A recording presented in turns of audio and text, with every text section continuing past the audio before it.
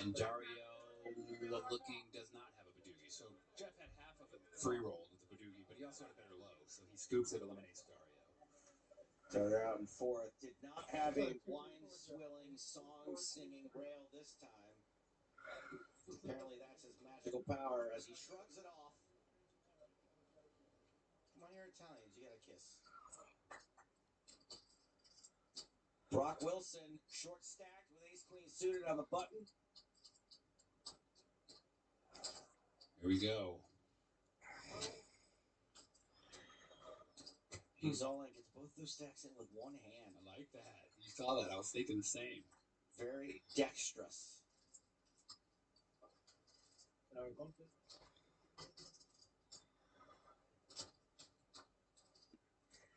20 bigs, and the guy moves it with 10 bigs, and you got King Jack. Apoko, if this isn't live, how am I reading your comment right now?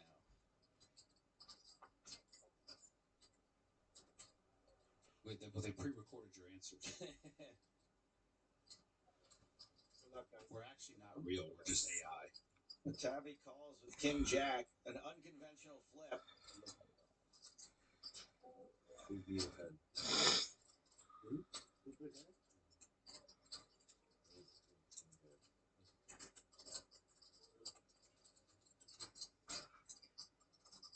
Brock Wilson, the slight favorite.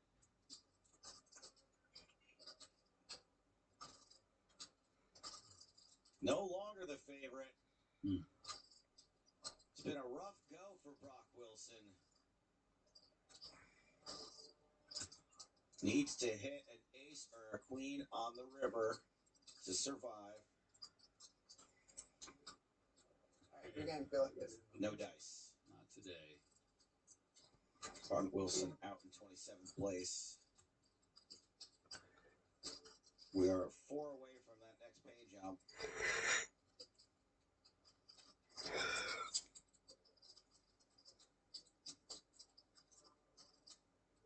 $53,000. Still a payout. 4 away, and we still got a whole nother level. 100. Raise 100. This guy's been involved quite a bit. Finally picks up a big hand. And Mueller with 11 bigs behind him picks up 2 9s against the hijack raise, who's kind of been involved a lot. I think we might see him go all in, which he does. We could be one closer.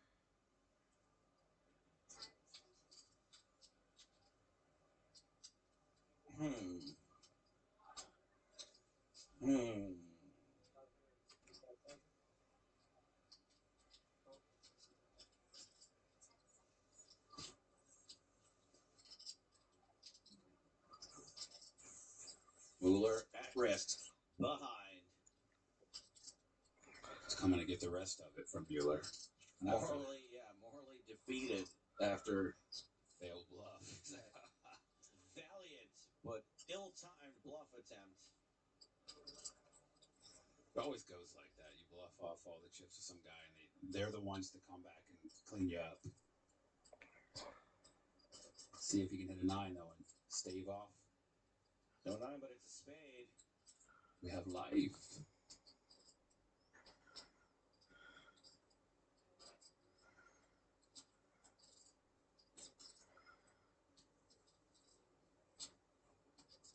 Can he catch the 9 or the spade on the river? It's an upside down 9, not good enough. Sam Mueller eliminated in 26th place. No, it's really just like nice to have it. Maybe I would expect we're not meant to play 5 hands. like Mr. Rogers, he's got to I change his glasses before he leaves the area. I believe you. It's got to make you feel better. You bluff it all off, and Chrissy tells you, I believed you. I mean, that's something. No, I mean, It's not $1 million, but it's something. she's being kind. Said It's he was just, given that. I believe him. you know, Yeah. he's not. Yeah. Oh, they said they're like, why is that so many? I mean, And they let him just keep maybe I'm them. gullible, but I believed him. You're not You're skeptical. You're I falling think- I think- Other skeptical. tougher days. I believe you. I believe I think Sam he knew he wasn't supposed to have them, but he Did knew you? that they gave it to him for letting him do it. No, you That makes didn't. sense. Yeah. Oh wow. Like if someone gave me and said, here's an extra 100K in reach, it's like, okay, thanks. I guess I'll That's a gross spot.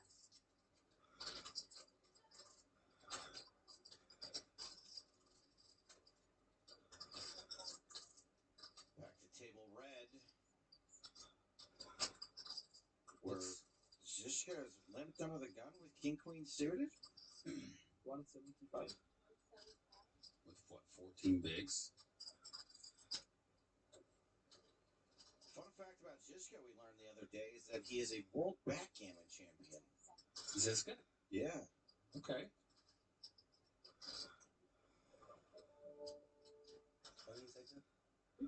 20 second. No, 30. 30. Should be 30. Because there's action. After there's action, it's 30. No, the first section is 20. It's if it's unopened, it's 20. If there's action, it's 30. So somebody opens on a big one, I have 30. Yeah. I think so. No one truly knows. Confusing. First action per person. Yeah, and then if it comes back to you, then They explained it very. It's changing all the time. It's hard to understand. All I know is I got 3 better Couple here. options here. Hand's too strong, I think, to fold for 125 more. He could just call and have first action on the flop. King queen suited is just a world of possibilities. I don't think he wants to shove here, Yeah, I think she's but right. I don't think he wants to fold.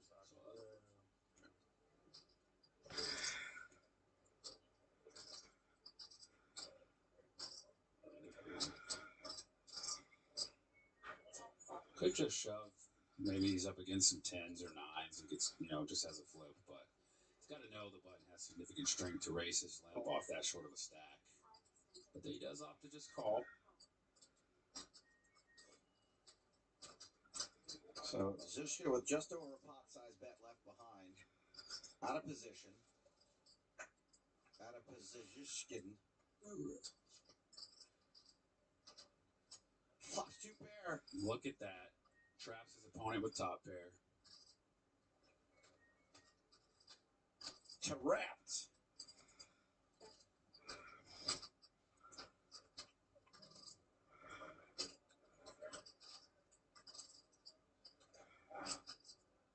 And checks. Yeah. The money's gonna get all in. The route they take is up for debate, but it's getting there. Even if you put your opponent on having this hand sometimes, the money's still going in. Well, it's going in because he could also just have other hands. You know what I mean? He could have so many hands, and your hand is very strong. If you're Patavi, you have top pair, top kicker. Ringovsky asks, can the commentators explain what the players don't understand? Yeah, there's a shot clock, and there's a little bit of a discrepancy as to when they get 20 seconds and when they get 30 seconds. They've been told some conflicting information. I believe they're supposed to get 20 seconds until there's an aggressive action, and then they're supposed to get 30 seconds. Wow. The check call. They're going the slow route to get this money in.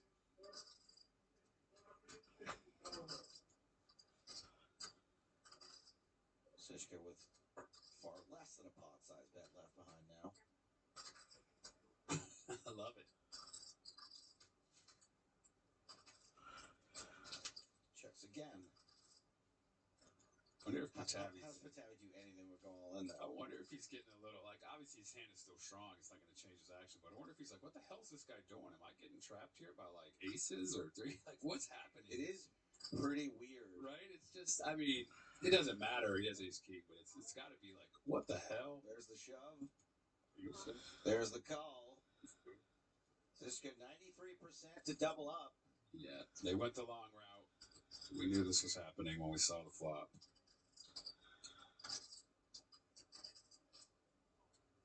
I need an ace. Only 2 left.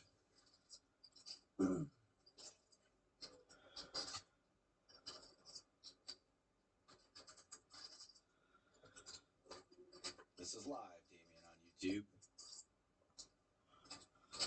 And Zishka doubles up.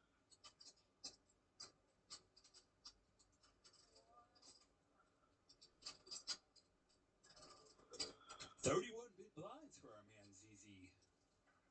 Look at that.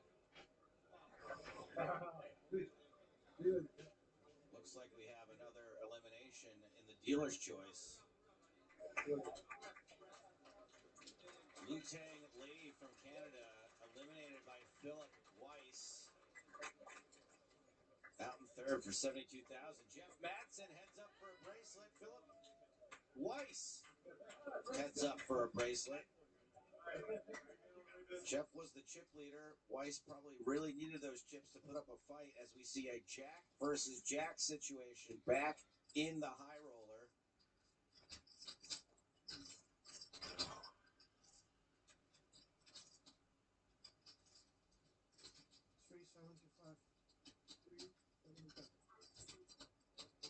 Boyka versus Soika.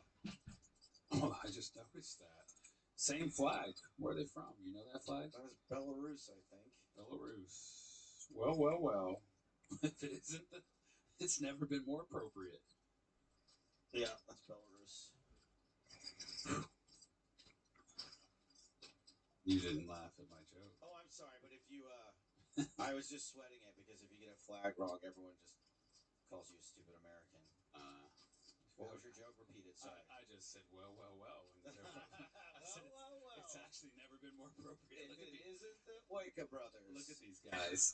Their alternate hoodies, their glasses. That's pretty funny. Yin and yang. Right? Boyka Rivers 2 pair.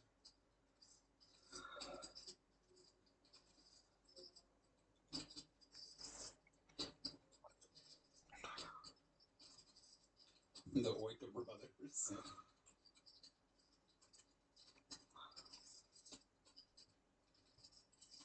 Soy boys, not bad. Boyka checks.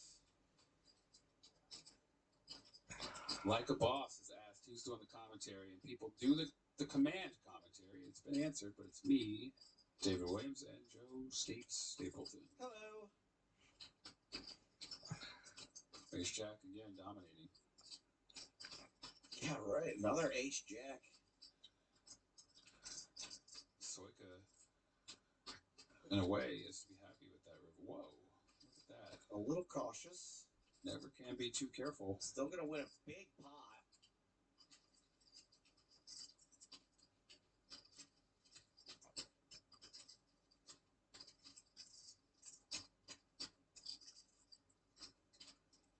Oika, boika, doika, oika, foika, goika. I like that. I see where you're going with that.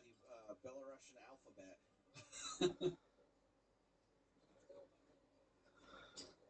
Back to the dealer's choice. Yeah, Madsen with all of the chips here. Leaning on him. 12.8 million, playing 3.6 million.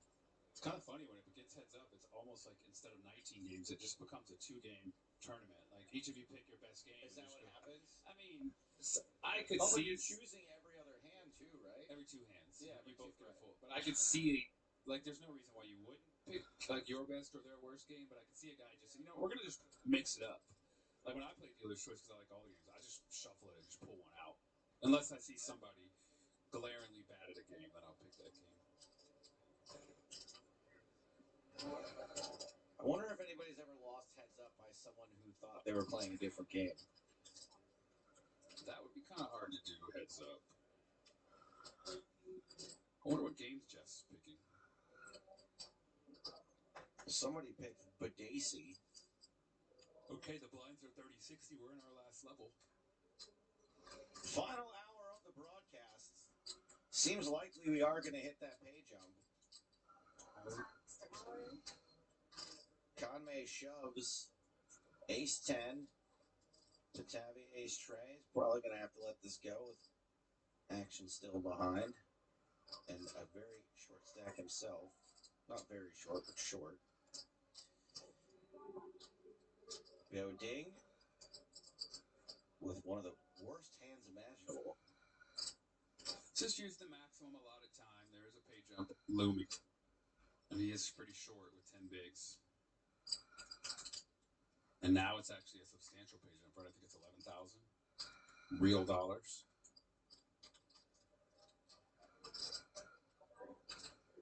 Oh boy. KK for Z. Wasserson out. Once again, a player in a one overcard situation. We saw tons of short stacks double in this situation a couple hours ago. I think that run may be over.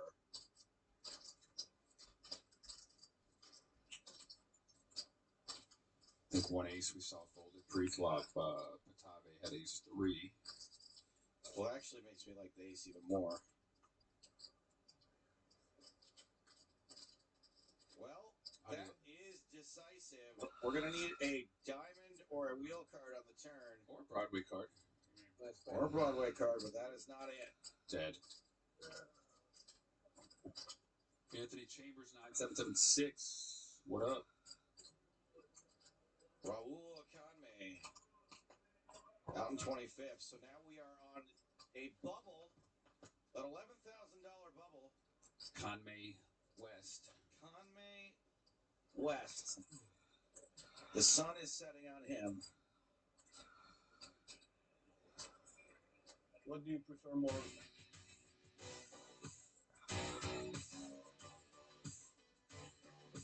There it is. 23rd place pays $64,442. 24 players remaining.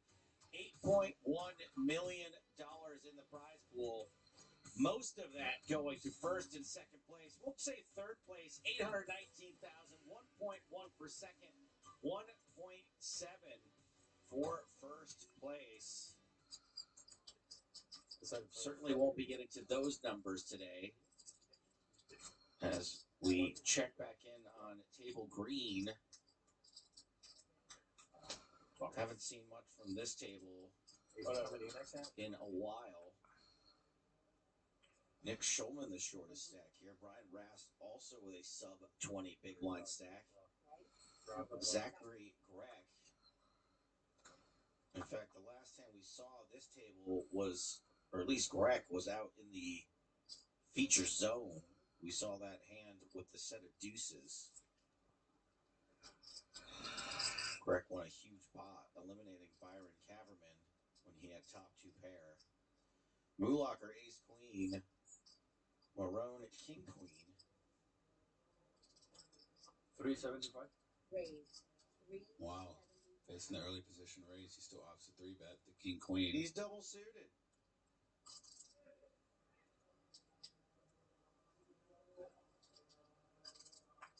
Galen Hall with 10s.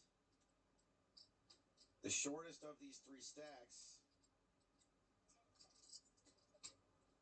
Galen with just over 20 big blinds. Pretty tough spot with 10s based on their positioning under the gun 1 and under the gun 2. And on a pay jump. But Galen just opts to go all in with it. His hand looks a lot stronger than 10s. Both ace queen and king queen are kind of in a tough spot. Ace queen because he's got a guy behind him, 3-bet behind him, and then king queen because his holding is just king queen. Does this ever get through? I mean, there's a very decent chance it could, right? Moolocker's got a guy behind him who just 3-bet him. So yeah, he's going to land on ace queen. There goes king queen. It does get through. Nice pickup for Galen Hall. He loves that. And it probably doesn't go that way if the king queen doesn't get feisty in the middle.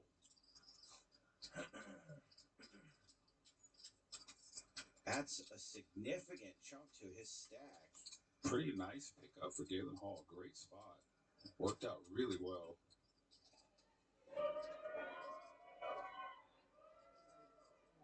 That sounds like someone back there might have won. Yep, overview of table blue. Yulian Bogdanov in the danger zone. Shannon Shore not faring much better. The other Oika with just over 20 big blinds. Kaladirtovich, the chip leader at this table. There's Bogdanov. Jack 10 under the gun. No. Jack 10's got 12, a little less than 12 bigs. Yeah. It's brutal, though. He's in the big blind next hand. Has to put in 2 big blinds. But opts to let that one go, especially with the money bubble here. $11,000 pay jump.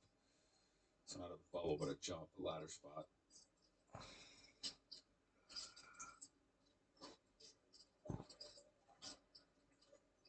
$11,000, not even half a buy-in, but it is a nice, significant amount of money. Yeah, It's a ladder.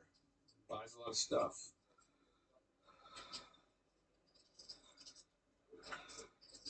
Fingers crossed. We sent in ace queen against ace king and chopped for like 4 million. It's crazy. Yeah. Wizbrod's going to defend against the race from Queen Jack. King 5 off. Not much of a hand, but King high does rate to be pretty good. Queen 7-4. Nice flop for Dejan. Kaladurdovich. How do you say that? Yeah, Kaladurdovich. Hard to say. That is the Montenegrin flag.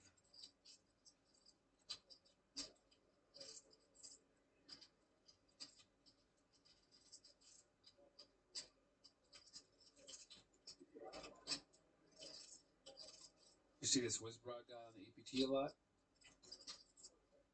Not that much. He must be a Triton guy. Seems like he knows what he's doing in these high rollers. I mean, again, it doesn't mean he doesn't play EPTs. Right. You know, he might be mostly a high roller player. I think we've seen him a decent amount, but not as much as I've seen someone like Boyka or who else is in this field that we see on the EPT a lot. Even Bio Ding. No, he's a Triton killer, though, right? That's where all those winnings are mostly from. Right.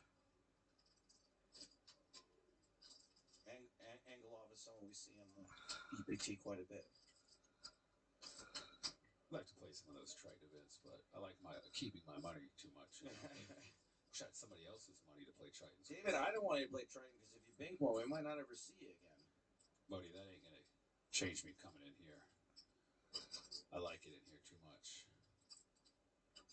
So Wizbrod attempted a raise there, did not work. Is he going to continue telling the same story?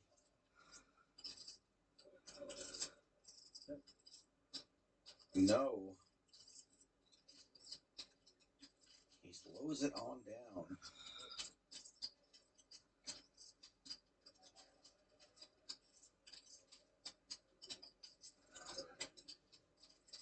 Chat saying Wizbrod is an online all caps monster.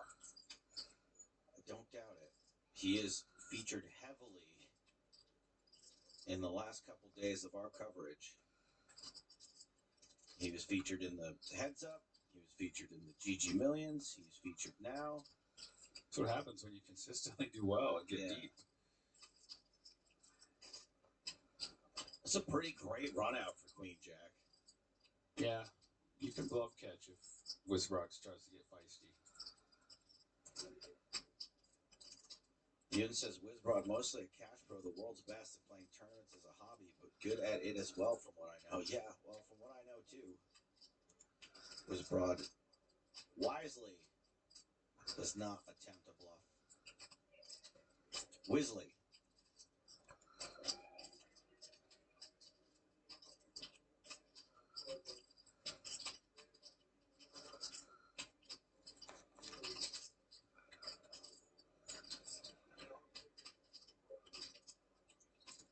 And Kaladurdovich is going to go for some value.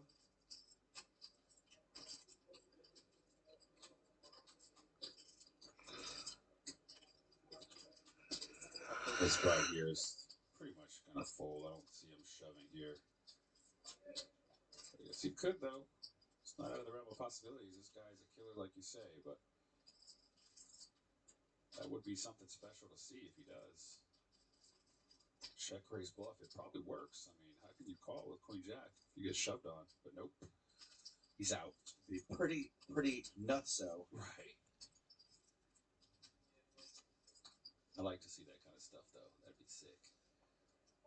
I love gangster moves. Nothing more exciting than somebody going for it. I like these reckless, crazy plays. They get me going. I know. Philip Sternheimer's stack just keeps growing. Kristen Fox up to $3 million. Look at that. Tavi and Ding in big trouble. Do I still enjoy cooking? Brace in North Carolina. 3 My says, it's all right. There's not a lot of time for it. This one really like This one. I think With the schedules that me and David are keeping, cooking is not an option. You choose between eating or sleeping most of the time. That's right. Or in David's case, spending time with his family. It's tough. Got an 8-month-old. I don't have good eyes over sleeping, so I just see the card go like that. Deuces for Ding. 10 bigs. He can exactly raise to 10 big blinds and keep the 5K chip behind. I know they like to do that. I think he can wait, huh? Yeah. I don't know. I know he knows what to do. I'll take his word for it. Sure. Looks like he's mucking, though. Yeah. He's scared of you. Yeah. Time for Philip to do some push-ups. Ziska with aces. Yeah. Scared of you. The ace-jack attack. Who's scared of who? Carrie Scott. He's scared of Jesse. 1669 asked, do I still play Magic? Absolutely. Kara Scott? No. Carrie Scott. Only you. He has fear. You're the only one. There's not a lot of fear at this table. Osterson out. Big blind. Jesse Lonas, 9-8. Hell yeah. Very scared. Yeah, that's true. Scared or scary? If anyone's going to stop the ace-jack vibrations, it's going to be Jesse Lonas. You got that right, but here we go. Oh, no, I thought he called. He was just pushing his chips out. Oh, he did. Okay. Oh, Ziska limped, so Jesse just checked. I see. It's getting late. I didn't catch the limp. I thought he opened ace-jack. I mean, it's kind of autopilot, right? You expect someone who has ace-jack on the button is going to raise. Yeah, I think he was hoping Jesse got a little feisty and played back at him. Yeah. 9-8 with some very solid equity against ace-jack. Yeah. Yeah, when you limp the button, and then the big blind's range is anything, so it's kind of like hard to play here on a board like that when you've got nothing. Ace high is likely the best hand, but don't have a lot of information. Jesse content to just check with 2 not 2 overs to the flop, but 2 high cards and a gut shot. And then I want breakfast. Like I love breakfast, but I don't want to do it. But I want a 12-hour fast. Do you know what I mean? At night. That being said, if you don't Sorry. Yes. Yes. No, I know. But Okay, so that is Phil talking now. Yes. lowest cortisol. Before Mrs. Lonas, ace high is the best hand. Will Lonas bluff at it?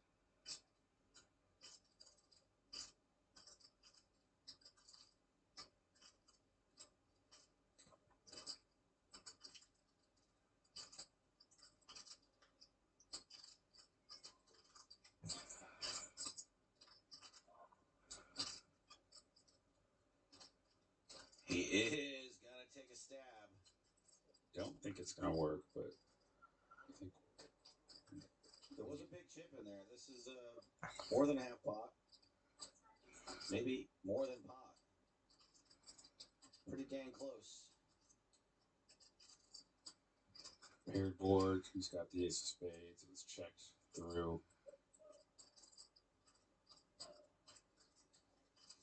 I feel like ace high is so much hand that the way it was played, probably just got a call here. But no, he gives it up. Wow. Very surprising. A lot of respect for the big blind anything range. Yeah. Yeah, why are you surprised? I saw it. It's pretty bad. Ewas with the 6-3 in the small would have flopped a straight. Well, I think Bogdanov How much? is going to get this short stack in. Garen One. Calling. is calling. Makes him put the other 5K in. 70. Yep, sorry. Is all in. And then all.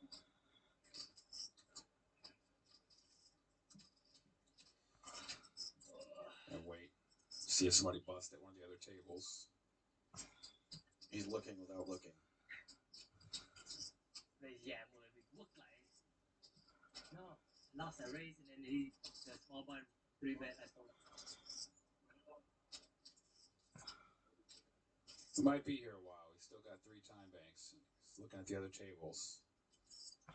Now he's looking.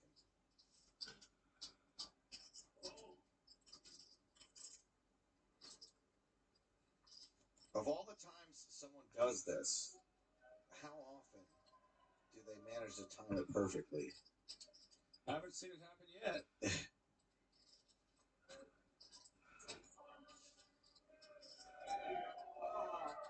He just says, "Screw it, I'm in. Let's just get it Well, over if he with." survives, he might need those time bags. Exactly. Call.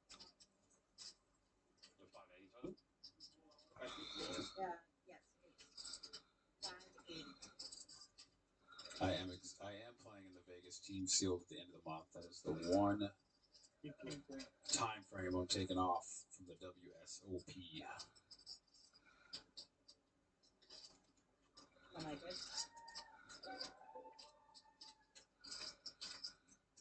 Bogdanov at risk. Behind. Further behind now. Yep. Will need some help on the turn. That's fine. That's it. Yulian Bogdanov will be the last player to cash for $53,115. We've been talking about it for days. We have finally hit another money jump. A real one. And the next one's a little bigger. At 15 players, it becomes almost 80,000. Well, we are not getting to 15 players tonight. But I will tomorrow. Who's in tomorrow? You and Ali Najad? Me and Ali Najad. www.olivernajad.com. Day one of the Monster Stack must be nearing its conclusion. Is that a real website? There was a time in the mid-2000s where Ali tried to rebrand as Oliver. Forgot about that. Ali Najad, O-L-I. That's incredible lore. Oh, the big fox down in the monster stack, bagging up 18,000. 9 big blinds.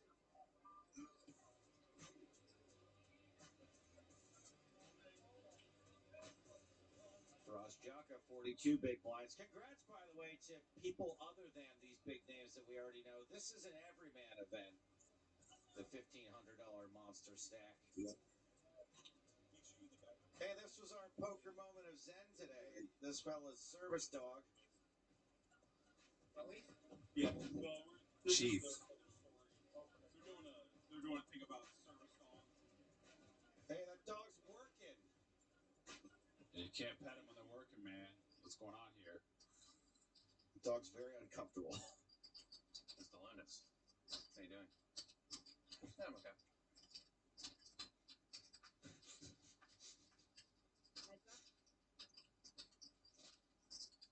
Wizbrod versus Boyka this hand. Big blind Boyka. Oh. That's a nice flop for Wizbrod. Can see why he's such a crusher. Somebody tried to write a comment about the dog and it got blocked by YouTube. They just wrote Sniff Master. Jeez. I love what does YouTube think Sniff Master? Not having it. Sniff this. If I went to my favorite adult website and typed in Sniff Master, what do you think would come up? What are you going to get? Going to the dark web for that. Wizbrod continues for 100.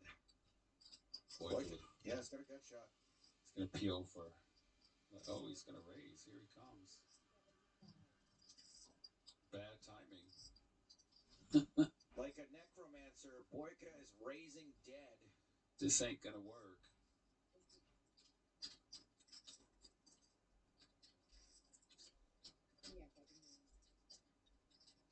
Whisperod's hand so strong, I imagine we're going to see just a call area in position and let his opponent bluff it off even more.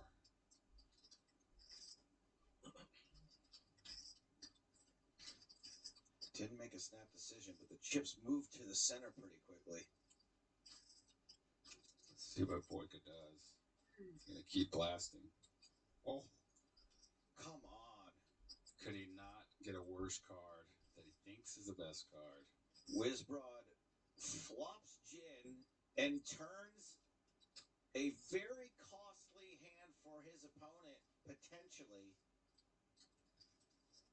Unbelievable turn. Boyka went from bluffing to now he's going to be trying to get value with this straight.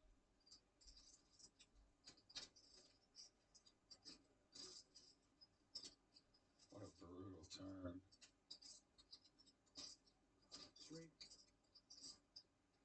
Three. Boyka bets 300,000. Love to see a just call here. Try to get it all on the river, but raise here might still just get it all anyway. I mean, not might, it does just get it all anyways. But your opponent could be still bluffing. Maybe they're not strong enough to call a raise, so there's kind of reasons to just call also. Just see what they do on the river. But you might want to just get it in now.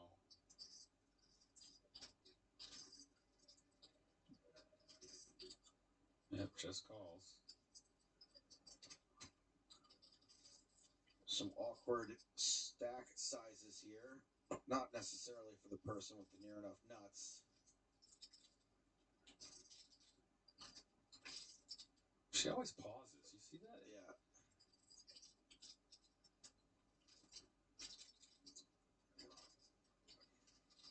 No action killer for Wizbrod. He's got about a pot-sized bet on the river, so I imagine he's just the money's getting all in. Whether Boyka puts them all in or Boyka has to call it off. Boyka out of position.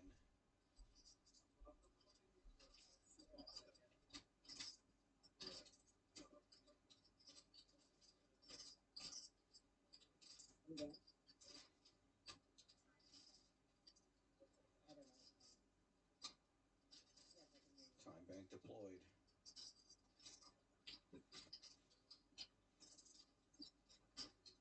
You want this back?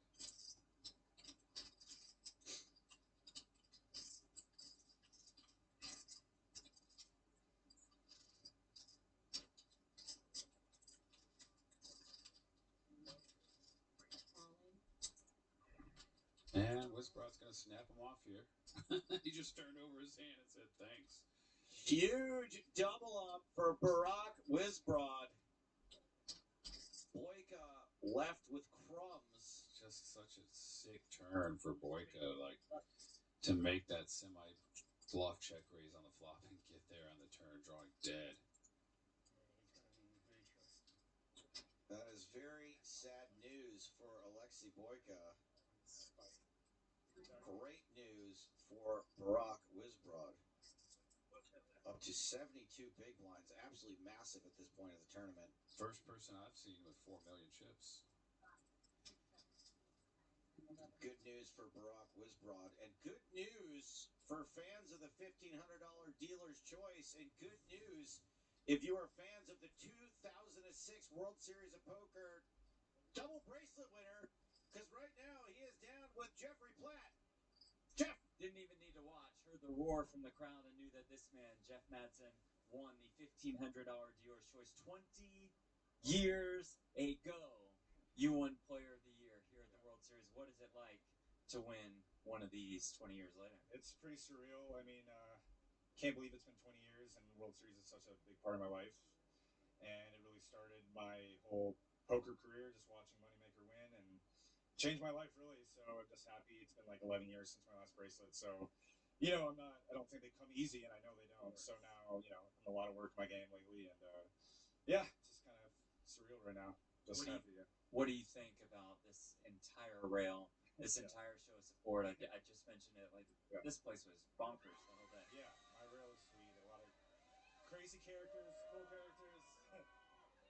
That's what it's all about. Like you meet so many cool people in poker, and I didn't expect this big rail. I mean, I know I have friends that support me, but everyone's so cool. I mean, like, yeah, I don't even know what to say. Like, they're half the battle is just knowing you have support. And, yeah, so.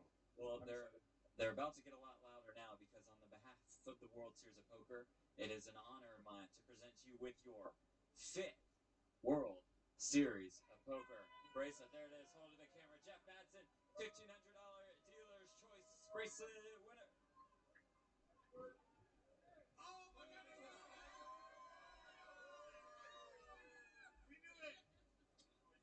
Such a nice guy. He was such a big part of my life that year, 2006. We hung out all the time. And I do like how he said he's been working on his game when he just won a tournament that has, what, 17 different games you could choose from? Which one was he working on? I think it's 19 games, to be honest. 19 games. Boyka getting Boyka Soyka again. Well, well, well, if it isn't the Oika brothers. Boyka, after getting super coolered on the last hand, gets it in as a dog in this one.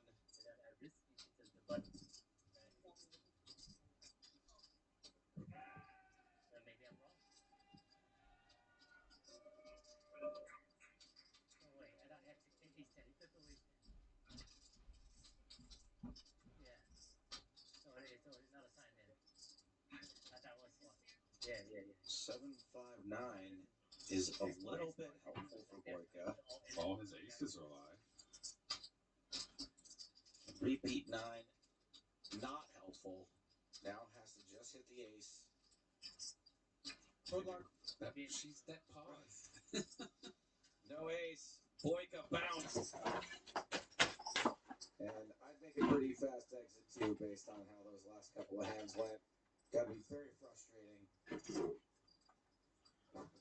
It's really easy to, and these are highlights, they don't really do stuff like this, but I'd be sitting there going, how does that guy flush the flush and I have to make the straight?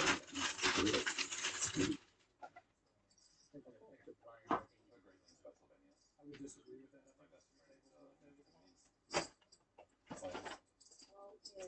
Showman with the ace jack attack. He knows what's up. He's doubling up here. Ace 6. Small blind here.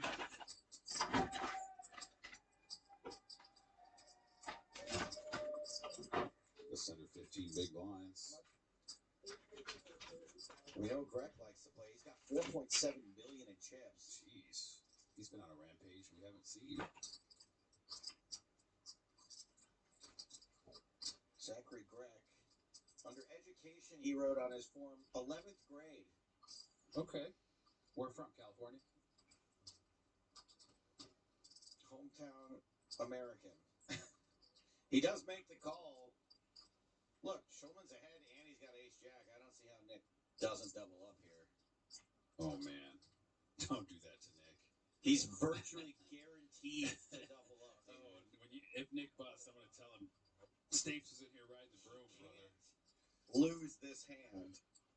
He was putting the hex on you. You do have spades. Oh, and he's got a 6 draw. Ugh. Nick, uninterested. Too cool for school.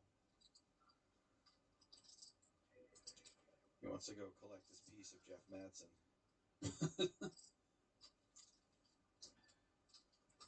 I can hit a 5 or a 6. Nick can't look. No, he looks back. Okay. Told ya. He's good. Told ya. The ace jack attack. The takeover. Nick Shulman. When Greg says it looks looks like a 6, and then Nick sort of looks like he's about to say something. I'm just wondering what almost came out of his mouth. I just want Nick to run deep in every single tournament because he is too good of a commentator. I hate him.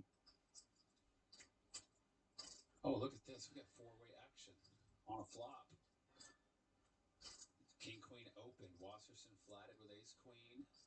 Lonis flatted ace, 9 suited in the cutoff. Foxen called 10-5 of clubs in the big blind. And she fluffed the best hand? Cocktail. Cocktails, all right. Beer level.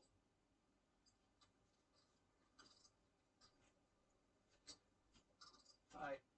22 players left in this thing. Could I get 2 waters and Ace on the turn. Miller Lite, that's my favorite bad beer. My favorite good beer, Miller High Life.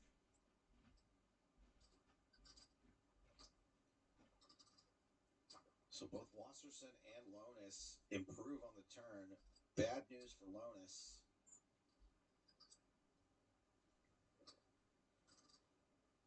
You might want to check this before you... There you go.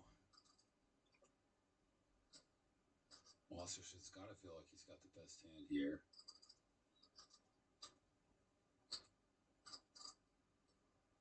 Unlikely any sevens out there or ace kings. He could try to put some money in this pot, or he could slip it to Jesse to try to get him to bluff, or bet his worst 9, as we see. But nope, he's going to go for it. 140. And if you're Jesse, I think you're going to call here.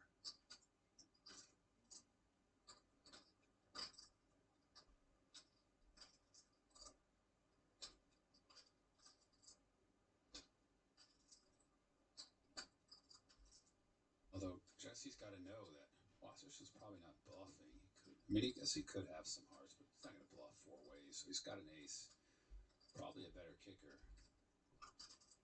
But Jesse's still going to continue.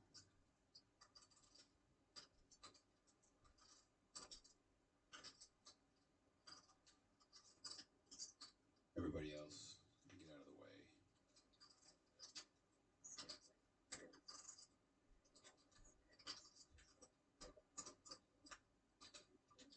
I'm okay, but if you. I already Oh, you ordered. I'm okay. Yeah. Thank you. No, I'm gonna actually take this on media, and I know Ziska maybe thinking of getting feisty. Nope, gets out. No, it's ridiculous. It's just ridiculous. I would understand that 1 or 2, but no one's gonna. But like, just 3 is just. Oh my, Jesse Lonis. Jesse Lonis will own us. It is a heart, which could slow some things down,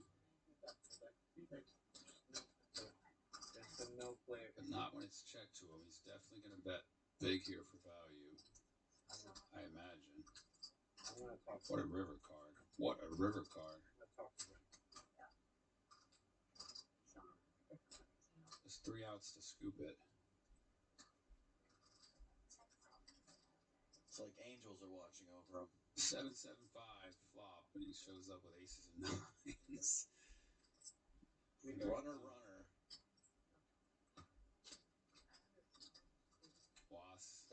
Was has got to consider some 6-8s, some hearts. Still would be a 330 would be a pretty tough fold for just 330.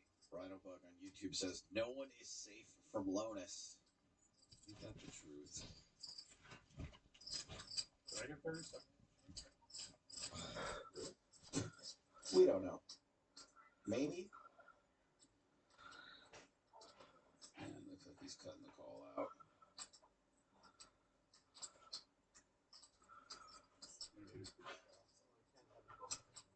Maybe we can shop, he says. They dictate. Ugh. They dictate. Oops. I thought those cards were getting ripped up. Nah, Wasserson's too cool for that. That's a move I made. That was his version of it, was the helicopter. You pay for it, not just for free, you pay extra for it. Lonis jumps up to second on the leaderboard. As we check in on table blue with Shannon Shore, ace queen. The move is all in, and oh my goodness, turbo win with the chance to eliminate Shore.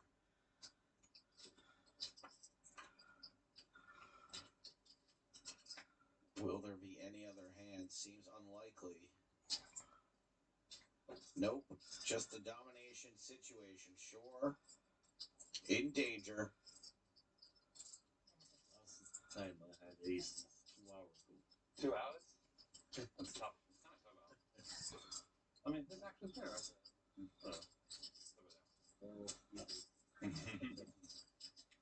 Has any player ever ripped up cards? I have, sir.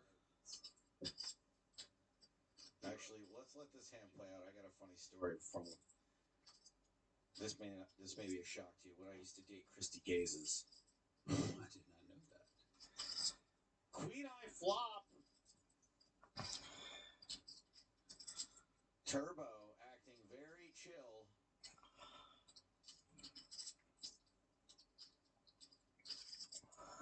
Short set for a double up.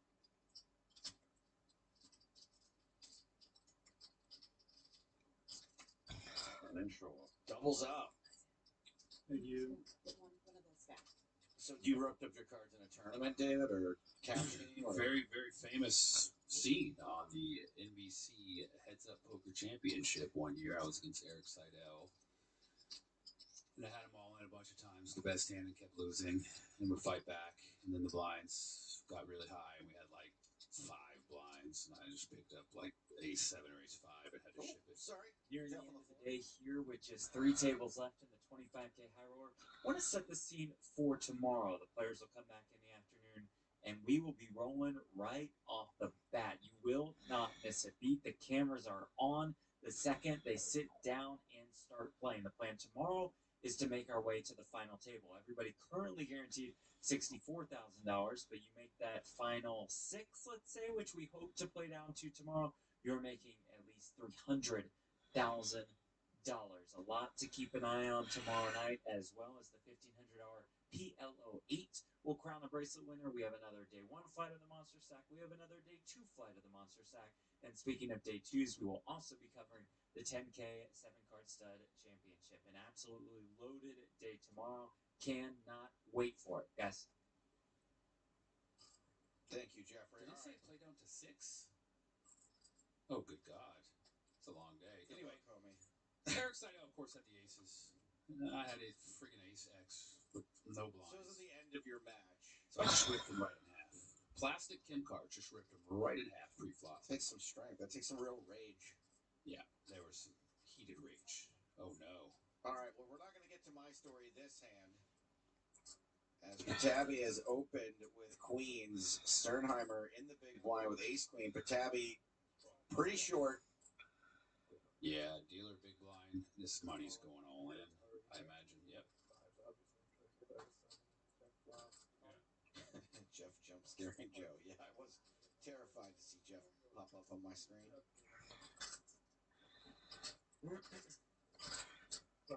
Are we going to 21 players, or is the best hand going to hold? Yes, Rystacks. It is 3 a.m. in the morning in Las Vegas. 3 in the morning. 3 a.m. in the morning. Brutal. 2 spades on the flop. Relevant to Sternheimer. Sternheimer needs to hit an ace to eliminate Patabi. Wow, Ray Mob with a deep cut in the chat. Case queen. Good for Patabi double up. So I was dating Christy Gazes, I think it was like 08 maybe. And she was playing in some stud tournament and lost a huge pot. And had like 4 chips left and then got balanced off the table. And instead of going to her next table, she just took the chips and threw them in the trash and left. Oh, that's a classic story. That's great. That's great. You know that stud bracelet I won? I was down to 1 ante. Really? Yes. You chip and a chaired it? I did. So I can't be throwing chips in the trash because now I always have hope that'll happen. Yeah, again. right. But that's pretty awesome. All right, this is going to be our last hand of the night, my baby. Soika versus Kaladirnovich. I see a couple of diamonds.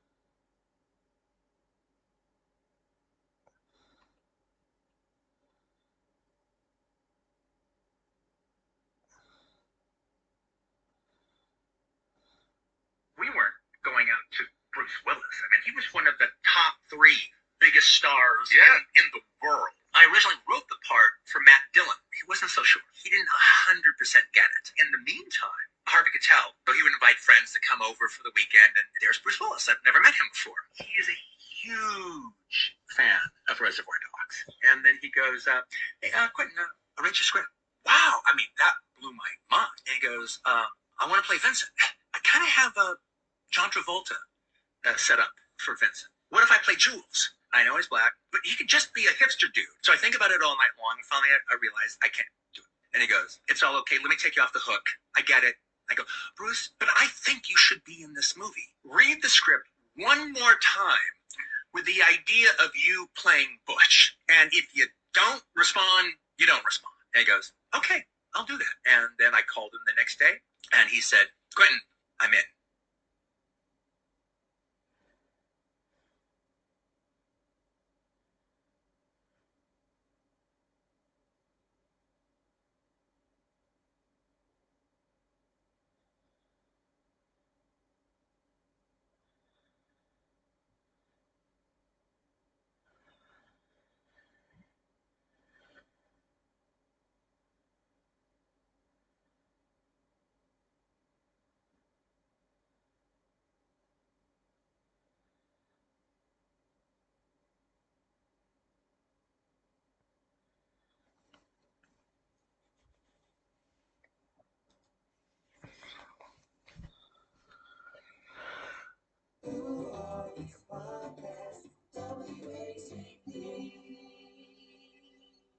the stream this afternoon.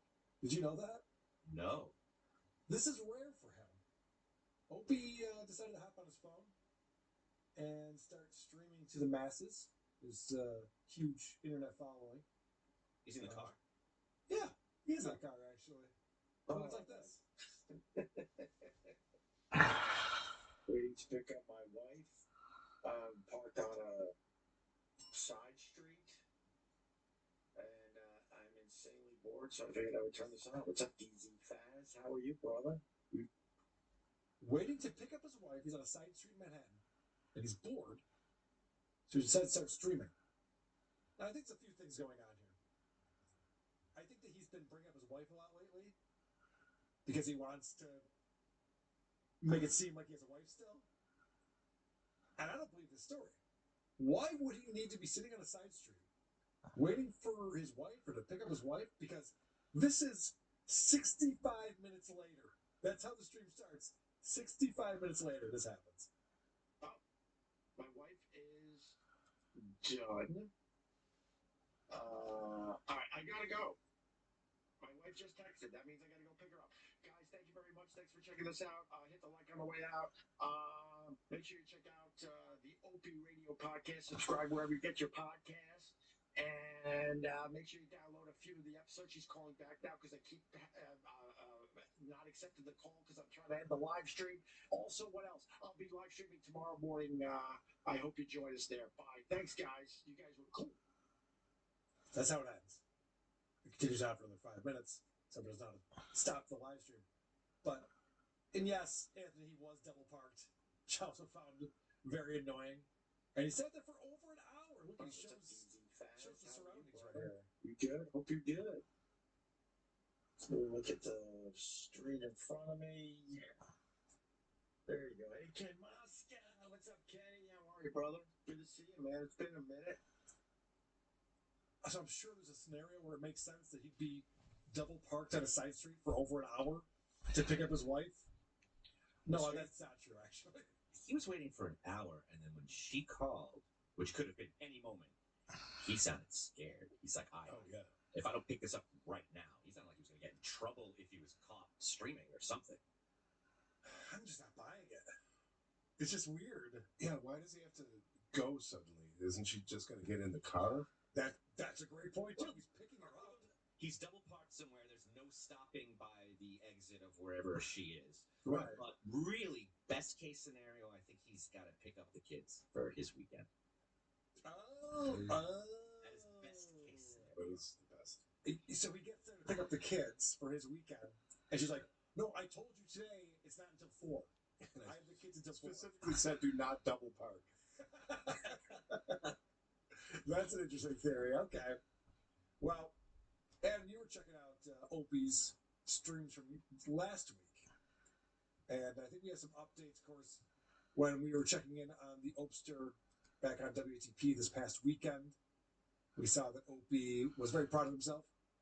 He pulled a California King mattress, actually 2 California King mattresses, out of his house, dragged them all the way to the curb. And he was going to donate those to whichever neighbor wanted his own mattresses. And we're going to get to the exciting conclusion of that. But first, where do you want to begin on the 28th of May? Like the movie Anchorman, they try and do some fake, banter as the stream comes up. But in reality, it's just so forced and phony. Come, the clown. What's the other verse? I don't know. Ronnie goes, did you hit live? Yes, I hit live, Ronnie. Ronnie Babes. Opie goes, hey, Ron, start saying, here come the clowns. And I was doing it for 2 minutes. I told you that there's a delay when I hit live stream. Look, we're already at each other's throats. I haven't seen you in 4 or 5 days. I miss you, Ron. I know. All the DMs are like, Opie needs to treat you nicer. Oh, shut up. That is an interesting peek behind the scenes. Where we find out that Opie's giving directions. Because he starts these streams, sometimes Tony P is talking about the vet and bringing his dog in he's concerned about. And now this one, you have Ron singing, bringing the clowns or whatever. But Opie's directing them to do these things. So that it can make it seem like it's sporadic. Wow, look at me. We're just... Yeah, and then he's intentionally skipping the stream dream at a time they don't know when it's happening. Yeah. Which is not nice to do to anybody. John does that. Stuttering John does that. Yeah, it's a shitty thing to do. All right, I know we'll you go think next. they're like contemptuous and that there's real tension between them, but it's just fun and games. Oh, go somewhere else. I'll tell you the truth. People really, really love. I don't even call it the angst because in the end, we like doing this together. But we like being feisty towards each other, and that's something people like. They don't like sitting around listening to a comedic podcast where three comedians are all in agreement. Hey, by the way, what's he talking about? Three? what show are you talking about? The Uncle Rico show? WTP? That's 4 or 3. That's interesting. Uncle Rico's 3. Yeah, you're right. Probably I stopped watching when Bob left. Yeah, I was going to say. So it's interesting that you have Ron going, yeah, you got all these DL people saying too like shit. And everyone's like, that's what people like. No, his response was, shut up! that was the original response. Somewhere else. Thanks for clearing that up. He's in the middle of a rant about Joe Rogan, and Opie has to interrupt Ron. He leaned back with his feet up on the chair, and his socks like he's at a slumber party, talking real soft. He's going to make the same mistake the old Opie and Anthony show did, and that was getting comfortable. Getting comfortable. Look, we're so great. Just turn the mics on. We can do anything. No one's going to do. You know what Joe Rogan gets? Wow. Is Opie admitting that maybe he could have put a little more effort into the Opie and Anthony show when he was on there? The closest he can come to that is saying we could have put more effort in. We got too tough. I don't think anybody else looked too comfortable other than him. Jim certainly did not. No. I'm curious if Opie ever watches Joe Rogan, for as much as he talks about him. If he's ever turned on the program and checked out what he's up to, because every time he describes Joe Rogan, it's a show that I've never seen. And I've watched a lot of Joe Rogan. So I don't think Opie pays any attention at all. Just likes to bitch and complain and thinks people will go along with him. Yeah, Joe Rogan, he sure is lazy, right? That's the problem. So there's a bar fight at the place that Ron works in historic Queens, and Ron got a bottle thrown at him, and sweet. It was a lot of drama, and it affected him, and he wants to talk about it. Not shocked, but surprised that when I woke up this morning, my very first thought was irritability. I'm angry. I'm fucking annoyed, and I'm like, dude, what's going on with you, Ron? And the source is, and I know everyone can relate to this, being forced to work with toxic people at work. Having to work with toxic people. And more specifically, if the toxic person is a person of an authority figure, and you can't really do anything about it because, hey, guess what? You want to keep your job. So, and I know. Which workplace is he talking about? Yeah, exactly. This is hilarious that Opie has to sit there and listen to this. It's like if the guy's like the boss, let's say that. And he's the prick that makes everyone else's lives miserable. I don't know, Opie, could you imagine something like that? Everyone can relate to this, but like, calling me a fucking. Dude, he called me a pussy. He goes, you fucking pussy. I like it. Ron's boss. He sounds fun. But, yeah, so Opie's now going to pretend like he isn't the toxic person that was the problem at work, that he can totally just relate to this. It affects you more than you think. Because I really was surprised to wake up this morning pissed off. And it stems from being at work, being verbally abused. I think we're only human, man. We're only human. I think everyone can relate to this. You know, I've certainly been in some toxic environments myself, and it affects your health. Who created those environments, Greg? Yeah, right. The balls on this man. Do you think he knows right then, or he's pretending? I think he knows. Now, Opie came back to podcasting and said, you know what, I realized I had my faults. I made some bad mistakes. I shouldn't have treated people the way I treated them. And there was like this weird epiphany that he had. And then that all went away. And then he's back to blaming everyone. It's everyone's fault but his. And everyone's just a dick because I don't have the big chair anymore. That's why everyone's turned on me. They're just using me all along. So that's what Opie thinks. But now he's back in therapy. So is it possible that he's realizing sometimes the problem is internal? sometimes you are where you are in life because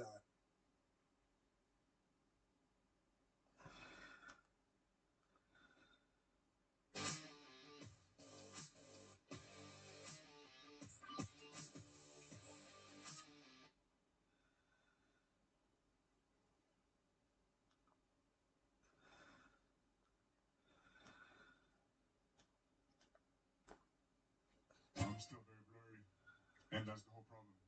You know, I need to have more poise, more control over the game. I'm not going to go through the whole positions, but that's the general image. In terms of being blurry, you said things were blurry. Was that just the last three possessions, or was that sort of the issue all night? I would say the last three possessions. I think we need to put ourselves in better conditions. We're digging ourselves a hole. That's been the theme so far. I don't think I like that. Carl Anthony Towns, by the way, he won one in game two, and I do not like that. And so, okay, what do you not like about Dylan? What you heard from Wendy? First of all, as a leader, you should probably say it's on me, but don't say things are blurry. If I'm anybody on the New York Knicks, I'm coming at his head on Monday. I don't even know what it means, but it sounds like he's, like Chuck said, like he's flustered, and you can't be flustered at this. I know you're down 0-2, but listen, as that guy on that team, you just got to step up. Hey, do you think he took ownership? I think there he took some ownership. But don't say, but don't say, things got blurry. Well, I think the term when I don't know, I took it as this way when he said the blurry, that he wasn't focused and he needed to be more focused. Okay, well, don't say that either. But he threw the ball away. He threw the ball away with 10 seconds to go. He should be more focused. You know what? My bad. Last two possessions, I didn't play with. Don't say blurry and no, hell no. I'm gonna give him a pass a little bit. He was getting his ass kicked. He was flustered. Turned it around. He turned it around, so I'm gonna give him. I'm like, listen, man, we've all got our butt kicked. Anybody say they didn't get their butt kicked playing a sport, they're lying. But he's 22, first time in the finals.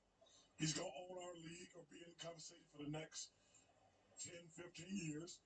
But Cat has outplayed him. And I guarantee you, Ernie, he probably can't remember the last time he got outplayed. And Cat has got so much confidence right now. And it's not the fact that Cat's a better player. It's just a bad matchup for him. Because one of the reasons Shea got frustrated, because Hartenstein's a heck of a player, but Victor got to stay back there and play like running out like a safety. There was nowhere for him to go. One of the reasons the Knicks are getting so many good looks, they got Victor spread out all over creation. Carl Anthony is just a great matchup. He's got his confidence fly high. And listen, Victor, he hung in there. He got boxing is my sport, other than football. Right. Football is my favorite sport. Boxing my second favorite sport. He got a standing 8 count. He got off the canvas and competed. He threw it zone. Yeah. I'm talking about football, basketball, hockey.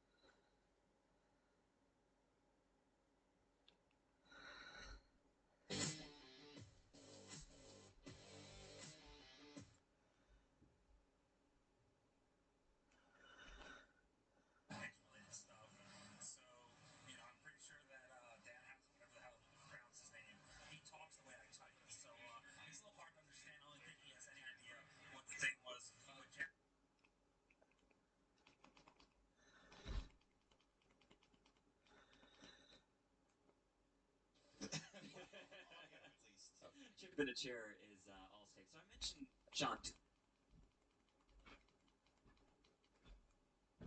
Spell at a witch trial cannot conjure the jack, and Nick Nassim Salim Salem Salem wins the GG Millions.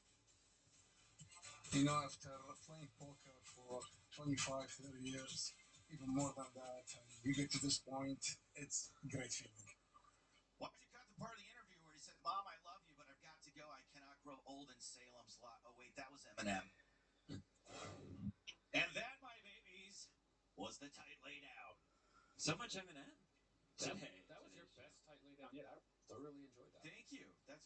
Wow. I Thanks, wasn't David. a big fan. Norman, No Limit Hold'em's got to be your favorite game, right? Okay. Mr. Salem, congratulations. But, you know, it's one thing to win a bracelet when you can run out of chips a dozen times and just keep paying for a new batch of chips. It's a whole nother thing to play the toughest form of poker ever devised. No limit, deuce to 7, single draw. You know what? I'm glad you brought that up because that 10K championship did wrap up last night. Of course, when we were on yesterday, all eyes were on the 17-time World Series of Poker bracelet winner Phil Hellmuth. Hellmuth eliminated in 9th. We shifted our focus to the reigning defending undisputed player of the year, Sean Deeb, and he was eliminated in 5th. Late into the night, we were able to crown a champion, and that champion is Naoya Kahara from Japan, winning almost $430,000. We have that bracelet winners. I love that. Yeah. Showcase that bracelet. Get that winner's picture going. Norman, there it is for Mr. Kihara. Yeah, well, in 1982, Jack Strauss accidentally left one chip behind when he pushed his stack into the middle and lost the hand. As he got up, someone noticed the overlooked 500 chip, and Strauss then spun that up for the main event title, and the chip in a chair legend was born. In 2026, it was no accident when Naoya Kahara, my apologies, left one chip behind as he pushed almost all in bluff with a pair of 5s. He was called, and then he turned that one small blind into every small blind in the joint, completing his own chip in a chair comeback. I just want to say that I know that that's where the legend was born in 1983 with Jack Strauss, but the phrase wasn't invented until I did it in 2019. Yeah, and I just want to go on record. It's like Will Chamberlain's 100-point game. Does that really happen? Where's the video evidence of Jack Strauss doing this? And I'm sure we have video evidence of you doing chip in a chair at least once. At least. Chip in a chair is all stakes. So I mentioned Sean Deeb a little bit earlier. That kind of sets the scene for us. Norman, quick question: Do you believe in curses? Yes, I believe in curses. How else did I end up sitting here? That's a very fair point. Staves, I'm going to get to your thoughts in a little bit, but first, David, I feel like there's a Venn diagram. We have poker players, we have sports fans, and we have wrestling fans. The two of us are kind of in that sliver, right? A wrestling enthusiast. Wrestling enthusiast, yeah, I would say. I started watching again recently, mainly because of The Rock. Came back a few years ago. I love The Rock, and it's fun. It's harmless. Okay, so let's fill in these two just real quick, and everybody else watching at home. So we have Danhausen in the WWE, and what he does is he curses people, much like people accuse me of doing at the World Series of Poker main event.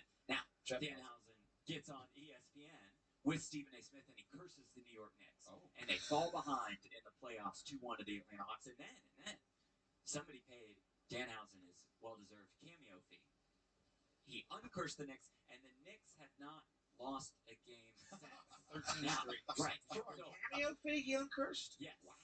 That's it. So, That fee's going up soon, I think, by the way. So, Sean Deeb has been a little disrespectful, shall we say, over the last few years to me and really to me too. All sides. Okay, Mostly you, but also yeah. So I thought we'd set up a little something. So I posted on social media to kind of set the stage for Deeb. I kind of told him what was coming. Let's see that post on X, and then we'll get to the really good stuff. Okay, forget about that. My main point was like, Sean, I got with my friend Danhausen, and here is a message for you this 2026 World Series of Poker. Roll. This is Sean Housen from Jeff Housen, Chris Sean Housen. Hello, I'm a silent reporter for World Series of Poker. I'm known in poker for cursing some players. Ooh, all right. Well, guess what? Sean Housen, Dan Housen has a message for you. You are cursed. Got him, right? I mean, Did it win. work? He didn't win. He didn't He win. didn't win. Okay. See, for most cursing would be you know, don't cash. Right. For Sean not winning, he cursed. That's That a place curse. is horrible for The Sean. curse is still on. Stapes, are you a believer in curses and the like? I kind of am. I do have one sports-related curse story where so I went to college in Boston, and the local station that showed the Red Sox games would give you free tickets to the game if you did promo work for them before the show. So before I was a Yankees fan, by the way, living in Boston, and we're handing out these flyers before the game. On one side it says "Reverse the Curse." On the other side it says "We Believe." So I get free tickets to the game, sitting there wearing my Yankee hat. The cameras come around, they pan up to me, and I hold the two signs together. So it says "Believe the Curse," and a guy reaches down from 3 rows back and punches me in the back of the head. Oh my! Yeah, Jesus. I do not remember the rest of that game, Oh, and I woke up with the ability to speak Spanish. You said you had a reverse the curse story for us, but I did not know it was going in that And the Red direction. Sox won the World Series 4 years later. So yeah, Red Did that Sox guy get arrested? no, it's a they gave him the key to the city. It's Boston. It's a Like, Red Sox Yankees rivalry. Yeah, right. Let's see how Sean Deeb reacted to seeing Dan Helson's curse. I heard Knicks fan my whole life, so I was well aware of the curse early on in the series, and all the shirts, and obviously my Twitter feed, social media is a lot of Knicks related stuff. So, I'm pretty sure that Dan Housen, whatever the hell you pronounce his name, he talks the way I type. So it's a little hard to understand. I don't think he has any idea what the thing was. But Jack Platt has found someone who's even better at cursing people than himself. So it's a pretty strong video. And obviously, I'm over like 37 on the mobile while seeing a bunch of comments in a row. So hopefully to get my first cash of the live events. But yeah, it's been crazy 10 days. I did make that request before the World Series of Poker started. You guys can check my cameo. Sean Deeb with no light on his face is just as scary as Dan Housen with all that makeup on. True. Okay, we should get to our featured event of the day, and that would be the 25K High Roller. As David Williams, we have day 2 covered. The first thing you told me. Yep, day 2. Day 1 and A and B are both over, so here are the chip leaders today. First place, we have Yaman Abdali with 199 big blinds. We have Daniel Razai hanging in the middle with 117, and Fong Turbo Win. Oh, Turbo. Okay. Some other notables not in the top 10 chip counts include Alex Foxen, always there, 73 big blinds, along with his wife Kristen Foxen and Jesse Lonis. Nice. And then we've got Jason Kuhn down there with 15 big blinds, but he is Jason Kuhn. He's Jason Kuhn. I mean, that's all he needs is a starting staff. So, David, we've talked before about your picks, and to say they're a bit chalky is a little bit of an understatement. So let's mix it up a bit. Give me a sleeper to advance to day 3, and we'll qualify with it being you have to have less than an average stack to be on the list of players that you can pick from. Go ahead. All right. Jason Kuhn. Okay. There you go. Doesn't have all that chips, but he's about as chalky as you can go for a short stack. Yeah, I would say so. Might be the best no limit hold'em tournament player around, so I'm going with Jason Kuhn. Goes out on a limb again. Norman Chad? A pick? Please. We don't mind. I give you a Jack 2025 Q. His real name is Ching Fan. Yes. Ching Fan. Better known in the poker world as Jack Fan. But he's Jack 2025 Q as listed in the chip count. So he's a player so anonymous, he doesn't even know his own name. He's a man who somehow went from playing $215 WSOP online events to 25K high rollers overnight. Now, there are no high roller circuit grinders. That's an oxymoron like government intelligence or comedian Joe Stapleton. But Jack Pan suddenly showed up on the Poker Go Tour this year, 7 cashes in 10K events, and even winning a 15K buy-in dealer choice event. Now, almost nobody out here knows the 3-time bracelet winner, but they will remember Jack 2025Q after he's the last online screen name standing. I know him. Not about me, but he's crushed me online throughout the last few years. Joe Stapleton, how about a pick from you, sir? Well, it's funny that Norm invoked my comedy shows during this because my pick is Leon Sturm. Why? Not because he's a Triton regular or because of his $13.6 million in lifetime earnings and because he's like 28 years old, but because he attended one of my comedy shows in Barcelona, sat in the front row, and didn't laugh even one time. my winner because either I'm right or I get to see a stone-faced jackal go out before day 3. Not even the courtesy of a heckle? Nothing. Honestly, I think he was there for the free wine. It was an open bar. I'm pretty sure he just came and sat there so he could keep drinking. It might please you to know I saw he was eliminated within like the first 3 minutes of play today. Oh. No, he's right there, actually. He's back. Oh, no, wait. And you can read No, is he out again? I think he might be out again. Oof. You don't mind getting a pick wrong here and there, do I you? sure don't. One last question. I present it to Norman Chad. Why so mad, Norman Chad? Why am I so mad? Because, like most other players who sit down at the WSOP, we're not thinking about the final table. We're thinking about, what am I going to eat today? To borrow from Sheryl Crow, I'm standing in the middle of the desert waiting for my shrimp boat to come in. Lots of folks miss All-American Dave, which operated behind the Rio. The thing is, 1 week's worth of food from Dave was roughly equivalent to 1 semester's tuition at the University of Maryland back in the day. Anyway, I was starving the other night playing level 5 of the dealer's choice event. Yeah, I still had chips in level 5. When I finally figured it out. Do you know what would do killer business and quiet poker's hangriest mobs? Dim sum cards. Oh, yeah. Dim sum cards rolling down the aisles in Paris and Horseshoe. It would energize everybody. Hargow, bat, spring rolls and spare ribs. Raise. I'll take the shumai and egg tarts. I'll pot it. Oh my goodness. Now I've got a hankering for those 99-cent deep fried Twinkies they used to have on Fremont Street. Ooh. Bravo. Bravo. Oh, that's fantastic. I think that would work. We missed him. I think that would, yeah, we would. Welcome We back. sure did miss you. On my, not about me, but when I walked through on my intro, I've gotten the toss to commentators wrong at times. Can you guys clear up for me? Who is calling the action today for day 2 of the 25K? To the best of our knowledge, it's going to be me and David, but it's a movable feast here at the World Series of Poker. Who knows? Okay, so probably just minutes away, you will have David Williams and Joe Stapleton on the call of day 2 of the 25K High Roller.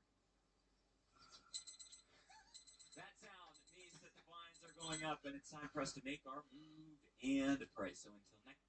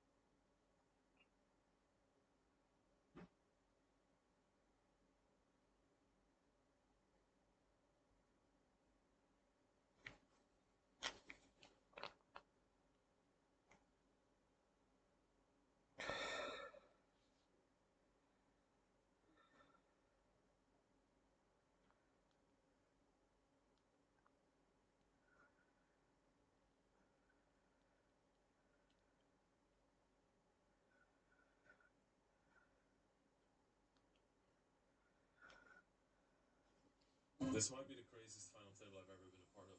Oh my god, all in. Holy shit. There's $1,500 in bounties out there. That is the most absurd hand ever. This is madness. Watching this is crazy. Being part of this is crazy. Oh my god, I never know the pictures. I don't know the pictures. And I don't want to know because I love the tension. I don't want to know what it is. This is one of those runs that will make YouTube like extremely mad. Okay, top pair is always good. Heart's good too. I remember that one stream sitting in the hallway. Oh yeah? Love show tea.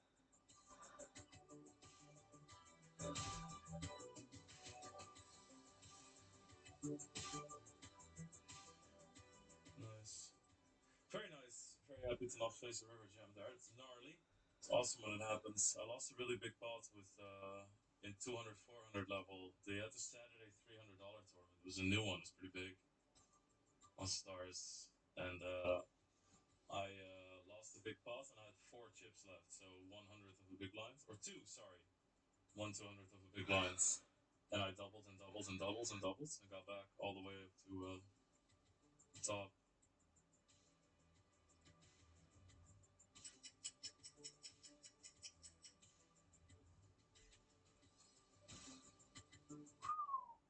I definitely think we can call because there's like shorty, super shorty. I also don't think that people are going to be very happy to squeeze versus his stack. And they could, but then I could just fold, right? Oh my god, another straight flush, yes. Just to put any haters to bed. How do you deal with those people who undergone raise with 10 for suited? I would have gotten 80 big blinds with aces if the river wasn't a diamond, so I'm just gonna win the hands way more often than they are. Amazing. I wish I would play the rest of my life versus people who raise 10 for suited under the gun. Oh, that's so annoying.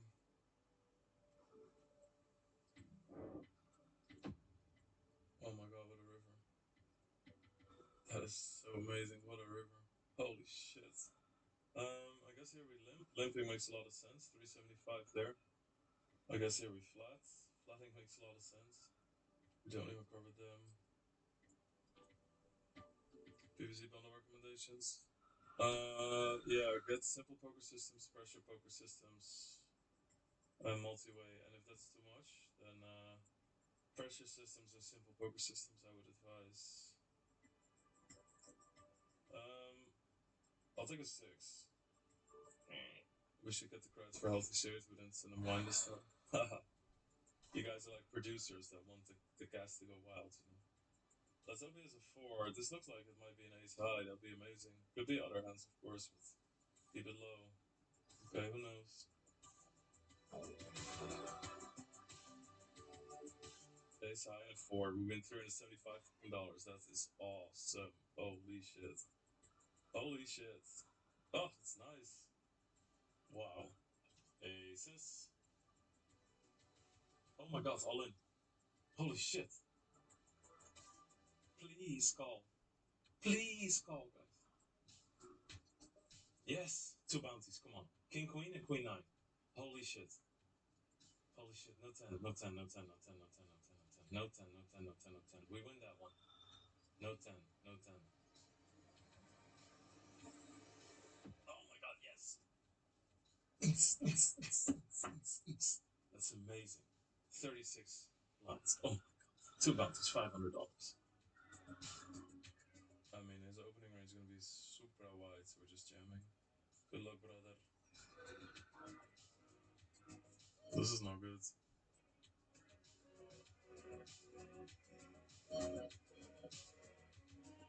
Jesus.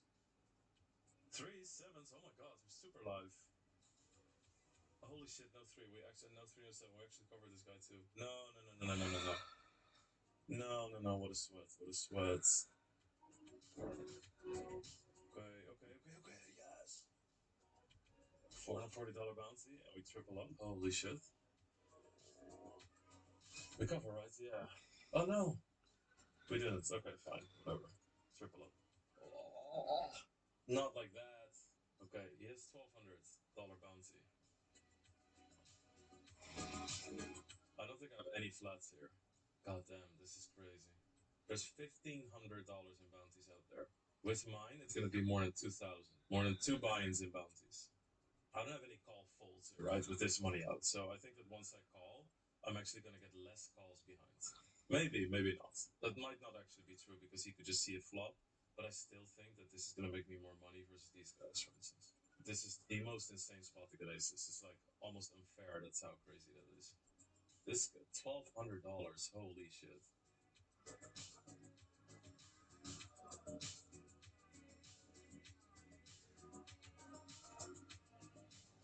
Okay. No queen, no jack.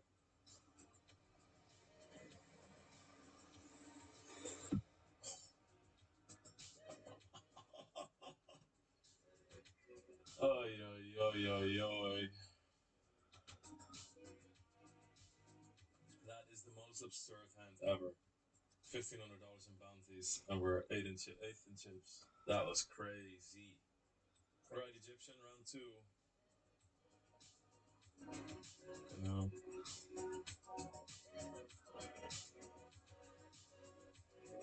Alright, what do we do? We would check this a lot. Guess now we just bet big. He's never raising us if we bet small. I mean, at this point, it doesn't fucking matter if we have 10-8 offsuit or 9-7, so it's too bad. Maybe we should bet even a bit bigger because he has some check through king X, right? We're already over betting. Jacks. Damn. Running like God in this tournament. Alright, how would we play this? High ICM scenario. Oh man, shorter. I think we just raise, yeah. Obviously get it in. Versus anyone. It would be amazing if they jam. Okay, can't have it all.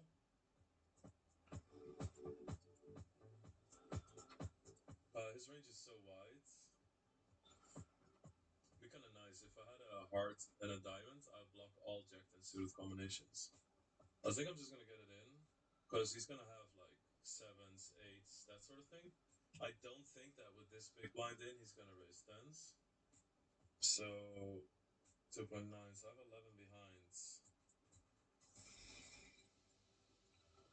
He has no reason, like, I have such a short stack, he has no reason to raise a 10 on the flop, right? So, I mean, of course, like, he's a very good player, so he could definitely be sort of reverse debating me. But, like, especially 3-way with a big blind in. I wonder if he made, like, a super big laydown here. Pocket 8s? Will pocket 7s jam? The things I'm wondering, okay, what hands do I do really well against, right? I have to call 11. Okay, so 11, 29. 30% equity. I mean, I have that, right? I think so. It's close, I think. I mean, if he has that, then he has king queen as well. So that's, then I'm there, right? I mean, it sucks though. I keep getting fucking pipped with my ace-x. 9? No. I keep getting pipped with my ace-x. Super annoying. Ace 10 versus jack, ace jack versus king, ace 9 versus 10. I mean, I know that this is a very likely scenario, right? I need 33% equity. I mean, I have that versus all of his pairs, and then I have 50 versus thing, but I only have 27% versus his ace-x, and that's like a big portion of it. I chop some, I think, but king queen suited, he probably jams, yeah. He could flat with it. I think that's where the crux is king queen behavior. Alright, nice, we got a hand. $1,400 bounty.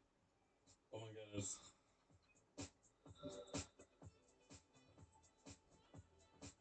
Oh Jesus.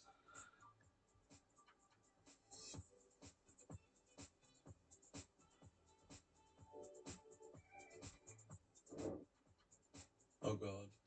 Oh my god, that was the 33%. Oh my lord. There's different ones. Like if you look at this one, this is Dutch pancakes, right? Like this is the way our pancakes look. So they're like sort of flat like this. That's a good one because it's all sort of. But then there's also pancakes with speck that are gigantic. These are all good because it's cooked well. But there's also like really big ones like this. You see, it's more like raw still or something. I hate those. knows. And you never know what you get. When we were in, where was this again? Oh yeah, Costa Rica. Navi said he wanted pancakes, and we got pancakes, and Navi said, and then he saw the thicker American ones. He just went like this, and he looked at me like that. So he's like, "I wanted pancakes. These are pancakes here." Yeah, easy defense. Should we just jam? I think 7x can just jam, right? It's really hard for us to have like bluffs then, and we have a lot of equity. And I don't want to like face a c bet to somebody with king 5 that just thinks like, well, let's call 3 bigs. I think we can do this. Okay, 8, 10, 5. Diamonds.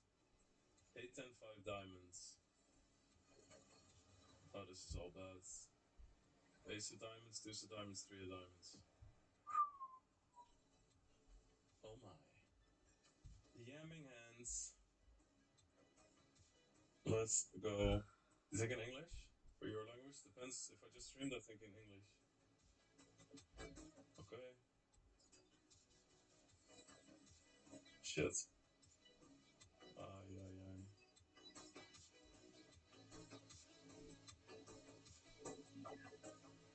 No.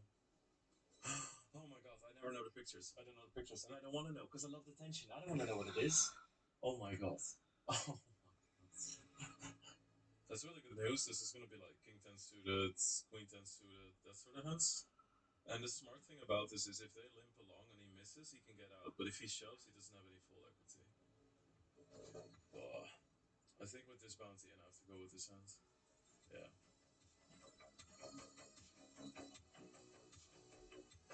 Fuck.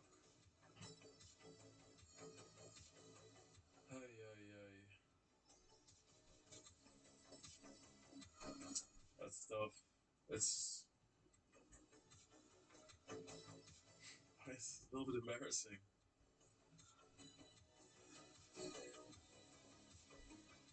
It's a little bit embarrassing. I don't know. Like, okay, I'm super happy about it. Don't get me wrong. Oh my god, I beat kings and queens back to back with ace queen. 2 spots away from $700 money jump. This run is crazy. Yeah, this is one of those runs that will make YouTube like extremely mad. Money jumps are pretty big, right? Like tens makes 4,600. Final table makes 7k. So if you look at this, this is a 2.5k money jump, and the final table is a 1,800 money jump. So the payout from 10 to 9 is bigger than from 9 to 8. Creates a very cool dynamic actually for making a final table. I really like it. And then the blinds get bumped quite often.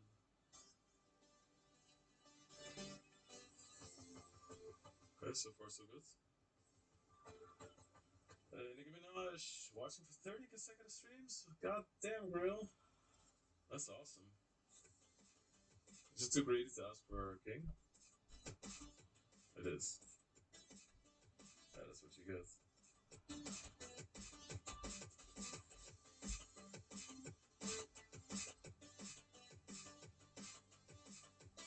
Okay. Interesting bet. Can never jam on beautiful runouts. I don't really get the sense that he's bluffing. He could be. It's kind of a weird betting pattern, right? Like he leaves himself with more than pot and he bets half pot on the turn. I can never jam on the 10 though.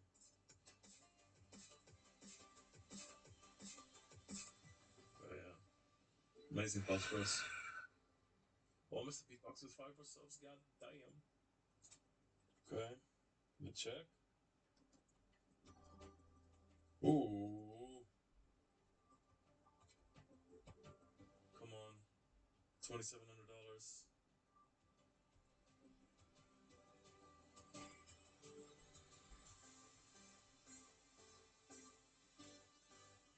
Hmm.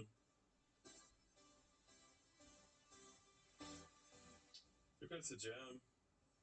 It's also like we get a bonus if we're right, you know what I mean? He's gonna have some hands that he can call us with. He's also gonna lead jam some hands, right? Some lead jam some hands that beat us, I would say. Don't snap. Don't call yet. Okay, we're good. I would assume we're good. Yes. GG. GG, bro. $2,700. Ooh. To roll, it's only some races here, right? It's nice.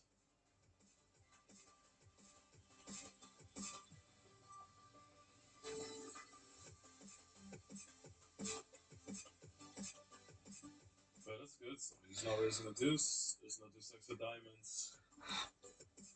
Because I have the shittiest skipper in the entire world, I think I'll check this because I do want to check through some nines, right? To be able to call, like, have easy overbets.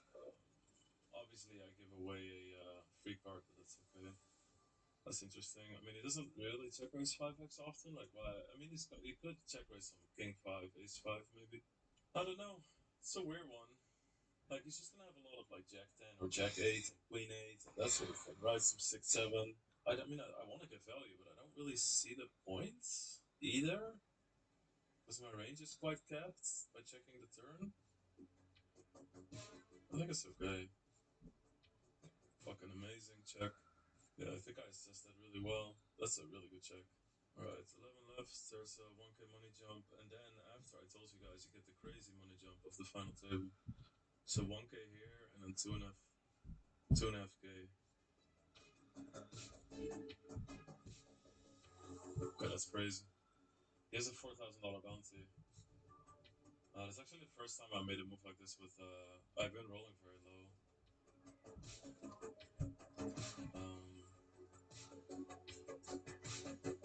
It's the first time I have, like, offsuit trash that I got in a spot where it makes sense, really.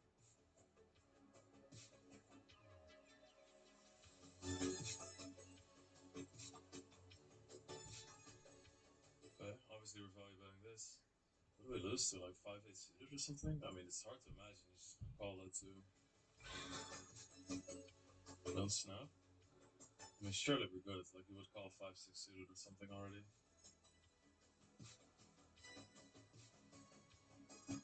Nice spots. I am gonna call the turn. He's not gonna bluff a spade on the river. And I think it's pretty scary when I call the turn. And he might not even barrel diamonds. I'm not sure, but I mean, he's very good. He doesn't have 9x. I definitely have like king 10, king queen, king jack, king 9. I could have 5s. Obviously, I have a lot of misses myself, right? But queen 10 got there. I mean, it's not like the easiest barrel spot, to be honest with you. Which is also why I'm going to give his barrels a lot of respect. Let's hope. He could still have king x himself. Yeah. Ah, that's too bad. I win so often if he checks there. Fuck. Oh, yeah. I mean, I can't win them all, but, you know, I want to win the tournament, so... I'm, you know, if I play pots, I want to win them. So, excuse me, like, I understand I won ace-queen versus queens, I won ace-queen versus kings, I hit 5-3, whatever, like, you know. But, most of the comments I make are going to be about, like, I want to win this tournament and win $100,000. So, I'm not going to be, you know, if I say, like, oh, damn. You guys understand that, I think. Whoa. Ace, king, ace, holy shit. No 10 at least. We're at the final table. Alright, GG, bro. Alright. Here we go. Let's play the final table big, yeah. A $250 bounty is worth 1/4 of the big blind. So a 1k bounty, this one is 1.25 big blinds. That's crazy, huh? So this one is 2.5 big, so 2.5k bounty. Crazy.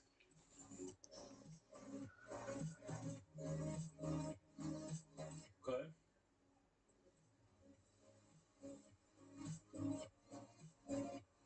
I was kind of hoping for a snap fold, because like jacks is a snap fold, tens is a snap fold. I think queens is a fold. Probably. I don't know. Maybe not. I shouldn't say it like that convincingly. Because it's hard with bounties and playing for first, etc. But I wouldn't be too happy with queens, let me put it that way. Ah, damn, fuck off. That's annoying. That's so annoying. move.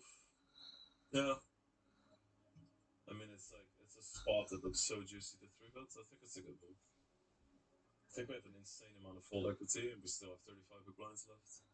We could have just picked up 10 bigs there. Come on, Lex, we're already champion now. Let's be champion with 70k richer. Yeah.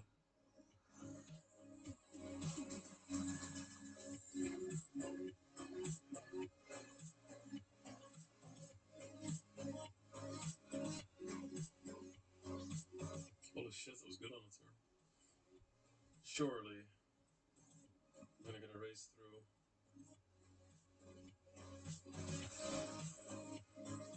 Jesus Christ, it's insane. It's one of those final tables. I fucking hate this so much. Oh, my fucking god. Alright, we defend. If they jam on us, we call. Small to big blinds. When he covers him, he covers me. This is not the biggest stack, so it's still okay. Like, he can have some bluffs, right? And I have queen 10 suited, which is a pretty decent hand to defend a big blind with.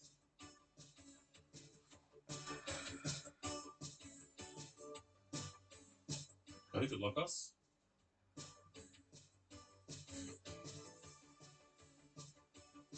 Obviously, just insta win versus all his ace 9 type hands.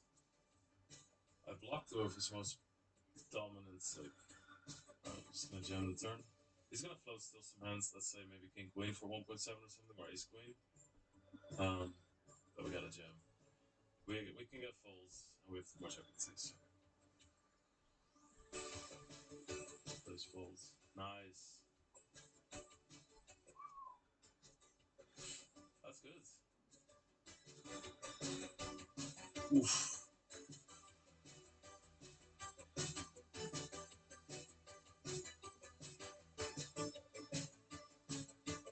Alright, we laddered $2,000. Pretty good news. Next money jump is $2,000. Okay, in the end, we just want fucking action at the table. And bad beats, by the way. And bad beats. God, red. Good game, alright, and the table's short stack. But we laddered 2k. It's crazy, my kids wake up in like half an hour. Oh, this is amazing. Just gonna jam. Chip leader opens. Like, we need a consideration call if you call at all. But I want you to fold. Good. More easy decisions, please. The bounties are worth nothing, blind-wise now. Alright, here we go. But no, queen 8 doesn't get in there, no. Let's hope he has like ace jack or some shit, or ace queen. And not a pair, or not like queen jack suited or some shit. I mean, he can't call with queen jack. We will see.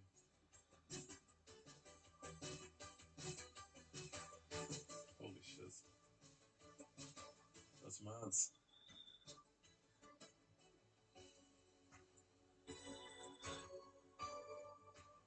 Nice. That's madness, holy shit.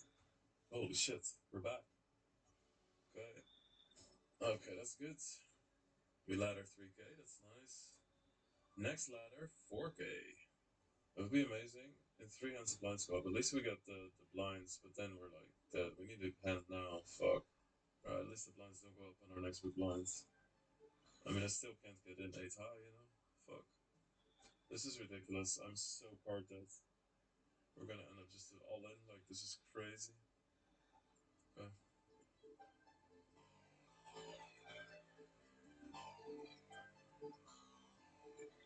Holy shit, he actually has a pair. That's crazy. He's all in every hand.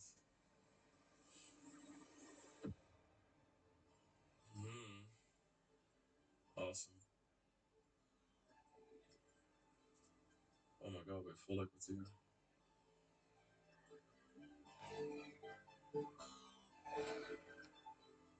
Holy shit. We're going to 8 big blinds. If they, I mean, they could call. They have been calling pretty light. Big spots. Man, everybody's so short. This is such an important pot.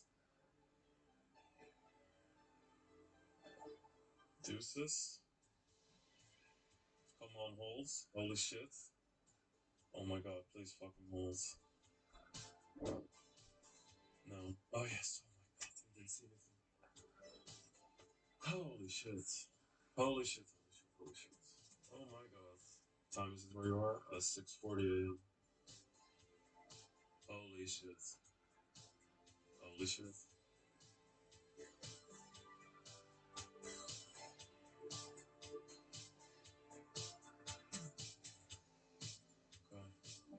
I mean, good. 18k we win now. Next money jump is 4k. Still 3-way all in. Holy shit. Yes, some hands too.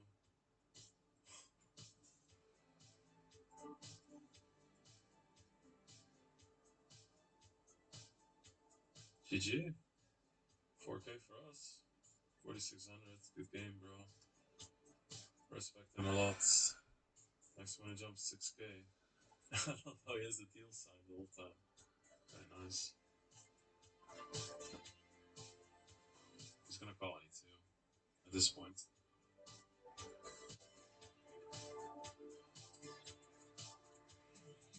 Alright, no 10. No 9? Alright. Shit with 10 8s. Oh my god. 7, 8, or jack. Holy shit. This is madness. Watching this is crazy. Being part of this is crazy. 28k. Thank you.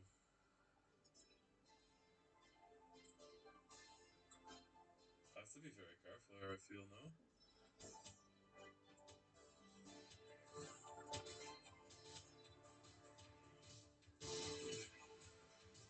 Nice.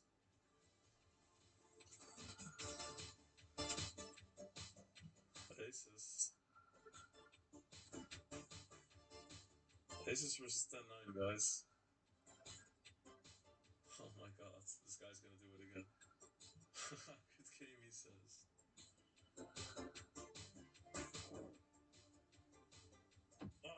Ah, in style, in style. In style. Fuck me. What do we do? I guess jam.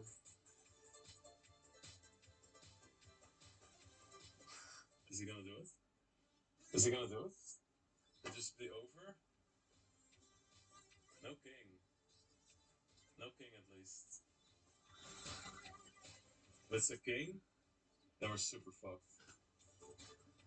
Is it a 5? 5 of clubs, we get rich.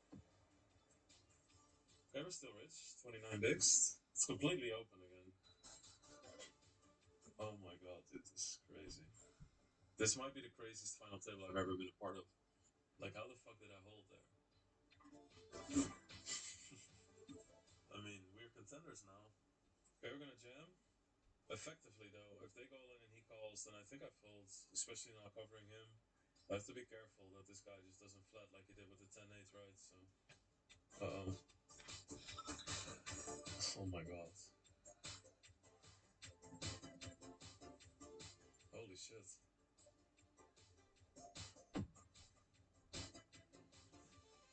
Please.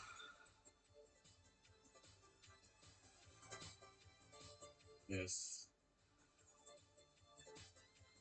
Alright.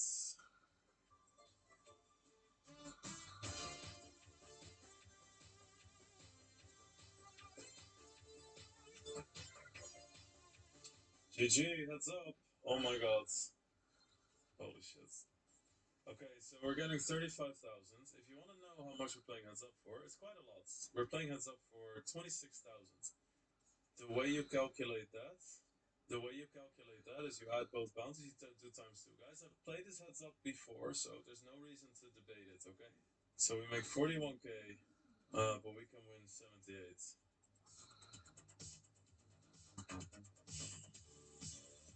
Do one hand.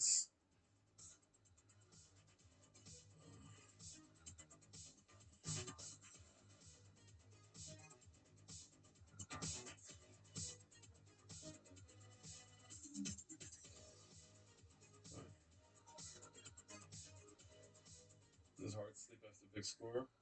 No, because I'm just like happy. I'm gonna limb jam.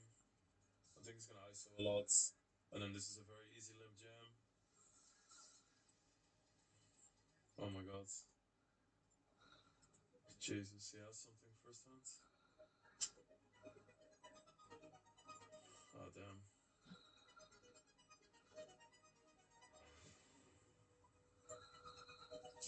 That's too bad. I think it's the only way I can play this hand. Okay.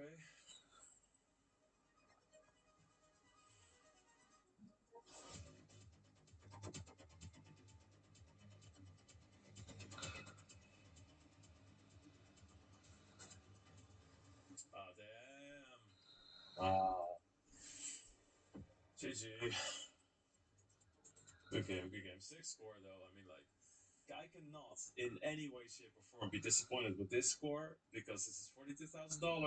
This score is so far above expectation. If you look at what my final table was, this is amazing. Amazing result. Pretty complicated spots. I'm pretty.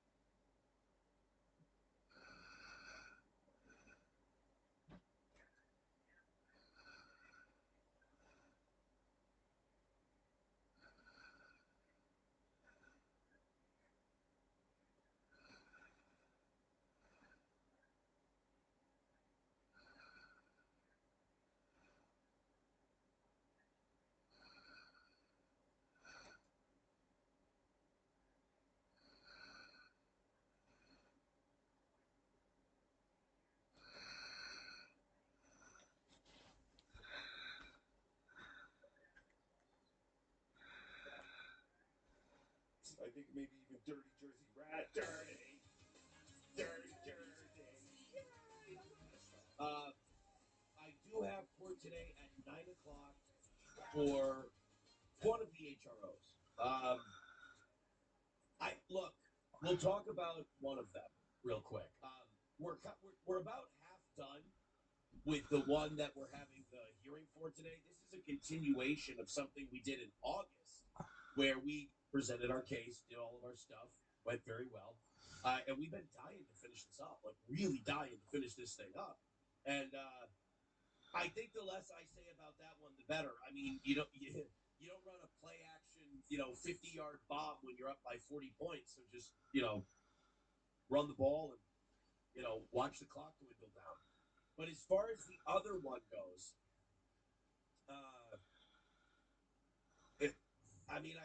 this is going to hurt some of your feelings. Some of you who came here to be angry at the toe and you think I'm the bad guy.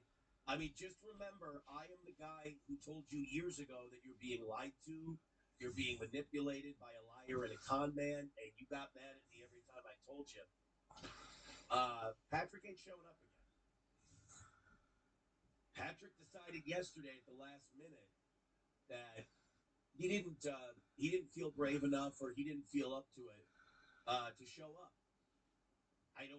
It's not smart. It's not wise. But he ain't coming. Now, I don't know if he hasn't been told. I mean, if he had been told what happened last time, I think he would have moved heaven and earth to show up. I don't know if he wasn't told what happened last time, but the judge was this close last time to granting a default judgment. I mean, the whole point of today's hearing was, you're going to come. I'm going to give you grace. I'm going to give you grace, and I'm going to let you come in and answer for the bullshit of not showing up last time and letting us know the day before that you weren't showing up, and sending this note of questionable origin. He was going to have to answer for the note. They sent in at like 6 p.m. last night. I was talking to my attorney last night, and he goes, they just sent this into the court at like 6 p.m. after the court closed on a Thursday. Fuck and off. said, yeah, his back hurts too much. He's not coming. So I imagine that the first part of today is going to be a lot of waiting. They're probably going to go. They should actually send a doctor to check his back. His back's still hurting, but he's doing a show. They're doing this little piggy at 5 o'clock. So I had to start early, get a head start. In chambers, and the attorneys are going to have a talk. So Melton's dumb enough to not show for court and then do this little piggy. But he's smarter than everybody, remember? Because he invented super tips. I don't know what's going to happen. My attorney and I talked about the possibilities yesterday. All I can say is, we're not going to say anything. We figure that, this is their pile of shit that they stepped on, and we're going to let them deal with it. Like I said, a lot of our thing is just, what's the Napoleonic quote? When your enemy is making mistakes, don't interrupt them. We're just going to sit back and see what happens. So that's what's going on today. Then we get to finish up that hearing from August, where we presented our case, and we did a very good job of presenting our case. And then we're going to finish that up. And I mean, there's a chance that this whole thing's over today. I mean, one of the cases is going to be over today. But the other one could be over essentially by forfeit. It's Back to the Future 3 when Biff Tannen is calling out Marty McFly. Marty goes, I guess I have to forfeit. Forfeit? What's that mean, forfeit? Oh, I love when people quote old movies like Dave Landau. That's why Dave Landau's such a big hit with podcasting. Because every comedy makes is a movie reference. After a while, you're like, okay, we get it. We get it. You watch a lot of movies, and you think that's edgy. Also, he used to wear T-shirts that were he always had something to say on his T-shirts. That was also, he thought it was cool. He's like Ray DeVito, Dave Landau. It means you win without a fight. What? Forfeit? So yeah, that's what's going on today. I really don't have anything else for you. It's not that exciting. You're saying that again. I'm just glad that we're doing this. I'm just happy that we're doing this. I've been waiting for this forever. You know, there's a lot that my attorney and I talked about on the phone that I'm very superstitious about, and I'm just not going to say anything. And I know that a lot of you are going, "Oh, you won't say anything, so that means if we chide you enough, you're going to say something." No. Send him super In fact, chats. once we're out of links today, I'm leaving. I'm so not saying anything that once we're out of links, I'll go. I got two things I want to play for you guys. If we get to those two things and there's no links, I'm out. I'll just sit around and wait until court starts. But I thought I'd come on for a couple of hours, say hi to you guys. So yeah, Melton's not showing up. He's not coming. I would say probably. I mean, look, I can only say if it were me and it were my attorney, I would be screaming. If it were my attorney, he would be screaming, "Get your fat ass on a plane and get here. This is not negotiable." But I'm not them. And I like the attorney that's going to be there today. What's his name? Brian Lewis. I like Brian. Like I had one little back and forth with him in court the last time we were. I said something jokingly and he laughed. I like the guy. I like Brian Lewis. He seems like a stand-up dude, professional, nice guy. I absolutely love my attorney, Brian Johnson. You need anything criminal, family, civil, anything like that, Heller and Thien ask for Brian Johnson. If you're looking for a lawyer right now, if you're going, I need an attorney, I don't know what I'm going to do, so on and so forth. Brian Johnson, Heller and Thien, the guy's incredible, the guy's amazing. Nobody better. Nobody better than Brian Johnson. I think you have to live in that area to utilize Brian Johnson, don't you? Is he gonna? Heller and Thien.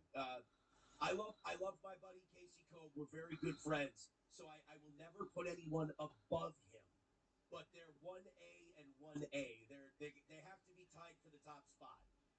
I mean, look, Casey got me out of two marriages with relatively little financial pain. So that, awesome, great. He got him. No courtroom. These lawyers must think this guy's an absolute clown. I'm not saying he is or he isn't. I'm saying these lawyers. He's been divorced twice. He's not even, how was he, 40? Divorced twice. Oh, God. Settlements both times. Awesome. Great work. I mean, one of them was aided by a drug arrest. But, I mean, look, you take an assist where you can get it. It is what it is. But Brian Johnson and Heller and Thien, aces. If hey, my only regret is that I don't have more thumbs to hold up. We got one more link left. We're going to call it after that. My only regret is I don't have more regrets. Say I would accept links for another 3 minutes, so get those in. Otherwise, we got one more, and it's been a great Rumble Link, short Rumble Link Friday, you guys. Thank you very much. I'll go retie my tie, get ready for court. You didn't hear? Looking to wrap up both HROs today would be my idea. Melton's not showing up again. He filed something at 6 p.m. last night at the last minute saying, "Yeah, I'm not coming." I already heard that part. Oh, different group of losers. We might have Mr. Nick Ricada. Nick, you there, buddy? Hey, I'm here. I can't be on camera because I'm driving. Oh, okay. And sorry, I just don't have it in my schedule to be in front of a camera right now. I gotta be moving, but I am here. So thank you for having me. The audio's cutting in and out. Great. Yeah, your audio's very choppy. I assume it's because you're in a very rural part of Minnesota. It should be. Maybe got into another accident. Wow, this is gonna be a humdinger. This is gonna be a humdinger. You got the loser on the right, bottom right. You got the two losers on the top. Carl's like Walter Cronkite compared to these other two losers. Fantastic. Well, I thought Melton would be on. To stick it to the judge. It's probably just the way my car works. I won't. Here's what I won't do. I won't take up much time because I'll just announce it. I'm still under a gag order. That's fucking unbelievable. What the fuck? You're in court all day today. Yes, and without getting into details, we made very good progress in the briefing schedule, which I think I'm allowed to say those things. So it's the hearing is like procedurally over, but there's some briefing that needs to be done, and until the judge issues his order, he's maintaining the gag order. So I can't talk about details, but I know there were people in the courtroom diligently recording every single word. Yeah, so we do have word from Nick, your audio is atrocious. Yeah, the Bluetooth in your other car is better. Use that one. Yeah, your other car is that a joke? A movie made a joke. Yeah, it's sensitive. Okay, I'm gonna let you guys do the show. I don't want to distract. We have no show now. So it's just a bunch of continuances. And this Club Footed Carl thought he had to go live to stick it to everybody. Again, as long as the Mountain can't do a show, that's all I really care about. I assumed he was going to be on the show today. Why would they do this little piggy without him? He's the king pig. From it, if I get the chance, I'll hop on with the camera. But Okay. That'd be great. love you guys. Talk to you soon. Thanks, Nick. Love you guys. Love you guys. Look at these losers. Oh, it's fantastic. Nick Requeta, who spent all day in the courtroom today, and wow, still under a gag order. I was hoping, I messaged with him earlier today and said, "I'd love to have you. We're bringing this little piggy back." By the way, welcome back, this little piggy. Hey, Yeah. It's been a while. Came back from the dead. I'm so excited to hear. I was so excited. I got the link. I was like, I'm gonna be there no matter what. I'm here for it. Wow. She comes in with a hot take. She's excited for the link. Yeah, we got ran off the internet, and here we are back. And listening with Nick today, and he said, "Yeah, if I can talk, I'll come on and talk." And unfortunately, still under a gag order. Unbelievable. It was interesting. Like before we get into the next step, which I know everyone wants to, it's going to be disappointing. Like ultimately going to the what a fucking tease! Holy shit, you're a pro, movie. Thanks, I've learned. This is the anti-Mikey interview straight up. Good point. Yeah. Guys, This is gonna suck. Right. But like how watching like Aaron for a long time says these guys need me. They really want me. I'm winning when they're online, and I'm winning if they're offline. Seeing him flounder and try to find new enemies, he's digging around, looking in the sofa cushions, trying to find. No, you clowns are. You clowns are looking for new enemies. I mean, this Moody's such a fucking loser. Melton can't even do a show. If anybody's losing, it's your boy, it's your daddy. He can't even sit in a big boy chair. But, right, steel toe. Another loss for the toe. Because that's what they decided. Where's Melton? Where's Melton? Where's Melton? Where's your boy Melton? Is he okay? He can't even sit in a chair? He can't go to Minnesota? Anyone he could beat Flip while we were away. I mean, he was in competition with Karmic. They were competing. They never won the morning show at some point. Like, what the fuck is going on? Right, they're winning, but Melton's also winning. That fat fuck, Melton, if you're watching, call in. That fat fuck can't do anything. He can't even do less little piggy. And this is his big show. But somehow Carl and this Moody and this loser and pretty antisocial, they're all winners. Because that's what they decided. You're Aaron. None of that's real. So let's get caught up. We do have boots on the ground, Moody. We've been giving updates to Haley all day. We have new updates since the Pretty Antisocial podcast went on air. And I'll remind everyone, you can go to supertip.gg/WATP if you wish to support this program and participate as well. So, Moody, let's give a little quick background. What happened? Right. So this is the continuation of the hearing. The last one sort of stopped halfway through Aaron's cross-examination in August of last year. So it's been what 10 months since that was happening. So it's been on pause. So it's the continuation of that.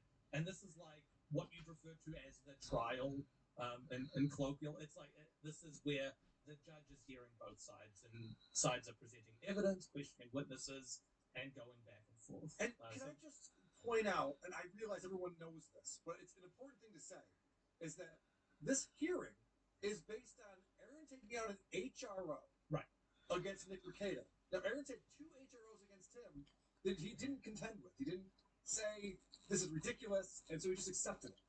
So he thought he could do this to Nick Rekieta and Patrick Melton.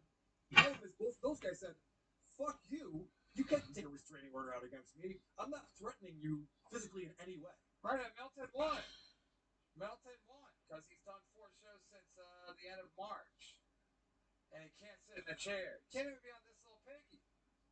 You guys fall into Ted Lasso. Like, how does it even happen? NBC Sports got the rights for the Premier League. So that company came to me with like 5 ideas. One was like football coach coaches soccer. Just like shitting my pants, like shitting my brain pants. Yeah, exactly.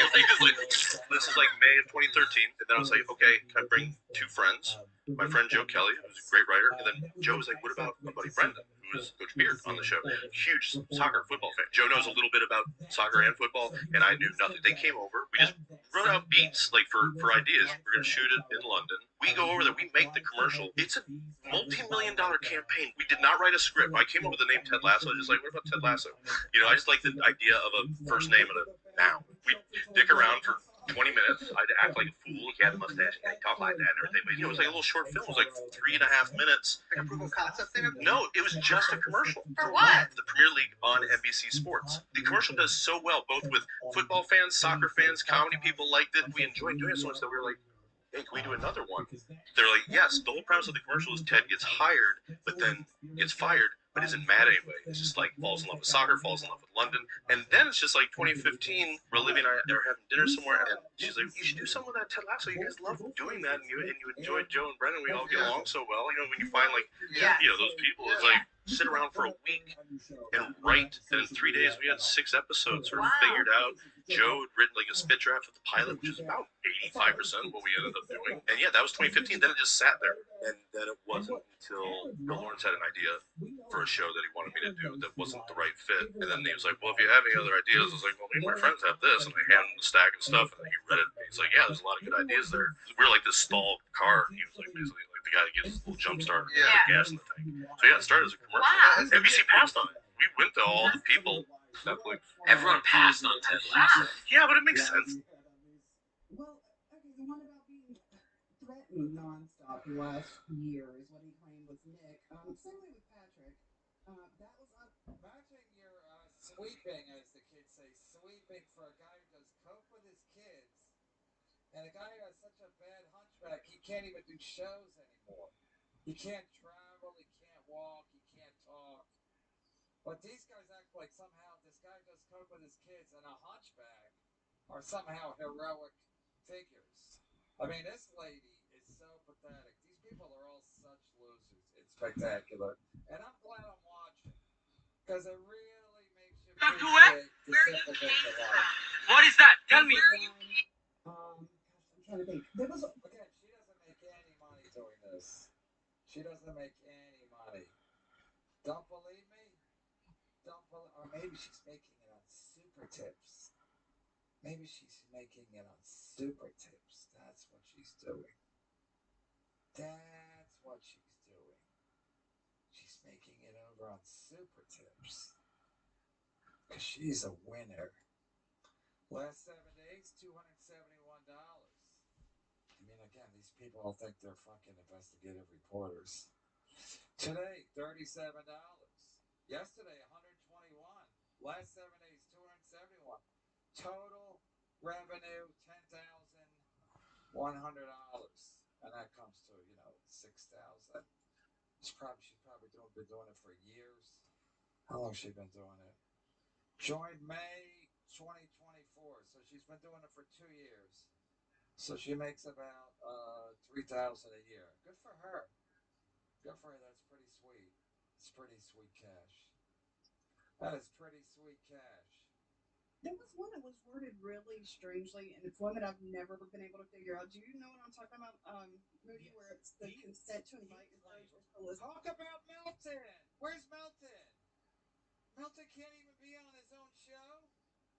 That don't even make any sense.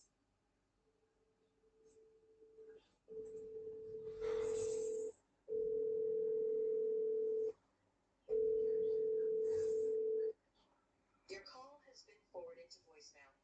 The person you're trying to reach. Oh no! Well, I guess I'm not blocked. I guess he's too sick to get the phone. Is it a third party to engage in a sexual act with the victim? So this is like a form of harassment where you like put up a Craigslist post or a classified ad, or you write in a bathroom somewhere, hey, you can like you.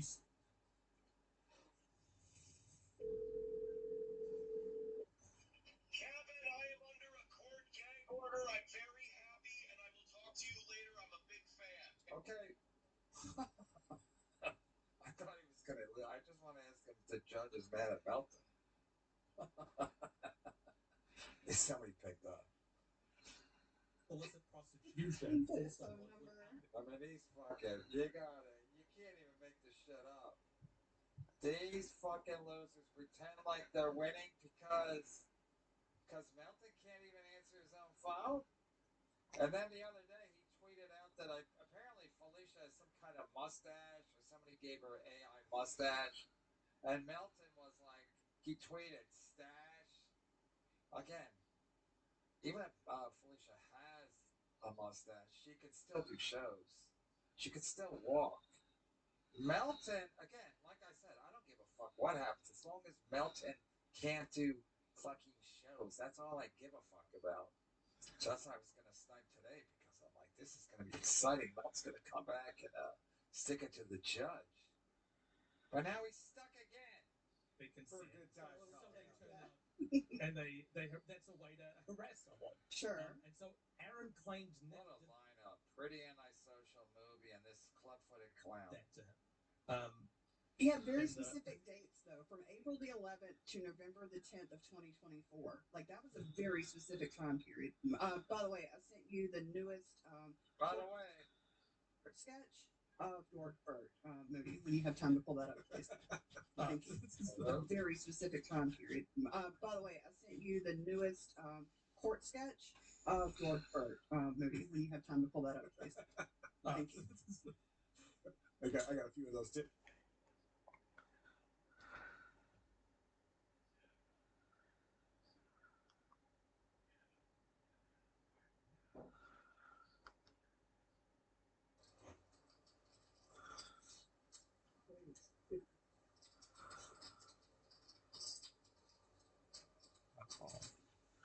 Two big blinds, as is the meta, as noticed by George. 10 seconds. Sean Young, just taking his allotted time. Close to the shortest stack we've seen. I want to see his wife wake up with like kings. Little family carnage. Oh, we've got a real hand here. We do have a real hand, and Shannon has Foxen covered. Just under 20 big blinds, knowing he's got, looks like 50 bigs from Fox, and I could see him. I mean, excuse me, not 50, 10 bigs from Fox. No, sorry, 20. Jesus, I can't count. 20 from Fox, and yeah, he's going to rip it.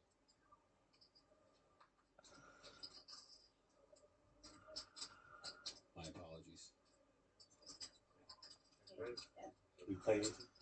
You got to keep your nose very clean if your name's Agalov. Lots of Bulgarians, 3 of them by my count. Classic, it's been called. That's right, a classic flip. Well, I don't get a point for stealing your drink. Well, no, you're just, hey, you're saying it yourself. Getting it to spread. That's right. Oh. Ace high flop. David's ace king looking real good with that ace and those 3 spades. Yeah, he's got 1 out, the queen of clubs. Alex seems resigned to his fate. I don't know about you, David, but I've never seen a one-outer. Never. The further away he gets from the stage, the more likely it is that the queen will come. Yeah, he's taking too long. He's got to get that mic off and get the hell out of there. Just get the mic If off. he was in the garage by now, that it would have been the queen of clubs on the river, but... Oh, backpack's on. He's got a shot now. Okay, he's got a chance. A fighting chance. Why won't his wife look at him? I bet the other one's dead. Not a queen. Alex Foxen in a painful soft bubble situation, leaving just one Foxen at the table. I'm just going to read it the way it's on the screen. Jesse Jack 10 suited, and he has almost double second place at this table. Definitely opening here under the gun. I mean, they're probably all bad people, but This is the shortest stack we've seen. they are all. Brecker shutting. Yeah. 4 big blinds. Look at this one. And the blinds are coming around fast for Breck. Pattern, but still. Yeah, like he's that, doing 1 with 7-8 off. And facing a raise. The cards are a little warped. Even shorter. Wow, Edward Pack has. Sorry, I was not giving him credit when I said 4 big blinds. That's 4 big blinds. This is exactly 4 big blinds as Pack moves all in. Wow. I gotta give him credit here. A lot of players would respect the under the gun raise and wait, but he does know the blinds are coming up, and with the big blind ante, he's gonna have to put in half his stack in about 3 hands. I think 2 or 3 hands. So he recognizes Jesse is likely playing a wide range of hands, probably playing most hands here.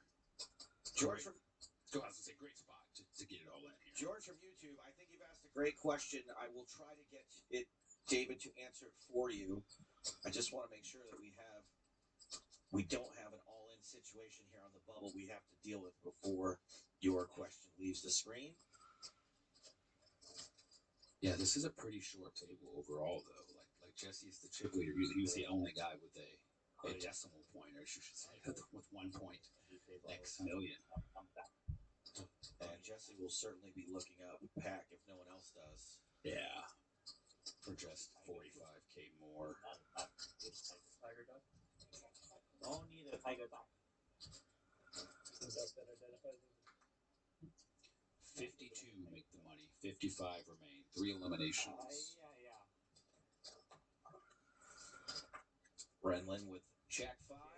He's out. Jesse makes the call. King 3. Wow. Edward Pack at risk. Edward Pack went to USC Business School, but is a professional poker player. Likes boxing. Just in case he goes broke here, I just want to get out some of his bio. Love it. Oh my goodness, it's a jack in the window. Pack does have a redraw. A couple ways to take the lead. Pretty good for Pack. Don't pack up yet. You, my friend, have survived. No gamble, no fisher, my friend. You are the man. You're the man. Snap a call. Keep the bubble going.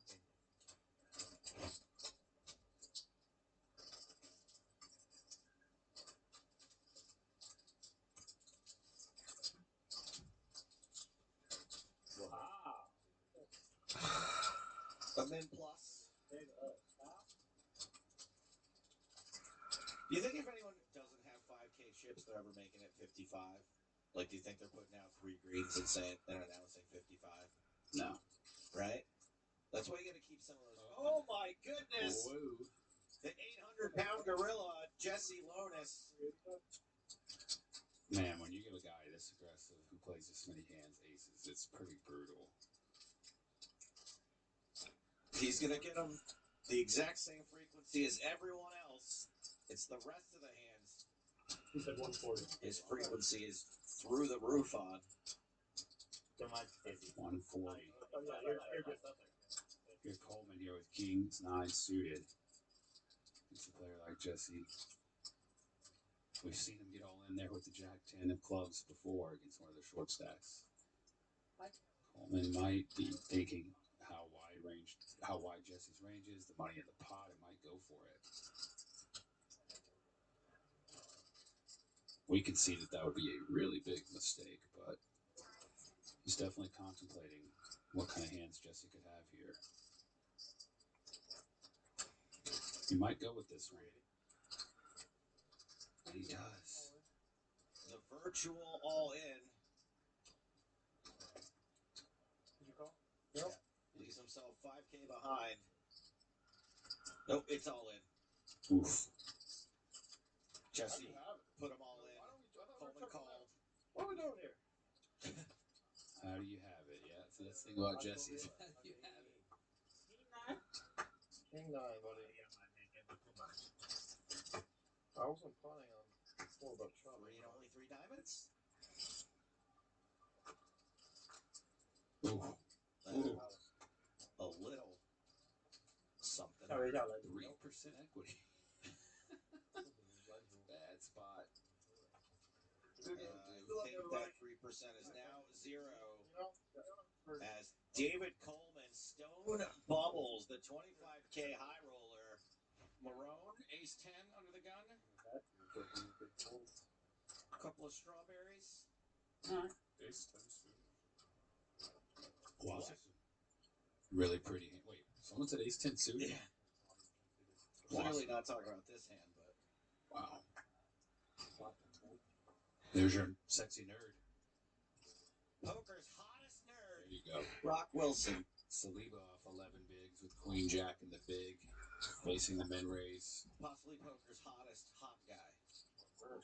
It's a good looking mod. We're getting ready to go. Yeah. Gonna defend here. Against this under the gun table mate. There's a 10. I doubt if that And a spell king. will call, but Equity for both because players. Monday, Nearly a coin flip. that money's still up there. Yeah, Saliba with 10 bigs. I could see him check raising all in here. Marone would have quite the decision. I mean, he does have backdoor hearts and straight draw. I don't think he's folding, especially off that stack. But Pounds is all right because he's like more. He's more. I could also see Saliba just call 40,000. Yeah, but he doesn't really like pull up. He's more like a Reevaluate. It's hard to get paid though if he makes his hand. Unless his opponent has what he has. Turns out he would get paid. defensively mix it very well. But I see. Yeah, Chad is like, I mean, one of the few guys who's big enough and athletic enough. Here he goes. He stacked it up. And also just rebounding wise. Marone with a decision.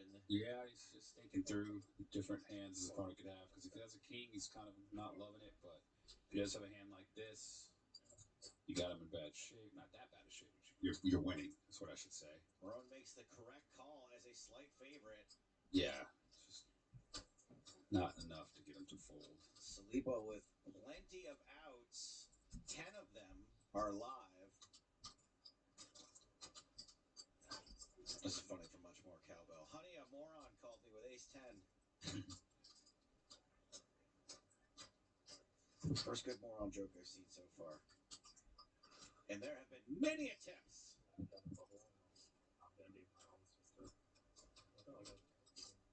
Yeah, that's right. Yeah. Aces, nines, queens, and jacks. King is safe for Marone. Saliba needs to hit to survive. It's a 9. Ooh. As Nick Schulman picks up the action here, folded to him in the hijack with ace jack. And Zach Grech, who does like to get involved, has a hand that any one of us would get involved with. Yeah. It's interesting if he'll 3-bet or not out of position. I think he will. Especially with this image, he's been playing so many hands. So when you have a strong hand, it's nice to continue your aggression. People don't give you credit sometimes. Back on Schulman. It's a pretty meaty raise. 210 from 60. He's out of position. Usually you'll see a lot bigger raises out of position.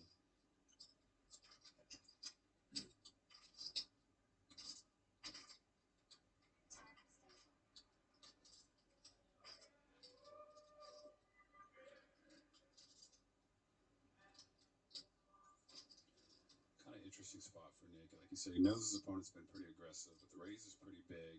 Your hand doesn't stand up well against a lot of people's 3-betting ranges. I mean, it feels like the sort of raise that he's just begging for an all-in. And Nick responds with a 4-bet. 4-bet alert. Yeah, 375 is kind of a scary amount. I mean, unfortunately, Greg has too much hand and too many chips. Ace Queen suited. I don't think we're going to see it go anywhere. Almost certainly not. Greg, 5 bets all in. Nick makes the call. Pot committed, as they say. Yeah.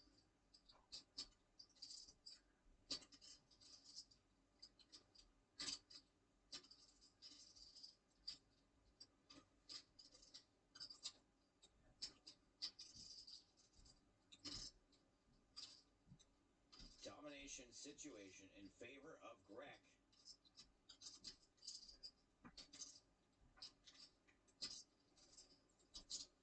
Tough spot for Nick. Queen high flop. Nick does hit a straight card to go with it. 2 straight cards. Gonna need a king, 9.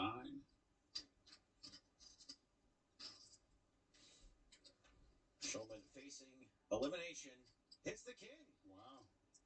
Another rivered straight. Got a legit mystery hand now. The mystery hand. I like how it's the mystery hand. Like, is this the only one of the night?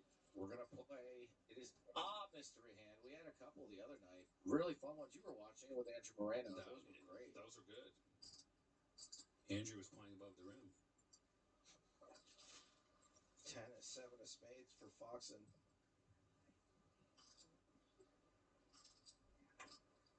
See, it's the mystery hand because it's sponsored by GG. That's why it's got the. Okay. Yeah. Here we go. Great. They're giving us a mystery hand in the big blind, which could be any 2 cards. Yeah, especially for the min raise when Awesome. the small blind called against cutoff. King, Jack 5. Club, club, club. Well, we're looking at 4 cards without a club, so I'm going to guess big blind's likely got a club in there. And we know the big blind is going to defend all suited hands. Check, check to Chitwick.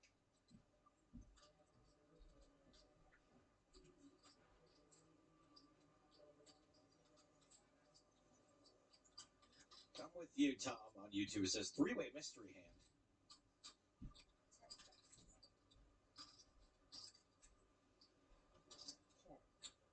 Chitwick checks. Okay, I was like, man, that's pretty scary for 2 queens, no club. Yeah, not a great board. A little bit better for 2 queens now. Foxen pairs her 10.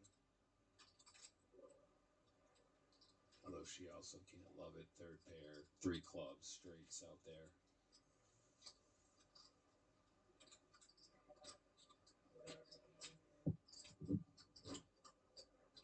I think I like the big blind hand here, David.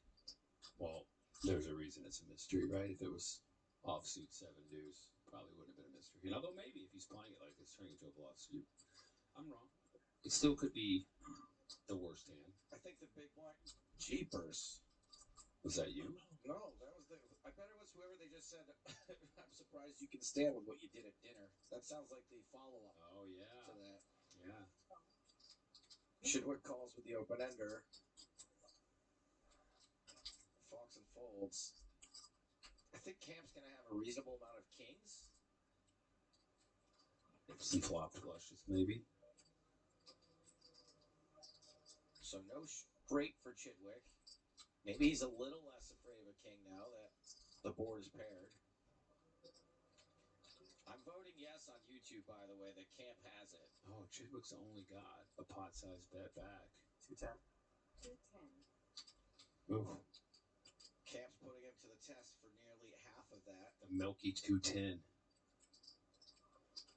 Behind door number 3 is a milking machine that it don't stop till it gets 50 gallons.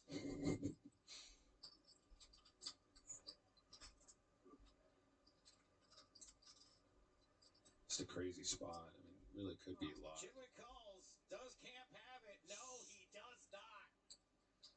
Snapped off by Steven Chitwick. With Nick airball. Absolutely nothing. The Mystery Hand, presented by GG Poker. Thank you, David. Giuseppe Callio Yes, yeah. on the button with the off-brand sourdough. Makes it 100K. Chidwick folds the small. All right, the big blind's going to be the mystery hand. Man, they're really sticking it to us with giving us the big blind mystery hand, although I guess that's what Callio himself has to deal with. We get to play it from the perspective of the button raiser. All right, so far I like our hand. Yeah. Feels good. I imagine it's not going to be easy sailing, or would it be a mystery? Yeah.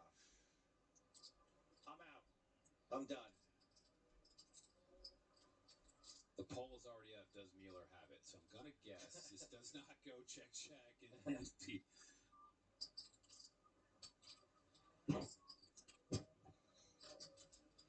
David, what do you do in this spot? C-bet? Check back. I mean, I'm constantly c-betting, so...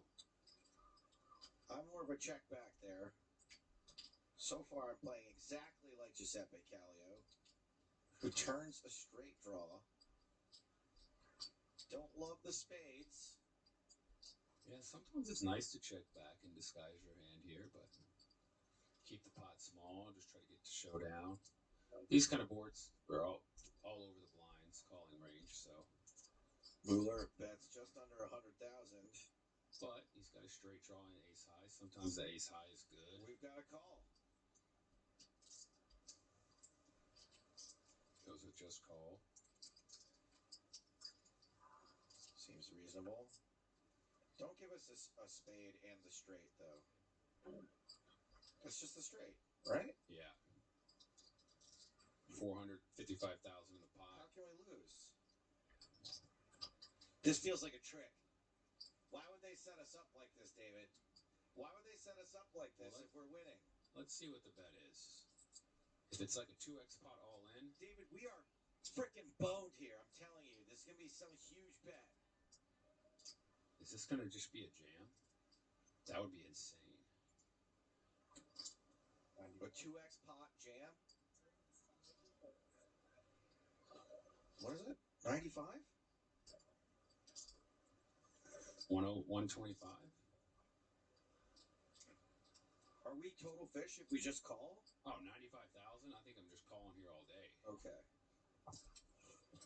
If you got it, you got it. If you show me a flush here, or I'm just saying, are we supposed to raise? Or 10-8. I don't know. I mean, it's tough to get called by worse when you raise here, but maybe he's going to go for it. Oh, he's going for it. Look at him.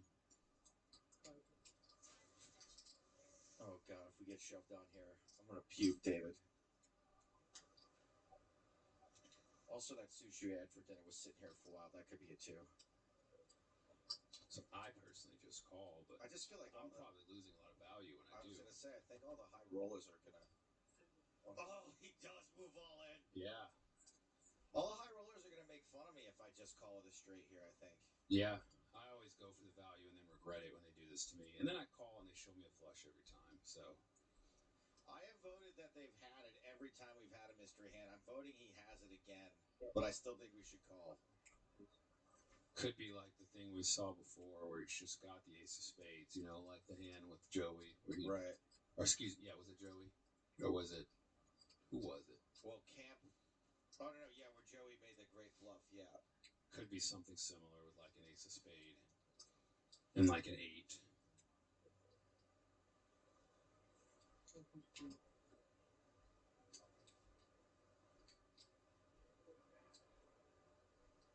We've made a terrible mistake. Yeah.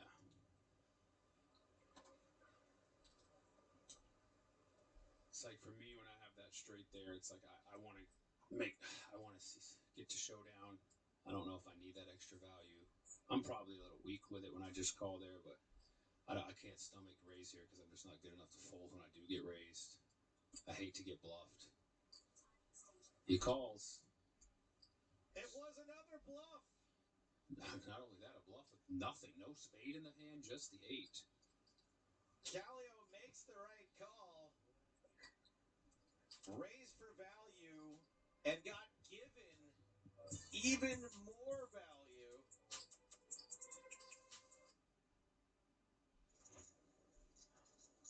Wow, look at this spot for Pasha.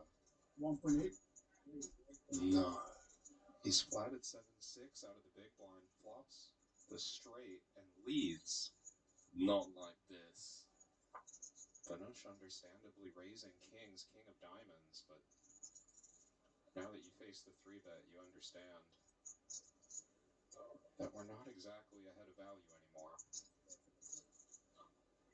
Does Vanush just go broke here, or can he find this fold?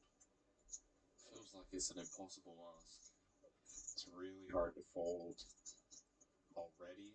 Maybe take one off in position and see what develops. There are some scenarios where Pasha just has like 2 pair and you can get some counterfeit cards. There's obviously combo draws. Oh. Call announced. Pot size bet behind. Oh, wow. My word.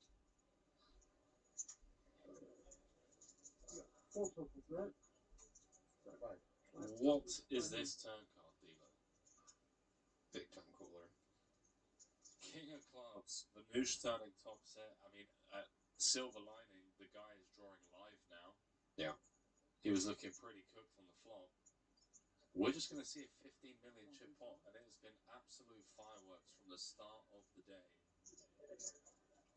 It's like laughing almost. Look at this. It's like he knows that he's behind, but he's just turned top set. I mean, he should be value quite often. 5s, 4s, 3s, 5-4 suited. Those two hands. Crazy. Oh my god. 15 million chip pot. Amir Pasha, Imani, one card away from being up to 22 million if he could just find the hold here. Needs to fade the board pair.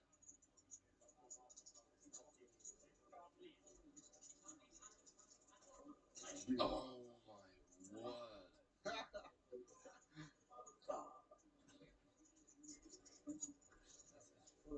Buzzer for that one. I might have to just go. 1,125,000. Uh-oh. Okay. We got a mystery hand and 2 players flop top pair. Yeah. And Cabral's come out firing on the big side. I mean, multi-way, 1.1 million into 2.4. Looks like Oscar, the original raiser here, Cabral flatting the hijack, and then it goes 4 ways to a flop with Caesar and Kiat. That C-bet definitely feeling strong. Wouldn't blame Oscar for just flatting. I mean, do we really want to get 13 million into this pot with top pair second kicker given the action? I don't think so. He's got the Queen of Hearts as well. Is it safe to assume that Martin never has Ace-Queen? And only one combo of 8s left? Martin could definitely have Ace-Queen, and he could also just have kings and aces. I mean, those probably the most unusual pre-flop holdings, but, like, given hijack flats generally kind of strong across the board, you do see some players just mixing in flats with a bit of everything. But yeah, really, generally speaking, should be more weighted towards pocket 3s, pocket 8s on the flop as far as big hands go. Maybe some massive draw like 10-9 of hearts.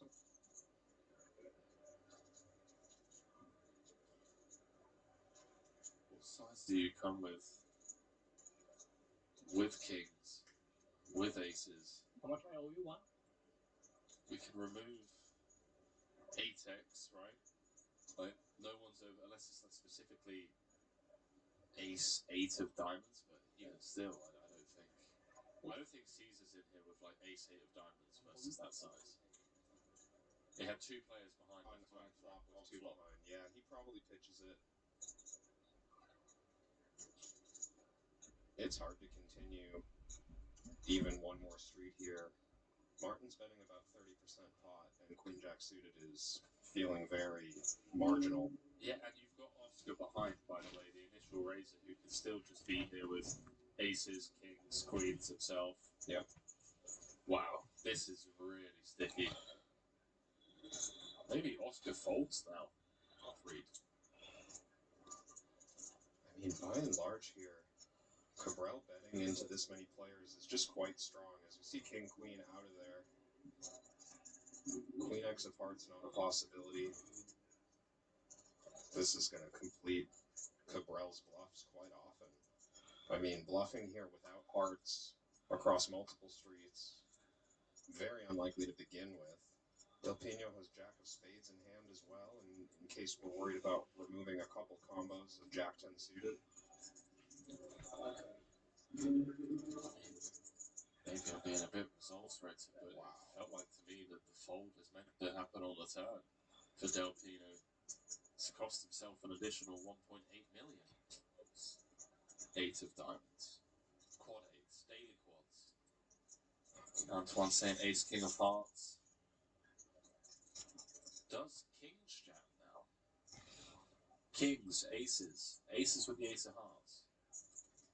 It's uncomfortable to value bet that thin, but keep in mind, Cabral covers by a good margin against Del Pino. There's 3.6 behind.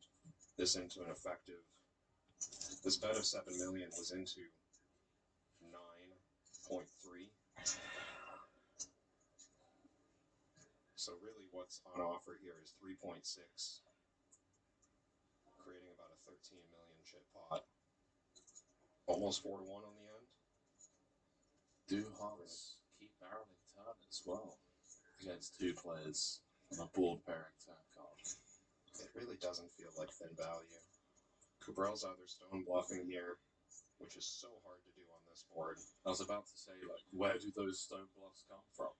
Or he's just flopped huge rivered hearts. 1 in the chat if you think he's bluffing. 2 if you think he's got the goods.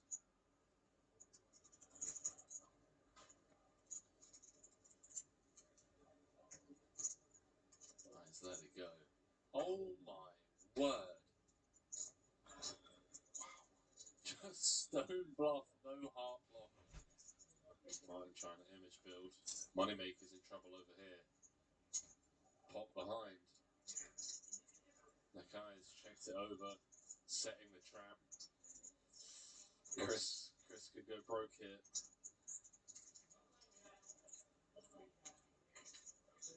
Looks like this was a single raise pot. Moneymaker flatting the king queen. Second barrel here. Don't blame Moneymaker for continuing to bet for value with Queen of Hearts in hand. Maybe check King Queen without a heart. We'll see if Nakai sets the trap. Would be typical with an unbeatable flush, unless you read a lot of strength into this barrel from Chris Moneymaker. Which I wouldn't fault him for, right? Chris is betting more than a third of his stack. Actually, don't hate going for it now.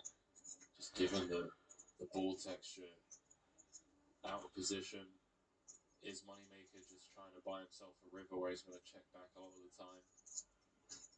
Or, yeah, I really like this. There's the call. He's going to earn the full 3.4 million. Good luck, guys.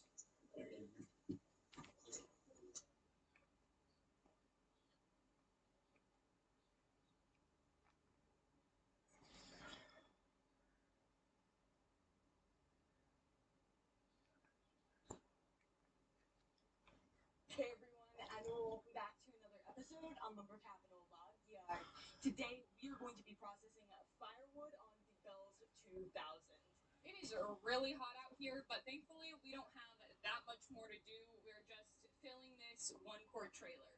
Yeah, we only have a little bit more. We stopped for lunch and now we just have to fill a little bit more.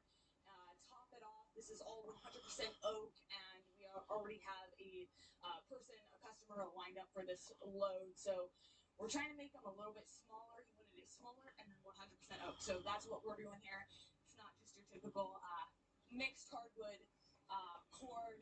So I have to, what I'm doing over here is I have to determine which species all these poles are, all this pole wood is, and I have to pick out the oak pieces and load them on the bells, and then from there, Jade is the one running the bells, and she is going to be processing it into that trailer right there.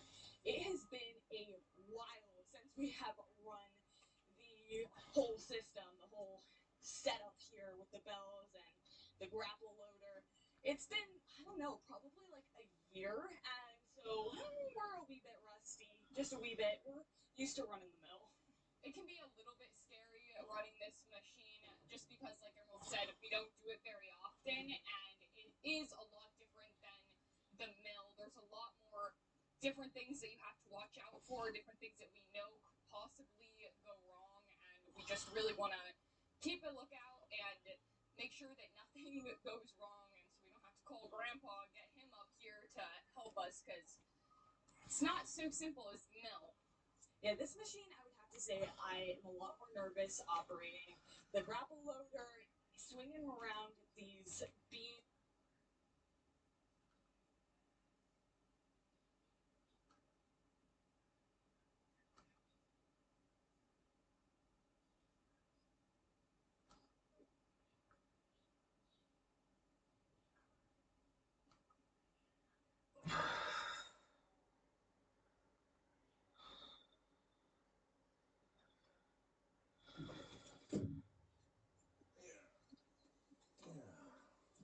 Hey guys, Michael here on the Green River with Ashley from Ashley and Jada on YouTube and Instagram and Patreon. I got Silent Dan out there on Toto. We got Tractor Travis. What is the name of your boat? You gotta name your boat. We got 2 trot lines up the river, 4 limb lines. One of them is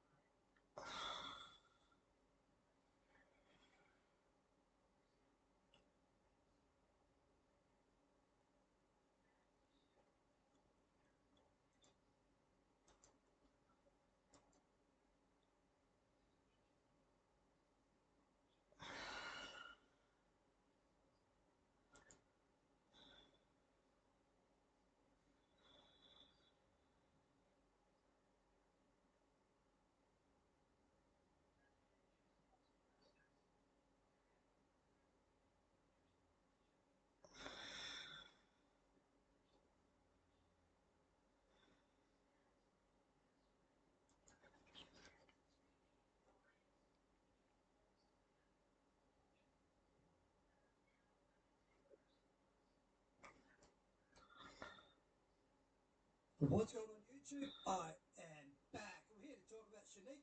these birds out of their effing minds. We all know that. But I got some really bad news because the American Shaniqua has now made its way down under. Holy shit.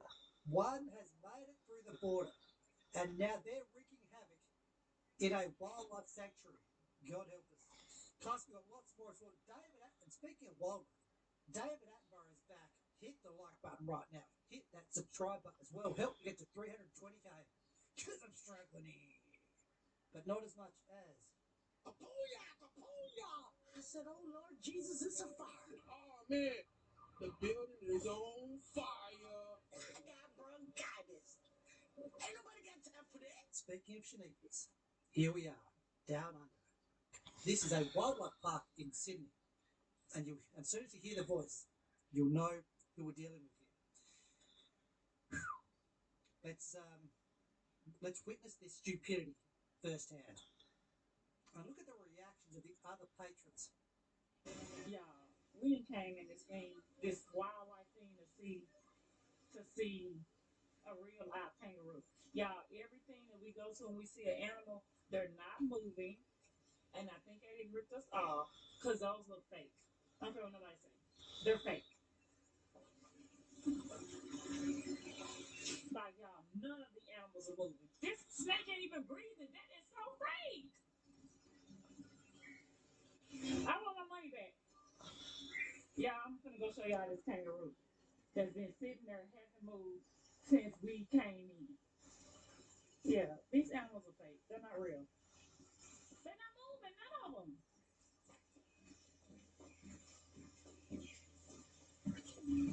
And the shit wasn't cheap. So I tell you one thing, when we get to this end of this thing, y'all look, that thing that's sitting up there still the whole time, that is not real. All of these animals are fake. None of them are moving. Even the snakes, like nothing is moving. Yeah. Shut the fuck up. And secondly, he's thinking, how fucking dumb is this person? I mean, what exactly does she expect snakes to be doing? I mean, this is what happens when you have low IQ people venturing into the outside world. Many of Australia's wildlife are nocturnal, so they're not doing anything during the day. Many are cold-blooded. They're not very active creatures. They're not sleeping. They're fake. Y'all, I'm getting my money back. So they got me fucked up. I mean, you have no idea how much I hate people like this. Oh, God help us. But let's go to the Utes, the stomping ground of the Shaniqua, and get a wildlife expert to present his commentary on her community. Let's get David Attenborough. He's back. Here at Cheeto's Pizza in downtown Orlando, we encounter that most modern of urban female combat traditions in which four aggrieved females close ranks around a single marked target. It begins when one boulevard banshee initiates the intimidation display with a crude invitation to move along before she personally accelerates the process by barking some unknown urban dialect. The banshee bimbo then goes deliciously wide-eyed, another classic feral tell, signaling to her gargoyle accomplices that the ritual may now commence. They descend upon the towering blonde-wigged denim she-beast, and right on cue, we witness the ceremonial shedding of the weave, an almost liturgical prelude to the ensuing swarm of acrylic haymakers, soul-trained hair pools, and collectively outsourced courage that eventually brings the larger specimen thundering back to earth. Note the conspicuously nonplussed response from the local males, a fascinating display of modern chivalric extinction.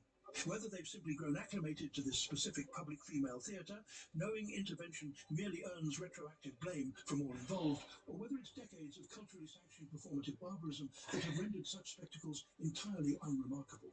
Right on cue, the herd begins filming. Not to help, of course, but because preserving human misery for strangers online now takes clear precedence over human intervention. Though, admittedly, I do appreciate the footage for my anthropological studies.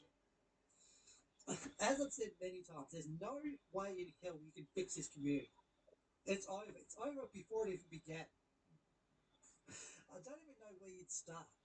And so we leave this little mozzarella-scented microcosm where antisocial behaviour no longer interrupts public life, but appears to be its dominant operating system, and everyone else simply learns to step around the wreckage. It's a fucking mess. God help us. But As always, that was from deep.state.cringe. Go check him out on Instagram. And he's one that proves that it was always about the character. The Karen, in quotation marks, who the person filming is trying to villainize, was only trying to help this person. Check this out. Son? Yeah, Paul, you okay? You got a problem with your car? This kind of, oh, you got a problem with your car? You okay? Oh, no, thanks so much. I'm waiting for my kids like a normal person would do. Mind your business. That's why people are working themselves to death so they can live in communities which are nowhere near people like the one filmer. And people from that community are always talking about the cookout. You're not going to be invited to the cookout. I mean, if it's anything like this, thank God I'm not going. Oh, my goodness. Y'all, I asked my friend, did she have a grill? And she said yes. Y'all, this was the grill. She done put burgers, chicken. Now she done put fish on the grill, and she got the fire extinguisher sitting outside. Good God Almighty, the smoke getting me. Jesus. But now even grandmas are trying to get in on the attention-seeking behaviour. But thankfully, no one pays her any attention at all. Oh, it's embarrassing. Check this out.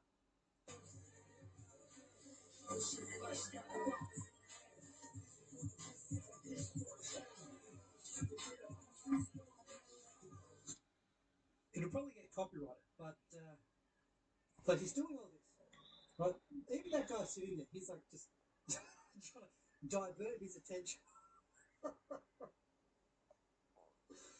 Look at this. Like, this woman is in her, like, 50s, 60s, I don't know how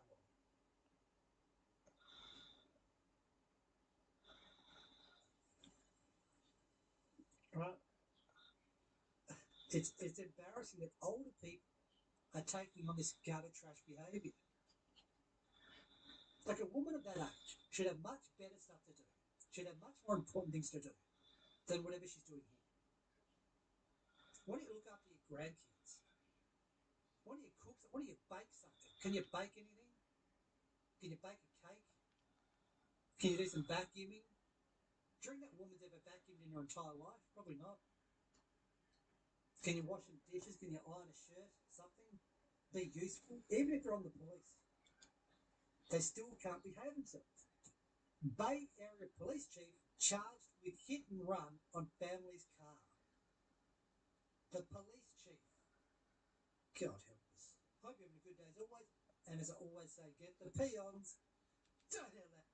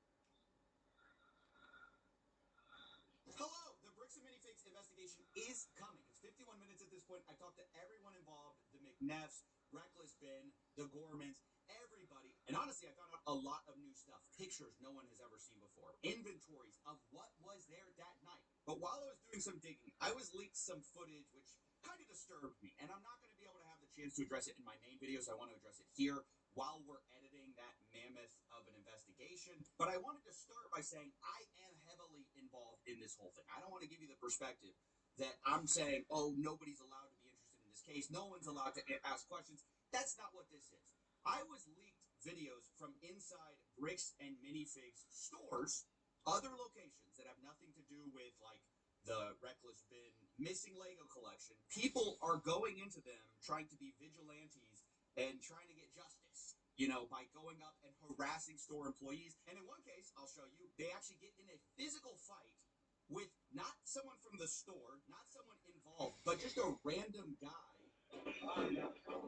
who's trying to ask them to leave. It just devolves into a huge fight. And so I just wanted to talk about this. Please don't go into your local Lego store and get in a fight over this. It's not worth it, okay? Again, I am as interested in this case as anyone else. I barely slept the last few nights talking to all these people. But the kind of behavior we're about to see, I mean, guys, you're not Reckless Ben, right? Let's just admit it. A lot of these people, you can just see they're trying to channel that energy, but you're not that guy. You're at the wrong store. Okay, let's start there. You're talking to the wrong people. You're fighting, physically fighting with the wrong people. These people are having a UFC match on the floor of a Lego store.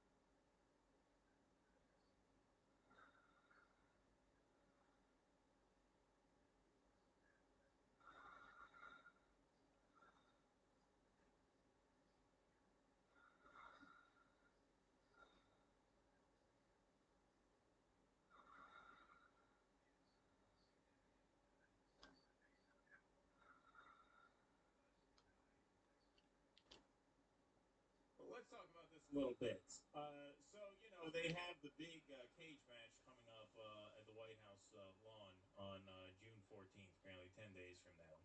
And so this guy here, Sean Strickland, famous UFC fighter, has been kind of shooting off at the mouth about current affairs recently. So on May 19th, he said Kentucky dropped the ball. Look at that. Look at that. Massey supporter over here. It has nothing to do with Thomas Massey losing. It has everything to do with a foreign government and its supporters lobbying $30 million to protect its interests of a foreign government. This isn't America first. I'm more committed to never vote for an APAC candidate again. All right, so he keeps going here. Memorial Day is a psyop. Some crooked whore of a politician standing over a gravestone waving a flag thanking Americans for dying because of lies. The intelligence community said Iraq has WMDs. Thousands of lives, trillions of dollars. Wow, that's a base post. When was the last justifiable war? Vietnam, Iraq, Afghanistan, Iran. Don't honor vets that died by being a propaganda mouthpiece. The ones destroying the republic are the ones in power. Wow, he's pushing it here. I hope Benjamin Netanyahu goes to UFC 250. It will set the record for the loudest public shaming. Yeah, this is a good way to get yourself disinvited. If I've learned anything from Iran, it's goy slop is a real thing, and it's 34% of Americans' favorite food. Yeah. This guy's a UFC fighter? Yeah, this guy, keeps going. This guy just, didn't That's realize. pretty fucking basic, Pretty relentless, yeah. Maybe his head got knocked into place. Sean Strickland says he's banned, from attending the UFC White House event. I made fun of Israel and Epstein, the only male American champ banned at the White House. Yep. So apparently he is reporting that he has been disinvited from the event. So here he is recording his quote-unquote apology. I'm not surprised, but I got the call. I got the call. The UFC higher-ups called me, big names. They said, Sean, I gotta apologize, but you're not Israeli enough to go to UFC 250 Israel edition. The White House didn't clear you. And I'm not really surprised, I'm not really surprised. So, I think moving forward, I would like to just apologize to Israel. I'd like to say I'm sorry, I'd like to apologize to Trump, and I just want to prove that I'm Israeli enough for you guys. Like, for instance, whenever the list disappeared and Trump goes out there and says to everybody that he can't really go into it because people that by association will get prosecuted and their names will be tarnished. I want to apologize because I don't want them to be prosecuted. Or when Trump goes and bombs the fuck out of Iran that no Americans agree with, that costs Americans $5,000 to $15,000 to go fight Israel's war. I want to apologize. Sorry, I've been a critic of that. My allegiance was apparently in the wrong place, and I just want to apologize. Or when Trump goes out there and says, "Hey, Trump, your approval ratings are the lowest it's ever been across all demographics," and Trump says, "Well, you know what? I have a 99% approval rate in Israel. I want to apologize, and I want to repent, Apparently, I'm not American enough to go to Freedom 250, but I still got my ticket, so maybe we'll just go. I'll bring the belt, and we'll just stand outside the gate, and we'll just let them know what we really think about Trump and Israel, I mean, I would so love for this to suffer the same fate as the concert. Imagine now the UFC fighters start dropping out one by one. I mean, they should. Yeah. Oh, that would be great. Marjorie Taylor Greene probably likes the idea. She says, God bless UFC champ Sean Strickland. He's a great American and has now been persecuted by the Trump administration for his First Amendment free speech. Unreal. Here it is. It's true. They banned him but invited Bibi. Good luck with Gen Z idiots and the younger generation's idiots choosing the Israeli genocidal regime over Americans that voted for you to stop funding and fighting foreign wars and just help Americans afford life is going to be your downfall. I hope protecting the Epstein pedo elites is worth it. Damn. Here's the ranting Texan. So here's Scott Strickland getting some moral support from the ordinary folk. To say, Mr. Strickland, how dare you not be American? Israeli enough or Albanian enough. Fuck, I don't know. It's one of them, or is it Polish? Who knows? Whatever country's throwing this event on June the 14th in honor of the highest approval rated president Israel. It's amazing. It's amazing. He should. I'll just run for prime minister in Israel. It's like, that's I sound like Louis Armstrong more than Trump. But anyways, how fucking dare these cocksuckers freaking have the nerve to freaking tell an American they can't come to an event that's in America. You know what I'm saying? I don't know, dude. This is freaking crazy. This country is full of shit. That's what we ought to do. We ought to freaking get a whole bunch of people to go out there, hang out with Sean, and freaking just ring the bell horn, blow the freaking blow horns, and freaking ring bells and shit to the whole thing, and have our own little party outside of it. Have a better party outside than inside. Fuck those motherfuckers. We stick with you, Sean. You're a bad motherfucker. They can do their own wrestling match outside. You don't need much space. Just bring a little cage and do your own. Yeah, that's the thing. This is not going to fly. To Russ's point before we started this segment, like the cohort that watches UFC is not the cohort that is going to just sort of take on the chin that they have to shut up and pledge their love for Israel. Like this one. Painted my truck like the Israeli flag. It's pretty foolproof. I get caught speeding. The officer's anti-Semitic. Run into you on the highway. Obviously a hate crime against me. The catalytic converters in the back of the truck promised to me over 3,000 years ago, winning at life. See, these are the people who gravitate towards UFC, and they're not having it. So Sean Strickland here, in case that apology wasn't enough, he followed that up. Going to the White House was promised to me 3,000 years ago. So here he is getting some support from Bryce Mitchell, who's a fellow UFC fighter, I guess. As you can tell, we are not big UFC guys here. But here he is saying, he's not surprised at all. I haven't watched UFC since they got rid of Wilt Chamberlain. Yeah, exactly. Wilt Chamberlain decided he was too rich. He's too rich to fight anymore. Got banned from the White House for talking about Israel. I'm not surprised at all. Freedom of speech is what really makes this country great. And when you can't criticize a foreign nation, come on, man. We ought to be able to criticize our own nation, let alone a foreign nation. In fact, that's the only nation you're not allowed to criticize. Something's going to change because evil empires don't last forever. There's always a rebellion. What are your thoughts on the UFC White House, just in general? Like, I do want to be on the card. You do want to be on the card. I do. And this is what I got to say. First off, I ain't jealous of any of those fighters. I'm so happy for those fighters. If they need me to fill in, if I'm healthy, hey, I'll do it. For the UFC, I think it's great.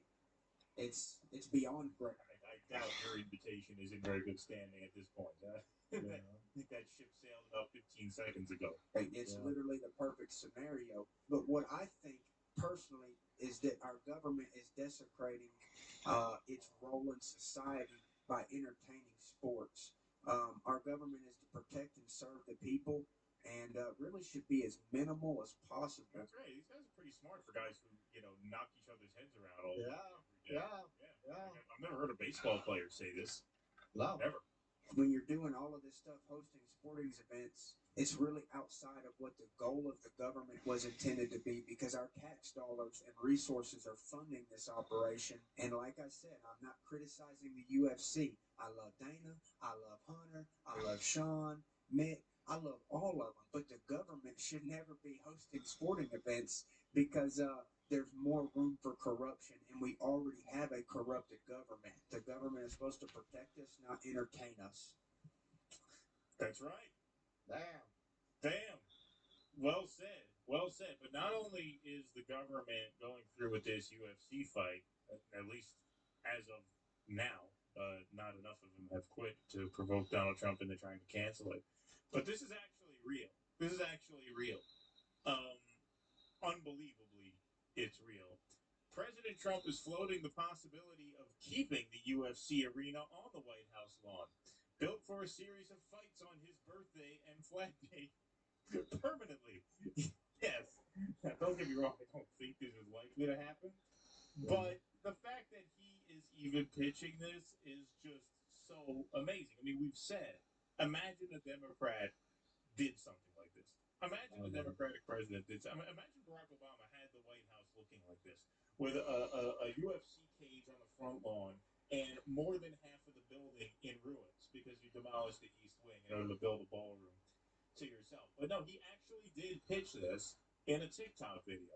And so here it is. This is actually real. This is from the White House TikTok, as confirmed by the real ABC News. It's kind of amazing that this is not a prank or AI, but it's not. As the Eiffel Tower, 1889, it was built. It was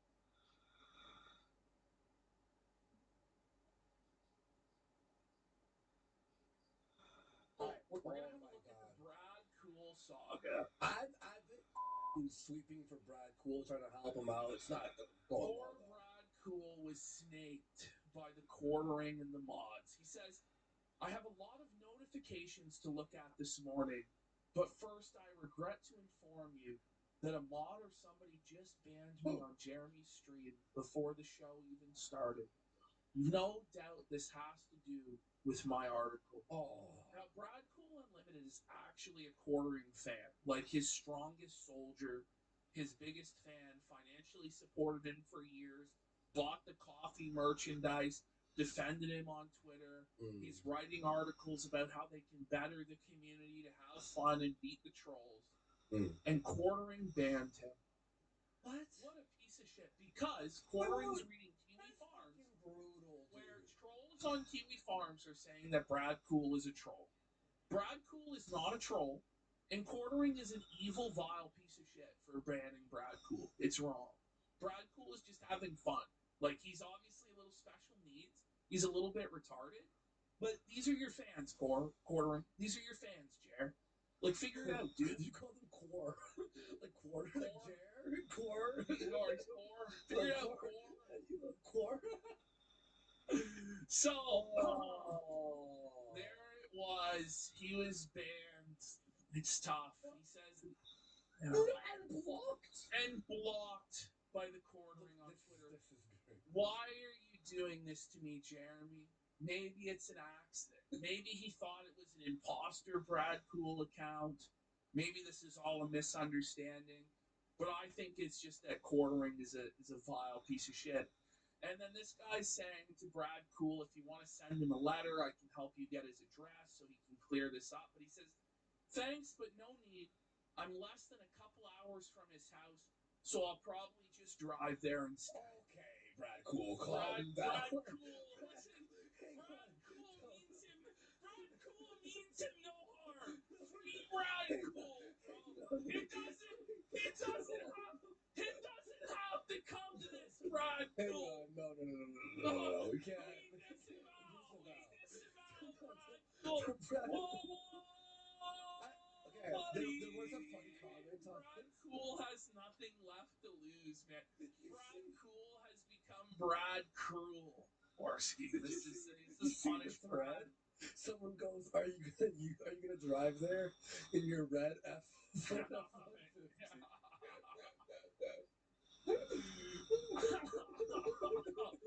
So, all but confirmed by the main mod that Brad Cool was personally banned by Jeremy himself. The quartering mod says, I think he was nuked by the boss this morning.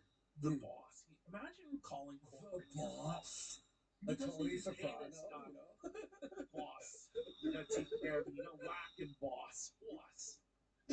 Oh, fuck me. And then this person, Justice Seeker, says, "Can you please bring Brad back? He's not a troll.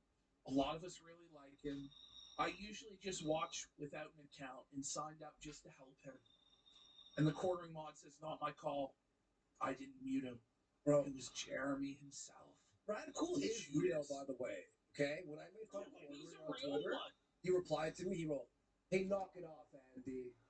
So it's like, would a non-quartering fan tell me to knock me up? Knock it up? Now, Justice Seeker took this right to quartering's desk for $2. Said, "Hey, good show today." Whoa, dented. "I usually just watch without an account, but signed up specifically to let you know Brad Cool got mistakenly banned. Guy bought coffee brand coffee, merch, shirts. He's a nice dude. Please correct. I love you, Chair." Please correct. Please correct. Justice for Brad Cool. He needs to be unbanned. He says, "That's interesting. I bought my coffee brand coffee merch way before this drama began. So maybe he took everything down in response to that for some reason? Well, in any case, here's where my stuff shipped from in case anyone wants to see if they can buy from his store local." Okay, Brad Cool. What a helpful and nice guy that Brad Cool is, even after quartering mistreated him in this way, trying to drive sales to quartering small business in Phoenix, Arizona. Yo, this is actually incredible, dude. This is incredible.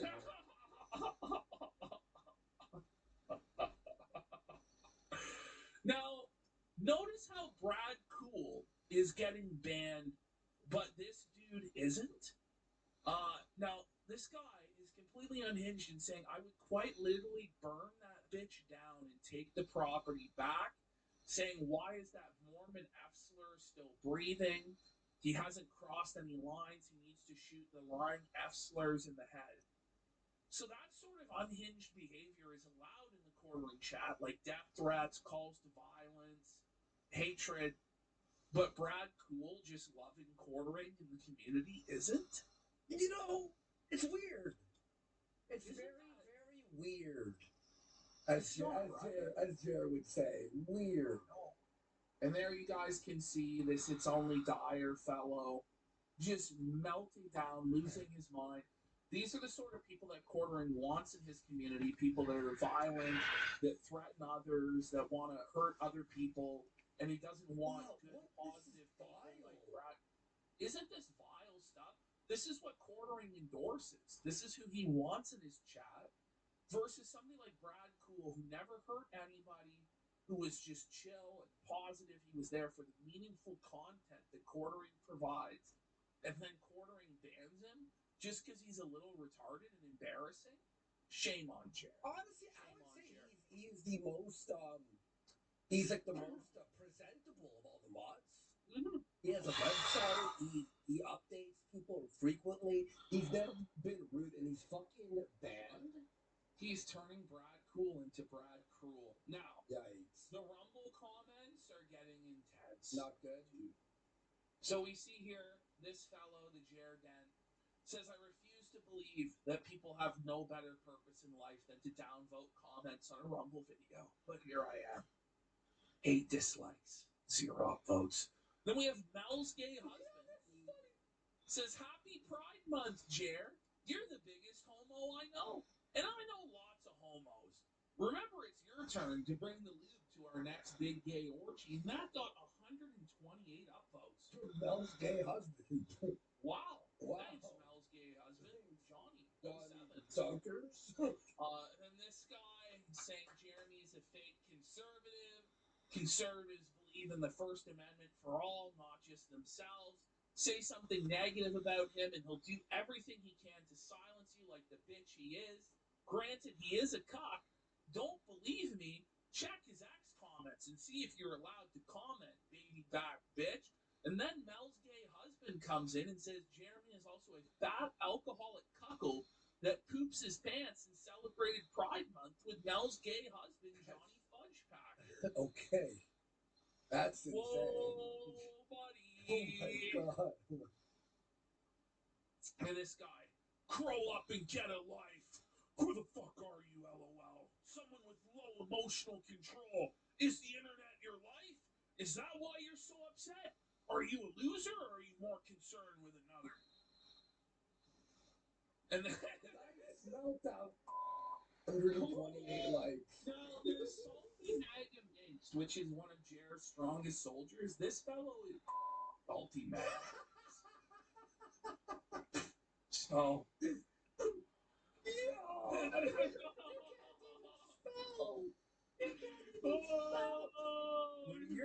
When you're using that, you misspelled the word argument, you know you've lost. It's like, who cares? It's over, Jer Bros.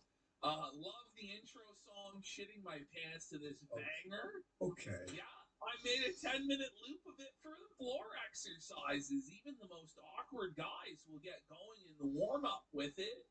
And Maga Mink says, "Don't exercise on the floor. I pee there." And an actual Jared got rattled and said, "You drink there too, Trantifaf." So it's a real war in the comments. Count how many times Jer says, you know. Yeah. It's a good percentage of his podcast. Mm-hmm. Hey, 7 likes. Definitely not me. You know, it's been over a month since it was supposed to blow over. It was supposed to blow over May 4th. It is now June 5th. Yeah, We got Jeremy's biggest fan says, "Another fantastic show, Jeremy. I can't stand card scalpers. Huge fan of yours since the Unsleeved Media days. Absolutely love your card opening streams, man. I'm so glad you called attention to the issue of fat losers trying to profit off a game meant for the real fans." Oh, man. That story that Quartering did, the lack of self-awareness was insane. It really was. Buddy, this is actually... Why was the show so early? Oh my Where God. was Melanie Mack? This schedule is so confusing. Guess I'll try again at 1 o'clock tomorrow. It was never out at one. The name Blueberry Death flavoring.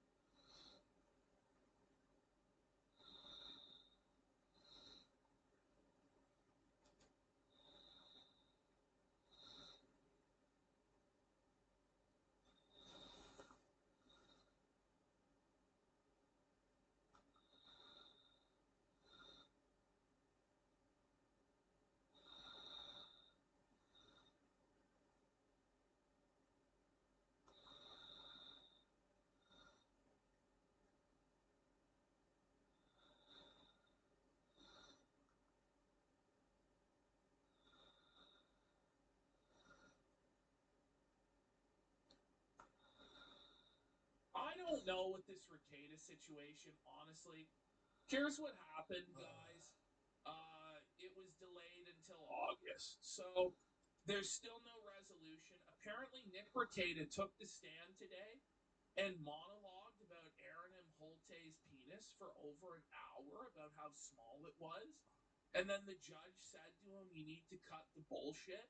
Now, if somebody started monologuing to me about another guy's penis, I would just rule in favor of the other guy immediately.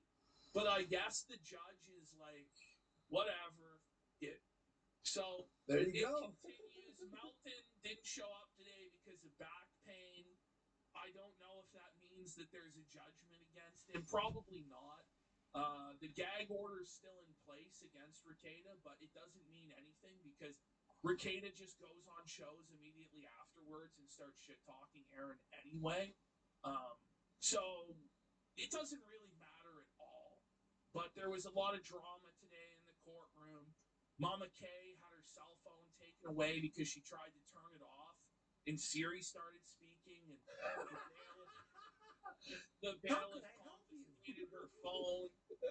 Rekieta apparently was looking like shit as usual.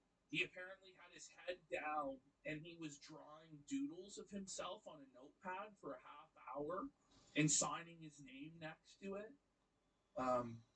These were some of the big developments out of the courtroom showdown. It sucks. You know, like I put it all together today. I'm like following it with bated breath, clipping all the Kiwi Farm stuff, and when you texted me, you're like, and then it's like, bro, falling it's flat. it's over. Like it got delayed again. So it is what it is. Also, has there been any updates on the Rekieta body cam? I have no idea. The Rekieta body cam footage, Rekieta won. The Zuluminati destroyed the tape. It no longer exists. It's over. Josh Moon lost. Karen Farms out. Total Baldo victory, etc., etc. Fox gets it. Bridges on him. 4 seconds. Fox to Wembanyama. Pulls up. Jumper. Won't go. Rebound taken by Vassell. It's over. It's over. The Knicks survive. This magic carpet ride continues. 13 straight victories, and they lead 2-0 here in these NBA Finals.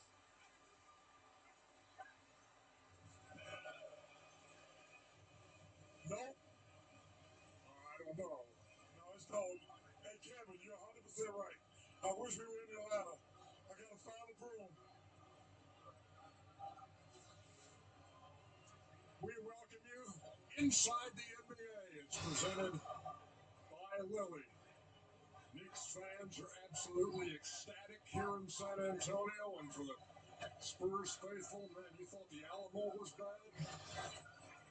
Welcome to the NBA Finals of 2026. I think the Alamo was bad too, but yes, I do too. Welcome everybody, Ernie Johnson, Shaquille O'Neal, Kenny the Jet Smith, Charles Barkley. This was something. This was finals basketball. This was San Antonio with a 14-0 run. This is a game coming right down to the last drop. Great energy for San Antonio coming back. Actually, Victor Wembanyama did a great job of kind of inserting himself back into the game after being kind of lost in the first half. But I really honestly thought it was poor clock management even down the stretch. One, when you get that rebound, when Wembanyama throws it away, bad management. Secondly, 7.5 seconds, you have to give yourself an opportunity to get a tip in or they foul, so then they have to come back down and make 2 free throws, and then you have another shot at tying the game. So the poor clock management was 7.5. You're supposed to shoot that ball with about 4 seconds to go, 5 seconds to go right away, get into the shot, miss or make. Now we have an opportunity to keep going. So I thought that was it. Chuck, what are you looking at, man? That's incredible, man. New York people, that's incredible, man. Yeah, that is incredible. We're not in New York, Ernie. That's incredible. I know. The tickets are less expensive here. It's easier to travel, get a hotel room. Well, the good thing about it, tickets are expensive. We only gonna need tickets for 2 more games. Oh my gosh. Yeah, San Antonio definitely had a chance to win the game, but I think, Wembanyama said at halftime, I thought he should have played the first half and more injured. It's just too late. And even in the third quarter, New York came out and they played more physical, and they smacked him, and then Wembanyama turned up the energy. I think it was too late. And you know what? We all talk about how young they are. I think that last minute when he threw the ball away. The youthful inexperience. It showed. Let me tell you something. He's been criticized in Minnesota. He's been criticized in New York. The MVP of the finals is going to be Karl Anthony Towns. He has played two of the best games I've ever seen a big man play. He was great in game one. He was great in game two. That man earned his flowers. He had scored under 20 in 7 straight games, but his impact had been so profound in other areas. Tonight he goes for 21 and 13. And again, he's the guy who got him going in the first half. And it's an amazing run to see a team win 13 games in a row in the postseason. Only Golden State has had a longer streak. That was 15 in a row in 2017. Well, I like what I was saying about from Carl. What is this? What is this? The big bodega? This is for Chuck. Yes. I got Ricola necklace on. Anytime you want to grab one, Ricola, just to help yourself and not hear what you say. Yes, Chuck. I'm gonna say this. My man David Dennis from ESPN, we were talking. I'm not saying this is the greatest team ever. I want to make that clear.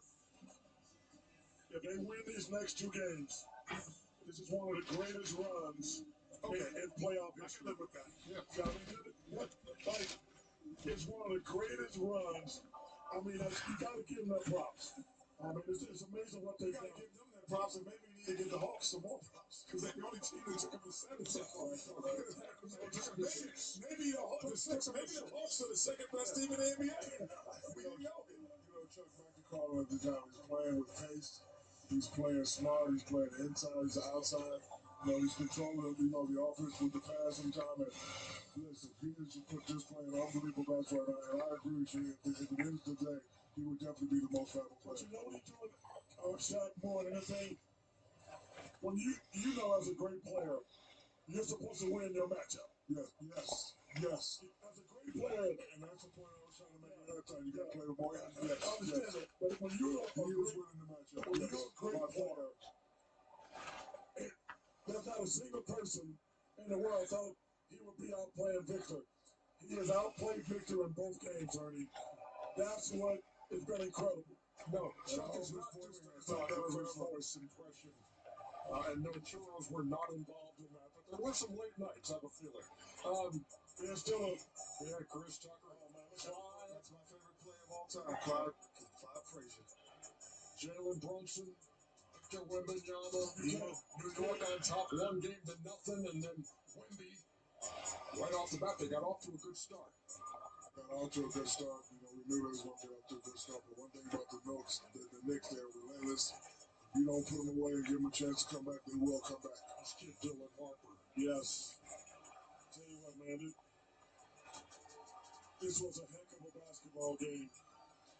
And kudos to the referees for letting them play. Well, they didn't let Carl play.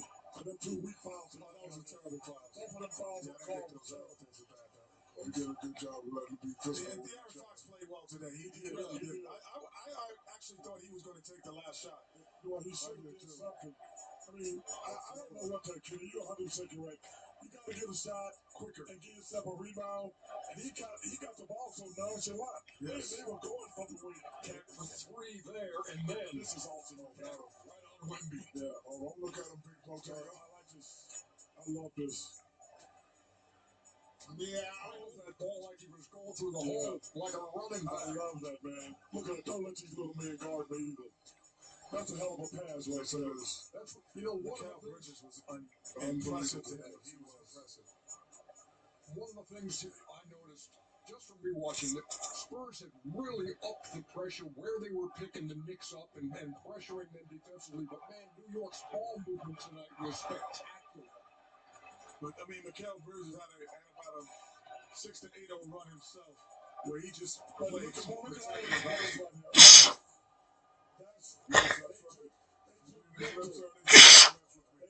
took Victor away from the basket. On top 56-72 goals. The Knicks have not lost a third quarter this entire playoff. Wow. And they didn't again tonight. They outscored them 28-23. Oh my God! Look at these people, man. They don't want to go home. They shouldn't go home. It's incredible, man. I didn't know 3,000 people could still stay in the arena after the game. I didn't know they got that many tickets. 76-70 the count here, and there's Stefan Castle makes it a 4-point game. Now the lead back to 6. Mikael Bridges was fabulous tonight. They all were, Chuck. No, but Mikael Bridges was great today, man. Yeah, he kept them, he made them just energetic. I mean, it was everyone. Yeah, there was not one guy who didn't contribute. Mitchell Robinson there. Oh, that can't happen. That cannot happen. The start of this run, as you see, face to face, nose to nose, De'Aaron Fox and Jalen Brunson. Oh no, that was the kind of game it was, Shaq. Absolutely no trouble. You're not that tough. You're right. You're not a tough. Oh my goodness. Landry Shamet. He missed a shot since the cleanliness issue. That was a foul too. I thought that was a foul, but he baiting the referees for one. I don't know, Kenny. Oh, that's a foul. He was making the contact. He's making the contact, but you got to avoid it. The thing is, he kind of rolled the ankle too and went to the sideline. This is just and here's where it's 97-93 halfway through the fourth quarter, 97-83, and Wemby's saying this thing is not over, and he was right. He was right. I love the way he came out to second half and fought back. Too little, too late, but he came back. Part of a 14-0 run here by the Spurs to tie this up. Admiral, loving every second of it. And his son, without question, that's his brother Chuck. Harper, 97 apiece. Ernie, you know what's the biggest play of the game? The three-point play reversal. Oh, on the OG shot. The OG shot. Send him to the line, hit 2 out of 3. This guy's just big money play. Jeez. Good call on the Knicks to call for that. Game tied at 104. Oh, and here's the turnovers. Wemby Perez's back turn. That fouls. You know, you can make a mistake, but you can't make an error. But they made a mistake and then an error. Yeah, Brunson made 1 out of 2. Wemby can't get it to fall. I didn't like that play at all. And that is your ball game.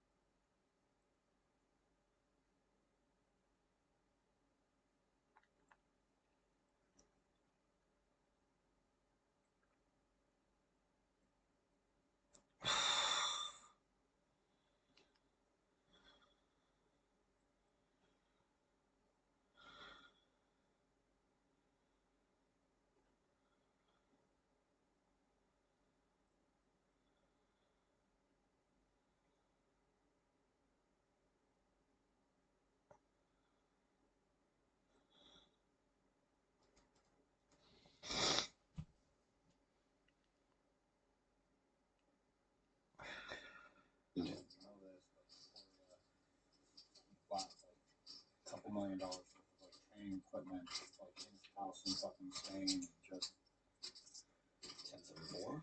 Seems pretty fucking smart. Dancho's gotta love that. Middle set. Has to love it. Weissman checks bottom pair. I don't know how to get you. You get fucking knocked out in like the second and third. How many cents do you think He's got like 2.5 times pot left to play. How much do you think that's worth? 13 bigs. Depends on the fight. Yeah. And my guess is Gaethje really wants to make this fight. Tricky. Checks it back. What percent of fights do? Tries to allow his opponent to catch up a little bit. Maybe Joey likes his hand a little more and might stab at it.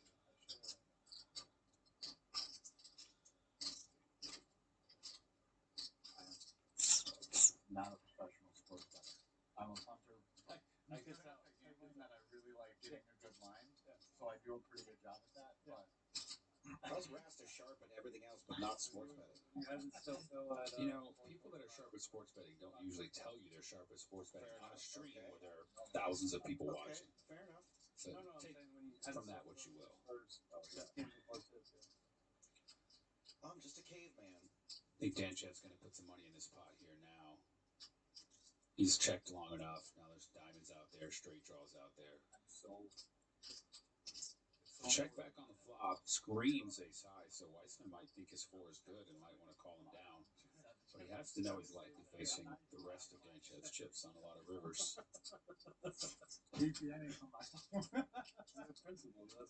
We know he's drawing dead. Just 4 big blinds to call. He's going to give it up. It's too good. After I bet them game 1, didn't bet game 2. I would have been tilted. That's the thing. And it is. I do like the home team must win game 2. Yes. A lot of times. I like that. Yeah, he sounds like he knows a little bit about sports betting. I'm just a punter. But let me give you my analysis. So, Galen Hall, 3-betting from the cutoff after the open from Ignacio Marone, the chip leader at this table. And Wasserson with 2 8s. And only 11 big blinds, which you've got to raise in a 3-bet. But it is 3 late position, or I guess Galen's in the cutoff, so he knows Galen could be making a move. But Galen's hand is usually pretty strong here, so if you got 2 8s, you can't love them.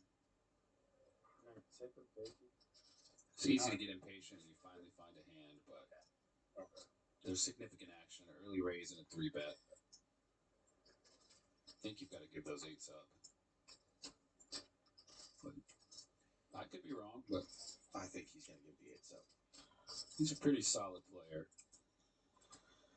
He's in tune with what's going on. I think he knows Galen's not messing around here yet. There is a dynamic there when the chip leader opens that maybe Galen's going after that, but I think you can tell by the shrug there. He's like, okay, maybe sometimes 8s are doing all right, but they are not in this case. Back on Marone. Pretty large 3-bet, over 3x their initial raise. Marone wants to see 3 cards with King Jack of Hearts. Yeah, and only a basically 2x pot to play with Galen having 1 million left, almost 500,000 in there. Pretty big whiff for King Jack of Hearts. Okay.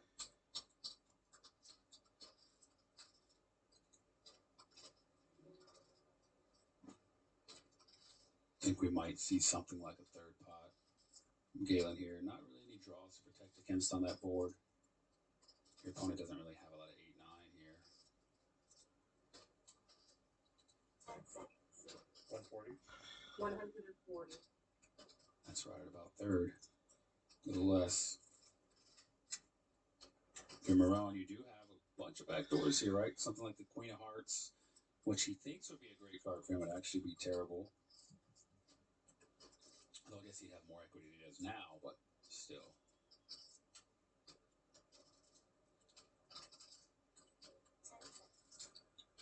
I think we're good to just give this one up. Wow, nobody gives up in the high rollers. I mean, it's a pretty small bet. He's got backdoor hearts working. He's got the straight draw working. Kings could be good. We see that they are. I think we're going to see a larger bet from Galen here. He could check back some weird way to try to induce his opponent to make some sort of play at it, but I don't think so. I mean, when you've got 2 queens here, you're just going to get money in the pot. If your opponent's got a hand with got a 10, you want to make them pay. I mean, it's a pretty dry flop, so I think you'd expect your opponent to have a 10 here a fair percentage of the time. Right, or just maybe, or jacks, 9s. 280, setting up a river shove here. He wisely realized he's not worried about too much, so he doesn't want to scare his opponent off. A bet like 280, if his opponent does have a 10, it'd be hard for him to fold.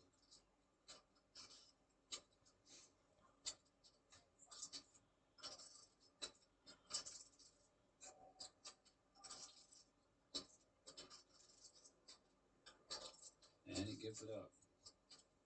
Yes, first.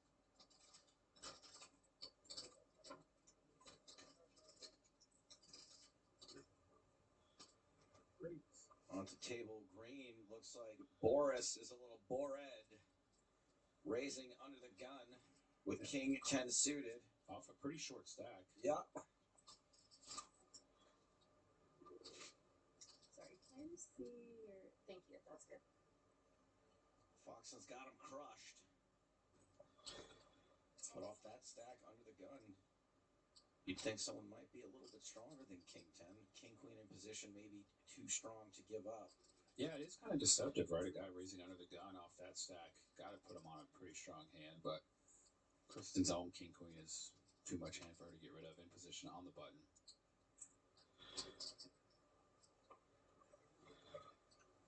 Sure. Folds 4 high.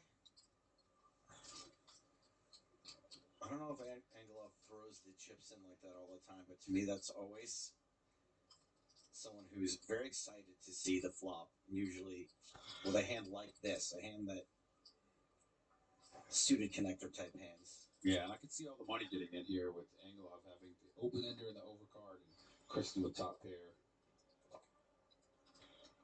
Would not be surprised if she were to raise him and he to shove. Could also see her just call if she is in position. If she does call, Angelov will have just over a pot-sized bet left behind. She's going to just call.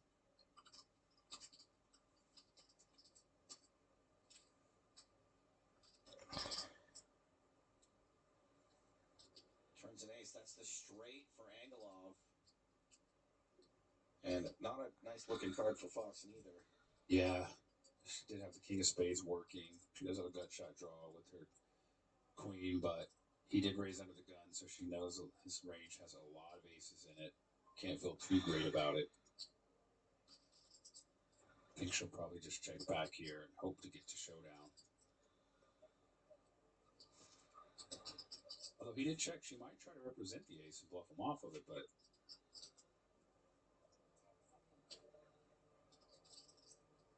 she's got just enough hand. I don't think there's any reason for that yet. Doesn't seem to be a lot of under the gun hands she's doing great against at the moment. Exactly. River's a 6 of clubs. I think if you're Angelov with the nuts here, you could try and check. Are you sure it's the nuts, David?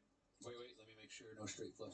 I mean, I think you just want to get some money in the pot, whether it's all in or just a smaller bet. You do want to charge your opponent. You don't want to risk them checking back and making nothing. 100,000, great bet. Targeting all the pairs.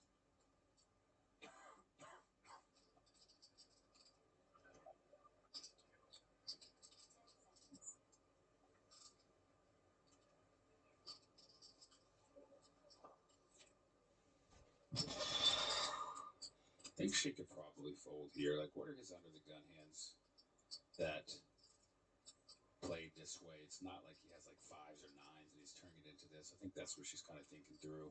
Does he have any bluffs? Does he have any value that's worse? Probably not.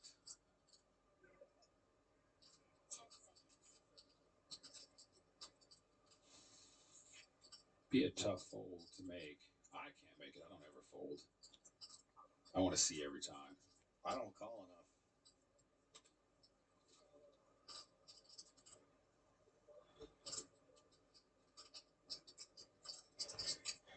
She's definitely capable of making a good fold here. And definitely capable of calling here when it's the best hand. I just can't really think of too many bluffs played this way that he raises under the gun. I mean, look how little his stack is. It smells so fishy. She calls. If you're going to lose big. Lose to a monster. Yeah.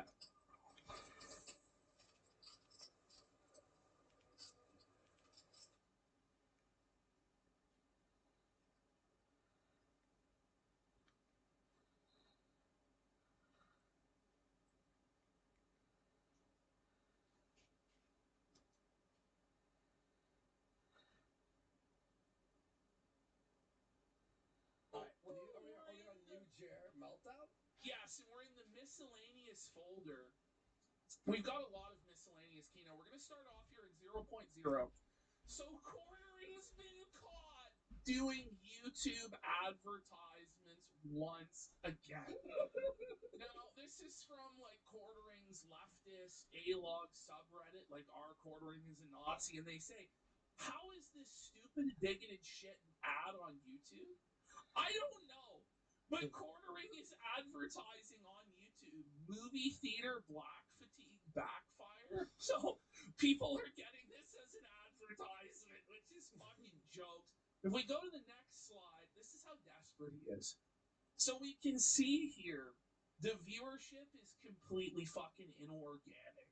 Where he pays for advertisements, boosts it up, the viewership completely dies. He pays for advertisements.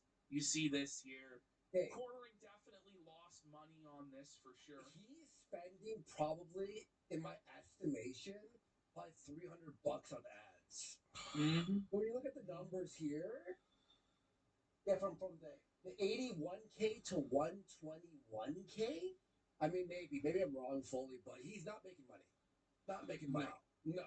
So you can see here the graph that shows the viewership on this video. Oh my god. You can see how fountain it is, bro. It goes from 3 views and like 4 or 5 views to like 3,000. It's so obviously inorganic. Imagine getting 3 views on the video in a day. I don't think that's even possible for. No, nobody's ever seen anything like this. Here's another advertisement that Kiwi Farms user Cheesy Poof got on a Nicholas DeOrio live stream. So Quartering is now advertising on his A-log streams. This one's called Walmart Actually Did It. So he's really blitzing out these advertisements trying to save his dying channel. I think it's only going to make it worse, dude. Oh yeah, no, 100%. You're right. And also, like, dude, it's like the decline is beautiful. And by the way, he's losing his mind. So about this advertiser identity verified by Google. It's paid for by Marketing Sheriff, which is Quartering's advertising firm, his marketing agency, the Marketing Sheriff. And now, Quartering, for all of the begging he's done over the last month or 2 months, ever since his channel was under attack by destroying our channel by crying to his YouTube representative, Quartering has only gained 7 new members in the last month. An average of 1 new member every 3 days, and one of them is the A-log streamer Don Flergendy that's investigating his scam. So in truth, he's only gained 6 members in the last month, and he's been begging multiple times every single day. Now, what's crazy is that Quartering has made this information publicly available on his website, and it shows these people's real names and email addresses in the activity feed. So when you sign up, it actually shows you your fucking email and your name. Yes. Your real legal name. Like you see there, one guy at hotmail.com. I don't really want to read out his email address, but it's public. But this is like Quartering's doing this to his own fans. Like, I don't know what.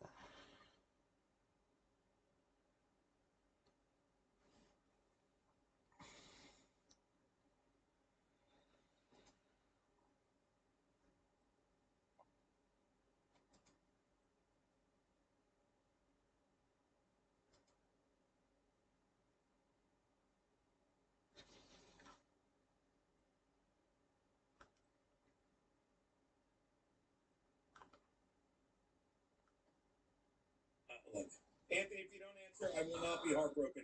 I just want to hear. I just need to hear you hear this. I'm sure you're busy living your best life in that wonderful. fucking land of yours, but I am telling you, dude. I'm fucking telling you. It is absolutely insane how much he lies. Hold on, let me see. Dick pic, not my dick. There you go. Let's see if he answers, ladies and gentlemen. If he does, I just want to hear his reaction. This will only take a minute. Let's see if he never answers the phone. Dude, I know you have to hear this. You can't make it up. Okay, so he said I called him drunk, right? Right. Okay, so he says I called him drunk, and this is just, so then suddenly, a week later, he goes, no, I called Gino, and he was drunk.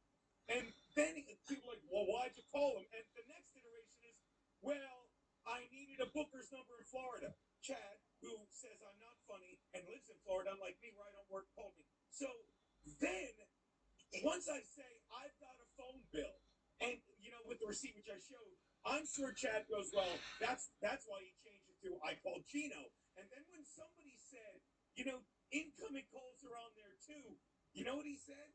He goes, Gino called me with Keanu's phone. Anthony, I'm not done. Anthony, shut up. I'm not done. So, Anthony. Why would you do that? Anthony, it makes sense. So wait. So someone must have asked him that. And look, I'm going to show the super chat the thing. Can you admit so someone must have asked why? And look at this guy. Chad said he saved Keanu's number under mine because he thought it was my house number, and I borrowed his phone to call her once. He lies like a 5-year-old. What? This is the most important phone exchange since Watson, come quick, I need you. I'm sorry. It was, you know me. I apologize. I don't apologize for the mistakes you made being my friend. But you just have to hear it out loud, Anthony. Out loud. All right, buddy. He's so stupid. He's such a f***ing liar. Like, I don't know how anyone goes, well, that must be the truth, but that must be a lie. Every f***ing thing that comes out of Zumach's mouth is a f***ing lie. Take it as an absolute. It will always be a winner. Yeah, and it's not just that he lies. His lies are so bad and stupid. Yeah, they're terrible. They're insulting. And you know what he does? And then I'll let you go, and you're the best. Hope you're up for a great weekend. For me. Hey, Anthony, I'm not saying I'm a genius. Gino, no one's saying you're a genius. But you know what he does? He after he lies, he tells a different lie, and he goes, obviously they'll believe that because the other one was a lie. Yeah. And it's a dumber lie. Some people like you and I can sit there and just bullshit all this stuff. So fucking bad at bullshitting. And well, that are the worst at it seem to be the people that want to do it the most. Yeah. If you're not good at lying and everyone knows every word out of your mouth is a lie, stop lying. You're terrible at it. He's terrible at, by the way, everything he tries to do. So, anyway, my good buddy, I'm coming up there, I think, in mid-July. And again, we will get together and hang. If we're both happen to be not lazy, we will go drink at a bar. Exactly. All right, you're the best. Kiss Missy for you. Love you, buddy. Love you, buddy. Wait. I had to hear him laugh. It's in.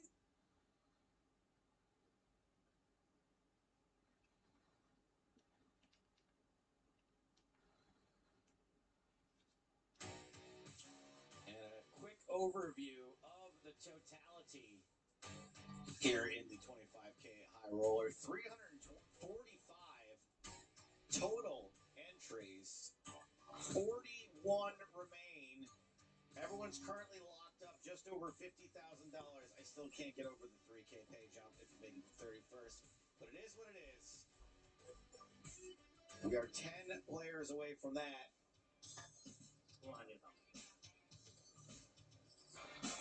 And Ren Lynn's been moved out into the field. Looks like that whole table got moved, right? Yeah, exactly. Brenlin and his table, I should have said. Tony Lynn, 13 big blinds. Y'all remember this table from 30 minutes ago, right? Jesse Lonis, 61 bigs, knocked out David Coleman on the bubble.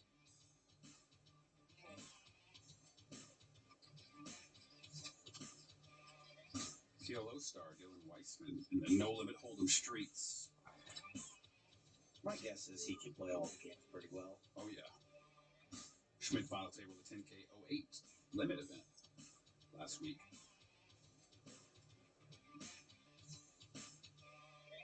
And this player was not at the table before. Didier Guerin, 111 big blinds, good enough for the tournament chip lead. As Nick Schulman picks up the action here, folded to him in the hijack with ace jack. And Zach Greck, who does like to get involved, has a hand that any one of us would get involved with. Yeah, it's interesting if he'll 3-bet or not out of position. I think he will, especially with his image. He's been playing so many hands. So when you have a strong hand, it's nice to continue your aggression. People don't give you credit sometimes.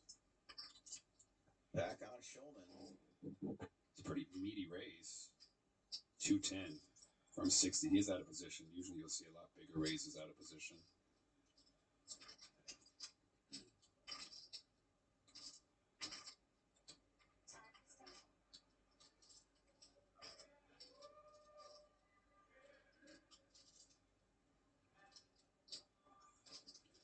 Kind of interesting spot for Nick. Like you said, he knows his opponent's been pretty aggressive, but the raise is pretty big. Your hand doesn't stand up well against a lot of people's 3-betting ranges. I mean, it feels like the sort of raise that he's just begging for an all-in. And Nick responds with a 4-bet. 4-bet alert. Yeah, 375 is kind of a scary amount. I mean, unfortunately, Greg has too much hand and too many chips. Ace Queen suited, I don't think we're going to see it go anywhere. Almost certainly not. Greg, 5 bets all in. Nick makes the call. Pot committed, as they say. Yeah.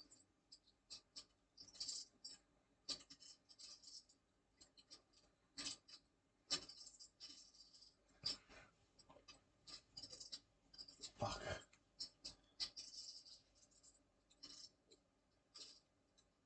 Domination situation in favor of Greg.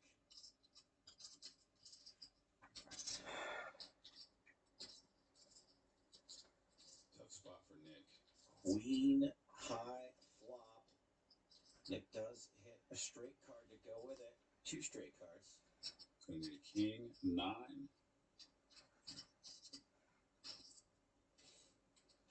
Schulman facing elimination. Hits the king. Wow. Another rivered straight. And that was a massive pot.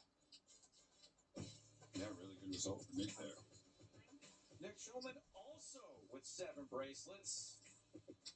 Won a high roller 8-handed at 25K 2 years ago. Good for 1.6 million, nearly 26 million in earnings for him. That's this very event, right?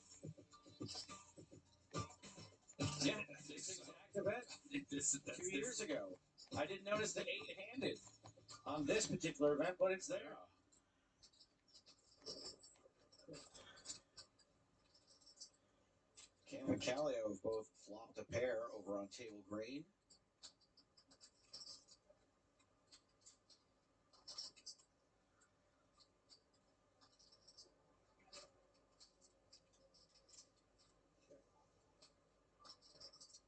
Callio checks the 4 of hearts turn over to Camp. Top pair, second kicker. Yeah, Cam's got to feel good about this. Gonna try to get some money in this Seems spot. good enough for a poke. Callie with second pair facing 2 big blind bet. With the flop was check. Can't really fold 9 here.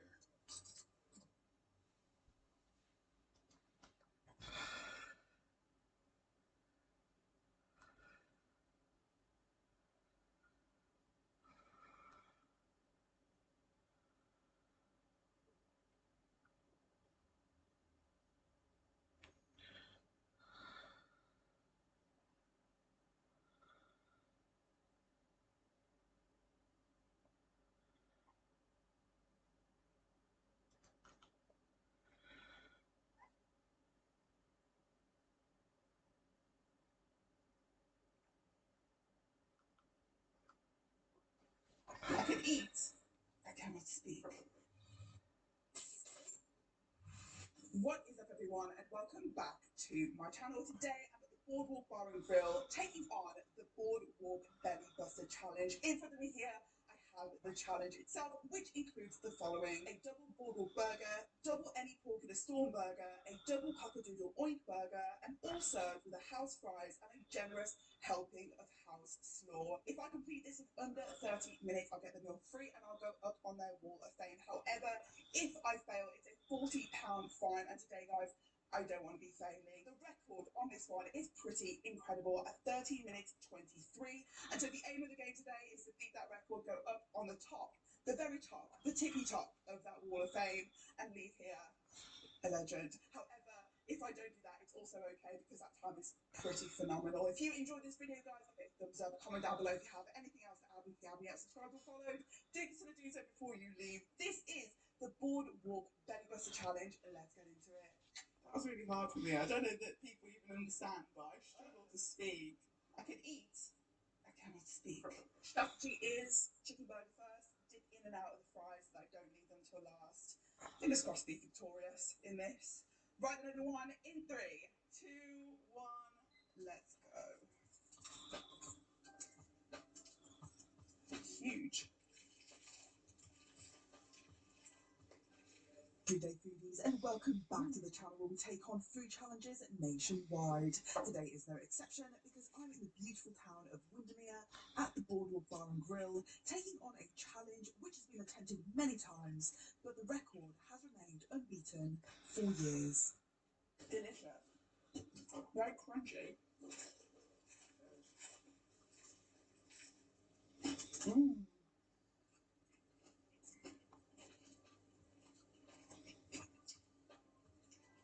So fresh. Let's talk a little bit more about the Boardwalk Belly Buster. This challenge consists of a double Boardwalk burger, double cockadoodle oink burger, a double any pork in a storm burger, half a kilo of fries, and a generous serving of coleslaw. Complete everything in 30 minutes and you'll win the meal for free and go up on their wall of fame. Fail, however, and it's a £40 fine for the pleasure of taking part.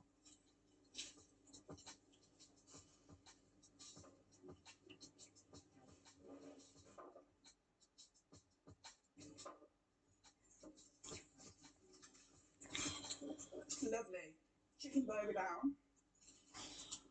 On to the next, we've got the beef, huge beef patties.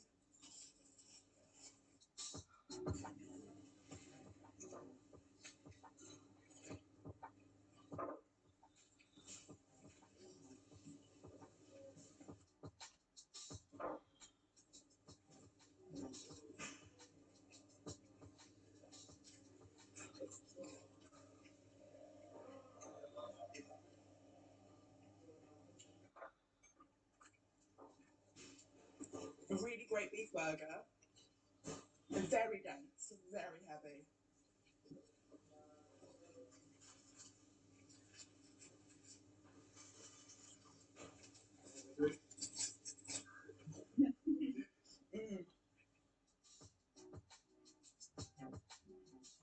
Just over 3 minutes in, and it's time to address the elephant in the room, which is the record. The record on this one is 13 minutes and 23 seconds, an incredibly impressive time for a challenge of this magnitude. It was set by a gentleman named Liam Rook, who beat Beard Meat's food time by a respectable 6 minutes, thus setting the bar incredibly high, and there's no surprise that it has never been beaten. Quite a few of the chips there. The last burger, which looks like a pulled pork. I think that must be the oinker, whatever. I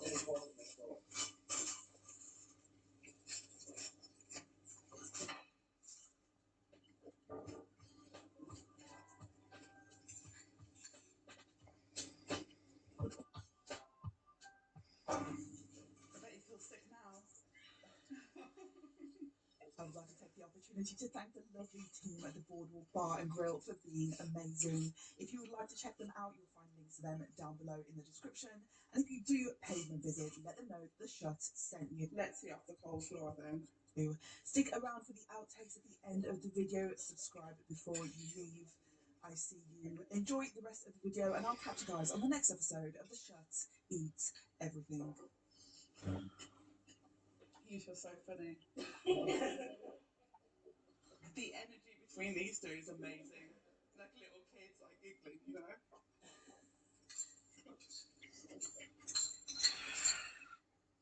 I love people with beautiful energies. Cold full done. Right. I'm not leaving it. I'm not leaving it. This face-sized burger. How am I supposed to eat this? I know what you're about to say. I get it.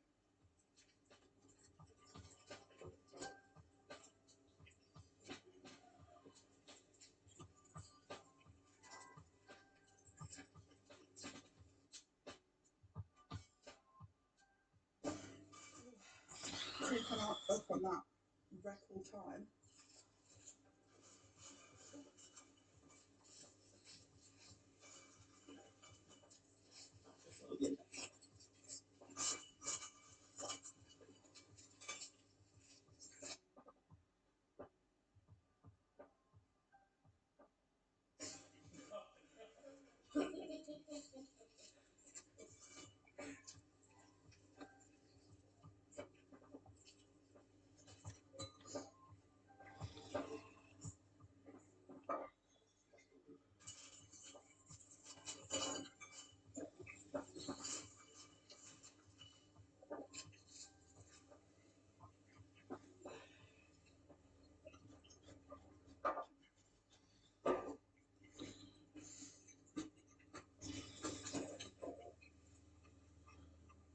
The tension in this room is actually killing me. I feel so much pressure right now.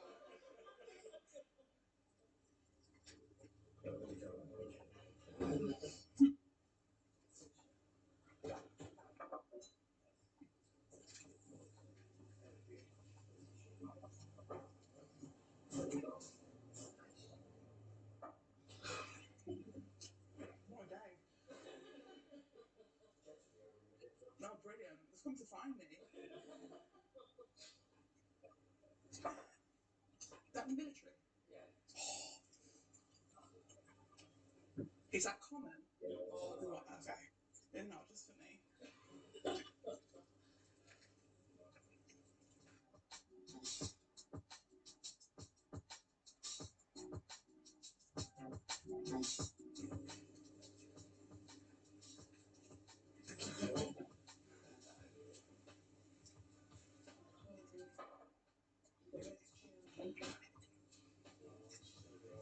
Oh, go. 2 year standing record.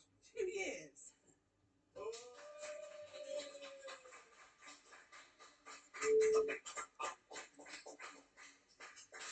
Right then, everyone, so that was the Boardwalk Belly Buster Challenge, complete in a brand new record time of 11 minutes and 20 seconds. That record has been standing for 2 whole years, so I'm really, really pleased we're able to beat it today. That means that I get the meal for free. I go up on their wall of fame, and they have awarded me, very kindly, a Boardwalk t-shirt, which isn't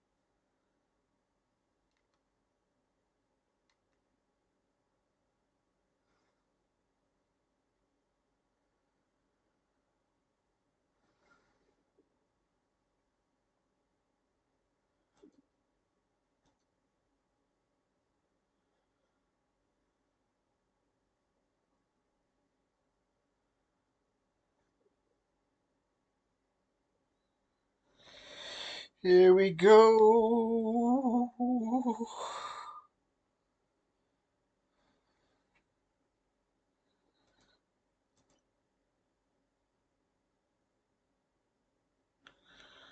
Keep it low.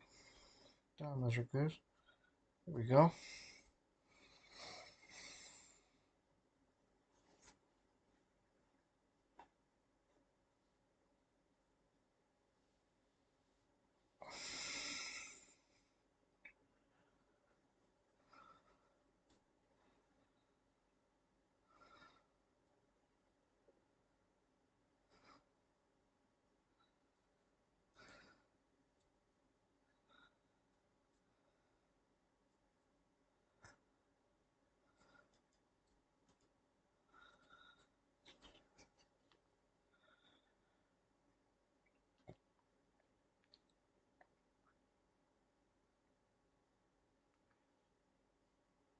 Oh shit, man, you're looking real cute.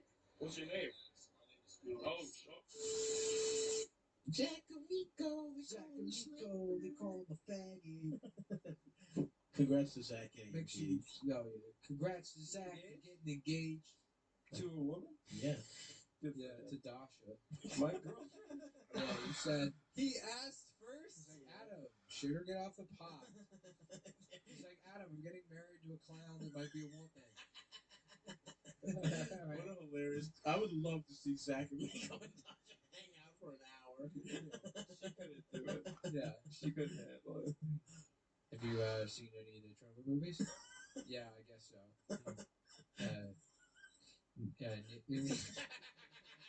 He says it so goddamn well. He says the N-word card. That's why they call him Sniper, baby. How else I you guess get that that's what a nickname? sniper would do. Yeah, just hang out in a room in a completely safe room a million miles away from black people and just broadcast it to them through like a scope. Yeah. Zach and Miko, they call Up him in the a drone tower pirate. saying Just the there's a N-word. black guy just minding his business in the Bronx and you just hear someone calling him the N-word. He's like, what the fuck? Yeah. And it's just Zach with covered in some sort camouflage. of like Yeah, some sort of really rifle megaphone. Yeah. He's got a scope on it so he can look all the way to the Bronx. And he just says the N-word to the guy. He's like, why am I hearing the N-word? Nice job, doggy. It's John. Doggy, you got him.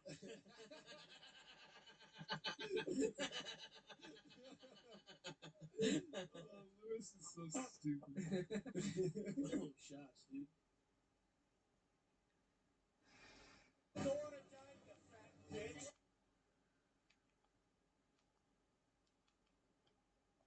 All right, so Super High Roller Bowl 7, right? You're talking about some of the best poker players in the world, playing huge buy-in. You're not going to see any random guy in off the street, but we did. We had a guy show up. I'd never seen him before, but I was definitely paying attention. And I think one of the really important things to do, especially you're comfortable and you've played with a bunch of other people that you play regularly, but when you see a new face, you really want to be dialed into what the heck they're doing. So I remember playing with him earlier in the tournament, making sure that I was like seeing what he's doing, and I saw him bluffing in some very strange spots, in some spots that you just shouldn't be bluffing or whatever. He's obviously not a professional poker player, but I will say this. I didn't have much resistance this tournament. Things were smooth, except against this guy. There was a point, I think he beat me like 5 straight hands, okay? And we're going to talk about another one right here. Shout out Crandall Addington. You know the man. Yeah, I know who he is. Ace 5 suited Here's here. one. Yeah, gotta do it. If at first you don't succeed, try again. I'm going to call again. Okay. You're 4-0. This could be it. Let's see. Don't feel bad, Mr. Yeager. All night long, baby. Little Lionel Richie. I'm at more, sometimes somehow I gotta find a way to win this pot, whether I have it or not, right? Gotta do some crazy things. So in this hand, on the chip lead, I'm on the button, and I pick up the ace 5 of hearts, and I go ahead and raise to 2.5x to 20,000. Again, this is a hand in my limping range. It's a hand in my raising range. How do I manage to split those ranges? I'm not telling you because my wife told me not to. Okay? There you go. All right. So we decided to raise 20,000 with the ace five of hearts. It's more than qualifies as raising hand. Now, you see Jaeger calling the small blind, and he's got the ace 10 off. Bajikowski, he folds. So we've got a nice pot of 56,000 in the middle. Let's do crazy things together.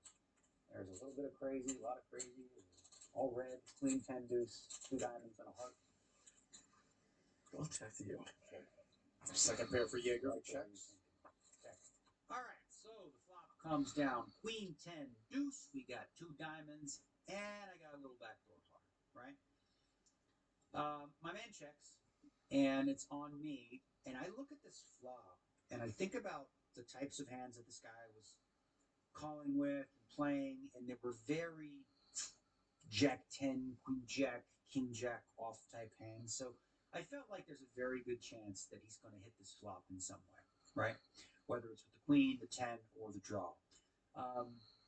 And so when you're playing against an amateur player, forget about GTO concepts, okay? Forget about your C betting frequency. Forget about all that stuff. Forget about this texture's a range bet. Every time I hear people say that, I'm saying, well, you're just a slave to the sim, bro.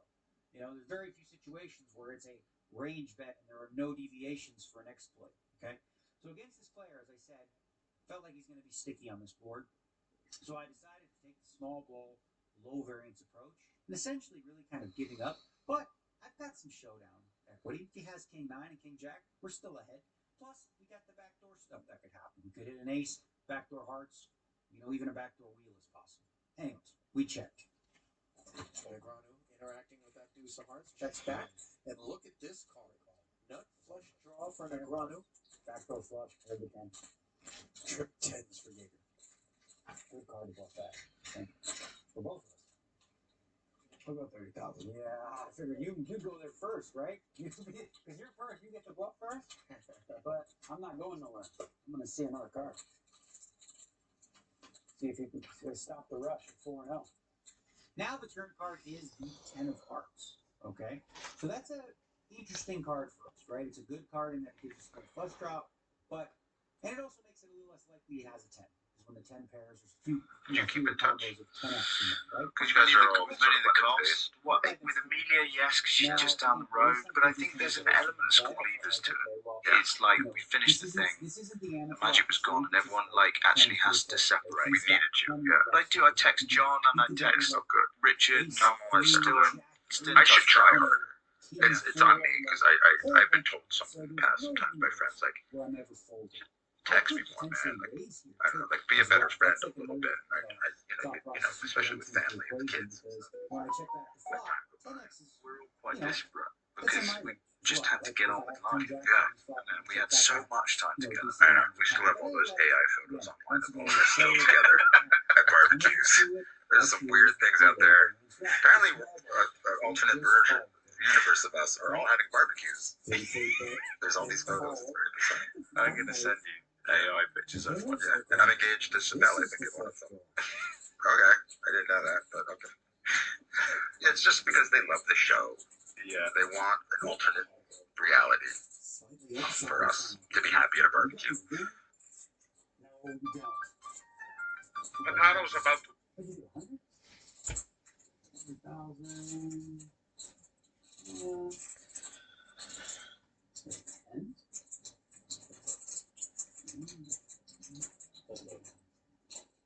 I got a 10.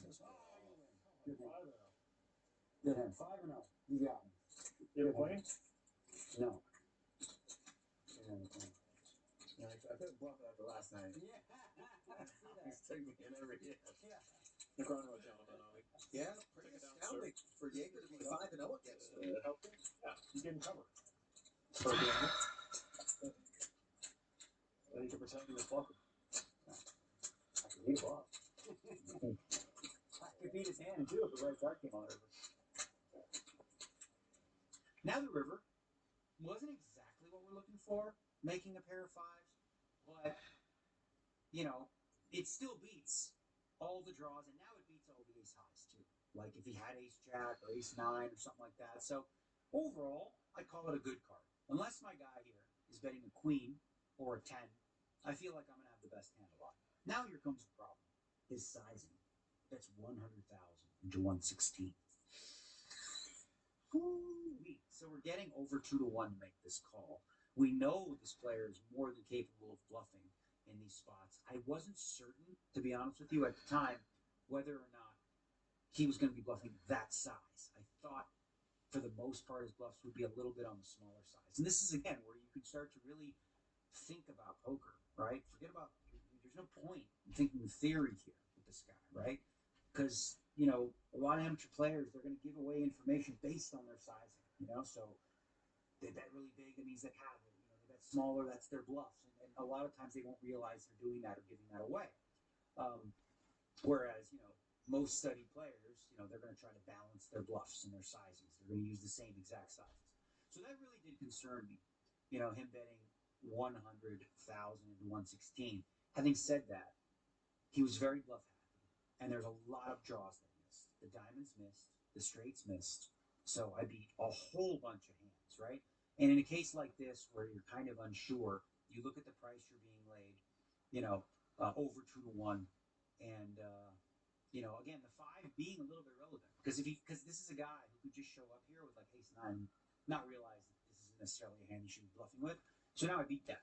So again, the only hands I really lose to, and for this size, we can talk about theory for just a second. For this size, he's really screaming like, bro, I have a 10, not just a queen. So we can even limit further the number of combos that are value here and use a little bit of theory to sort of make our decision in a spot where we're a little bit blind in terms of knowing. All we know, right, is that this guy bluffs. Not like with Silicon Valley where you guys is, this guy bleeps. This guy fucks. Thank you. But this guy bluffs, okay? And so we made the call, got the bad news. You win some, you lose some. All right, I really enjoy sort of breaking down hands with Kerry Katz because we can sort of throw, theory out the window, for the most part in terms of what's considered correct play. Like I said, Kerry Katz has been successful not only as, creating Poker Go and in his life as a businessman, but in sort of navigating his way through a bunch of guys who study without doing any of it and coming out a winner year after year. He finds a way to get there. He's got a unique approach, and I love it because I have some similarities. I see a lot of things he does, and I think they're really, really good. He put me in a tricky spot here.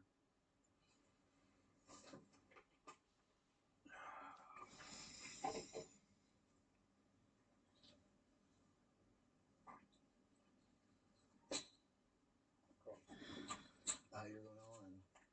Huh? I'm big blind. How you going on? No, it was friendly game.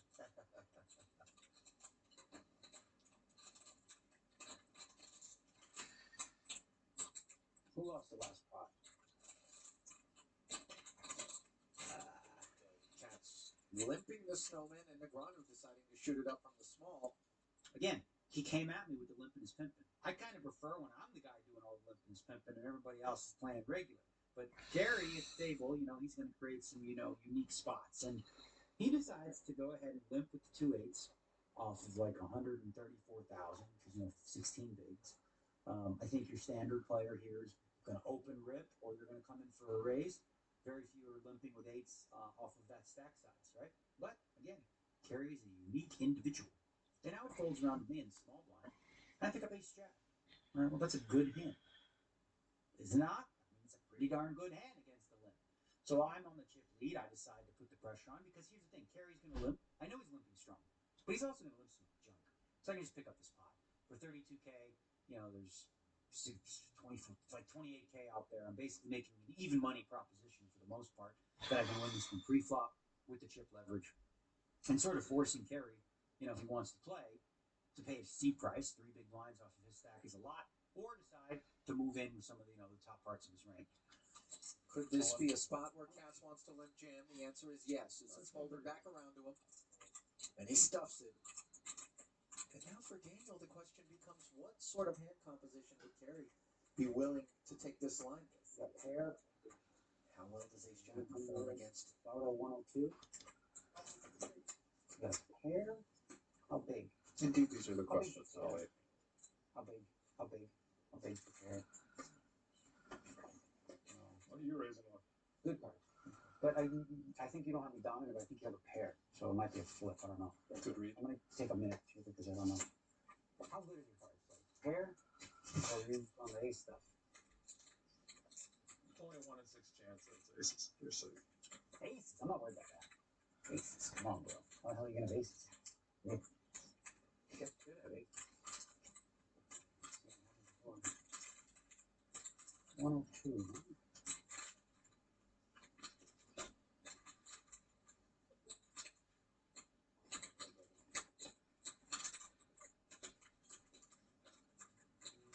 Here's another one. We got so many. What do you do? What do you want me to do? I know you like to stay alive, so you probably want me to fold, but.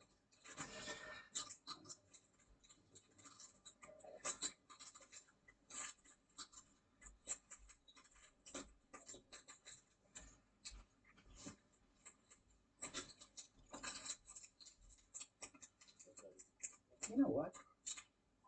Let's fight another day. Fold a monster. How did you lay that down? Good fold.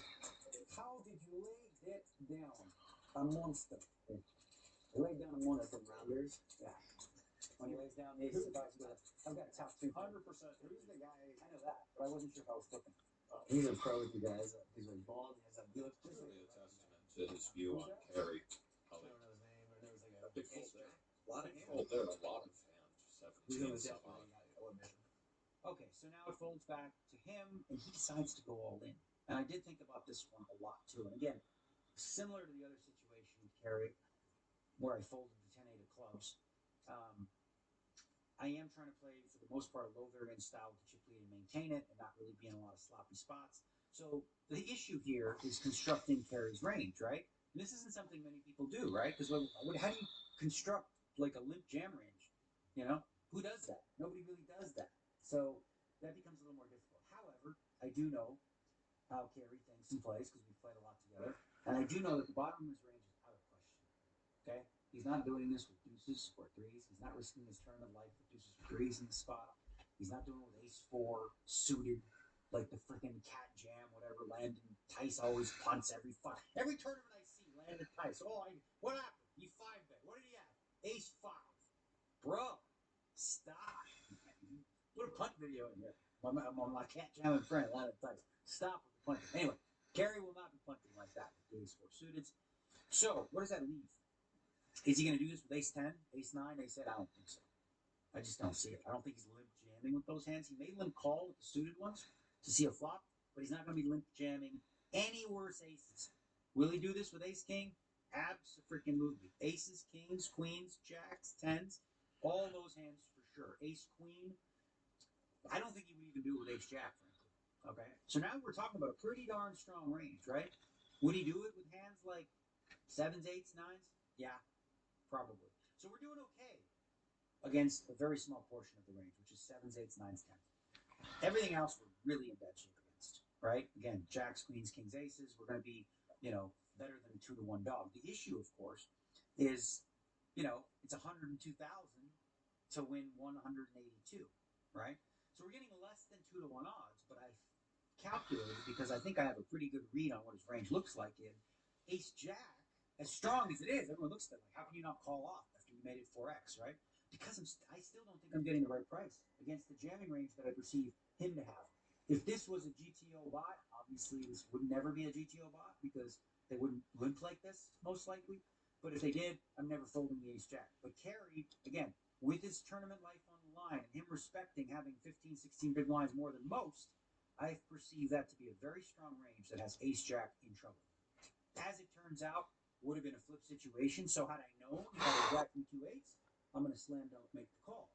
It's not. We don't have the luxury of doing that. We don't know exactly what our opponent's cards are. So the way that you figure that out is figure out the entirety of his range, and then ask yourself, against that entire range, if he has one of these hands, are you better or worse than a 2-to-1 dog here? And I felt like I was never going to be better than 2-to-1. I wasn't getting 2-to-1. Pitched a hand.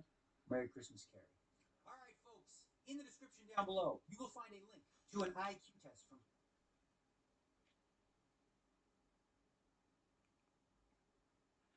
Leopard top. She got a new bag because her other bag was covered in shit. I want to know if you shit yourself, would you get an outfit? I don't know. Wipe it off and get out of here. I think it was because just she's an old lady. right. I do kind of feel like that, but I do have to thank Disney's Animal Kingdom because they were fantastic to this poor little old lady who shit herself. And other than that, everything was great. I did get my phone back immediately, like not immediately, but the next day. So what they do is the whole smashed up. No, nothing. That's what I said. A fantastic, an otter case, I believe. But I was watching videos of Space Mountain with the lights on to see like where did my phone go, you know? I've seen it with the lights on. It's pretty crazy. I don't understand one because everyone's like, "Oh, don't worry about it. They do a sweep every night. They'll find it." And I'm like, "Well, how do you know? Like, it could have fallen in a crack. It could be lying in between tracks. It could have got smashed. There's probably 17 phones in the exact spot as yours. And that's probably everybody loses their phone. Probably, but all you have to do is they tell you to go to a kiosk. They give you a thing with a QR code. Hold on. There's a great question in the chat. We don't normally look at the free chat, but did anyone weigh the shit? Did anyone weigh the shit? No, I don't believe. Was there a staff member at Disney? So that job is open. This poor old lady. I did not let off the fact that she shit herself at Disney World. I just picture it's a memory that will last forever, especially for your sister. Yeah, it will. I picture something out of like a comedy movie where she runs in the bathroom having a shit, and then 2 seconds later, screaming children comes running out like horror. JT, that's what was happening. I was not there because it was a woman's room, and I was like, I'm not allowed in the women's room. Yeah, so lucky. I want no part of this. So 2 other members of my group went over and helped this poor little old lady. And excuse me, can you bring us the hose you wash the elephants down with? Exactly. Well, that's what I said. I was like, good thing we're at Animal Kingdom. At least they have the facilities to clean off the elephants. But yeah, man, that I felt so bad. I was like, but how did you like a little kid? You waited till the last possible second, like you couldn't. You know what I mean? It's like you got to remind even the elderly. Did you go to the bathroom? They don't. Before we go on you the can ride. remind them. It's again like a kid. You can remind them all you want. Right. And they can only go when they can go. But it was fantastic. It was a fantastic experience, and like you said, like who knows, who thinks that anyone's gonna shit themselves when you're at Disney World? I mean, I always assume. And Disney's on top of it, man. Disney knows what to do. The shit crew. They are the shit crew. Fantastic time. Disney Springs was probably one of my favorite things. Disney Springs is a giant area with food and shopping and. Is that the old It used to be downtown Disney. Probably, yeah. And the food is much better than in the parks. I tried 5 different chicken sandwiches while I was at Disney World. That's what I ate mostly. I mean, the food in the park generally, like the stands generally suck, but the restaurants in the park all fit. Like the food at Disney overall has always been amazing. Well, we didn't really eat in the park except for at the Magic Kingdom. We went to Cosmo's Cafe. That was garbage. It was like a giant like food court kind of thing. Any of the fast food places. Yeah, we serve stuff is generally the same crap. I mean, if I see another fucking turkey leg. Oh, the people eating the turkey legs? Yeah, I don't do turkey legs. I feel like I'm eating a baby's leg. It's too human-y. No, I wish I felt like I was eating a baby's leg. That would be good. It's disgusting. But yeah, if you're going, definitely go check out Disney Springs. Excellent food over there. Really good barbecue place called the Polite Pig. The burnt ends kind of sucked, but the chicken sandwich was actually the best of all the chicken sandwiches I tried during the trip. Wait, you went to a barbecue place and you got a chicken sandwich? Yes. I should have got the brisket sandwich. Of course. But no, we got the burnt ends, and the burnt ends were really bad. So actually, I don't know if this is the best. The food was probably not that great, honestly. Screw, you're on with your heroes. Hey, what do you call a fat Chinaman? A chunk. Bits and pieces. Bits and pieces. Thank you, Screw. Now you go. Now Now you go. Our show. We'll do I it don't have one. Thank you, Screw. We appreciate it.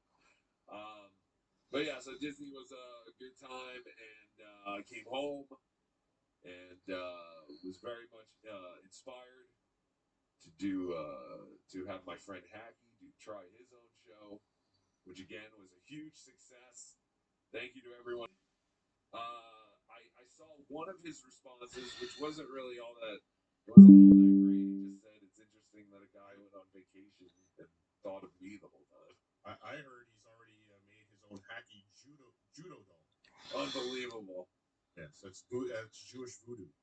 It's going to be hacky. Son of a bitch. But I have not watched this. I haven't watched this response from Shuli, which I believe is a little more in depth because it's over 2 minutes. The other one I saw was only like 30 seconds, and it wasn't all that great. It wasn't that great of a response. So I want to play this one. Let's share the screen, shall we? Let's share the screen. 2 speakers with the screen. That's the one we want. Cardiff is offline at the moment on that one. But yeah, what? Left every speaker. Was that what I did? Yeah, you gotta clean up after. I clean up. Much like the Disney staff had to clean up your mom. No, it wasn't my mom. It was an old lady. How dare you spread rumors like that? You have to clean up your Eevee mugs after. It was a strange old lady. She had no family. We met her at Disney and we took her in. That's who she was. My mom. How dare you? How did you know? All right. So here's Shuli. Here's Shuli responding to Hacky. If you haven't seen Hacky, Hacky is Tuki's cousin. Unlike Tuki, Hacky thinks Shuli is the greatest. Shuli can do no wrong in Hacky's eyes. He did a show the other day. He called it a safe space for all Shuli fans where they can get together and talk about their love for Shuli. It made me sick. But here at the Bedabbler Network, we try to give a platform to all types of life. Oh, yeah. Speaking of giving a platform to everybody, if you're angry about Hacky and you still want to support the show, supertip.gg/come. Okay, don't withhold funds from the show. Just send it to a different guy. Okay. Yes. Before we watch this, Mike Cutts is on the line. He has a Disney store. Oh. So let's talk to Mike Cutts real quick. Hold on, Mike. Sorry, I thought I hit it. Now I hit it. Mike, you're on. Yo. What's up, buddy? First off, Shuli's the best in the world. I just want to say that. He is the greatest. I went to Disney years when my kids were littler, and my wife booked the thing, and we went to the Magic Kingdom, and if I almost snapped because if I heard "It's a Small World" after all one more time, I was gonna punch the fucking speaker. See, I didn't really hear that. The thing that was interesting to me is they have people who literally just stand there and repeat the same line over and over again. Like you see where AI is going to totally take over people's jobs. Because there's people who just stand there and go, "Thanks for riding, stay to the right. Thanks for riding, stay to the right. Thanks for riding." It's so weird. I do. And there's no alcohol. At least there was no alcohol allowed at the Magic. And you don't drink. I do. And I'm pushing 2 kids in a double stroller. And I'm wearing Mickey Mouse ears. I'm 6'4", 290 pounds. I'm sweating my balls off. And then it was horrible. But then you talk about when you said Disney Springs, we were walking. We stayed in Orleans, I think it was called, and we were walking a boat, like the other guys that killed the alligators or whatever came by. I'm like, "Where are you going?" He goes, "Orleans, they have alcohol there." He goes, "Dude, it's full of alcohol and Legos." And my kids lit up. I'm like, "Alcohol and Legos." I'm in. On the boat, they drove us to, and they had Lego laying there. And I told my wife, I said, "Here's $5,000. Do whatever you want." She goes, "What are you gonna do?" I said, "I'm gonna sit here, listen to." It was like oldies, like a bar, I said, "I'll either sit in that seat or I'll be laying on the floor, but one way or the other, I'll be in that spot." And they went and they bought Legos. It was fantastic. But Disney Springs is the place to go. Yes, Disney Springs. Epcot was fine. Epcot was fine, but the Disney Magic. But we went for the parade, for Halloween parade. That's when I went down there, and it was fun. They said that John calm. I don't know if he was covered in shit or not, but he as Jack Sparrow. But that was good, man. Very nice. I'm glad That's you my had a good good time. stuff. Yeah, no. Also, we obviously went right at the beginning of the summer. The weather was hot, but I can't even imagine what it's like in July and August.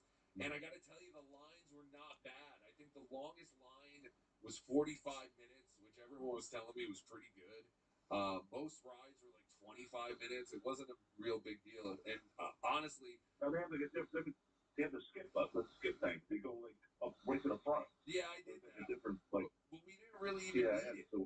We didn't really need it because none of the lines were all that bad. Nobody can afford to go to Disney. The kids had fun. I spent a lot of money, and I got drunk one night. That was it. Yes. No, that's the common thing. Everyone spends a lot of money, but as long as your kids have fun. Yeah. All right, thanks, Mike. Kids had fun, and I'll never. I unfortunately love. All right, later. Yeah. The amount of adults though that are just there with no kids is insane. Like I know that's a thing, like Disney people, and the other thing was watching people streaming while they were just kind of walking around the park. And obviously, I didn't want to. I was with my family the whole time, so I wasn't going to really stream around the park. I did have Tukey on me the whole time, but this felt like a super asshole pulling out this puppet. But yeah, it was a good time. It was definitely a good time. What if you have to use Tukey to clean up someone? No. I'm so glad Tukey was nowhere near that. The only thing you had. No, Tukey was nowhere near. James, you have a Disney story about the bathrooms. Yeah, hey guys, you notice that in every bathroom there's a biohazard needle receptacle because everyone has diabetes that goes there? Yes. Well, yeah, I mean, I don't know. Don't they have that like everywhere?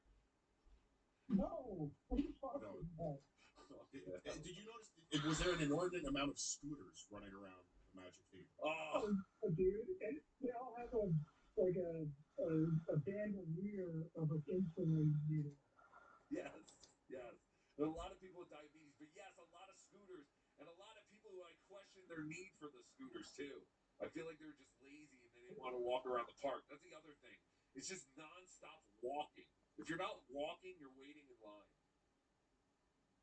And really, the other thing I noticed, it wasn't just the Disney adults, but it was obvious that there was like a huge amount of people who didn't plan around the birth, and like they literally just in 6 weeks to like 12 weeks and given birth to a child, and we're taking these like newborn babies on rides. It was insane. It was crazy. Dude, I saw parents telling their kid to stand on his tippy toes to try and get on the roller coaster, and then they were really pissed off at the staff when they wouldn't let their kid on the roller coaster. I was like, why are you risking your kid's life for a fucking the Everest roller coaster? Get your kid lifts, dummy. Right. They're like, tititos. And he did it. And they're like, no, we're not letting him on the ride. He's too small. They wanted to get rid of their kid. But caller, they have to bring the newborns. They have to bring the newborns. I mean, legally, you have to have your kids Disney baptized within the first 8 weeks. You have to indoctrinate them in the cult. Well, that's what we always said. We weren't going to take our kid until she could remember it because she's going once, and that's probably it. So we felt like, yeah, like she's 6 going into 7. So we're like, yeah, this is perfect. No, what these people are doing, that's a life hack. They're bringing the kid in while there's. Yeah, I mean, I eat like shit, and even I was like, man, we gotta go somewhere else. But we were eating good dinners. That was the thing. But yeah, during the day, you're just eating shit, and it's not even good shit. Like their pretzels sucked. What else sucked? Man, the food is generally bad. Yeah, it's all bad. I mean, the Mickey Mouse ice cream bars are pretty. Those things, oh my god, they just the moment you take them out of the wrapper, they just start melting. They just start melting. Like it's insane. You're talking about the chocolate ears with the vanilla. Yeah. But yeah. Can I make one comment about Happy? Yes, please. Because I enjoyed it as much as anybody. I just love how you so many family members of station that your listeners and fans are so socially, economically different than you. Yes, thank you. That's what I was. That was the distinction that needed to be made. Yeah. completely different demographic. Thank you, James. Appreciate it. Bye. I think that's pretty much it about the Disney talk. I do want to look more into these grown-ups who go to Disney constantly because it's sick. It's really sick. Well, I mean, at least he has a kid. It's an adult. But even me and my wife were just like, what would we like if we came back? Like, what would we did a lot. Like, we did most of the stuff. We were gonna go to Hollywood Studios the fourth day, but then we were like, we looked at all the stuff and we're like, I don't think there's anything here we really give a shit about. I mean, Hollywood Studios are good. All the parks are good. Like, if you're at the rides and attractions, they're all good. Yeah. I like Hollywood Studios. Hollywood Studios is probably one of my favorites. Really? Why? Yeah. Like, I mean, they had for Coasters, they had that Aerosmith one. Oh, That was fun. I don't know what that is now. It's probably renamed something else. If you go Right, during Post October, Malone. What? the horror nights during like the fall at Universal's great.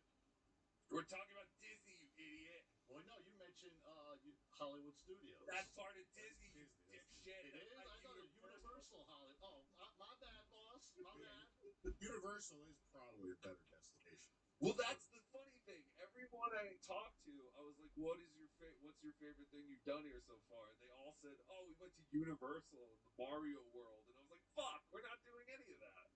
Like, there was one summer we bought a season's pass to Universal Studios, and you know how far away I live from Universal Studios. Yeah, Jesus. We Christ. went like 4 times that year. That's crazy. Yeah, no, we didn't do Universal or anything like that. We were just on the Disney campus or whatever the whole time. Gotta do. They didn't even have a car. I need a car because that's the other thing. I saw these fast food places. No. You take a car to Disney, you end up parking 5 fucking hours away. Like, you need a car to get you from your parking spot to the park. Well, they do. They have those.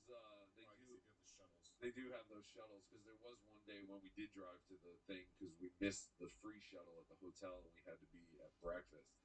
That's the other thing, man. We did the breakfast like with the characters and stuff, man. What a ripoff! Fucking goddamn! There was like 9 of us, and it was like $600 for some scrambled eggs and some bacon. But at least the characters come by the table and annoy you while you're trying to eat. I gotta fucking tell you. I know this was a long time ago. It's for the kids. I get it. Yeah. But at one point, I went to fucking Disney. 4 people with flights. No, not with flights. Sorry, 4 people, and they had the dining plan then, and they had the dining plan when it fucking kicked ass. They still have a dining plan. I don't know what it is, but everyone asked us if we had it, and every time I was like, no, I don't. It used to be amazing because you'd get breakfast, not breakfast. You'd get like a snack for breakfast or whatever, like a coffee and fucking pastry or whatever. It's amazing. You'd get a quick service lunch in the park, and then the actual like the sit down dining, like the premium restaurants. You get that for dinner every night, and it was appetizer, main course, dessert, and tip included. Really? Everything. Like, you basically got there and you spent nothing extra other than just buying shit in the parks. But how much was the dining plan? Dude, for 10 days, all our park admission, dining plan, hotel, shitty hotel, like it was one of the shitty whatever hotels, it was $5,000. Huh. But this was like 20 years ago. Yeah. Yeah. But it was amazing. Like, we got to eat. So basically every night you go to the nice restaurants, and I was just ordering the most expensive thing on the menu. I didn't care what it was. Give me the most expensive thing on it's included. Fantastic. I'm allergic to that, but it's expensive. Yeah. We didn't do any of that. And yes, 10 days. You went for 10 days? 10 days in Disney. Well, I mean, we took off for a couple days with like Cape Canaverals. Oh, but you were just we were there for 10 days. We were in Disney for 10 days. Jesus Christ. Yeah, by the 5th day or whatever, I think I was there 4 days, 5 nights, or whatever the fuck it was. Or, I don't know, 5 days, whatever. I was ready. I was done. Well, yeah, we took it slow. Like, the kids were little, so you'd leave halfway through the day, go to the pool, come back at night, go to dinner. Like, it's... See, that's what I wanted to do a couple of times, but we never had the energy to go back. Like, we leave early to go back to the pool, But then it was like, hey, you want to go back to the park? And I was like, not really. Especially if you're going to Magic Kingdom, because the shuttle doesn't just drop you off at the entrance for Magic Kingdom. They drop you off where now you have to either choose the ferry or the monorail to get Monorail. Well, you monorail. Of course we did. I heard it's silent as a cloud. But yeah, we never, like in our heads, we were like, yeah, we'll go in the morning for a little bit. We'll come back. We'll go to the pool. And then we'll go back, at night. No, we never did. Plus, like I said, we always went to Disney Springs at night and just ate there. Did you end up trying? Did you get an Ohana? No, I tried. It was all booked up. There were no reservations. Yeah. I'm sure if you went and said, "Hey," no. You really? You almost literally have to book like fucking. Because that's the thing with Disney Springs, you couldn't get a reservation to dinners, but if you just went, they would be like, "Oh, it's about an hour wait," and you go, "Okay," just text me, and like 20 minutes you get a text like, "Oh, your table's ready." So there's my thing. Kinky Loco, Carl eats poop. He sure does. Speaking of eating poop, let's go back to the poop aware. Yes. This is Shuli responding to Hacky. Remember, Hacky is Shuli's #1 fan, so I'm sure this was all great. And by the way, what? A little offended. About what? That Hacky has the same CPAP machine as I do. What do you mean? What CPAP machine? In his background. Is that there a CPAP? I'm looking at it, I'm like, wait a second, I know that CPAP. Oh, yeah, I don't know much about where Hacky lives. No. I've seen it once or twice, but I didn't really examine it. All right, here's Shuli talking about Hacky. We got some super chats here. Take on Rocco/Hacky in the show, The Dabbleverse. You can make fun of other shows, not just tards like SJ and Karmic X. Hacky World Order. Yeah, I didn't see the show. I heard about it. Son of a bitch, he's lying. I think Rocco might be a little upset about the way the fans support us here. It makes me sick. They're idiots. You're idiots, all of you. What? Jealous. I get it. I'm jealous. Yeah, give me money. I'll fucking start a frivolous lawsuit too. I'm gonna sue JT. John struck you. You had the opportunity to sue him. Give me money. I'll sue him. You idiots. You weren't smart enough. You're all stupid. I mean, that's a Rocco problem. That ain't my problem. A lot of Rocco problems. It's all good, man. You can goof on other shows. I like to think we do goof on other shows. And, all the other shit we do, it's all good. I wish him all the best. I'm glad I could inspire. I'm glad I could help him with some income. And I think the kid's going to be all right. Who is he? Steel Toe now? He's talking like Aaron Imholt. The kids. Another the kids win got a lot for of the shoe. This is ridiculous. He's turning into Aaron. I told you Shuli fans are worse than Steel Toe fans, and now Shuli is worse than Aaron Imholt. That's right, I said it. Yeah, I don't know if you want me to call names or post pictures of his house. Yes. Wish his kids gay. Yes. Different show, different host. So I didn't see it either, but he thinks you should only make fun of like well done, successful shows. Yeah, because everybody does that, and that crushes. Why doesn't he have a good person sit in with him, co-host the show instead of why not? What is this? Vince is my permanent co-host thing. All of Shuli fans, they all say that my show has sucked ever since I took on Vince. And you brought him in here. He was up for 2 shows. That was a lot. I'm sorry, Kaylee. I'm sorry he doxed you for the 50th time. No, I mean, just my take. We have different types of shows. He does a show that will, That's not true. They started covering that butt plug person who has no hands and no feet. Remember that? Remember that person? Yes. What was their name? They have no arms or no legs. And they just kind of flop around. I brought them to Whom Are These Social?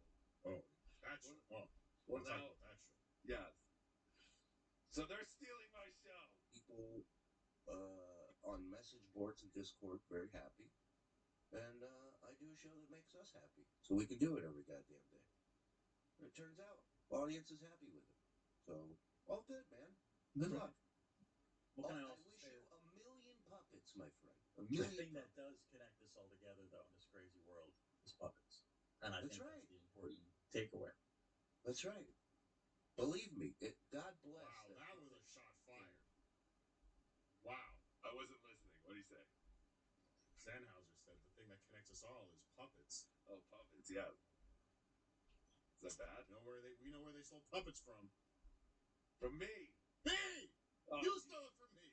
Can factor in this world somehow. But I'm also glad, at least on this end, the puppets are every now and then. This is already embarrassing enough as it is. Oh, no, I do puppets too much. Uh-oh. Oh, God, I hate them. Oh, their smugness. Look at them. I don't know. I kind of agree with Shuli there. Shut up. Maybe he was talking to Mike Ward. Hey, if I had to shove my hand up a puppet every day to go on the air. Every day? But, it works. He's a funny guy. So, How all dare the you? best. Try to Congrats. suck up to me now. Hi, thanks for the fry. We always end. You always listen when you're gonna go after somebody. When you're passively aggressively attacking somebody, you start with a compliment. Ooh, I hated that. You end with a compliment, but the middle is full of shit and vitriol. Oh, he played me perfectly. All right. Well, that was a whole lot of nothing. Speaking of a whole lot of nothing, do you remember like a month ago we were teasing that we have some kind of report to show everyone? I remember you telling me about it. You teased it, I believe, while I was away. Yes. And then the entire time you were away, you said, just do it without me. Yeah, well, because I looked at it and I was like, well, I don't think there's too much here. I mean, this could, I think this is about 5 minutes of a segment. I could be wrong. Maybe this will, But there have been a couple people on Twitter asking for it every week. Yes. And I didn't mean to hype it up so much, but I also didn't know exactly what was in the report. I just knew that I had access to it. Well, hold on. You haven't told anybody what the report is. Right. So you're talking about the report, like, and you're giving detail. But what is this report? All he told us was it involves a 3-letter agency and John. Yeah. So I have John's FBI LGBT. No, his FBI report. Oh. What John sent to the FBI as a report. You have that? I have that. How is that possible? Has anyone shown this? Well, thank God for 9/11, because after 9/11 we had something called the Patriot Act or the Freedom of Information Act or whatever, and so now we get to know everyone's stupid business. So John did, in fact, according to this, which I don't even know if this is real. The person who sent this to me, I totally believe. They've been very credible. They've been very credible, and I believe it's real. But just looking at this now, I mean, the FBI logo is like pixelated and stuff. Like, hold on, but that could be my fault because I did have to edit this. So here we go. Here is what John filed to the FBI. I did block out some things. Good. It had John's old address. Puts John Melendez as the name. Are you reporting on behalf of a business? He says no. Wait, John's old address? What, in California? Canoga Park. Yeah. Oh. Because that's when he filed the FBI report. Was that long ago he filed the FBI? He went to the I thought he went to the FBI. He was in New York. Remember, Kay Meany was in New York and he was in California. And he was right. That was the whole thing. Like, oh, she can't record me. But he didn't know about it until he was in Florida. Because by the time when we did DabbleCon 2, we had the couch cushions. He'd already left. Yeah, but it was out there. We knew tapes were out there. Oh, okay. Because they promoted that they had the tapes. Remember, tapes. So here's the interesting thing. John gives his email address for his information, right? Remember that, because that'll come back. Provide a description of the incident and how you were victimized. Provide information not captured elsewhere in this complaint form. I live in California, which is a two-party consent state. He put the number 2. I was illegally recorded by a woman in New York who has been releasing these calls to other internet shows.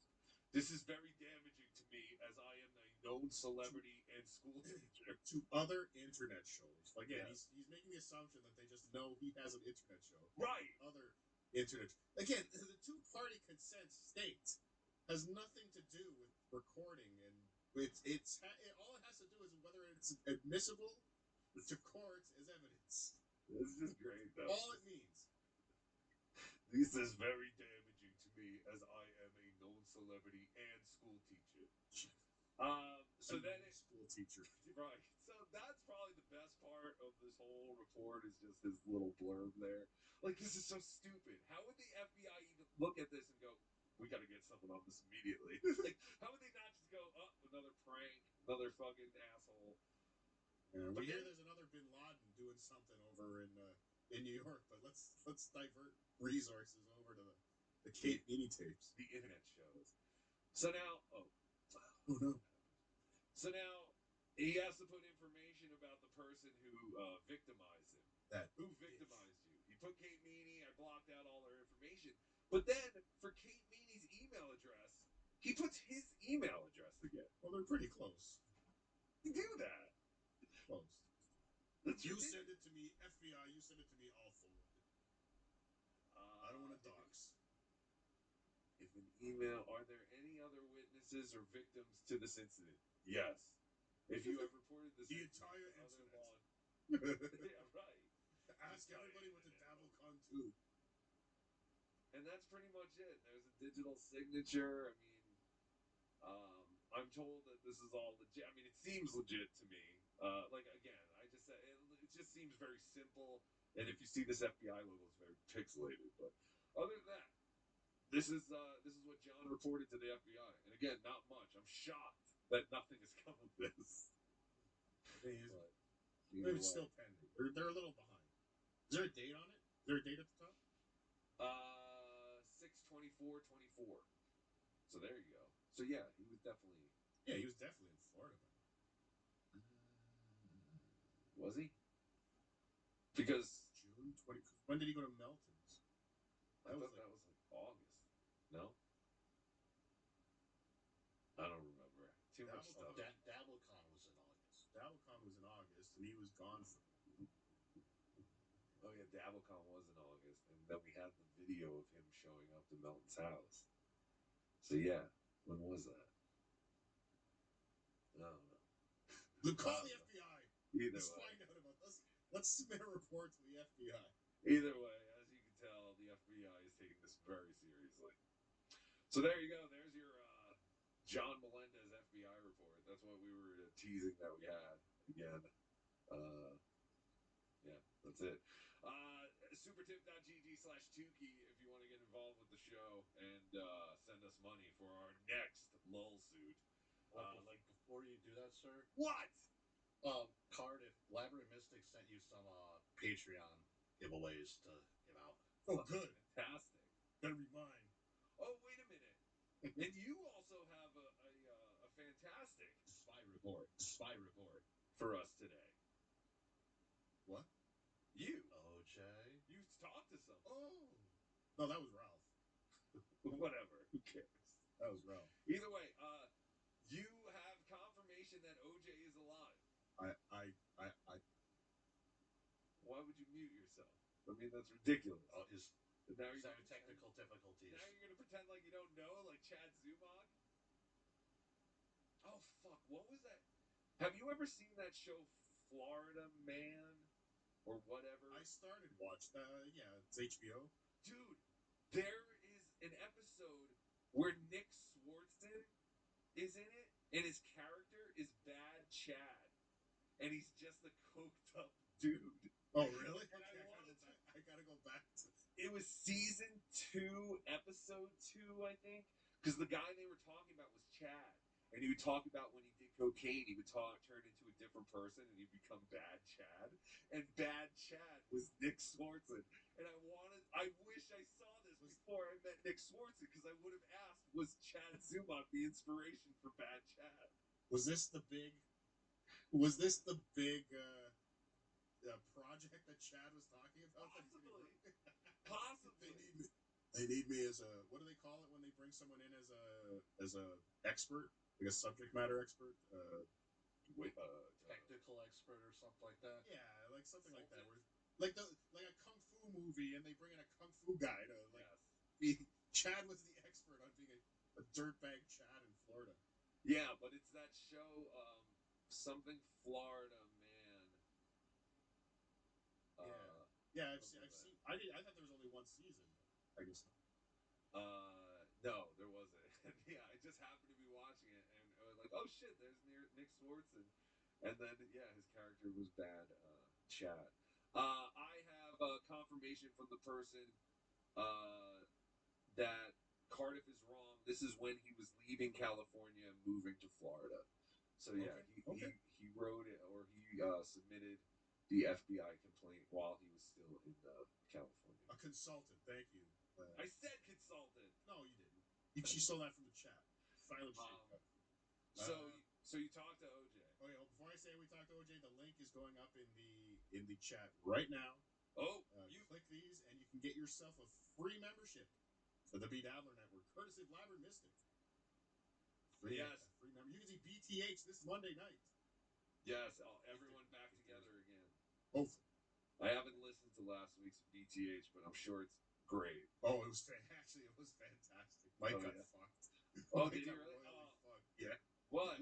Listen before next week. All right, I got to listen before Monday. Mike got all right, I gotta listen. I'll listen tonight. I promise.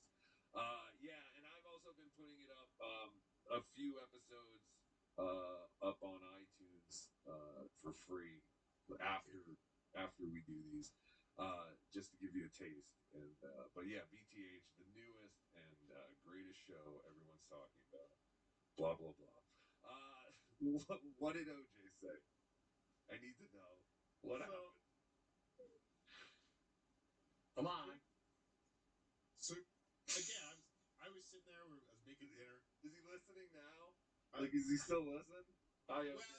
That I always liked OJ. I'll say that right here, right now. You always said horrible things about him. I'm the one who picked him up in Ohio. I'm not the one who changed the passwords when he left. The good news is, he said he has listened to very few things since he's been gone. Oh my God. Okay, good. Exactly. So you guys are lucky. The bad news is, oh no. Well, no. So he calls up. So I'm making dinner, and all of a sudden my phone's ringing, and I see OJ. That's so OJ to call. So OJ to call. I was like, what the fuck? So what he said, I got on. I'm like, dude, what's going on? He's like, oh, I actually saw your show last week, and he saw a clip of me talking about him, and saying kind of like because I think on my last show I said I'm going to give him one last call or one last text. Hopefully he's alive. He's probably dead. Yeah. So he saw that. I got back to him. So he decided I guess he said he felt bad. This has been like 6 months. I think at this point we're at 6 months. Pretty close to 6 months, yeah. I feel like this happened last week. No, it's been a while. So he calls up, and yes, that's it. What do you mean that's it? That's all I can talk about. No, what? He's alive. Did he call me a scumbag? He's a little upset with you. What did I do? Oh, thank God, not me. Well, he doesn't. Again, JT, he doesn't know yet why he should be upset with you. I'm sure that's coming. But he is alive. He is well. He hasn't been paying attention a lot in the Dabbleverse. He said he kind of peeked in recently. He doesn't know who anybody is anymore. He's lying. There's all these new people.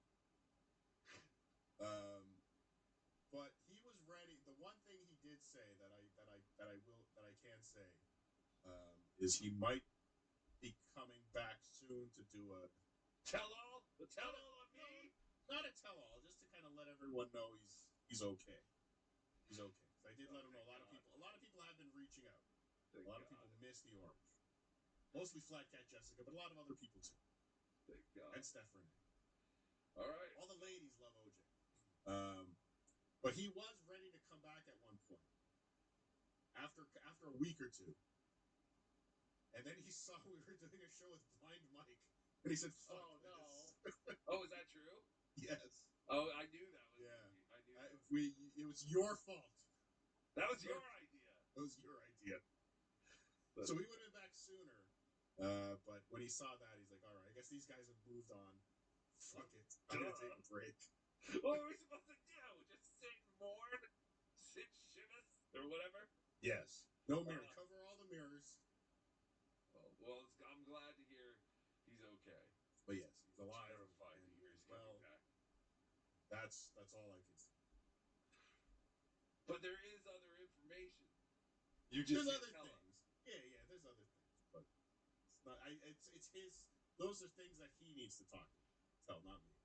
He's going to take my channel down. I knew it. Watch the strikes are incoming. All right. Well, that's very exciting. A big Spy report. Spy report. OJ is alive. He's alive. And he's angry. And he wants At you. blood.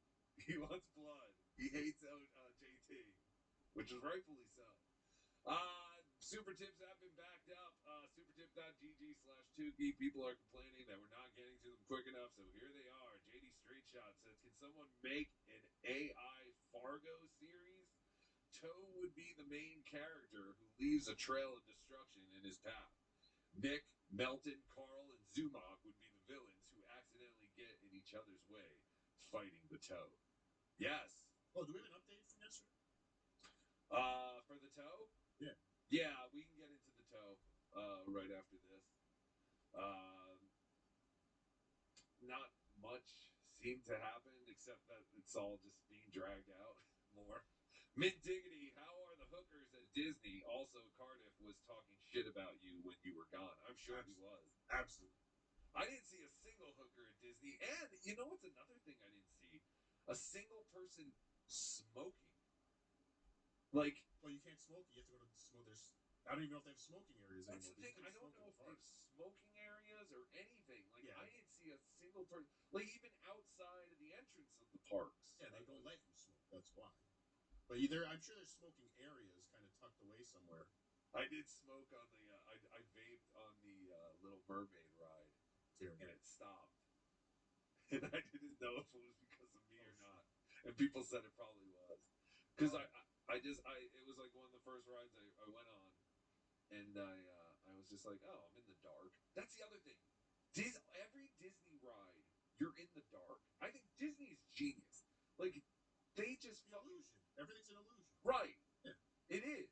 It's fucking dog shit. Disney should have a red light district, though, where all the hookers are dressed up like the Disney princess. Yes. Yes. You could pick your. You could pick from the Little Mermaid or Disney princess. But yeah, that was. But yeah, I took one puff of nicotine vape, and they're watching. And all of a sudden it was like, oh no, the ride has stopped. But don't worry, we'll be going soon, princess. And I was like, oh, I wonder what happened. And someone was like, it's fucking you idiot. And I was like, oh shit, really? And I forgot, yes, there are cameras everywhere. They see everything. Just Jewel, you're just proving my point. Traveling with Italians is a bad idea. It is. It always ends up with fights, or you always end up hating someone in the end, Just Jewel. It's just the Italian way, especially with your family. When you go. Just tuned in with a sausage biscuit in my hand. Great story. Thank you. Sausage biscuit. Sounds delicious. Tickle Me Tukey, what's worse, an old lady pooping herself or a young Rocco's tuna-smelling penis? The tuna-smelling penis was, that was only one day, but it was the full school day. I don't know if people remembered it, though, that I went to school with. The lady who shit herself at Disney, we'll be talking about this at her funeral, so don't worry about it. Just help to make Disney memories. It's fine. I made a mess. I'll be dead soon anyways. Oh, shit. There's shit in my cooter. This is why it's important to have wet wipes in your bag when you're on the go. Oh, that's the other thing. So they clean her up as best as they can. With the elephant. Right. Well, whatever. I don't even know what they used, honestly. But wouldn't you want to get out of the park and go to your hotel and shower up? So we told this old lady, get out of here. No one wants.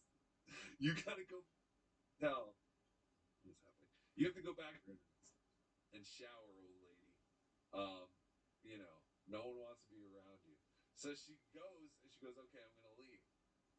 She goes and goes, oh, the Mickey Mouse and Friends show is starting in 5 minutes. I'm gonna go sit in this theater and watch that.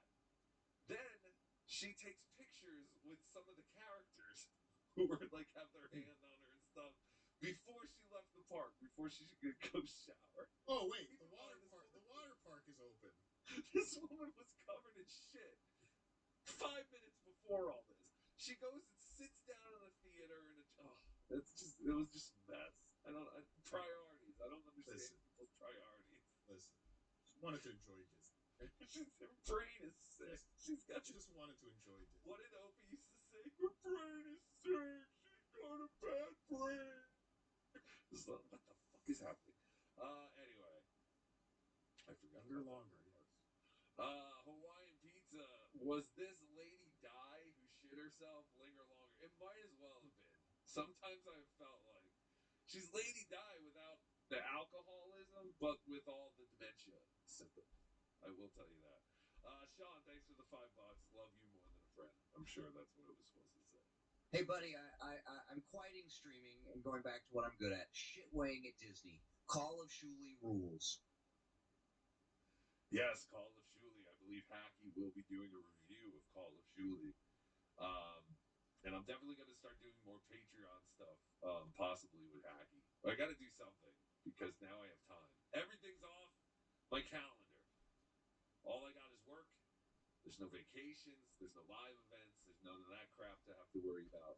So now we can totally focus on these shows, I guess, and the Patreon and all that crap. Base Pill, imagine actually being a Shuli fan. FTSN. I know, right? That's what I keep saying. Zom 224/7. I'm late to the party. Welcome back, Rocco. JT. Sabotage the phones. Love you, Potato. Love you. I pooped myself during the Frozen show. Let it go. I already did. Bits and pieces. Bits and pieces. That was the other thing. They didn't use my Jackie the Joke Man joke at Monsters Inc. Laugh Room. So there's a show with Monsters Inc. I've been to that. You've been to that? I was going to say, you would be great. Like, a lot of the shows at Disney are Cardiff Electric shows. It's a guy with a filter who's watching the crowd and commenting, like, on the crowd. And there's the turtle one for Nemo. Yes, we did the turtle where you talk to Crush. I was like, Chad Zuma could fucking do this. Because Crush could be Mike Wazowski. Chad Zuma could easily be Mike Wazowski, entertaining children with shitty jokes. Yeah, so when you're online for the Monsters Inc. thing, it says, text your jokes to us.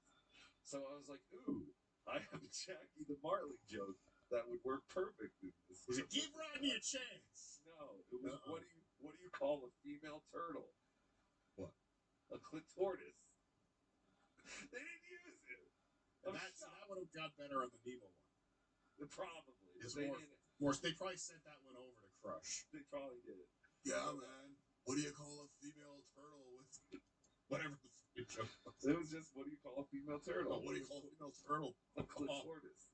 Holy shit, Crush is Chad Zumach. I just realized. Yeah. I gotta find a video of Crush. No, that's what I'm saying. Chad could go completely Crush and be Crush. Like, he could do that. There were so many jobs I saw, because there's constantly people with grabbers just walking around picking up any kind of garbage or something. See, I was thinking Ray. I was like, Ray. And then you go to like the Goofy candy shop and everyone's dressed as Goofy. Like, I can see Ray in the Goofy candy shop dressed as Goofy, like telling jokes and making candy. Do you prepare? Be prepared. Labyrinthistic.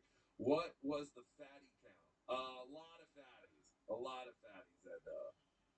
And childless fatties. That's what I'm saying. Like, if it's a couple, it was a big couple.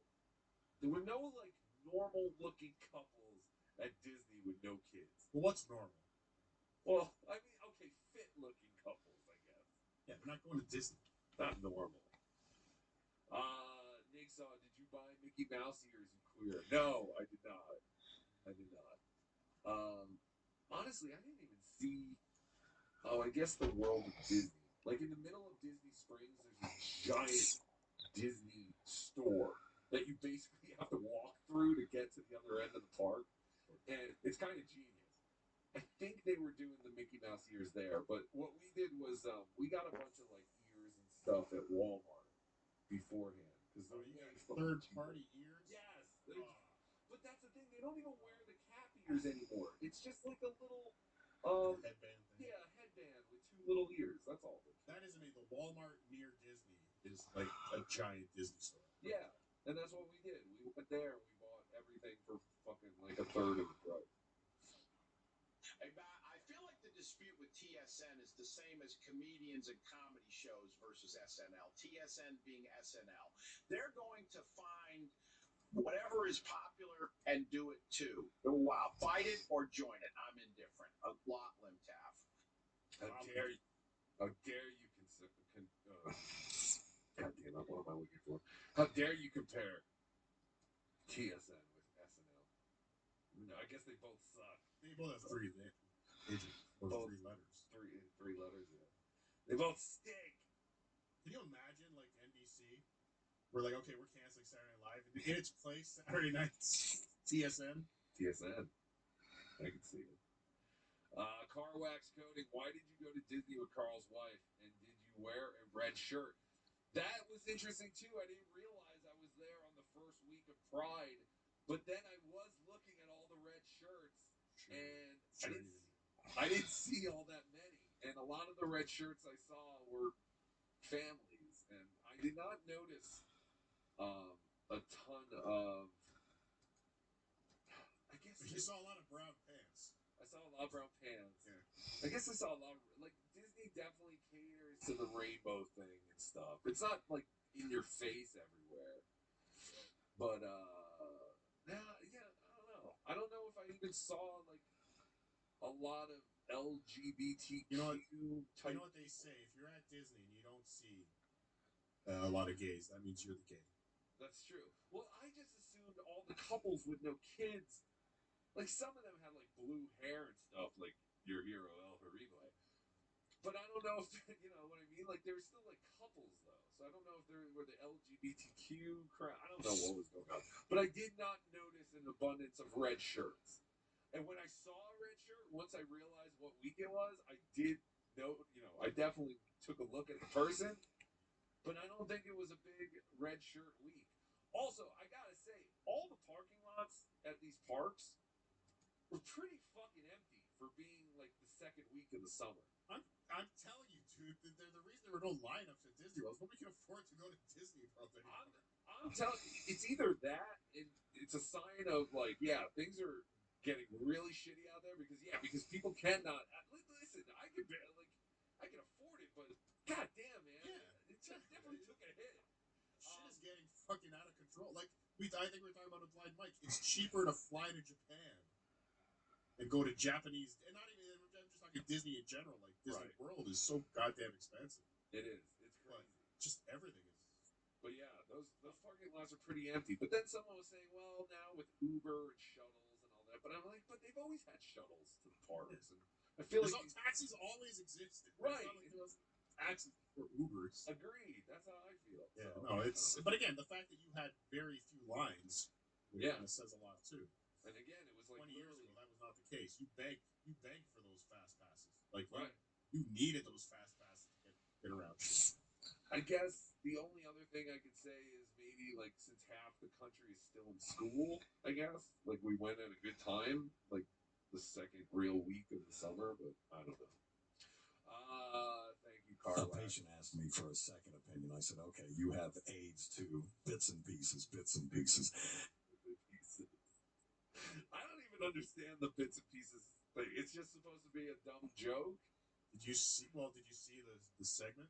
I don't think I did. No, I didn't. Okay. It was on. I watched a lot of. It was on WATP, right? Originally, it's been on the Shuli network since. They Oh, what a surprise! Stop. Oh, they do it. Oh, they do an original.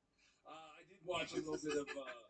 I did watch a little bit of the Carl covering. Yeah, but that original segment with that was fucking. It was so fucking. Yeah, I gotta go back. I'll see if I can find. Ozempic, let's see some examples of all those Shuli fans crashing out. Losers. Give it to him, Rocco, by the way. Awesome Disney stories. Thank you. No, I hope you saved some good stories for Monday night. Yes. Yes. Reminders of the animal kingdom. Moo, Rocco pussed out, not bringing Tukey out. You're right. You're right. Sir, Shuli said, I wish him the best. That's a Jewish curse. You have to get to a church right now, boss. God damn it. That's like when people from Alabama say, bless your heart. That son of a bitch. It's your heart. Lambert Mystic, I'll take Vince over Ava. There you go. Sexually? Sexually? Ava messaged me and said that she loves Hacky. She's in Hacky Rules. If this is the real Ava Reza. It's a picture of her on the beach. Is that her Twitter picture now? I hope so. She looks beautiful. But she said she's a big Hacky fan. Hacky Rules, I believe, is what she said. So thank you, Ava. Thank you for the kind words. Just want to say thanks for being live. Mrs. Duke took the dog and ran off with a neighbor after the doctor told me I had 2 years to live. You guys keep me dabbler strong. Check out plus size park hoopers. Those fat pigs are a hoot.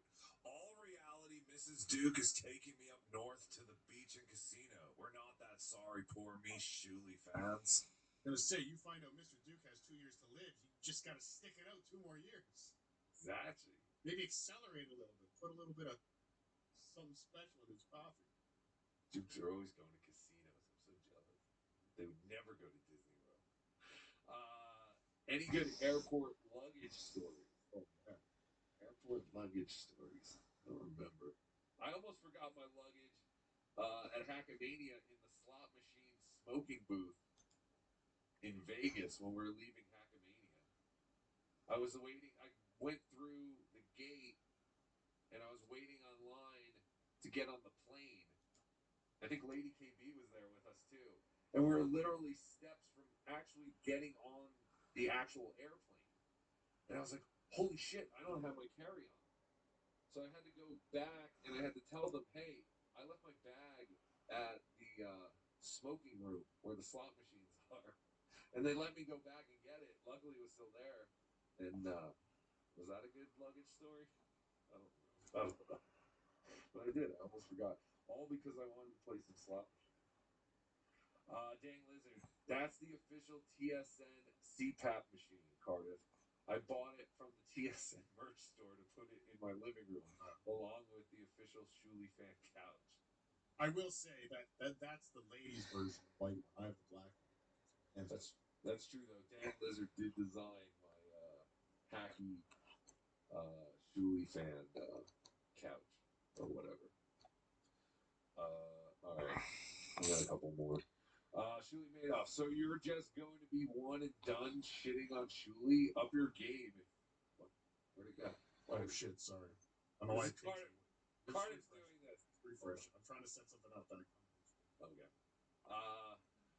So you're just going to be one and done shitting on Shuli? Up your game if you want to be a real Shuli hater. Free Lebanon.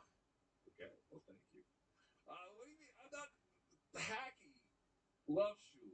Why is everyone talking about this like I hate Shuli? I made Well, a you whole did make it confusing because you kept falling in and out. You forgot what the character was about many times. I'm really bad at this. I think within the first 5 minutes, you lost. Yeah, you lost the narrative. Hacky was like, I don't know. I don't watch this show. Oh wait, I watch it all the time. I know. I did catch that. You're right. It was literally in the first 5 minutes. I was like, I don't fucking know what they do. I don't watch this show. I was like, wait, no, yes, I do. I'm a big fan. It's hard, okay? I'm trying something new, all right? Just fucking stick with it. Our whole show is based on puppets. Yes. Fucking deal with it. Danny Lizard. That's. Sorry, this is the wrong thing. Get rid of that. All right, here we go. Johnny Demonic. Was Haggy invited to the 24-hour Griftathon Monday? No. Is that really happening? It is? They're doing their 24-hour thing. What? To get the GoFundMe up? Yes. So what happens when John has to pay their legal fees? Have they addressed this? John's not. Come on, wake up, people. Are you really that stupid? What This is is all about money. from John? This is all about money. This has been nothing more than a money grab. Money, money, money, money, money, money. Wake up. Again, you can do whatever the fuck you want, but wake up. And Tukey was the first to fucking acknowledge this, and now everyone brings it up. Stop it. This is ridiculous. And now defamation is part of it? We can't call TSN the pedo network? This is about free speech. This is about the Shuli network taking away our free speech from calling them the pedo network because they literally hired a pedophile. The views expressed by Bedabbler do not reflect those of the Cardiff Electric Podcast Network or JT the Watcher. Literally! The guy who created the name of the show where Shuli's best friend was on the show! He's a pedophile! Send your complaints to Rocco Burrow. He can say this! Now they're gonna sue him for making jokes? And that's not even a joke, it's a fact! You had a pedophile working for you, stupid! God damn it! Glass houses, Tukey. Yeah, I guess. I shouldn't say anything just in case. You don't know. I don't know what JT and Cardiff are doing on the side. You have no idea. My God. This is ridiculous. So what is it? Is it about DMA, DCMA, or whatever these strikes? DMCA. Or is it about having their feelings hurt? I'm telling you, he's Aaron Imholt. All right, anyway. So, JT, you want to share a room with Dablecon 3? I'm not going to I wouldn't step foot in Dablecon 3, just like OJ, because Shuli's going to be there. If Shuli's going to be there, just like when Nick Rekieta was there and OJ didn't want to be there, when Anthony Cumia was there and Mersh didn't want to be there, I wouldn't step foot in Dablecon 3 because Shuli Egar is going to be there. And that's a fact, Jack. Don't invite me. I don't want to go. Where were we? Oh, yeah, money. Thank you. Yo, my knickers. What is this? Repost to send Carl Hamburger directly to hell. Yo, my knickers. Rocco, how was the vacay? Spud, my fiance is going to Canada to help his mom. Maybe you'll see him. Also, Carl eats poop. Love you more than a friend. Hello, Jay Dowling. Thank you. Be looking out for him. This is ridiculous. This whole thing, it's a joke. He's wasting your money. You're all wasting your money, but you can do whatever you want. Keep sending the money. 24 hours. Why would having Shuli on 24 hours bring people to want to give more money? Is he going to say, if we hit the goal, we'll stop? It's the only way I can see it working. Why would going on 24 hours inspire people to give them another $6,000 or whatever the hell they need? And then they're suing John for the money for their legal fees. So again, I ask, where does the $20,000 go? Thank you. Again, they can do whatever they want with it, but disguising it as you're helping to save the TSN. Fuck TSN! Steph Renee, OJ World Order. Yes, of course. The Universal theme park is a lot better than Disney. They got Nintendo Land, Jurassic World, Harry Potter, Trolls Village, Kung Fu Panda Village, and Shrek's Swamp. Disney has Mickey and Donald. Yes, that's what I'm learning. Everyone said go to Universal. Well, I'm not going there either. I'm never Harry going. Potter, too. Harry Potter? I don't know anything about Harry Potter. I've never been to Disney, but I've been to Universal many times. So I'm kind of biased towards Universal, I guess. Parents never loved you, JT. So I don't know who my parents. Okay, I might have been keep moving. conceived. I might have been conceived at Disney World, but my parents never brought me. Is that true? Yeah. Wait, you both revealed birth to revealed things. We got more super chats to get to, boss. Back of the Volkswagen Beetle. My parents conceived me. Steph Renee, we want OJ, don't we all? Legal Deagle, congrats on whipping Shuli fans into a frenzy. Some dweebs on Dabblers Anonymous seriously want to revoke your Dabbler of the Year award. Well, come and get it! Come and get it! You'll never take it from hands. It's not even the original. No. Which is broken. It's like you bought that at Dabbler, DabbleCon Walmart's. I thought it was at the Walmart next to Dabbler. Thank you. Well, they will never take away my award. It's 3 years running. You still work here, Gay One? Yes, I do. Chad, which is the real Chad? Hacka. Is it Chad or the monkey-looking bear thing from the Banana Splits? Right? I thought that was Chuck E. Cheese. Oh, it was like Donkey Kong. No, that's like the Banana Splits or something. I don't know the Banana Splits. I don't know either. Frank, JT, this is your speech therapist from elementary school. I'm very disappointed in you for not using your THs instead of Ds. It's there, not dare. Sweetie. Rod Stewart. Oh, this is good. To be Tommy Jordan. Crush Zuma. Hell, dude. Whoa, totally righteous, man. I think that's what I'm doing every time I do. I don't think I'm ripping you off. I think I'm doing Crush. You are. Yeah. But it's true. They could totally hire Chad to do the Crush thing. And I think he'd be great. Anyway, that's awesome. Thank you, Tommy Jordan. Hey, Disney, do you guys hire felons? Stop it. Don't call him. Oh, yeah. You could get sued. Here's Dr. Scholes. Rocco's mom rode the arrow long right. Beats and pieces. It wasn't my mom. It was another old woman who we have. It wasn't a log either. Yeah, Unfortunately, it wasn't a log. Would have been much easier to take care of. Absolutely. Roy Cohn Esquire, Shuli knew. Tommy Jordan has a super sticker. Thank you. Shuli Madoff more. Yes. Illegal Deagle, did the people donating the TSN GoFundMe realize they were also paying for producer Joe to launch defamation action? He is a named plaintiff. Yeah, that's what I'm saying. Where did this come from all of a sudden? We can't call producer Joe a felon? What country do we live in? But yeah, when was that part of the whole GoFundMe thing and lawsuit? Anyway, who knows? Flashy Vic, your Shuli hate upsets me because there's Hacky with an Israeli flag. The great Hacky. I want to take this moment to thank TSN.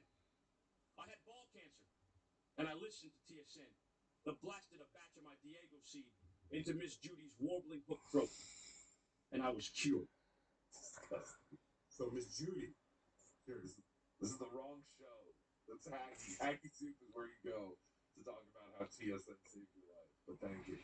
Captain Kickass, so don't give money to Shuli, but give it to Disney. Got it. No, don't give it to Disney either. I'm done giving money to Disney. I feel the same way. TBO went to Disney with girlfriend's family in '82, got caught screwing in an empty locker room, had to hitchhike home to Indianapolis. Fantastic summer. That's fantastic. Julie said, I should go on the 24 Steam to do the Joey C impression, and DabbleCon 3 will suck. It will be a gathering of the Dabbleverse nobodies. The losers who didn't go to Hankamania 3. And Carl. And the rest. Thank you for your super tips, your super chats, all that kind of crap. We greatly appreciate it. Yes, yesterday there was a court hearing in St. Cloud, which was... If you want to see bits and pieces.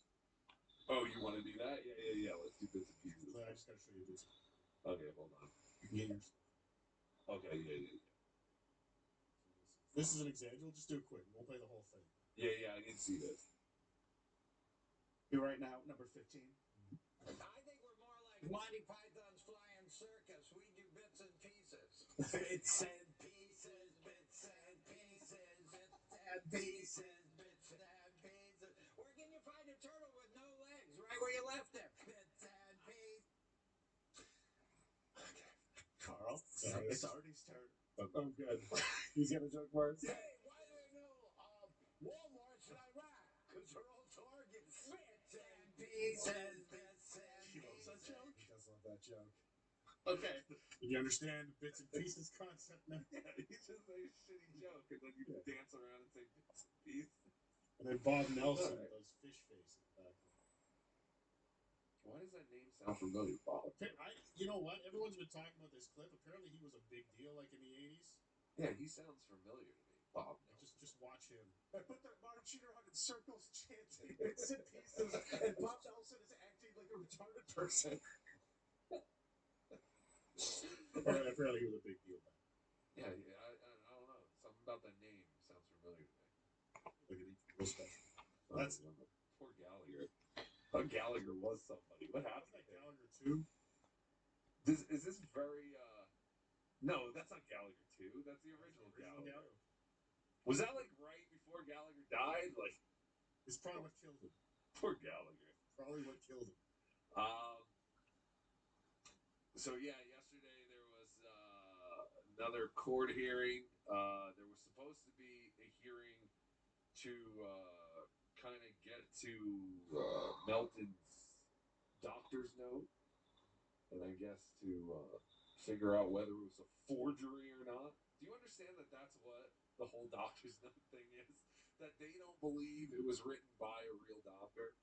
Well, I mean, Aaron, I keep seeing Aaron with the clips that, a doctor's not licensed to practice in that state. Like that, like he, like a back in, like a back's a back. No, it's the state. Like, Dr. Steve cannot set up a practice Right. in the state of Nevada.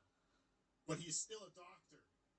No matter where he is in the world, he's still an accredited doctor. It's just the doctor's note. Yeah. It's not like he gave him a prescription for, 100 pounds of heroin No. or something. No. He knew a doctor. The doctor was there. He could see him. You could check him. He could check him in his physical form. But whatever. So, Melton the court believes it's a forgery. They believe it's a forgery. Because Aaron's probably telling them. I'm sure Aaron's lawyer is telling them it's a forgery. Which, why not? Look at where lying has gotten Aaron. This whole jail. No, that wasn't necessarily lying. That was just being stupid and sending a picture of Nick's wife to Gino. But yeah, this whole HRO is based on lies. Aaron does not fear Melton fucking Charlotte Imholt. No one wants to do that. Well, it doesn't, at the end of the day, though, is Aaron's lawyer working for free? Because Aaron is paying for all this, too, right? Like, his lawyer has to do all this work. Right. For this nonsense. He's paying him for all of this, no? Well, you would assume so. But here, that's a great point, Cardiff. And I actually have something. No, I don't. Where's the screen? Stop sharing screen. No, I want to share the screen. So I'm trying to share this. Where is it? Oh, I had to add it to the screen. That's why. Okay. So this is Aaron last night. Aaron is very excited about his lawyer and about everything that happened yesterday. Sorry I'm doing this late. I had to get out to the cabin with the kids. You know how that goes. Like, he has to make it, the reason I wasn't online all day is because I'm with my kids. Fuck you. You're never with your kids. Who gives a shit? Thank you to all the awesome people who reached out today. Your support has meant a lot. We wanted to be at this stage much sooner, but I'm glad we finally got here. Now, I believe the stage that they're at is both sides got to give their story yesterday, and now This was Nick's. For Nick's thing, yeah. Nothing to do with Melton. Melton didn't go. Has nothing to do with Melton. Melton didn't go. Melton couldn't get on a plane. Melton's obviously still really fucked up. Too fat. Too fat to fly. And so now that's being dragged on. So Good. Good. Great.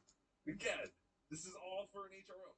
They're dragging it on because they want the guy that Aaron is so deathly afraid is going to fuck Charlotte Imholt with a cup. In her cup holder. With his cup, yes. That they have to keep this going because this horrible man who they fear won't dare show his face in St. Cloud. He won't travel the hundreds of miles from Vegas to be within feet of Aaron Imholt. It does kind of contradict the HRO, considering that when he's court ordered to show up in St. Cloud, he's refused twice now. Right. Like, I don't think he's at risk to show up. Right, but I would say that is Patrick taking the HRO very seriously. Because he's saying, whoa, you guys are trying to trick me. Yeah. There's an HRO here. Wait, I want a free boat? Right. You're going to go to the police station and pick it up? This is like when you took your driver's test at the DMV and the guy got in the car and he didn't put his seatbelt on yet, and he's like, okay, let's just drive up here, and you're like, whoa, wait a minute, no, get your seatbelt on. Like, I believe that this is Patrick taking the HRO very seriously. Right, this is entrapment. They're trying to entrap Patrick. So he says, thank you to all the awesome people who reached out today. Your support has meant a lot. We wanted to be at this stage much sooner, but I'm glad we finally got here.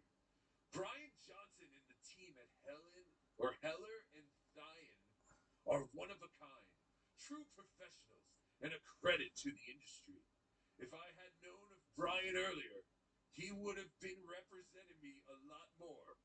Could not be more thrilled.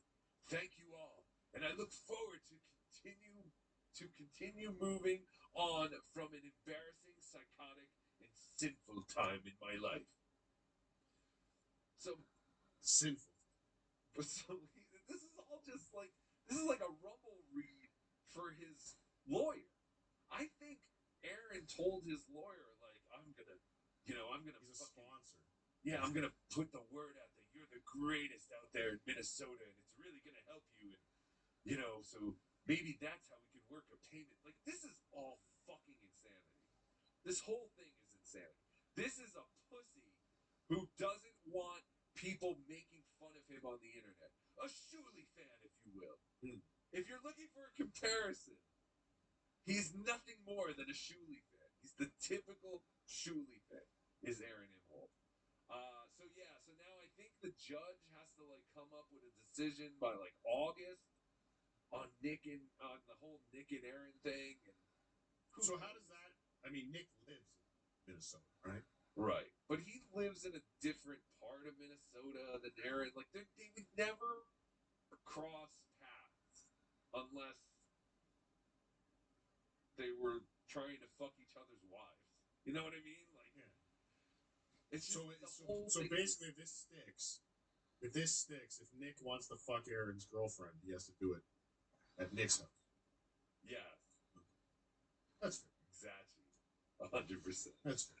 Anyway, so yeah, that's all I really got from the whole Aaron thing. Is this thing? I guess Aaron and Nick's portion of it should be done by August. Patrick's is going to keep going because of this whole back thing and the letter and everything, and it just teaches you that you can do anything with the law system to fuck someone else over, and so. Why hasn't Aaron started GoFundMe yet? I don't know. That is the one thing you got to credit Aaron for. Aaron, at least when he takes the initiative to start some kind of legal process, he doesn't ask his fans for money to do it. But whatever. I hear that the fans are very happy to give their money to a pointless lawsuit. And so please continue to do whatever the fuck you want. Speaking of continuing to do whatever the fuck they want, Grillo don't give a fuck. I just want to play the beginning of this episode of Grillo because it's amazing. Because Grillo is so cryptic. No, cryptic. He's cryptic. Liquid cryptic. There are big things coming up for Grillo. Oh. But he can't tell you. Oh. But it's big. Oh, that's good. But eventually he'll tell you. Oh, that's good. But he can't tell you now. That's good. Because it's big. It's good. It's definitely happening. Good. And also, Grillo wants to let you know, you can super tip, okay? Oh, that's good. Please know that you can super tip Grillo. I don't think enough of you realize that you actually can super tip Grillo. It is possible. It's physically possible. It is physically possible. Super tip. JT, I'm going to shut down the phones. Thank you all for whoever Great called. phones today. Great phones today because there are hardly any. Well, everybody called the other day, man. Nobody, they say what they had to say a couple days ago. Yeah, they used up all their minutes. All your fans used up all their cell phone minutes this month. I get calling you the other day. So here's Grillo, and Grillo also has a new intro to his show. That is good. That's good.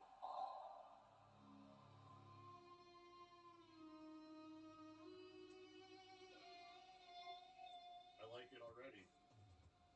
Oh, yeah.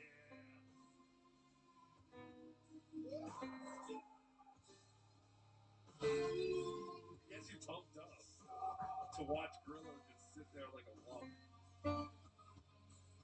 Pretty righteous.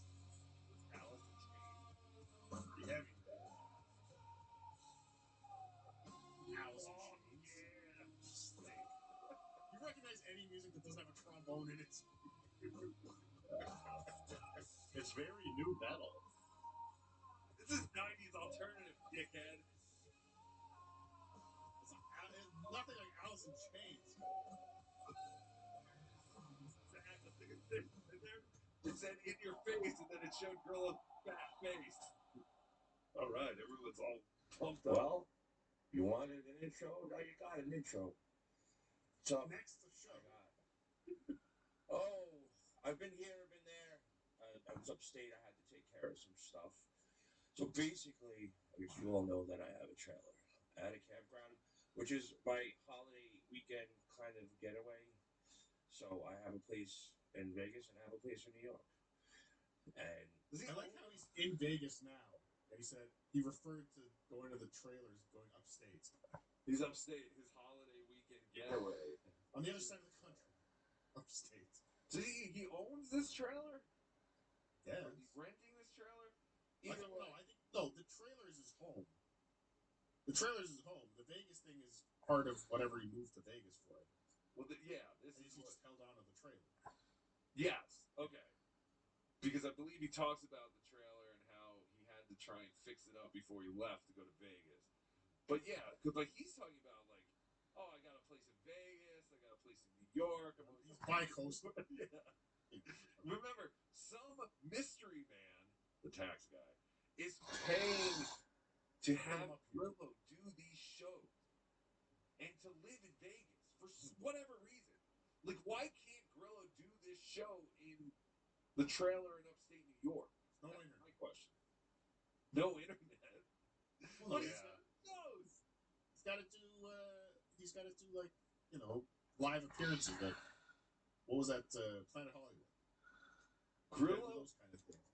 He hosts events. Remember he had a competing event at Hockamania? Yes. Yeah. It was Icons of Rock or whatever. Yeah. He's got to be there to promote that. 20% off or something. He's literally on the strip, handing out flyers with his name on the back. Seriously though, why? This almost seems like some kind of weird sex thing, where this guy liked Grillo on the Stern Show and was like, "I want to pay you to come live with me and do shows, and I guess every now and then I'll let you free, and you can go back to your trailer if you want. I'll let your ass recover." Yeah, but we call that your ass recovery weekend. Yeah, in New York, ass recovery. But yeah, you better come back to me because this is where I feed you, I put you up, and all you have to do is entertain me with these shitty shows and oral sex and anal sex. Yeah, good. I don't understand any of it, and it fascinates me. And if it doesn't fascinate you, you're an idiot. I know it fascinates Bob Levy because Grillo's been the number one topic on Bob Levy, and I think it's great. I have a trailer there that did not bode well during the winter. It had a leak right before I moved to Vegas, and I tried to patch it the last possible day, and it didn't patch. So what does that mean? How could you just leave your place with a leak and just go live somewhere else and do nothing? Like it's not like he had to be in Vegas. He could have stayed in upstate New York and done the same show. Put a tarp over it, fuckface. Anything. Or just hire someone. Get someone to. I would have came over and helped his camper out, man. I'm not far from him. Exactly. It's true. You got to get on Gorilla's good side. But yeah, wouldn't you make sure that that's all fixed before you go start another life across the country and just go, that should hold? I got another trailer. Oh. And I had to spend some time up there getting things together. You say you got another trailer? He got a new trailer. Oh, so you just traded that one in. We just traded the leaky one for the new one. That was like my trailer. The first time the toilet overflowed, I just got rid of it. So I was like, what were you saying, JP? I'll say, where does he get he must have sold a lot of bucks to be able to afford a whole brand new trailer. I mean, he's got multiple houses in different states. He's a jet setter, man. Again, that's why we need that Caleb Hammer guy to do the Dabbleverse audit. We need. I don't understand how people live. I can do it. We don't need Caleb Hammer. I can do it. I just need volunteers. It'll bring attention to all this. But yeah, I know. Well, that's the thing. Like, I really want to open the books on a lot of these dabblers and find Caleb out. Hammer just did Joe Rogan, so I don't think we. I saw that. Hacky is on next week. See all my friends and family up there, and can you close the I'm chat? Going to be out back and forth from there to New York throughout the summer. Sorry.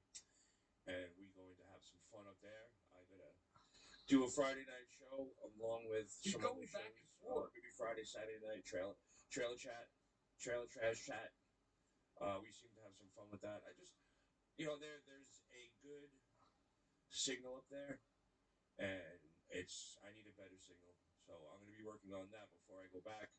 I will be back for the 4th of July, or I might be back. I've talked about Antonia Bennett. We're going to bring her on this week. She's a busy mother. She's got a lot of things going on. But Antonia Bennett's going to be playing Daryl's house. Anybody up in the New York State area, she's playing June 17th at Daryl's house. I suggest if you're out that way, go see Antonia. And in New York, she'll be playing Iridium on June 18th in Manhattan. So I'm going to see if I go back there for June 17th. Again, how does he have the money to go back and forth? He's jet setting New York to Vegas every month now. He's going to go back to the trailer every month, multiple times a month. Well, to be honest, we have no proof that where he is right now is Vegas. I mean, he could be in New York somewhere. No, but we saw him. I will say I saw him in Vegas. Yeah, you did. That's 3 months ago. Yeah, it's true. To go see you think he just flew out to Vegas just to make an appearance that one night at Hackney? The whole background is just his trailer. It's just a picture, and he's in his trailer right now. What are you doing, Grilla? Antonia, because she's not too far from the campground. And who is this person he's talking about? I'll be in New York June 18th. She's a singer and a mom. That's all he's set up, I think. Grillo really thinks anyone cares about anyone that Grillo's friends with.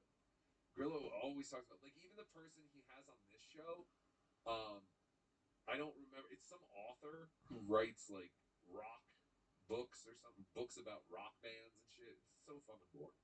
I gotta book a ticket, see what the ticket prices are and everything like that. So it was interesting going up there. I had a couple of talks with a company that I can't say anything yet, but okay, so this is one of the things.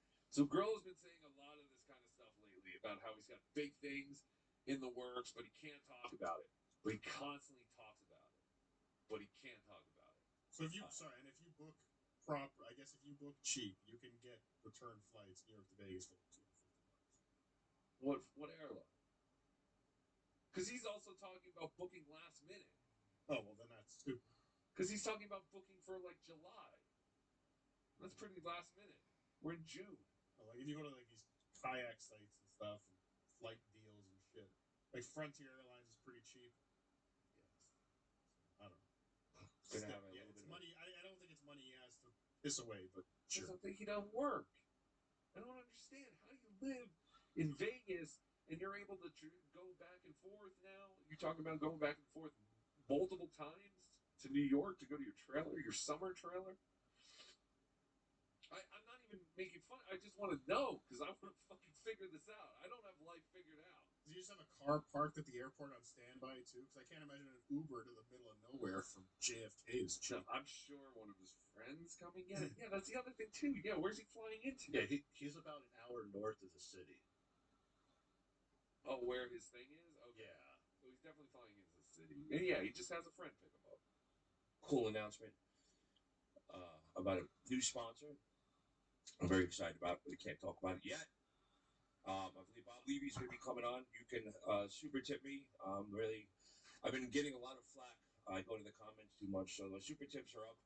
I got a new super tip login, and I have. Imagine if we just constantly talked about how you can super tip. I love this show. New super tip voice tips. I now have Bob Levy, and I have Fred the Elephant Boy along with Tracy.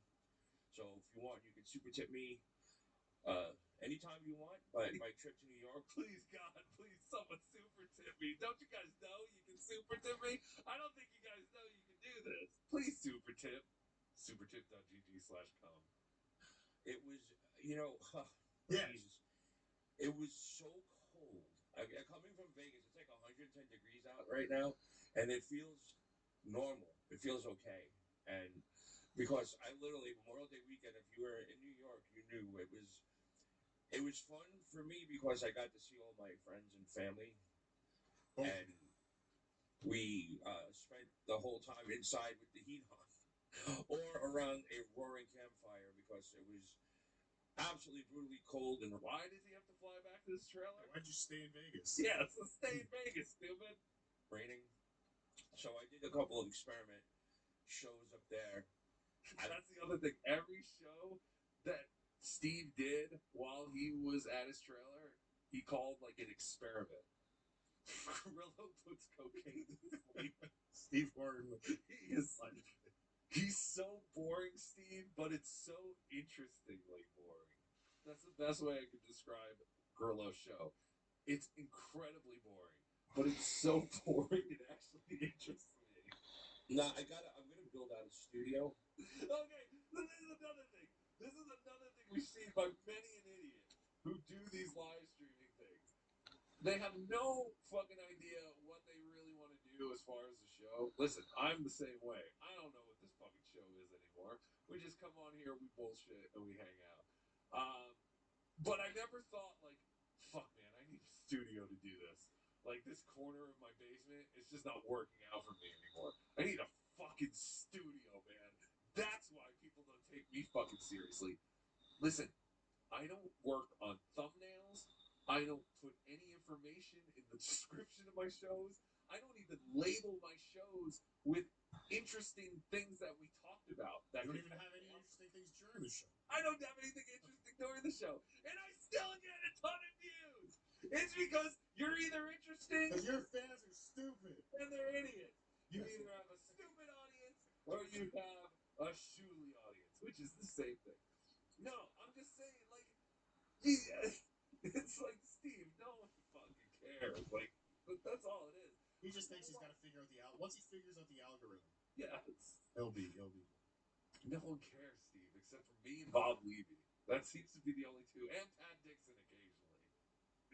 And we're gonna go from there and figure something out because I'm gonna spend a lot of good time out there. And he's gonna build a studio in New York.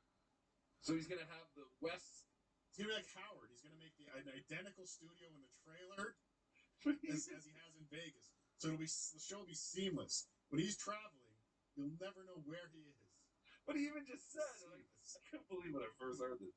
He said, "We'll build the studio, then we'll figure out what we're doing." That just seems like totally bad. It is Chad. This is very Chad. Spent the whole time inside with the heat on, or around a roaring campfire because it was absolutely brutally cold and raining. So I did a couple of experiment shows up there. I'm gonna build out a studio, and we're gonna go from there and figure something out. So I'm gonna spend a lot of good time up there. And thank you for all the welcome backs. Well, yeah, I'm not answering. You want a question? You could super tip me. I'm not going to. I see some of those guys. All you guys are coming here and stuff, and so I'm gonna really focus on what I'm talking about and not your comments anymore. Of course, if you want to super tip me, by all means, go right ahead. Did you know you can super tip him? So basically, what he's saying, if you want to shit on me, you can shit on me, but you better pay me to shit on me because I am gonna see it in the free thing, but I'm not gonna pay attention to it, even though it's gonna. I'll let you know what annoys me. It's gonna consume me, and I'll let you know that it's bothering me. But I won't answer unless you super tip. You can super tip. Did you know you can super tip?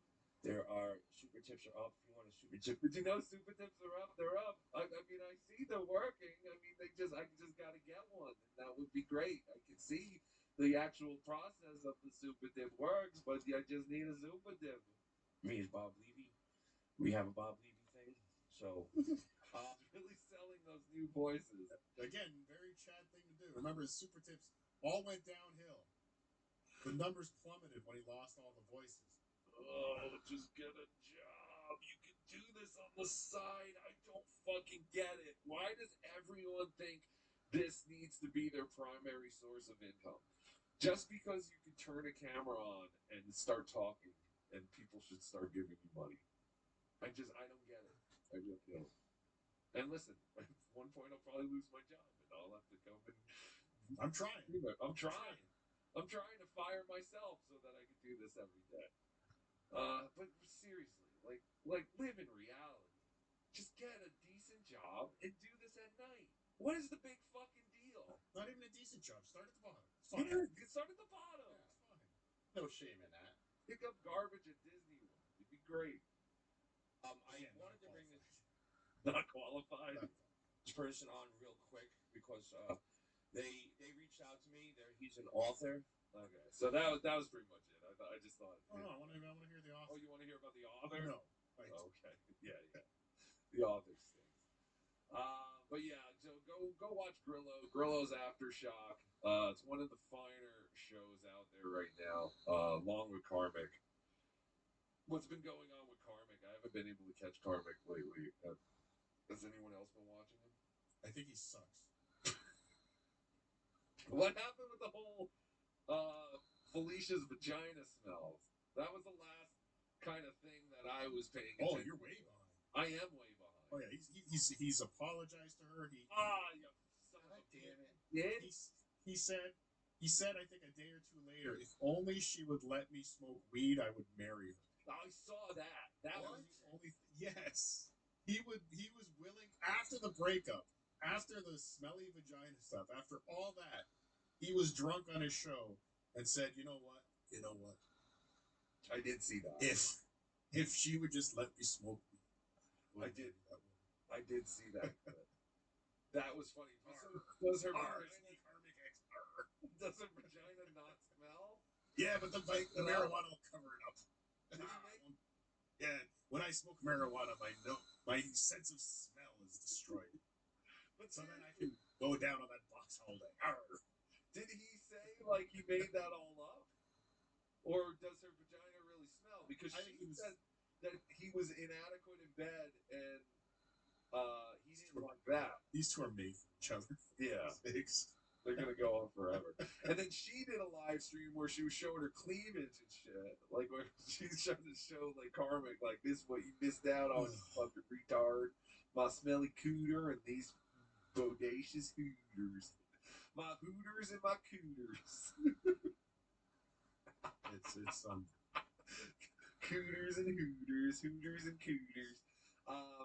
Yeah, so because I was excited when he went all out on her having a fishy smelling vagina, but then I did see the clip of him going, "Oh, if she would only let me smoke the devil's lettuce, I'd be married to her in a second."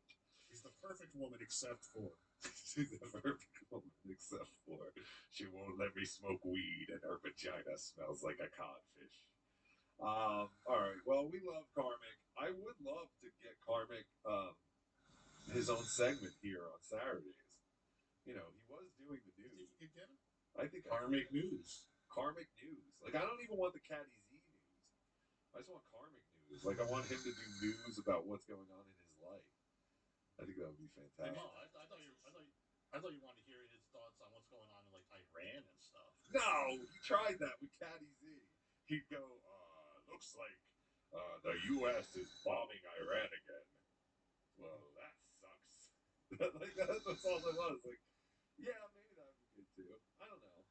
I would like him to be part of our gang because that's one of the things. Friendships.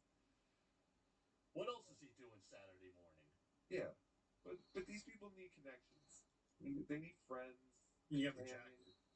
And I have the jacket. Yes, that was the other thing. Someone pointed out that after I explained to him that this jacket's way more comfortable if you cut the sleeves or you unzip the sleeves, he started to do the shows with the unzipped sleeves. So, anything we can do to help our fellow man and our fellow streamer. All right, we'll do a couple of super tips and super chats and all those kind of things. Oh, hold on. We'll get out of here. It's been like 2 hours. We can't get Karmic. Why? Karmic can't do other shows anymore. No, that's different. Oh, come on. My show's different though. Well, you have to pay him. Chad Boozma, Karmic can't do other shows anymore. KB gave him shit again for doing shows for free, so he won't be doing any other because Daddy said so. Yeah, but I'm different. I don't charge KB. KB looks at me differently. I feel like he'd be okay with Karmic doing my show because I don't charge. I don't think Karmic's willing to do that. He's lost enough already. That's true, though. He's lost far too much. I think you're right. I think he would be afraid to do that. Well, Karmic, anytime you want to come on. Well, hold on. What if Karmic makes a character? I'd love to have you. What if we get Karmic a filter? You think Karmic can make a character? Yeah. It's not Karmic from here. Right. Karmic. Yeah. Z. Karmic Z. I'm just happy that in the entire rant you didn't call him Cartifex once. Oh, thank you.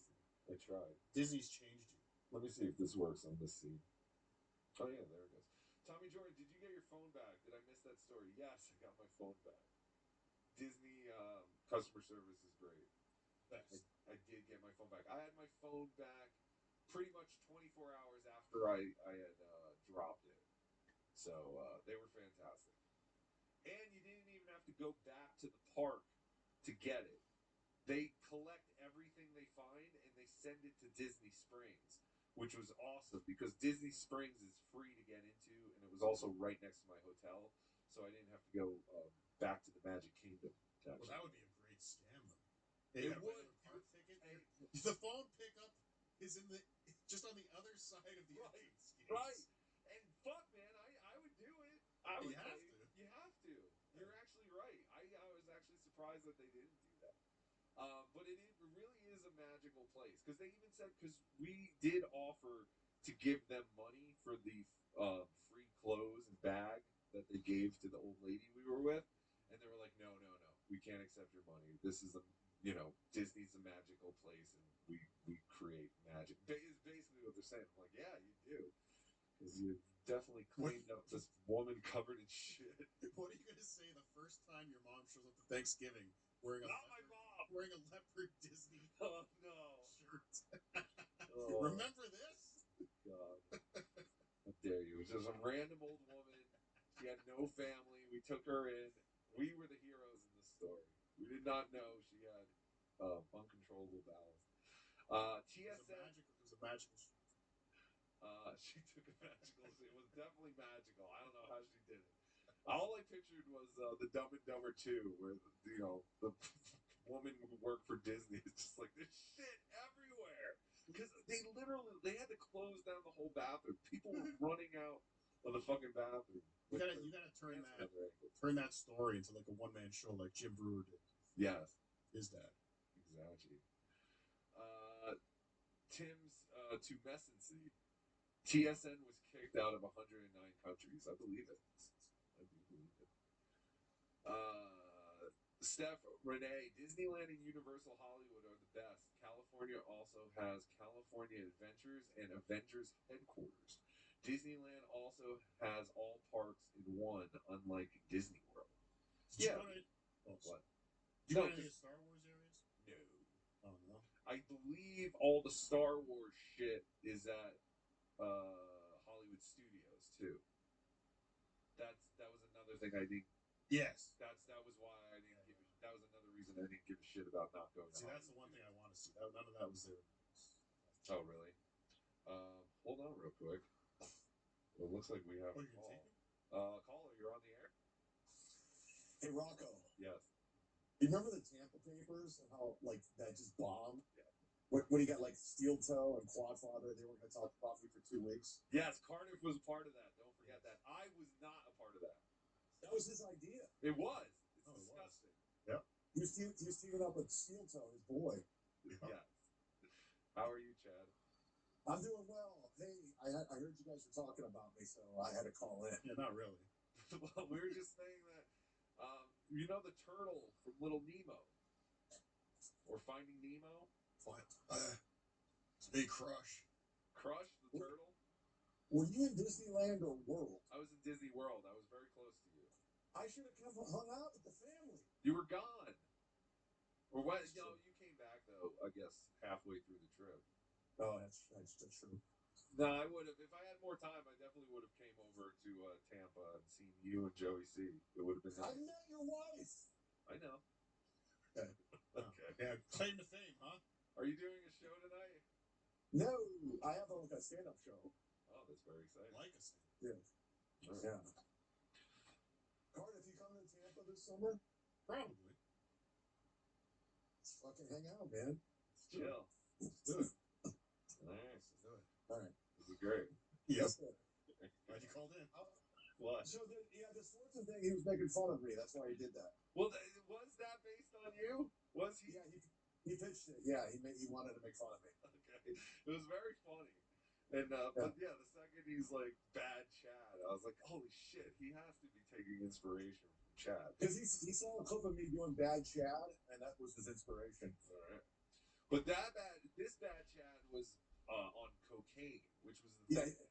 But and I was like, my Chad does not do cocaine. So He took it to a new level. You know. it was fantastic. All right. Yeah.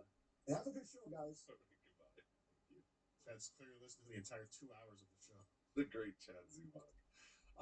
Yes, well, Disneyland is smaller than Disney World. It is. And we did say that maybe there's a possibility we will check out Disneyland one day. But I don't see a reason to ever go back to Disney World. I will say that. But then you gotta go to California. That's if you go back, go to Universal. You go back to Florida, go to Universal. See, I asked my kid, what was your favorite thing on the whole trip? When Grandma shit herself. No, it wasn't Grandma. No, when Grandma made stew in the bathroom. She said the pool at the hotel. So all we have to do is book a vacation someplace nice that has the hotel pool was nice. It was like a little resort.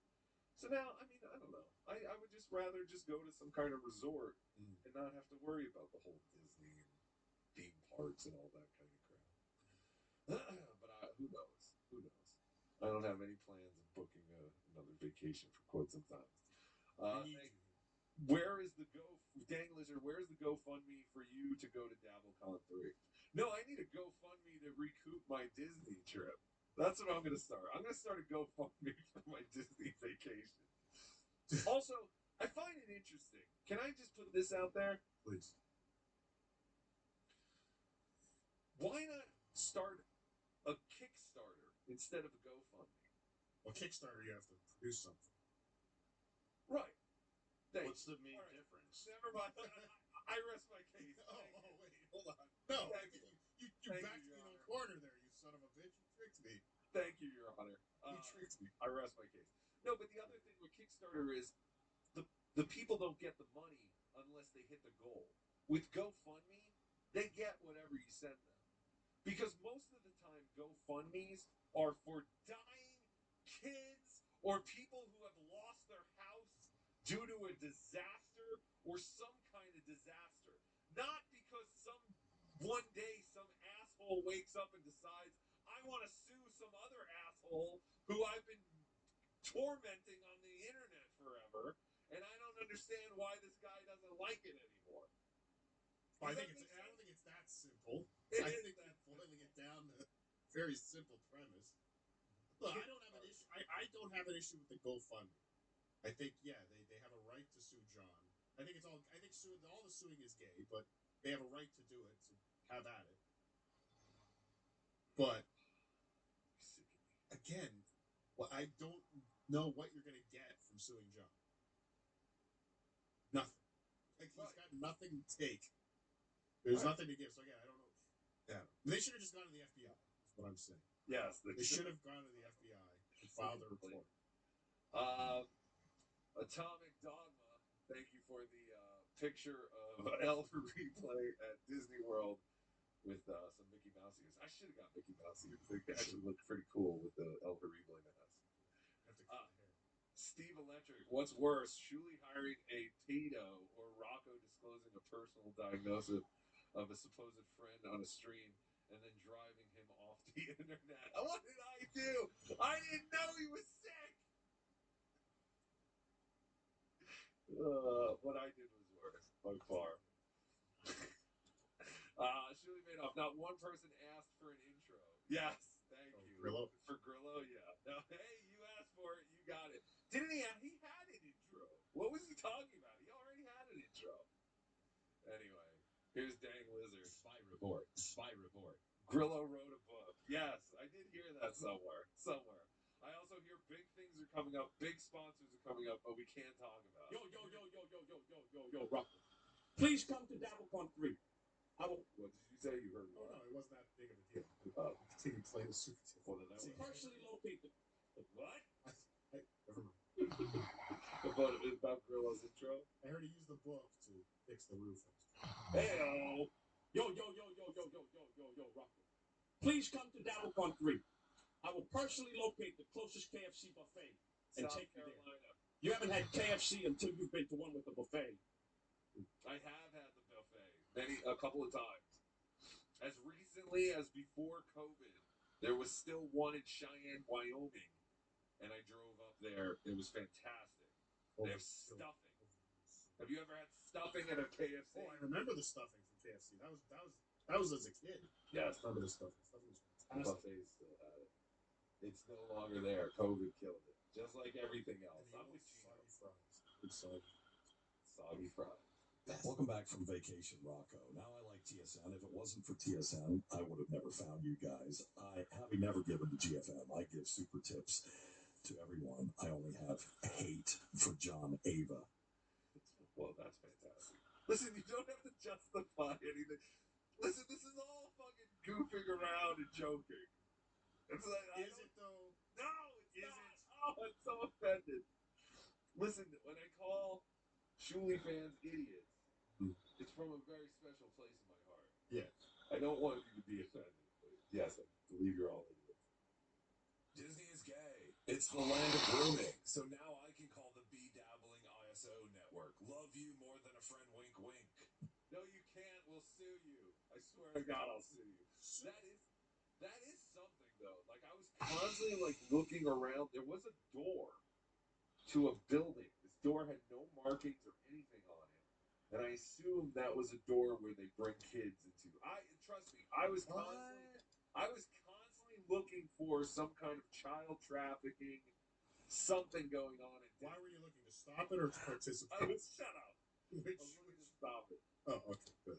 Every time I lost track of my kid, I was like, she's gone. She's gone. She's part of the ring now.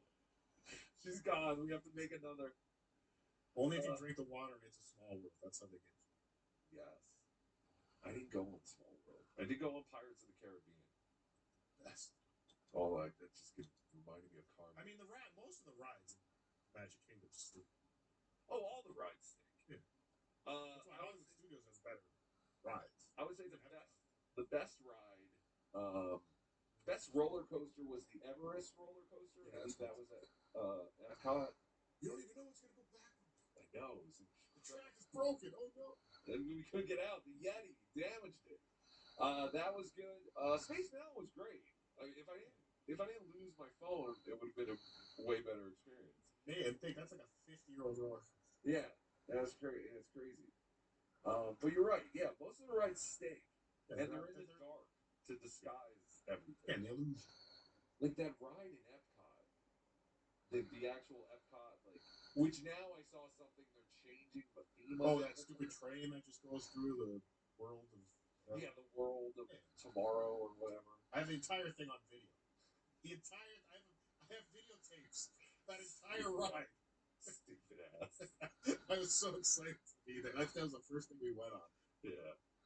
No, that stinks. Yeah, most of the things stink. Quite honestly, yeah.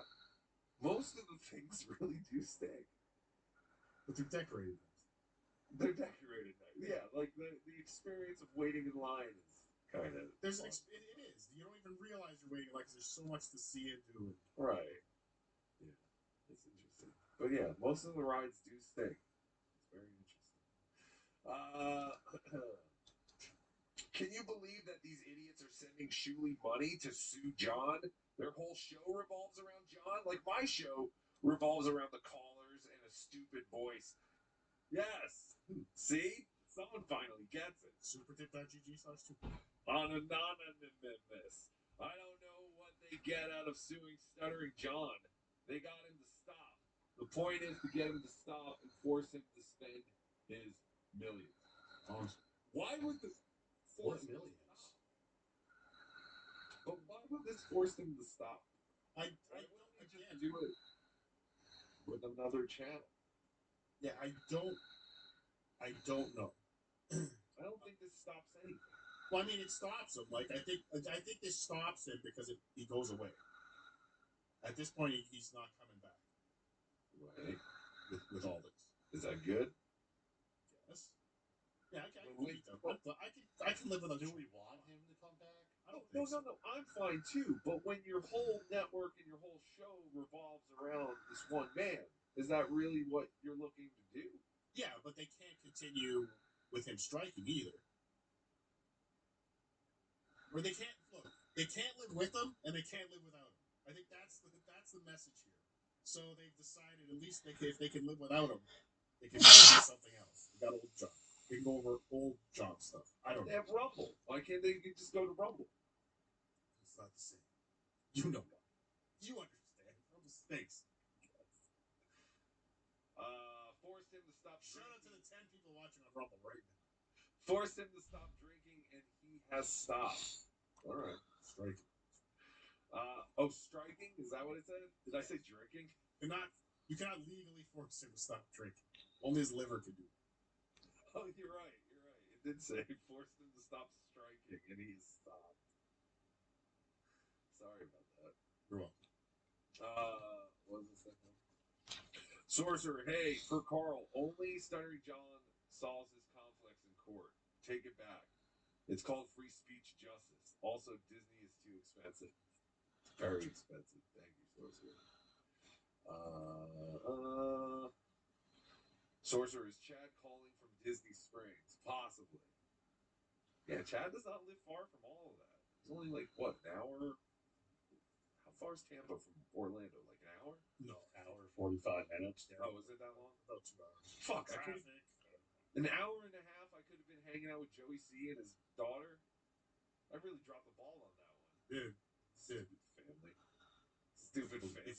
If I found out you left your family, if I only had a car, Joey C, I would have been very disappointed. I didn't rent a car. If I had a car, I would have. Ken, 9/11 is gay. The information show on YouTube. There you go. Okay. Just Jewel, if peace is possible between Chad and Cardiff, world peace is possible. I agree. I've always said, wait, listen, you still, I was shocked to hear that Cardiff used to send Chad morning apparitions or whatever. Like, for weeks. he would send Chad messages of encouragement. Well, to be fair, someone was sending to me every morning on Instagram, and I would just forward them to Chad. Well, at least I can do something. Yeah, doesn't matter where you got it. It's just that you did it. Dame Tap movie show. My Disney trip. Spent more time in the hotel room watching Twilight Zone marathon than on the shitty rides. That was the only thing I missed because I do remember the Tower of Terror, and I remember liking that as a kid. That's gone. But it's the same. No, the ride is there. It's a Guardians of the Galaxy. What? But it's still a hotel, like a free fall thing. It's the same ride. They just changed its theme. What you're seeing now is a Guardians of the Galaxy. Oh, all right. But that was a great ride. Again, another movie I know nothing about. So I would. It's Guardians, and they guard the galaxy. Fantastic. Tickle Me Tookie, my anus has prolapsed and I have incurable syphilis. Thank God for TSN. Again, that's the wrong show. That's for Hacky Soup. But thank you, Tickle Me Tookie, for getting involved. Wow, what a fantastic comeback show from vacation. It was very, very fun. We did it all. We talked about Disney. We talked about Grillo. We talked about shitting your pants. Disney. It was fantastic. And thank you all for being a part of it. Thank you all for your super tips, your super chats, your milestone chats, like Mr. Buddy Lee, who celebrates 9 months of membership. Thank you, Mr. Buddy Lee. And I promise I will have more members content and Patreon stuff moving forward because I got nothing else to do now but work. BTH Monday nights. And BTH Monday night. Antonio 34 celebrates 4 months of membership. Easy 123 32 months of membership. OJ update, please. We gave you the OJ update. OJ is alive and well, and he's watching all of this, and he's taking notes, and he's coming back for revenge. We're all fucked. He knows what all of you have said about it. Darth Nugs, 36 months. So much resentment. It's like an OJ tribute show. Yeah. MG082, 6 months of membership. Stabby C update Bucko. TWO PWO. Hashtag Cakehorn. Has Stabby, or stop calling her Stabby C. What is her real name? Heather? No. Is that Mrs. C's real name? Who's Heather? Is Heather his daughter? Is that her name? I feel Let's like leave it at Stabby C. Alright, Stabby C. We can't learn another. Yeah, let's have some respect. Stabby C. I don't believe she's been on air, and I don't believe Joey's really talked much about her. Has he? I did. Nobody watches. Who watches Joey? I saw a little bit of Joey and Lou the other day, and I don't remember what they were talking about, but he wasn't necessarily talking about his. It is Heather. I knew it. Thank you, Rochi. Sunken Toy. Yes, the tower is still there, but the theme of the ride has changed. Right. That's what I was saying. The ride's still there, but the theme, it's not Twilight Zone anymore. Yeah. Joseph Collins, 6 months of membership. Glad you're back and you had a great time. Hey, Cardiff. Hey. Yes, it was very nice. It was also nice just to not, talk about all this stupid nonsense for a little bit. That was kind of nice. But I do love it. Of course I love it. The Dabbleverse has made it possible so that I could enjoy that vacation. So thank you all for your generosity. And again, we need more of your generosity to make up for the amount of money that we didn't make for all those other days when we weren't on. Exactly. Yes. So we're very backed up. The goal is very backed up. Hey, buddy, you do you and I'll do me, which means employing guys who do kids. What? Stop it. I broke a lamp in my hotel room and it smashed into the Bits and pieces, bits and pieces, bits and pieces. Bits and pieces, bits and pieces. I love you all more than a friend. Thank you very much. Thank you to Cardiff Electric for hanging out with me today. Patreon.com/Cardiff Electric and at Cardiff Elect on YouTube and Twitter. Maybe a show tomorrow morning. Maybe a show tomorrow morning. Call-in show? What? Yeah, I did. Yeah. What did you do a call-in show? I did a Patreon-only call-in show last time.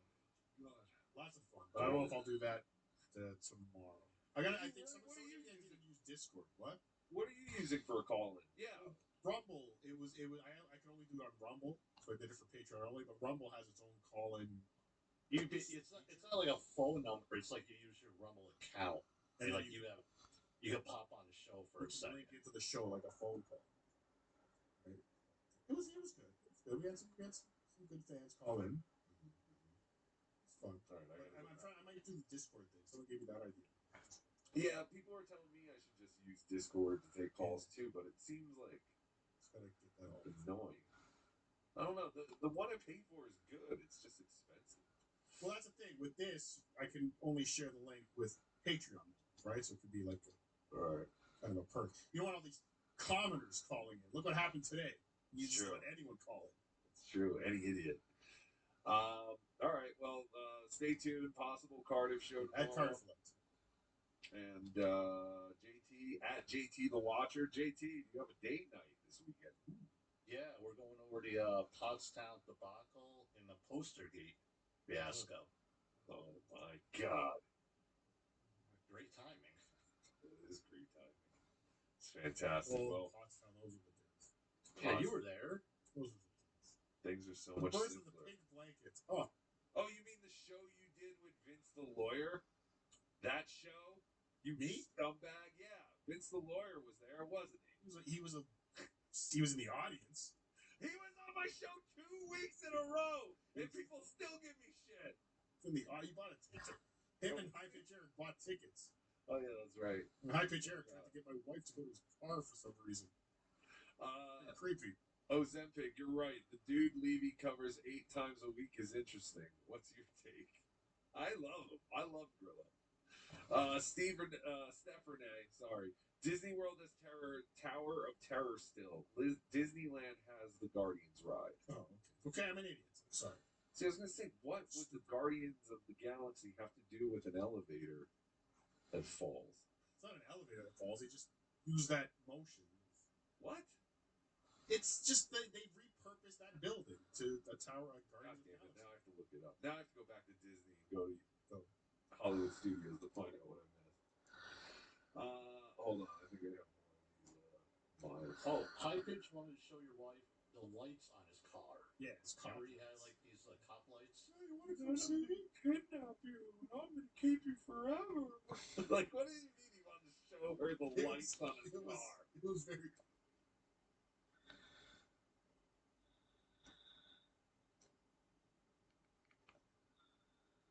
Swollen mouth. Yeah, it looks awful. Like right here. Look. You look horrendous. I know that it looks like I got filler in my mouth. You look terrible. No, I'm serious. It could be an allergic reaction. To what? I don't know. To me? Probably. I woke up from my nap and I was like, what's going on? You know, I will say though, you look good. You do look good. In this light. In this light. So do you. Turn that shit around. Boy, I'm naked. I got no clothes on. Yeah, shut up. I'm naked. You want to show me pull up the piece? Like you would. I would. Yeah, I don't care. I'm gonna pull it out for him. Okay. I think it's time to go to work. All right. Some of you have been asking about Stanley Cup Finals. Vegas Gold Knights are in there. Is DNA's going to go to some games? I've still got my 16 seats. I've given some to some friends. One of my friends who sits behind me for 10 years, we've been there forever, Jimmy Cash. I had him at the wedding and everything. He needed 2 because he didn't get the playoff ones. So he's got 2, and I got the other 2. And what he did, which was very, very kind, is he helped fill up my wine cellar with some good stuff. A couple of my favorites. Let's go take a look. All right. From Mr. Jimmy Cash, we got a big old famous special select. There we go. That's one of my favorites right there. But in addition to that, I already had a couple Opus 1s 2016. A 2021 Opus 1, another favorite of mine. So when we consume these bottles of wine, you know what my first drink's going to be of the night? Did you know? Do you have any clue what my first drink of the night will be when we partake in the celebration after a bracelet and polish one of those off? It's going to be a Z-Biotics. Drink one of these, then we finish those off. Z-Biotics pre-alcohol probiotic drink is the world's first genetically engineered probiotic. It was invented by PhD scientists to tackle rough mornings after drinking. Here's how it works. When you drink, alcohol gets converted into a toxic byproduct in the gut. It's a buildup of this byproduct, not dehydration, that's to blame for rough days after drinking. Pre-alcohol produces an enzyme to break this byproduct down. Just remember to make pre-alcohol your first drink of the night, drink responsibly, and you'll feel your best tomorrow. If you want some of that, I promise you it works. Go to zbiotics.com/Daniel. Use promo code Daniel at checkout and get 15% off your first order. All right, ladies and gentlemen, it's another drive-in video. We driving in. Well, I'm not driving in. That's the driving in. All right, let's talk about the day. What do we got going on? Right at noon, we will be there on time. My car says I'll be there at 11:45. We're on-time registration. Well, this is day 2 of the 25,000. Now, we already put the course into that yesterday. Apparently today, you can buy in and have one rebuy as well. So you're going to start the day, I believe, with 15 big lines for 1 hour. And then I think at Max Late Reg, probably 12 and a half bigs. So what does that mean exactly? Well, with 15 bigs, it's not like, I find it's not my favorite type of poker, short stack poker. It's not fun for me. However, I will say this. It's not something I put a lot of work into. But I will say this. This much I know. Is that if you're leading aggression, right, slightly or whatever, it's probably actually just good. But when you make a slight mistake, it's not that big a deal. For example, let's say solver says, in this spot from the button, you should jam king 5 suited or better. Okay? Let's say that's what the output gives you. What if you jam with king 4 suited? What do you think happens? It's not some monumental mistake. It usually doesn't matter at all. Most of the mistakes that people try to pinpoint as finite are so minimal in terms of gain and loss that what's much more relevant, and maybe not in the high rollers, is who are in the blinds. Okay?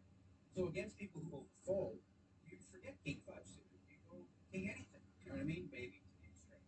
Or if guys are really liberal and wild and crazy, maybe you tighten up your jam because they fold too much. But ultimately, knowing whether it's king 5 suited or king 4 suited and having all the nerds laughing at you is like, oh my god, like it's not even a jam. Like king 5 suited plus, everyone knows that. My god, you didn't even know. Jam with king 4 suited. Whatever, who cares? And besides, this first hour, we'll be looking to, play a flip, whatever the case may be. We have one rebuy if need be. But 15 big blinds sounds like not very much. However, if you look at the average stack, the average stack is probably like 35, 40, maybe. So you double once, there you go. Right in the thick of it. So in addition to that, a lot of the field is already gone. You will see lots of people max late reg. It's a thing. People do it. And that's what we're doing today. With a caveat of showing on time. So we have 2 shots at the price. Okay, we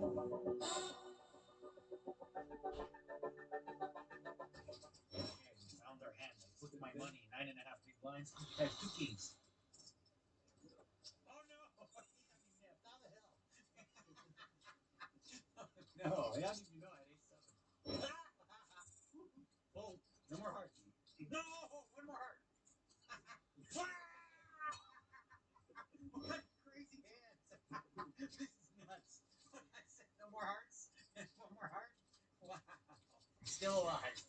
There you go. All right, 8 big blinds are in. You have jacks. Oh, that's nothing. 18-10. Haha, 50-50. Coin flip. Let's go. Let's see who's lucky. 8 bigs. Okay, so far you. And me too, because now I doubled. I have 150. Revive! We're all in on bullet 2. Okay, all in, yeah? You have it? Oh, God. Everybody always has. Anybody else have an ace? No. There's got to be an ace there. I feel like it's got to come this time. I really do. You have 9. 3. But that's that. Okay, wow. I think I played great, though. You did. Nothing you can do. What are you gonna do? He cut out crazy nice suit at the bottom. That big. Did he cut out? I know, this guy, the crazy guy. No good. Exactly. All right, what the hell's next on the schedule? I think 10K stud. Yeah. Well, ace. Suited ace. Short stack. That's the game. You got to hit one, double. We didn't. So there he goes. Bye-bye. Adios, 25K. Now I think we have a little bit of time. Rest and relax, because I'll take a look. But I think today now is the 10K stud, which starts at 2 p.m. and it's 12:48 at the moment. There is some kind of monster stack thing. I'll look at it, but I think the 10K stud is the play, right? So in the meantime, I'm gonna have a coffee, maybe do another interview with the people over there, and take it from there. You know what I'm saying?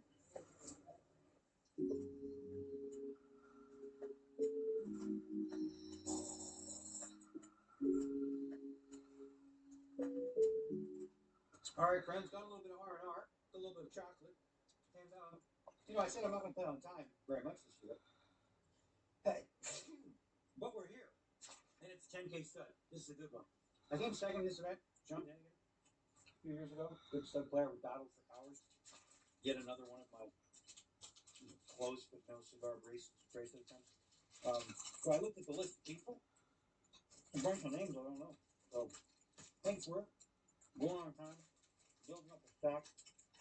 7-card stuff. Beautiful game. Beautiful, beautiful game. A lot of people don't like it. Don't get it. That's what it is. I love it. 7-card stuff. I'll see you. So as I said, I'm showing up on time because I don't recognize the names. I might have heard of him. I think that's a Scott Seaver. And who's this guy? Fresh and early, showing up 10K stud right on the nose. I love stud. Me too. I am a stud. Yeah. I didn't see your names in the thing when I just said I'm going to show up on time. I just busted 25K twice, so just I did mine about an hour ago. Okay, so let's play 10K stud. Are you? Hey, Alan. What's bothering you today, Alan? Make it quick.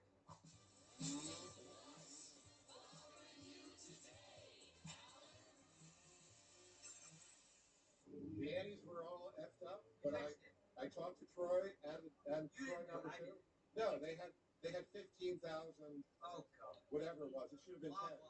It's fine. 15,000, 50 of them. Why you gotta be such a nit? Anyway, they fixed whatever he penciled out whatever I said, and it's perfect right now. So. Oh, we got 2 people in there. We're good. Okay, off the break. 62,000 from 60. Nothing crazy. Nothing. No real hands. This man came up with a genius idea we're going to talk about here on the break because I like it. Let's try to get it done. Yeah, very smart man. So here's the idea. I'll just tell them because they know. His idea was for these 10K mixed events. There's no re-entry limits. It's 1 bullet, right? Which is what it is. It's fine. But one of the things you want to do is incentivize people to come on time, right? One of the ways you can do that is to say to people who show up on time or like during level 1 that those players only, if they need to, can do a re-entry, right? So incentivizes those for on-time arrival. I don't really see a downside to it, so I don't know. What do you guys think? Seems reasonable, right? I think anytime you have an opportunity to incentivize people to show up on time rather than late, Rich, that's a good thing. Benefit those players, right? I don't know. I think it makes sense. What do you think? Let me know.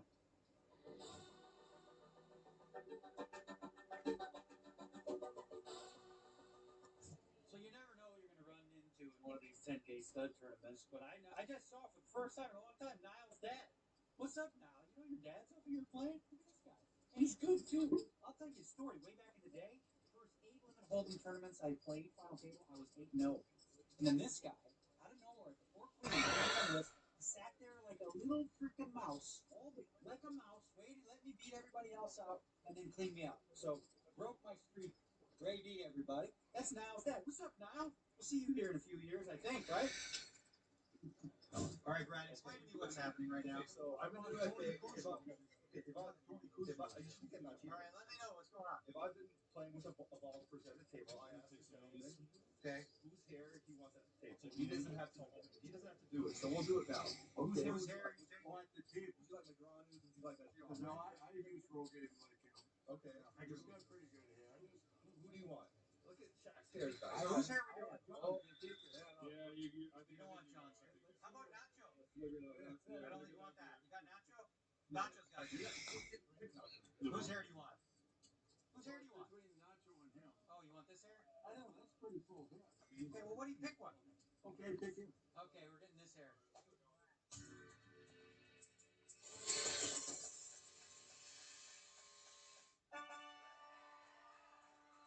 All right, what do we got? Let's see. Let's see. Turn it over. Boom, look at that. Wow. We're taking like 30 years off of it. You look great. You look great. Sorry. That's great. You look great, Tom. You look great. It's the love child between. It looks like you like that? It looks like I know a guy in Turkey. I want that hair. I didn't know your hairline's receding. They got the hairline back on you. Hey, man. His hair is much farther. His fuller filled in. You did a poor job. His hair is fuller than Rocket. All right, we got 80,000, I think, going to break. I do have one stud hand where there's a couple kind of interesting decisions. So let's go to the bathroom. I got to go bad. I almost left in a couple of stud hands, but I hate missing a hand, especially if I can hold the bladder a little bit. So that's kind of, when I come back, you can, yes. So let's go talk about that hand after a little visit to the boys' room. All right, so let's talk about the hand. Okay. It's 7-card stud. The limits don't matter, whatever. The deuce brings it in. 4 folds. And now a player who's very aggressive with a very high view has an ace up. And behind him is me with a 5, 2 7s, 2 10s, and the deuce. It's a very good board for an ace to not even look and just open. Okay? We're next up, again, with those cards behind it. Split 5s and a 9. We don't have 2 of a suit. They're all off suit. So you could make an argument for 3-bet here. I like the call. I don't really like 3-betting an ace that often. But that's a board where I could have done it. I decided to call. One of the 7s calls. And the deuce of clubs bring in also calls. Now the ace, which was a heart, catches the 7 of spades. I catch the 9, so 9s and 5s. The 7 of spades catches the queen of diamonds. And the deuce of clubs catches the 8 of clubs. So potential flush draw. Now the ace 7 bets. So here's the first decision. I actually thought about this one for a minute. Obviously not folding. The question is, do you want to call and trap and let these guys in with the 2 pair and maybe raise on 5th street or something like that? Or do you want to raise, deny them equity, and play the hand heads up against what could be anything, Although when he does bet 4th street, you start to think like, well, maybe this is something since 3 people called. But 9s and 5s like a huge favorite to be ahead, especially because he got a 7. And as I said, there were 2 7s out. I think instead, when there's already some money out there, people just have a lot of equity generally, so I think it's better to play the hand heads up and get them out. So I raised. They folded, A7 call. I catch jack. He catches a 6, and now he has 2 spades for me. He checks, I bet he calls. On 6th street, I make jacks. But he makes open aces. So now his board is ace, A7, 6 with 2 spades. And he bets. Well, I think in this case, jacks, 9s, and 5s. There's no jacks out, no 9s, no 5s. So I, in theory, have 6 outs if he has me beat.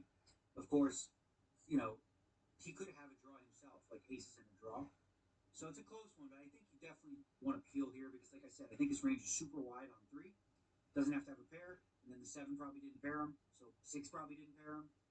Probably just aces in a draw, right? We don't have a hand that's good enough to raise, although you could make an argument for raise, actually, and represent, rolled up 5s, fold. Maybe he folds, but I don't think this player would have. So I call. River, catch a deuce, he checks, I check, and he just had only aces, so he had nothing. But interesting decision on 4th street, and then on 6. I think call is right based on the dead cards and stuff like that. So up to 80,000, 4 more hours to play. Pretty card dead outside of that, but considering I have more than I started with, as far as I've been, pretty happy with that.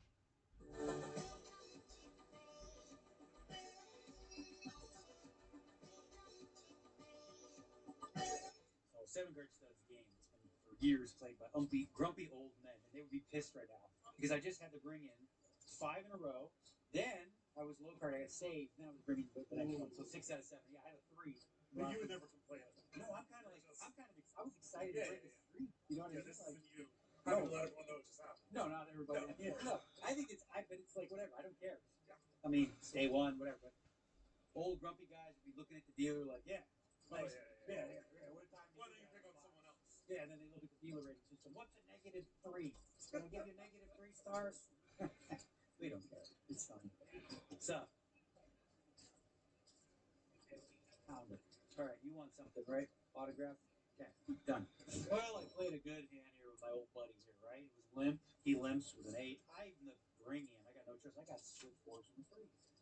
So naturally, I catch a 4. He's got a 7 and 8 and a queen. Garbage. I bet he calls. Now I catch a 3, so I've got 4s full of 3s, and he has a queen 8, 7. I figure I'll bet. It's full house. Oh, no, did I check? I checked on 5. I checked my money. I checked my 2-pair He back. checked back into it, and then on the 6th street, you got what? Nothing? 3-pair. I made 4s and 3s. I have 3 4s and 3 3s now. And I made another. So now I bet. Because I got, the open. He calls. River, get this. He's got open 8s. Huh? Phoenix, check. Full house. You know what? Old Gus bets. But Phoenix remembers. Just because you have a full house, you're dealing with Gus freaking Hansen. What else would Gus Hansen be raising you $165,000 with? And Dale decides to call. Shows him the 5. Head one out.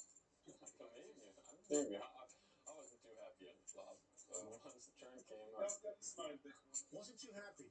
Meanwhile, he rakes in the pot over $575,000. You're looking at a man who just lost almost $300,000 cash. Okay? It's not. Might not be good. He might have a full house. And you know what he had? A full house. 7 full 8s. So we had. He saved again. Negrano saved again. Not again. Last time I gave him $500,000. For 400,000, 500,000 bucks. This one was cheap. It was 5K in playing. Well played, sir. Thank you. I agree. You too. Whatever the hell you got. You probably actually played terrible. What's up? Queen 7-8. Come on. Who knows? The BTF carried 2 flush. Remember that guy? The BTF. Okay, got it. All right, last break of the night, 36-5. A little frustrating, but ebbs and flows. We're still in it. Gus beat me another hand. Just king, queen, deuce in the hole. Nothing, king, blah. 2, 6, whatever. Beat me a hand, so we're scrapping. But 36K. This is a fast day one. Things go. Hey, what's up, baby? Things go fast on day one. That's kind of how we like it. But we now have 2 levels remaining at 3 and 6,000. So what is that? 6 big bets. And remember, guys, in limit poker, it's not like 6 big blinds, 6 big bets. Go a long way, especially the way we stretch it. So just got to get on a nice heater for the last 2 hours. Finish strong.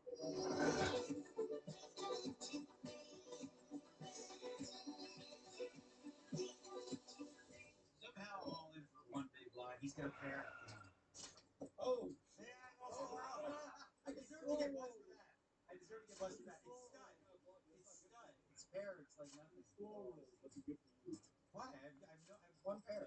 All you need to do is make 2 pair. Go ahead, make 2 pairs. See if I need to look. I did make 2 pairs. 7s and 6s. Okay, so I need a 4 across would be good. Let's see what's hard. It's club. And it's 3 across. So that's dead, right? Yeah, I'm dead. I knew I was gonna lose after I did that. You did. Yeah, I didn't win any hands. I have to go because I didn't win any hands. Thanks, Gus. Cheers. Thanks, Gus. Well, that's that. Split aces. On my last bid. Didn't work. I deserved it. It's slow. It's okay. Poker gods were laughing at me. It was a joke, obviously.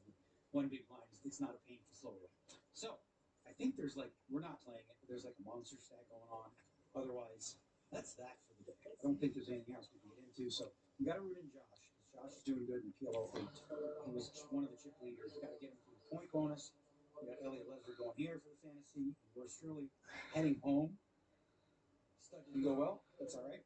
Back at it tomorrow, I believe, from memory, 25K, 6 max. Okay? Starts at noon, I think. We'll probably show up 2:30, yeah. That's it. All right. It was frustrating. I was really card dead for a while. Ringing all the time. Whatever. And then just I had a full house in 5 against a pair. And lost. So that's okay. Yeah. So it was my day. That's all right. So, anyways, tomorrow, I believe 25K, 6 max, unlimited.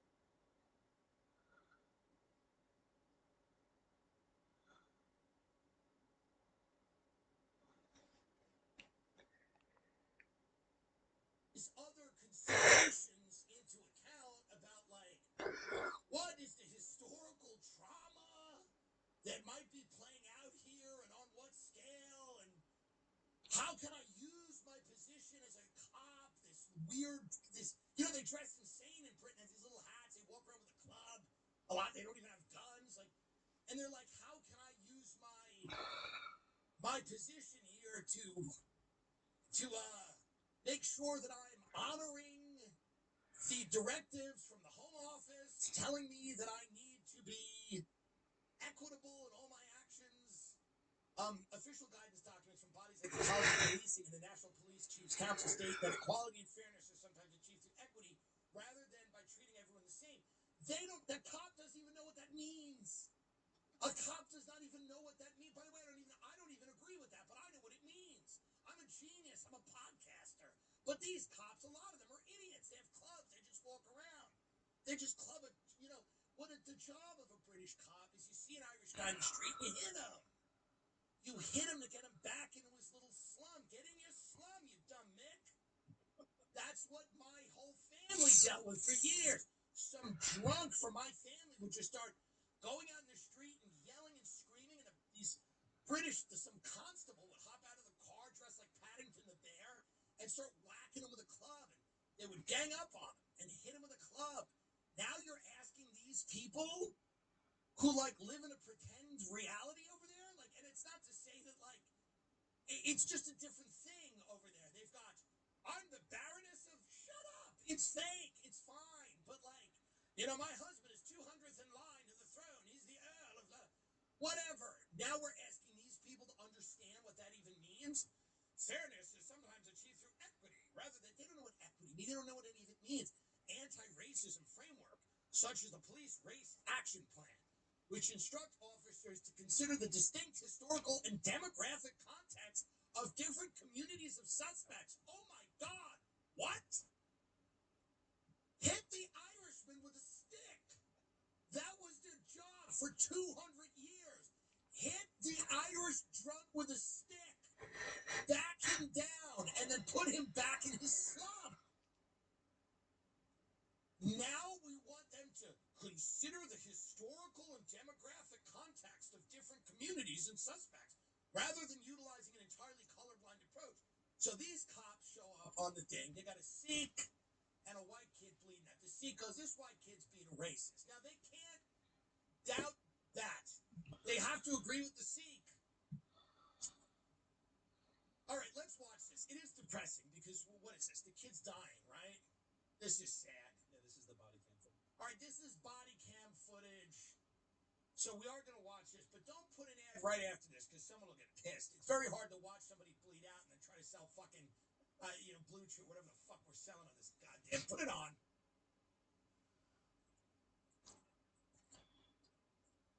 R.I.P. to everyone, by the way. This is the body cam footage of this. Here we are. What's your name, mate? What's your name, mate? Huh? Has anyone been hurt other than him? See, stop it for a minute. Can you tell how dumb the cops are already? Has anyone been hurt other than him? The cops are drunk. The cops are standing. Do you know how dumb? Can you imagine the guy that you just heard in this video? Can you imagine asking him, is he considering the framework, the historical framework of what happened? What historical framework? Someone got knifed. It happens every day. It's not about the historical framework, but think about it. As you listen to this call, anybody other than him? What's going on over there, love? Hey, bruv, what'd you do? You got a little excited with the blade. I think I slip into Australian, when I do a British like that, I do slip into an Australian accent. Which, now people are going to say, are you breaking up this death video to do bits? Here's the thing, folks. The kid's already dead. Did I stab him? No. A Sikh did. With a ceremonial knife. But my thing is this. Think of how dumb these cops are. I mean, they're real retards over there, the cops. They're dumb. They're dumb here. They're dumb in most places. Not all cops. By the way, there's cops that listen to this show. You are brilliant. You're the smartest people in the world. I'm not talking to you. if you listen to this show and you buy the products and the ads and you like and subscribe and tell your friends about the show and you help the show move up the charts, I am obviously not speaking about you. But the people you hate at work, those idiots who don't listen to me, who listen to other people, it's them. They're the fucking problem, and we both know that. But we're asking these lughead, empty-head cops in the UK, whose entire job for 200 years was just beating drunks in the street with a club. That's what they would do. That's their whole job. They had a row at a pub. Like, someone has a row at a pub. Somebody gets thrown through a window, and then they come in and they start hitting that guy with the club. And then they bring him to the jail. Now we're asking him to, well, can you assess the cultural ramifications of the what? What are you talking about? Okay, let's play the rest of this, please, here. Let's treat this sensitively, folks. Grab my brother, he's took my turban off, started grabbing my head. Are you injured? Yeah, I've got swollen eye, little bruise. Alright, just step back a little bit for me. Someone flag these down. Flag this down. Right, let's get you out of there, shall we? By the way, I'm going to use this next time I'm in the UK, and somebody's like, Mr. Dillon, did you smoke a cigarette in the room? I'm going to go, someone took my turban. Why don't you focus on that? Focus on someone who just stole my turban.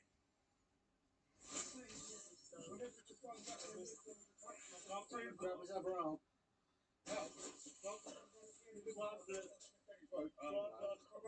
What's happened to you, right?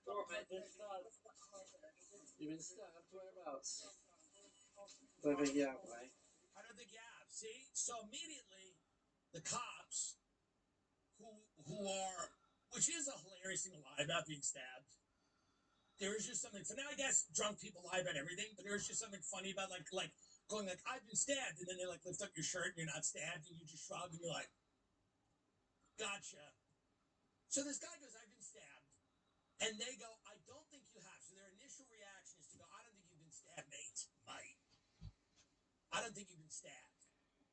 I wish this was all with the northern accents. I love the northern accents where they're like, Brekkie, I eat my brekkie.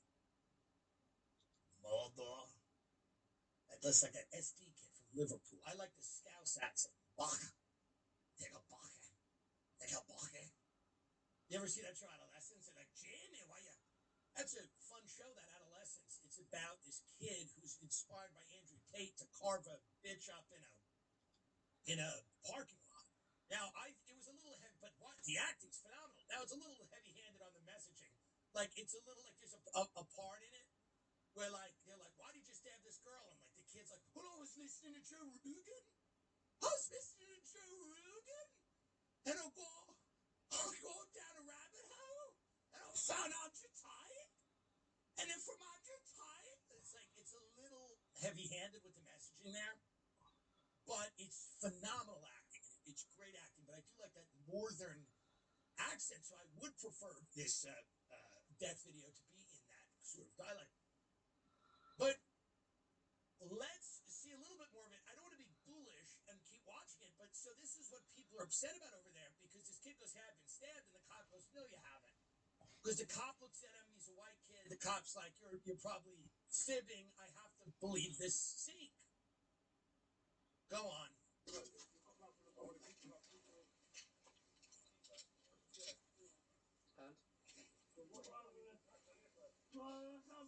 Put the hand in the cuff, mate. Yeah, so I mean, all right, this is cool. Let's get out of here. We don't want to watch this, but so they're cuffing this dead kid on the ground. So now, obviously, the two reactions to this are let's attack random brown people. Obviously, wrong. Many people at Facebook good morning. This message is specifically for you, so please indulge me for a second. Overnight, I hit 1 million followers on here. I just wanted to take a second to say thank you. Whatever, we'll know. And then the other response to it is from like the polite society people is to ignore it completely and to go, it actually doesn't mean anything. There's no meaning to be found in this one. There's meaning to be found in every other thing, but not this one. Like, so you go in London, people are very terrified there of offending anyone. Not everyone, but a lot of people. Like, I asked a comic to open for me. I did a couple of shows there. Sweet kid, nice kid. But he was like, oh. And he was like, well, one night I have a funeral, and the next night I have a show. And so, but again, because here's the deal: these people, there's no real internet stuff going on over there. You work for the BBC. If the BBC calls you a racist, you starve in the street, you die. People there, and they're 10 years behind us. They read tabloids in the supermarket. They watch what's on the tube. They watch BBC, what's on the telly. They like rules. They like regular. And I'm not saying that we're great, by the way. Every week I say we're not great. But I will say that what they are used to over there is much more of a top-down paramilitary type of like overt system of customs, laws, rules. Some of those things are nice. Some of them are quaint. Some of them are seem a little silly in 2026. But all of them inspire a sense of compliance a little bit in the public. And those people tend to be a little afraid, like they're stunned in America that we can kind of say what we want, wherever we want, and we get paid to do it. That is not the way that happens over there. Now, it doesn't mean that you get brilliant comedians there. Ricky Gervais and Jimmy Carr and a lot of people, and I'm not saying people are getting arrested for making an off-color joke. But what I am saying is there's much more social pressure in that system currently to have the quote-unquote right opinion than there is in the United States. Because we had that 2020 moment 6 years ago. They're having it now. Not directly attributable to this case. I just mean like the dam is breaking. People are a little sick of not being able to discuss things that are actually happening around them. And they feel that they are being stymied by a system of customs and, requirements that none of them signed up for. And the way that they have to conduct these conversations in polite society, they feel like they have been limited and they're getting sick of that. So they are basically, the dam is breaking, because that's the thing. When you try to shut people up, it will work for a period of time. And then you have to start killing them. You actually have to start killing people because people's mouths are so big. And it's what most people do. Most people just talk. Some people fight. Some people are go rowing. Some people jog up a hill. Some people use drugs. But most people, the predominant thing they do in their life is talk. That is what they do. That's the muscle that gets used the most. That's what people do. So when you shut that off or guilt people into doing it a certain way or try to control it, it will never work forever. Then you have to move in and kill them. You have to do two things with a mouth. Buy them or kill them. You have to buy them off or kill them. So that's basically where Britain is right now. I love my time in London. I was there 21 days. We missed last week. And I appreciate it. I like it there. It's an important place. A lot of my friends, listen, I went to France for a few days. I love that. Italy, south of France are more beautiful. Food's better, whatever. They're not interesting. And they don't matter. South of France and Italy are just not interesting. They don't matter. London's interesting. It's one of the oldest societies in the world. One of the other ones, Beirut, is getting destroyed right now by Israel, a country whose commitment to peace is, I gotta be honest, a little questionable. But Britain is one of the oldest civilized societies in the world. There's many others.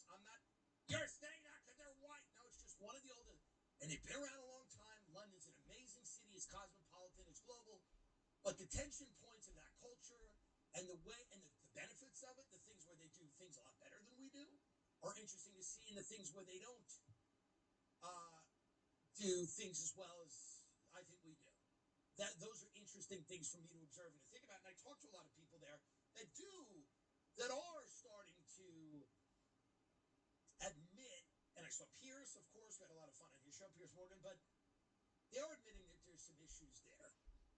And I don't know. I mean, this guy got sentenced, this Digwa guy who stabbed that kid in RIP. That kid's parents came out and said, we don't want this to be the cause of riots. We don't want, but whatever.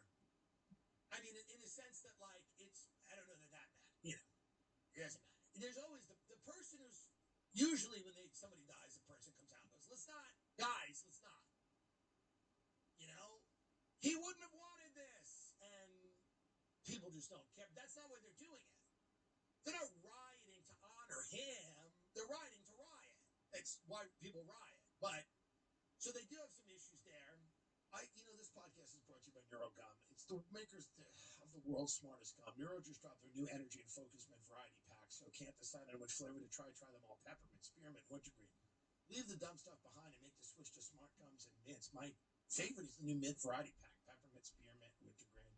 Neuro energy and focus is powered by natural green tea, caffeine, L-theanine for calm focus, and vitamin B12 plus B6 for better mood and metabolism. No sugar, no aspartame, no crash, which means I don't feel like I need to apologize to my body afterwards. Neuro's memory and focus gum are made with American ginseng to support mental clarity minus the jitters. For a limited time, you can get 20% off your first order at neurogum.com by using code TIM. That's neurogum.com. Use code TIM for 20% off your first order. You can also find Neuro at CVS and Amazon. Ethos makes getting life insurance fast and easy 100% online. You can get a quote in seconds, apply in minutes, and get same-day coverage. There's no medical exam. Just answer a few simple health questions. You can get up to $3 million in coverage. Some policies are as low as $30 a month. You'll get your lowest rate in a network of trusted carriers. Ethos has 4.8 out of 5 stars on Trustpilot with over 4,000 reviews.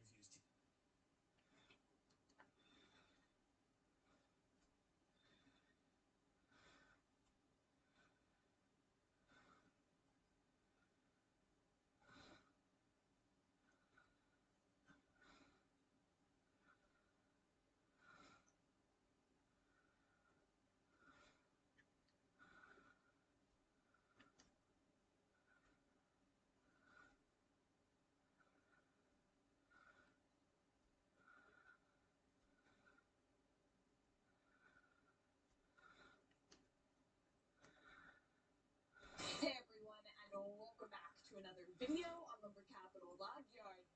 It's raining again, which is typical for this time of year. You know, it happens every muddy season, spring, mud season, that's what we call it at least.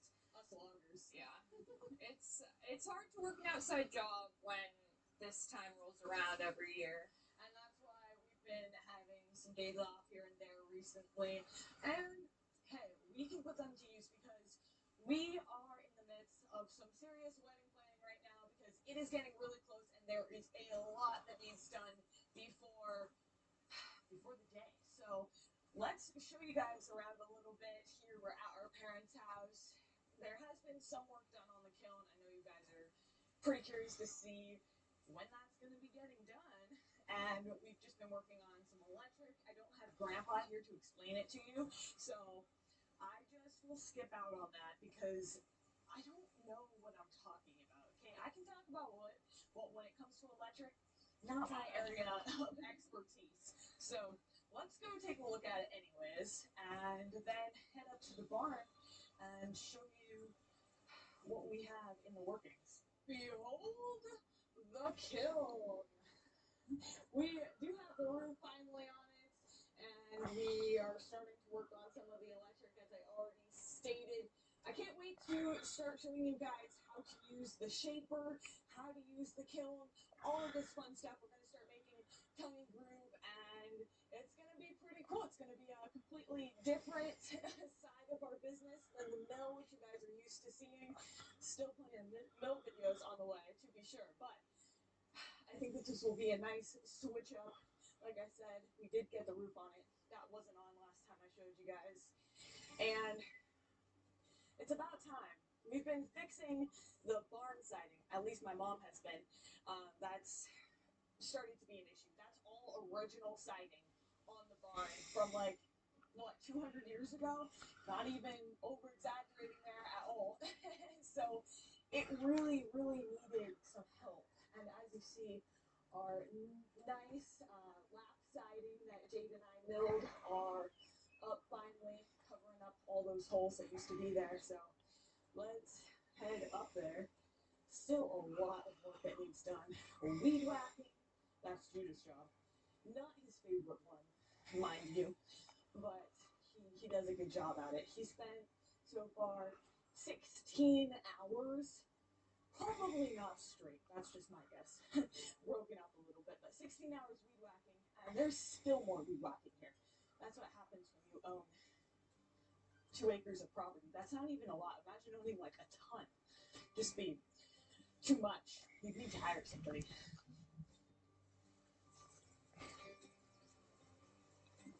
The barn is going to be, you know, a great place to have a wedding. I think, like, it's kind of something that people do in general. Like, you rent out a barn for a wedding or a party, and luckily we don't have to rent. Our parents own this barn, so despite all of the cleaning and, you know, preparations to make the barn be a place where we can, like, you know, be comfortable and clean and beautiful looking, it's gonna be a lot of work, but I think it'll definitely be worth it. And I have the privilege of being Emerald's Maid of Honor, so that's really exciting. It adds, you know, just another fun layer to it all, and I think that it's gonna be really awesome once we get it all cleaned up. So right now you're gonna see a lot of, you know, unfinished things that are going on. It's still very dirty. Like, it's a barn, so like it's dirty. Birds are in here, like just years and years and years. Like Emerald said, probably hundreds.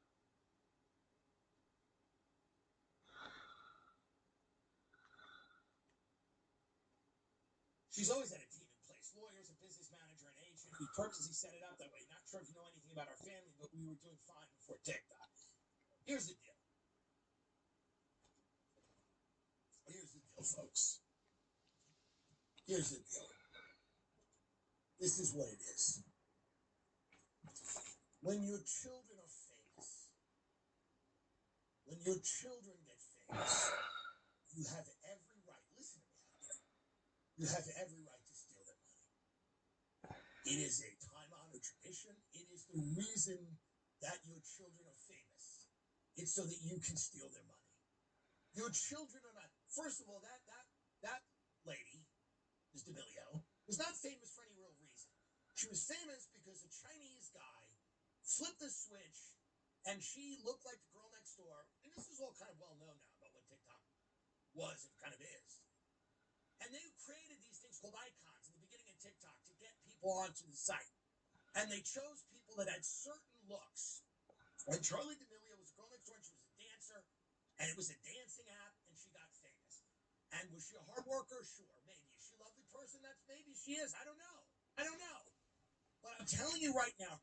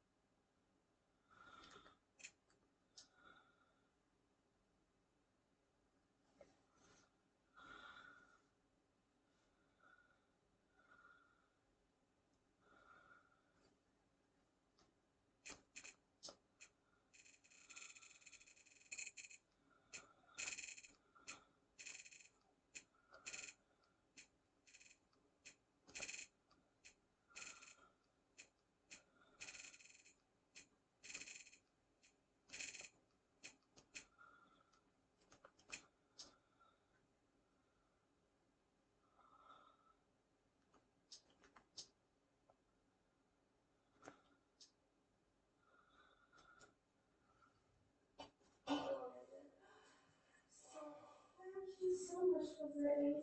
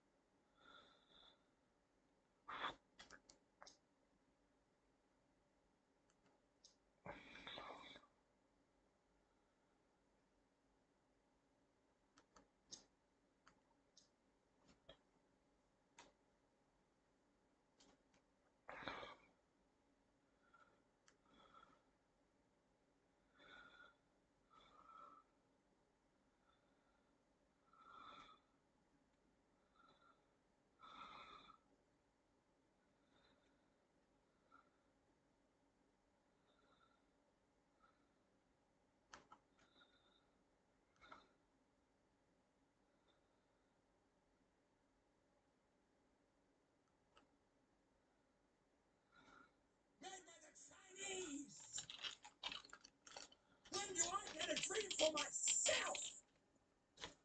And then at the end, everything's coming up roses. And that's Mark D'Amelio. Everything's coming up roses. I stole all that bitch's money. Because he's right. This is the oldest dream in America, is to live vicariously through your children, watch them be successful, and then hate them. It's just what it is. Nutrafol is the #1 dermatologist recommended hair growth supplement brand used by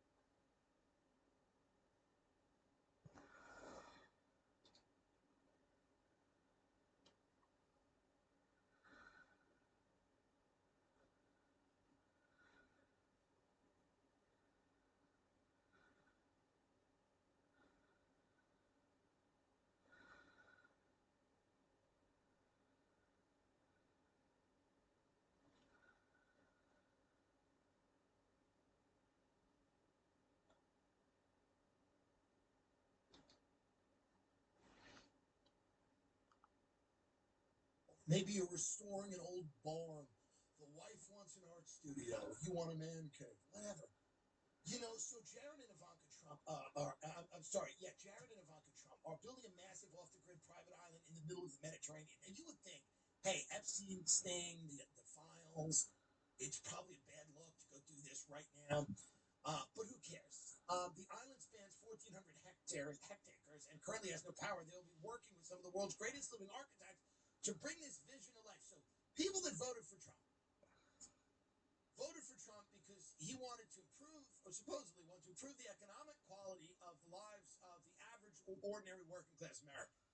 He wanted to restore sanity to the immigration system. He wanted to get rid of the DEI, go back to more of a merit-based appraisal of people's talent, because he thought, and I agree with him in the sense that DEI in and of itself is inherently un-American, and it radicalizes people all over the place. And unfortunately, even though we're an imperfect society, we're certainly not colorblind, we do need to consider merit in the sense of how we assign value to people and their jobs. And so he was going to do all of this. He was going to help Americans afford groceries, and he was going to be more transparent about areas where the government might have been hiding things, 9/11, Epstein, whatever. None of that has happened. However, his daughter and her husband are building an island, or they're building a resort. She's going to tell us what it is. But here's what I'll say. It's exciting. I'm excited by this. And I know that none of the other stuff happened, but at least this is something exciting. Here's Ivanka Trump. An incredible project with my husband in the Mediterranean. It's massive in scale. I think that's an understatement. Can you explain? There's no power on this island. Whoa! You're building everything from scratch. an unbelievable, beautiful 1,400 hectare private island in the middle of the Mediterranean. We were on a friend's boat and we stopped for a swim. Effectively, that's how we found it. We swam to. Stop it for a minute. Here's the great thing about the czars, because they're czarists. They're czarists. And I have great respect for Russia. I don't live there. I'm not in love with Putin all the time. I just think some of what he does is fun. The bear and going in those cold legs. Don't love all of their policies. Obviously, wouldn't want to live there. I'm kind of bummed that I can't get a direct flight there from a NATO country because I do want to try where they invented chicken Kiev. But I want to go to St. Petersburg and Moscow. It's an old society that's produced lots of literature. Conservatives jerk it off because they're a little stupid and they don't really understand. It's like they pretend it's a religious society. It's like it was a communist society that forced atheism for years. But whatever, everything's fake and nothing matters. So it doesn't matter. So whatever, just whatever you want to do. You can believe anything you want to believe, but I don't think we should go to war with Russia. I don't think we should antagonize Russia. I think we should just leave it be and let me go there and have dinner. That being said, these are czarists, the Trump family. They become czar. They want you to know how much they don't live your life. And in the beginning, that was cute because it was honest. When Trump got out there and he's like, this plane, they said it would take off and it didn't. It was his own plane. And he was honest with people and they liked it because it was refreshing to hear a rich guy not pretend to be broke. When I go to these cities, I go to London and Paris, I'm fortunate enough because of people that listen to the show, I'm very grateful, that I can stay in nice hotels. And whenever I stay in a nice hotel, inevitably I'm confronted with somebody who goes, yeah, but that's not the real London. That's not the real Paris. I'm like, that's right. That's correct. I don't want to see the real London, the real Paris. Maybe I'll walk through it, but I don't care. There is no real London or real Paris anymore. Those are just rich kids LARPing at something they're not. Let's just go to where the rich people don't pretend to be anything but rich. Let's cut it out. I need to go hang out in some hipster suburb so let me just hang out with their parents. Let me have fucking tea with their parents. Why do I need to hang out with them? Why?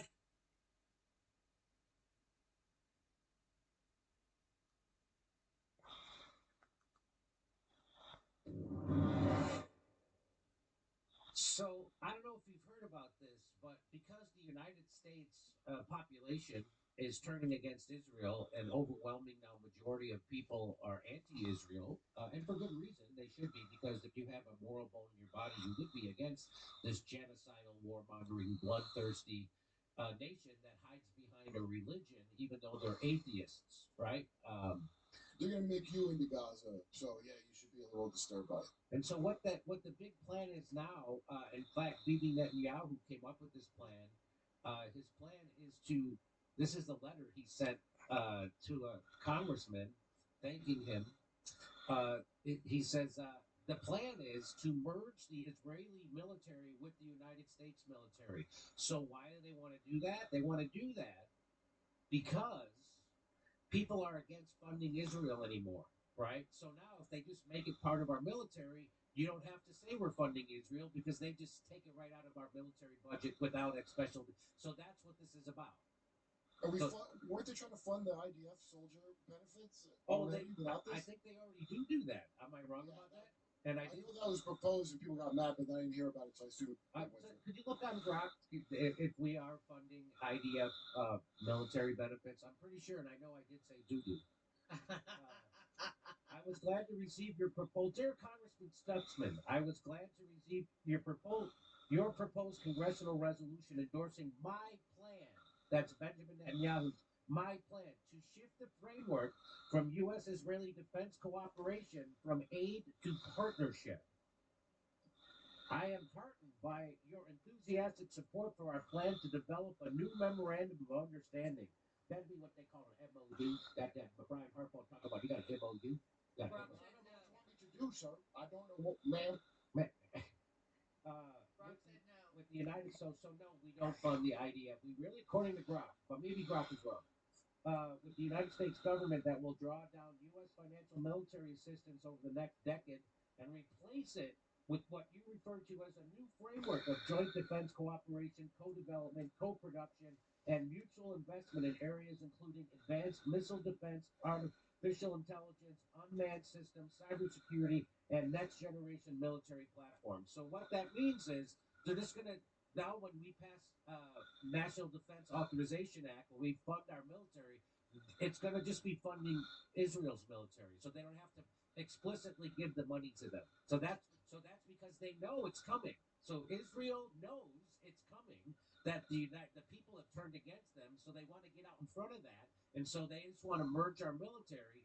And Ro Khanna is against this. Ro Khanna, who I'll join with anyone to do good and no one to do wrong. So when Ro Khanna's on the right side of something, I'm with him.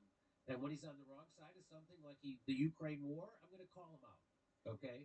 And he also didn't stand up during Force the Vote, which was a big heartbreaker. So I have big hopes for Ro Khanna. And every once in a while he comes through. And this is one of them. So he proposed a measure called Section 224.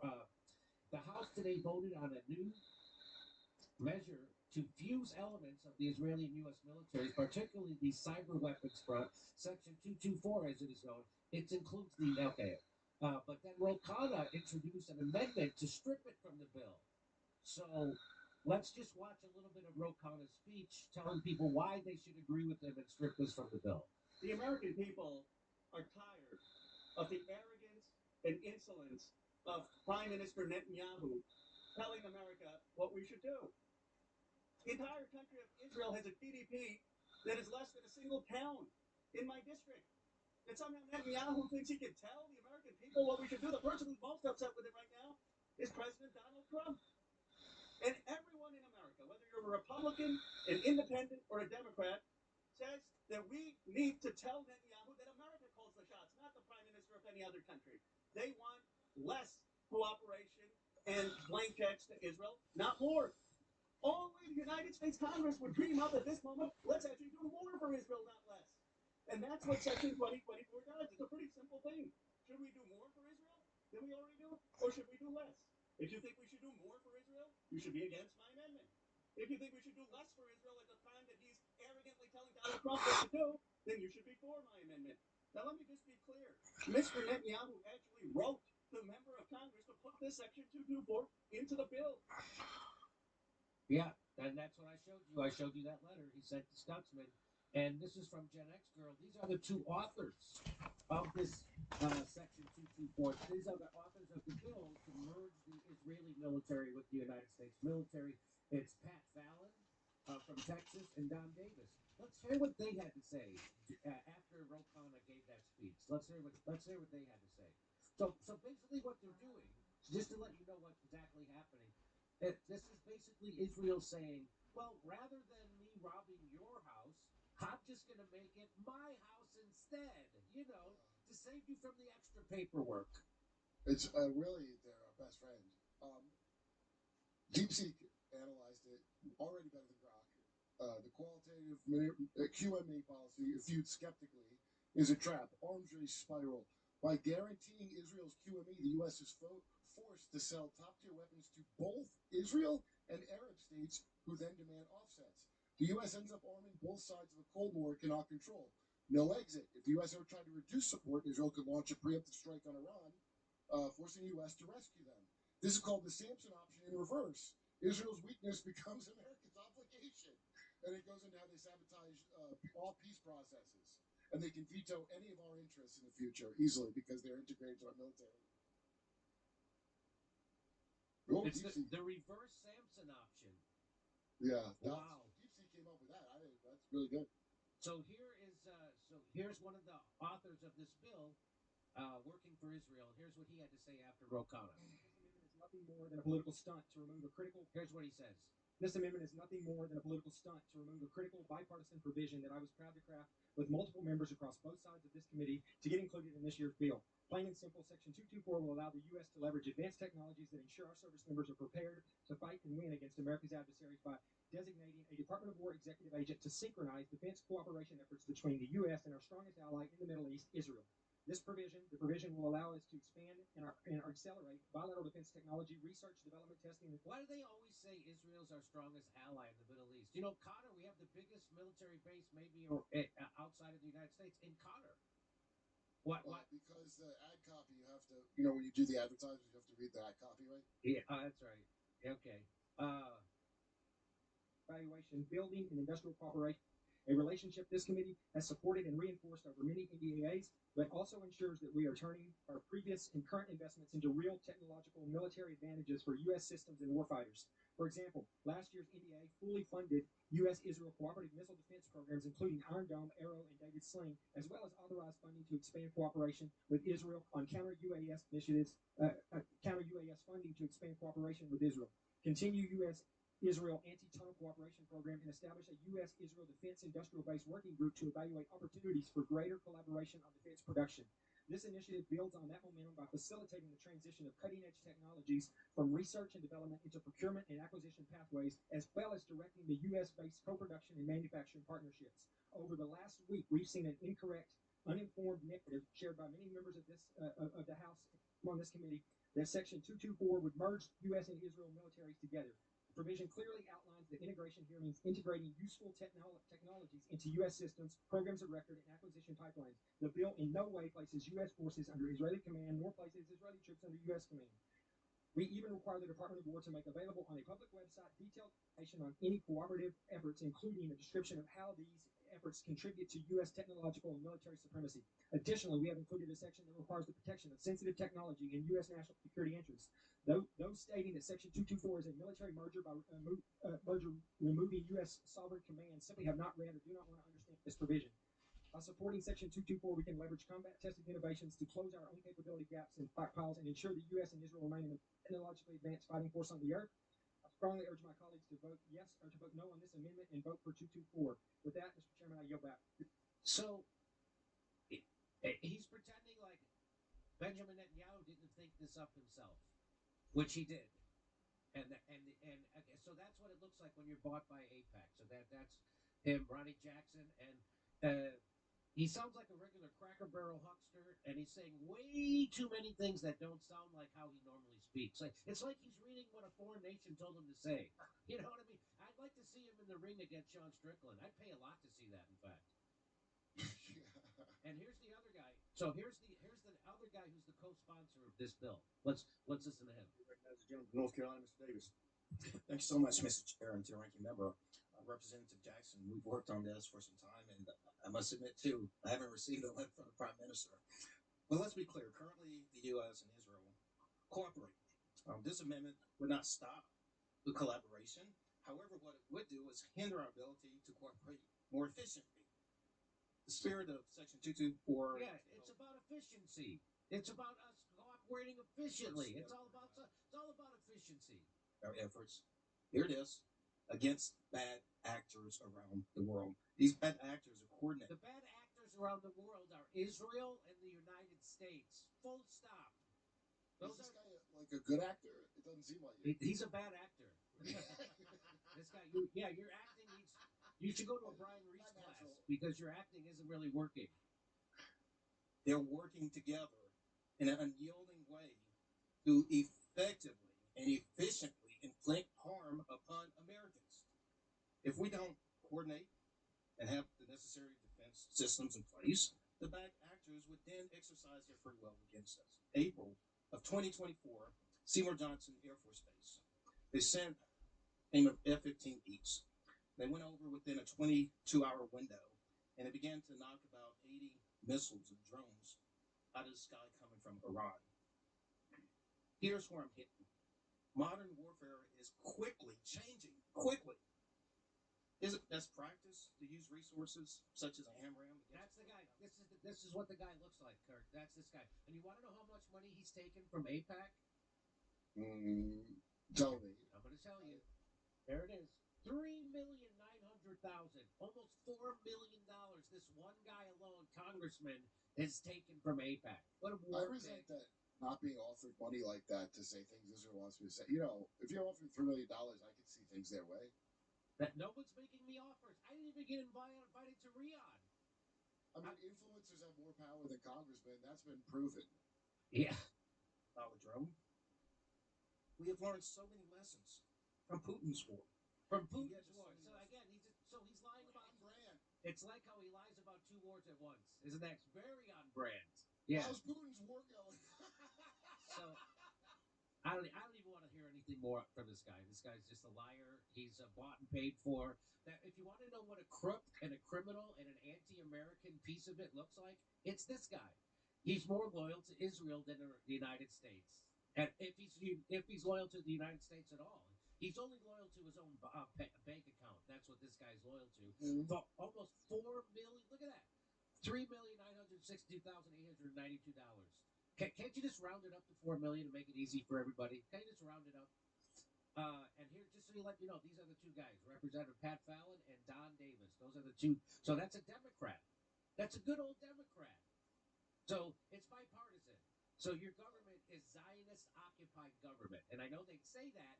That is a neo-Nazi thing to say, or that is a white supremacist. That's what CNN tells you. Because if you tell the truth and you say a fact, that's not anti-Semitic. But it is if you're CNN, or if you're the ADL, or if you're Israel. That's stating a fact. You know, Norbert Finkelstein said facts can't be anti-Semitic.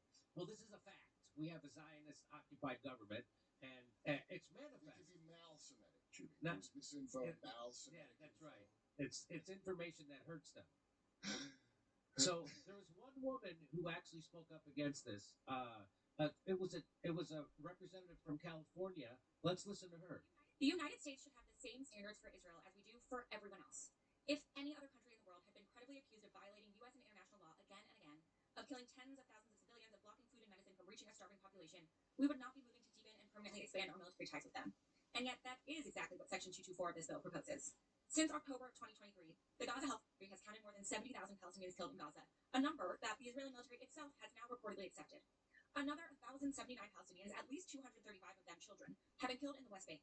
Settler violence has reached unprecedented levels, and the Israeli Security Cabinet has approved 34 settlements in the West Bank, another violation of international law. But even against that backdrop, Section 224 would institutionalize and expand U.S. military integration beyond anything in the history of the relationship, fusing our defense industries across research, production, and emerging technologies. And for my colleagues who say that this vote is actually not about the actual provision, it is. Emerging technology is not an abstraction. It means cyber. And that is one field where we have already had to act against an Israeli firm for turning its tools on us. In 2021, the Commerce Department blacklisted NSO Group, the maker of Pegasus spyware, for malicious cyber activity against U.S. interests after its software was used to target government officials and journalists. 2 administrations from both parties left it on that list. And that same company is right now trying to buy its way into the American market. Fusing our defense and technology sectors together permanently with no conditions in the exact area where we have already been burned is reckless on its own terms. And it would do it through a must-pass bill with almost no oversight and with none of the human rights conditions that govern the rest of security assistance. We already have laws on the books that tell us what to do in this situation. The Leahy Law prohibits assistance to foreign militaries that have committed gross violations of human rights. The Foreign Assistance Act prohibits arms transfers to countries that are restricting U.S. humanitarian aid, and Israel has been consistently blocking and restricting humanitarian assistance. These laws exist, and they're not being followed or enforced. And instead of demanding enforcement, this committee is proposing we reward that conduct. This committee should enforce the laws we've already passed and condition offensive weapons as those laws require, not permanently entrench our militaries together with no strings attached. A clear majority of Americans, 60%, already oppose sending more military aid to Israel. They will not support this, and neither should we. I urge my colleagues to support this amendment to strike Section 224. Well, it failed in a voice vote. Yeah, that's how cowardly they are. They didn't even want to be on record on how they voted on this, so they did it through a voice vote. No kidding. What if someone doxed their voting record, Jimmy? Stu Peters, a friend of the show, says, done deal. The Jewish billionaires who own Trump have forced the American military merger with Israel. American munitions, intel, and service members are now Israel property. The United States is a money and blood bank to be drained for the conquest of greater Israel. Very well said. It went through? Well, they passed the committee, and now it has to pass the House and the Senate, and then Trump has to sign it. But I see it passing. You don't? I see it passing, don't you? Yeah, I see it passing. Because it's the Defense Authorization Act. That's what it is. That never doesn't pass. And once we have this beautiful new ballroom/command center in place, as well as the AI centers, we can get that Iron Dome, or what is it called? The Golden Dome. The Golden Dome. Oh, it's all falling into place. You know what I say? Israel, we stand for you. That's right. Yeah, we better. Or else. And you better, or else the Jewish money will come for you. And I'm not saying that. They say it. Who says it? All the Jewish donors say it. All the heads of the APAC and the Jew. They all say it. Everybody, come see me on tour. I'll be in Spokane, Tacoma, Los Angeles, special video panel show with special celebrities, and then we'll be in Levittown, New York, Rosemont, Illinois, and Chicago. Go to jimmygore.com for a link for tickets. And I had a rap and POO, and I got to go, casino? Royale! Everyone laughed. And then the guy turned quad tens, and I was dead. That was it. It's the Poker News Podcast. Ladies and gentlemen, welcome to episode 971 of the Poker News Podcast presented by FanDuel Poker. I'm Chad Holloway, joined by Mike Holtz and Ben Ludlow here at the World Series of Poker. The main stage area is behind us. Gentlemen, it's kind of cool to be broadcasting from here. Yeah, you didn't know Level 9 Studios was this fucking big, huh? No, yeah, exactly. This is the back room. Usually we're just in like the welcome area. We paid the extra fee, and Scott let us in. It was only $50 before. We should do this every time. My God. We got a good episode. We're going to talk about the latest from the 2026 World Series of Poker, including a controversial 4-card flop that ended in what some are saying is one of the worst bad beats ever. We're going to talk about Martin Cabral once again. Who? He kind of got a little premature on something. Nice.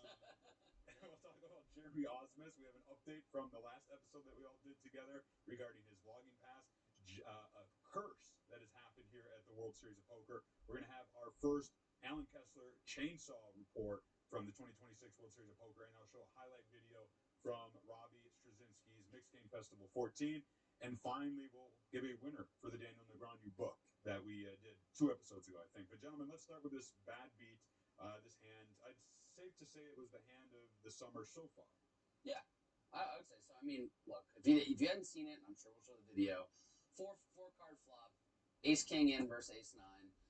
Of course, the King gets shuffled out, and then the guy loses the Ace King to Ace 9. It's devastating. I would be really sad too. But like, as long as we don't have robots stealing, shit's gonna happen. Yeah. Well, let me show the video, and then I'll get your take, Mike. Check it out. Would you take this chop? That's good karma right there to say, yeah, I'm fine with the chop. I just want to stay in this tournament. He really wants to scoop. Oh, not really. It's okay to want. Oh boy, this is awkward. This is very awkward. This is very awkward. They'll redo the whole thing. Oh. They will, because this is what happened. Oh man. Okay. They redo the whole thing, as far as I know. What? This is really bad. This is a bad omen for Landis. Yeah. Let's hear the ruling. 4 cards on the flop. Mistakes happen, by the way. Part of the game. Pride here in the I mean, way. I think the six would have been. The 6 would have been. Hmm? Do we shut them all back in, or do we have to use the whole? I don't know. Wait, you're asking us? What is he asking the players? I would probably ask Andy. Yeah. I mean, he's right. The high rollers do typically know how things work. You might as well. Let's just redo it. Yeah, don't touch it. Just wait. Don't touch it. Because Andy will come over and we'll get an actual decision. I believe if this won't be there, your decision is correct. The 6 of diamonds would have been the burn card per thing, but that's not how they're going to roll it. Turn this car over and mix them up. Rick. What happens? Excuse me, what?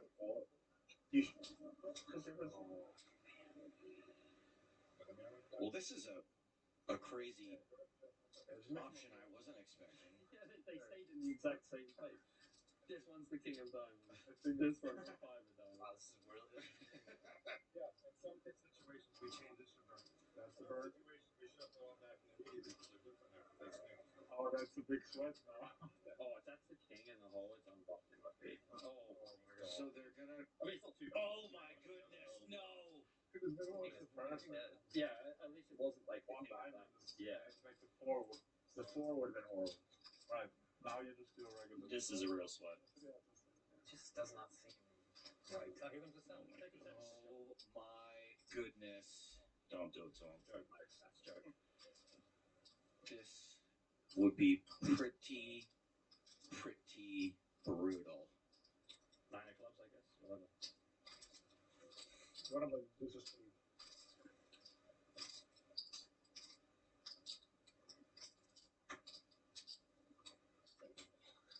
Oh no.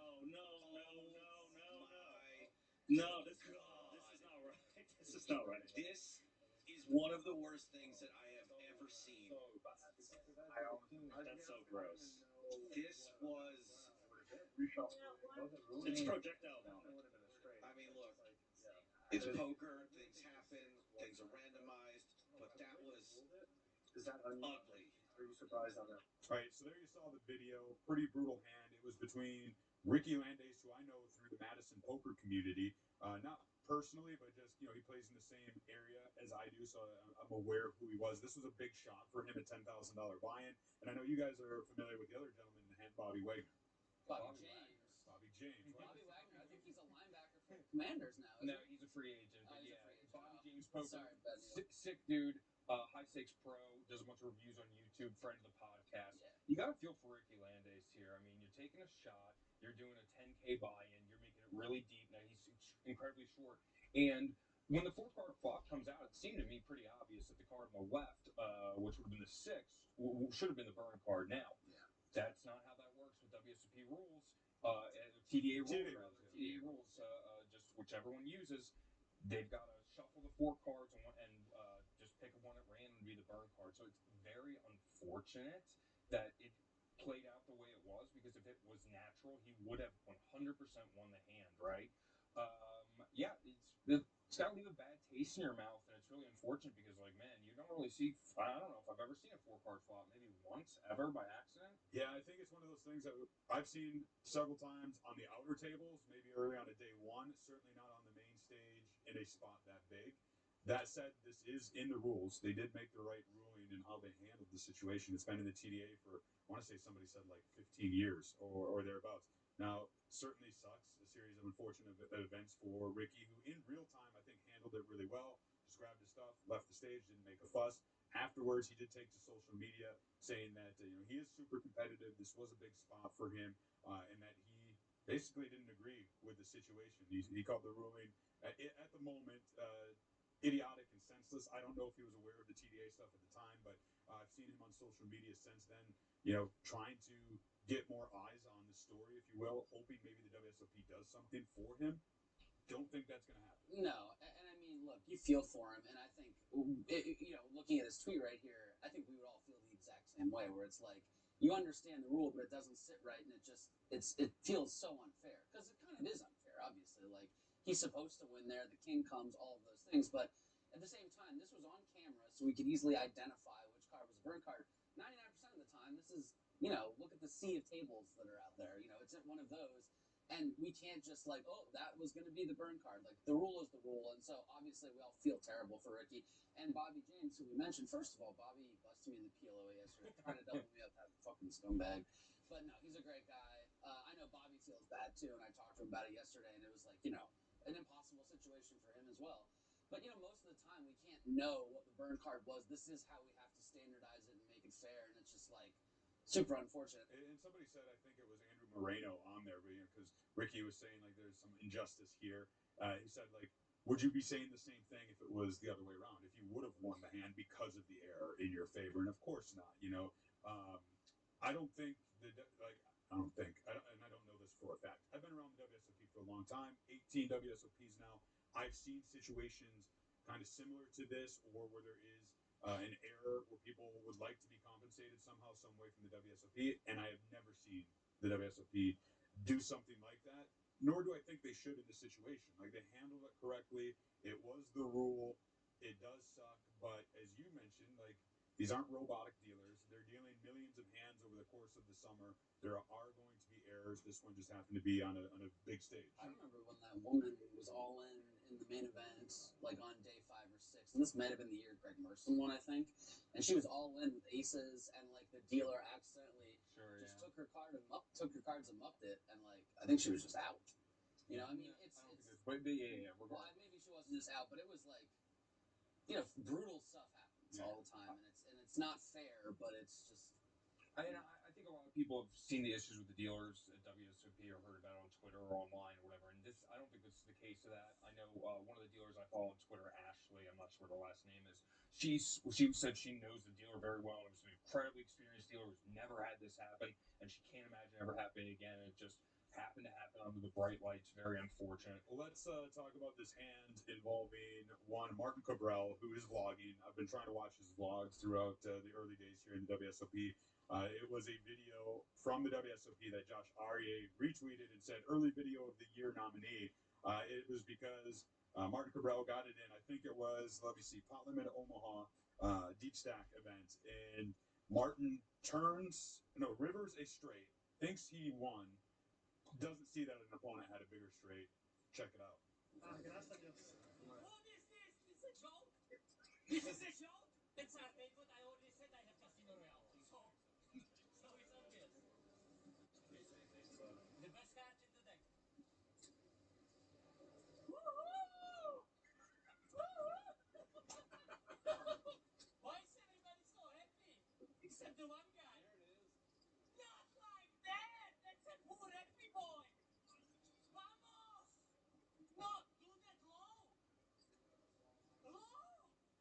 Yeah! Let's go! Vamos! Cinco power! Why is everybody so happy?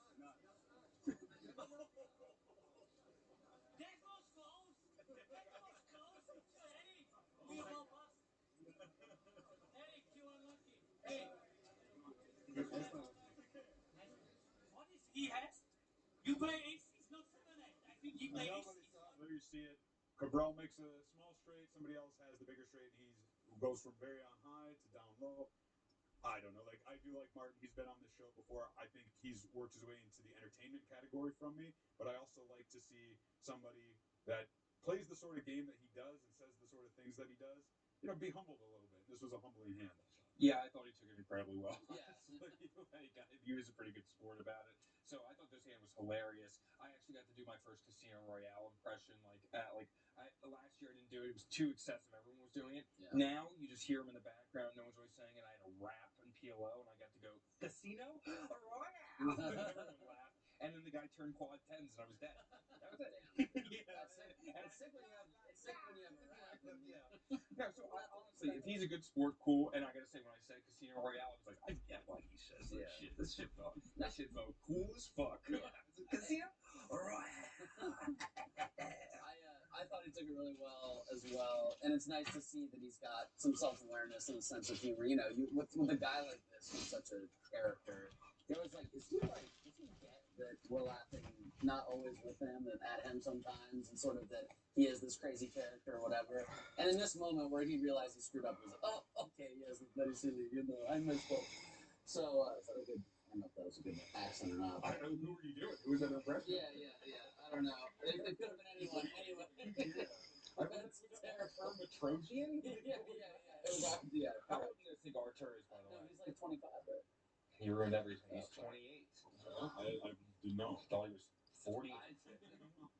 Anyway, because of his experience of poker, we thought he was 40. Yeah, exactly. Anyway, Martin's grown on me for sure. And I mean, it's hard to argue. Like, I think another massive deep stack event where he got like 12th or something. Like, he might be the goat of getting through these big fields. He won the mini main last year. Yeah. Like, he just secretly kind of crushes and is always deep in some.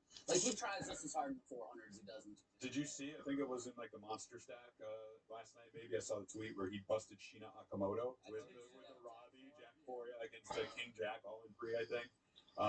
She grabbed her stuff and left. I don't think she was a fan of. I don't want to do my accent anymore because you're gonna get made fun of. But he was like, "What? What's happening?" Sheena accent. No. Dude, we're done. I could probably do a better Sheena accent, but I don't want to get canceled just yet. Not until I play the main, at least. Let's follow up on the story we talked about a couple episodes ago. Jeremy Osmus. We had mentioned that he was denied a vlogger pass and speculated it was because of his affiliation with Coin Poker. Actually learned afterwards that wasn't the case. So I wanted to do an update on that. Plus, there's been development. So from what I was told, talking to some WSOP officials, it actually wasn't that. They've actually approved other Coin Poker vloggers that are here. The biggest issue was that when they established criteria for who they would grant a vlogging pass, they had like a minimum number of viewers, probably subscribers. And I think it was like 10,000. And Osmus was like 9,500 or something. But they even said like, clearly that was an oversight because of Osmus and who he is and his stature. He should have been granted one. It just he was denied based on that, oversight, if you will. But he's since been granted one. Yeah, correct. I mean, he texted me after because we talked about it on the podcast, and a bunch of we obviously heard from Jeff, we heard from Eric at WSOP, we heard from a lot of people, and oversights happen. I mean, they had to set a criteria. It's sort of like they have a lot of people trying to vlog and trying to be part of this program, and obviously Caesars isn't going to approve everybody given the state of everything we've talked about. So oversights happen, and they made it right almost immediately. By the next day, by the time our episode had come out, people were talking about it, and like a few hours later, Osmus had his credentials. So good on them for making it right, and shit happens. And from what I understand, it's more Caesars than WSOP in terms of who gets approved and doesn't. And it is their venue. It is Caesars' world. The WSOP is just here, so Caesars has a big say. He said he applied for Caesars before and got approved, right? Before he even applied for, he made sure to get permission from Caesars or something. Yeah, something like that. Yeah, something along those lines. I think it was just an oversight by WSOP just because he had less than X amount. Look, we all make mistakes, and they made it right, so who cares? We're back. Osmus can vlog and tell us about the 10K Badoogie now, even though it doesn't exist. I do look forward to Osmus's vlogs and seeing if he does anything in this year's 25K fantasy draft. We'll get to that. We have a team, and we'll get to that here towards the end of the episode. Before we do, I want to ask, I'm familiar with him. I don't know if you are. Mike, do you know who Danhausen is? Do you legit know who Danhausen was before we... Yeah, he was a wrestler, right? Yeah, he's AEW originally, now WWE. He lives in Vegas, I believe. You did something with him before, right? Not him, no. But I've been a fan. Like, he wears the face mask. He's got this gimmick. He's kind of a comedy. Looks like Sting almost, but not. The comedy, and he curses people. Sting had like a very, voodoo racist ethnic accent of some sort, Jesus, racist ethnic accent. Danhausen does have some sort of accent. It's still better than yours, but no. So I like Danhausen. He's a good gimmicky character. He went from AEW recently to WWE. Jeff Platt also is a wrestling guy and is the guy who curses people in the World Series of Poker, right? They stand up for me and then they bust, that sort of thing. I thought it was funny. He did a video, got Danhausen to curse somebody at the World Series of Poker. Check it out. Yes, hello, Danhausen. You have a nice evil, very famous, etc., etc. Catchphrase, so on and so forth. Something. Love that Danhausen. WWE Superstar, Legend, Hall of Famer, Superstar of the Year, Sports Hero of the Year via ESPN's Emmys. Alright. This is Seanhausen from Jeffhausen. Curse Seanhausen. Hello, I'm a sideline reporter for World Series of Poker. I'm known in poker for cursing some players. Ooh. Alright. Well, guess what? Seanhausen. Danhausen is a message for you. You are cursed. Hey, do me a favor. If you haven't already, click the subscribe button. We're trying to get to 100,000 subscribers by the end of the summer. That's 3 episodes from the WSOP every week. Do me a favor right now. Click subscribe. All right, so there you have it. Danhausen cursing Sean Deeb, which, I don't know, did it work or didn't it? Because Sean Deeb just had a final table, but he did fall short of a bracelet. You know who also, the whole reason I know Danhausen is he cursed the Knicks at the beginning of the playoffs. That is How's that going? Not very well. Perfect, because we have Sean Deeb on our fantasy. Yeah, Sean Deeb got 5th. The Knicks are 12-0 in their last game. This guy is bullshit. He can curse. I would love him to curse me. I think it would change a lot in my summer. So, yeah, if anyone wants to get a cameo of getting me cursed, I'm in. You know Jeff. You and Jeff are good friends, and he knows Danhausen, so... my wrestling connection was I was on Chris Jericho's podcast. Right, which is like so fucking crazy. That's sick. That's so crazy. All based off a tweet. I put out a tweet that I read his book, and I saw parallels between the wrestling business and the poker business. He saw it and said, come on the show and let's talk about it. Do you think if I put out a tweet that, like, I read Sydney Sweeney's book, she'll have me on her podcast? Can't hurt to try. I don't think she has one, but, Yeah. I'd make one. Anyway. He seems like a good person. We'll have to keep an eye on, to see if Deeb does well, which I assume, like, he's, like you said, our fantasy team, we have him on there. He's got 61 points already. He was the highest seller in the league, $133. So we'll get more into our fantasy team here at the end. Shout out, Joe. Oh, yeah, we're going to. Yeah. Before we do, I want to give our first chainsaw report of the 2026 World Series of Poker. I caught up with the one, the only, Alan Kessler. This is a segment we used to do back in the day of Poker News. It's been a little while, where we basically say, Chainsaw, what's bothering you today? That's what Negreanu says, but same concept. Check it out. Alan, how's your World Series going so far? It's been a disaster so far. Every day, I get to like level 12, 13 area, and I get my money in as pristine as you can. Like yesterday, and I bust. And that guy is 7th in chips right now. What's this business? I hear you're out there thinking about going to Korean barbecue. That seems like a fancy place for you. It's only cost $30, and I told Ite I would treat her because she won me the win tournament in 2023. It's on my Twitter photo, and it's like $30, and they cook plain meat right in front of you. There's only 2 stipulations: no marinade and no pork. All right, well, we're gonna let you go. You got to go play some 7-card stud. I'm waiting for the tables to fill because I don't want to play 3-headed stud high. All right, but you can take a picture of that. I mean, they're about to start. They're gonna play 3-handed. So there you have it, the first Chainsaw Report. It won't be the last of the summer. We'll keep tabs with Alan Kessler throughout the summer. I do want to talk about Robbie Straczynski's Mixed Game Festival 14. We had Robbie on the show last week, I think, a few episodes back. I went over there. It was at the Bellagio. Had a great time. Ended up losing, but some of the games you played there are a lot of fun. Neither of you have made it over, I assume. I was there. Were you? You didn't see me, but I was there. Just calling us out right on the podcast. Hey, if I was over there, I don't know where these 2 pieces of shit were, but they weren't around. They said, if you recall, run it back. They said they'd be there, and they weren't. I've been to about 7 of these. I apologize I didn't make it this time. I was busy. I mean, it's still going on. Don't apologize. Yeah, you still got like a week. What the hell? Yeah. No, I haven't been on for the day. It's been fun though. Like I was there at the same time as Norman Chat.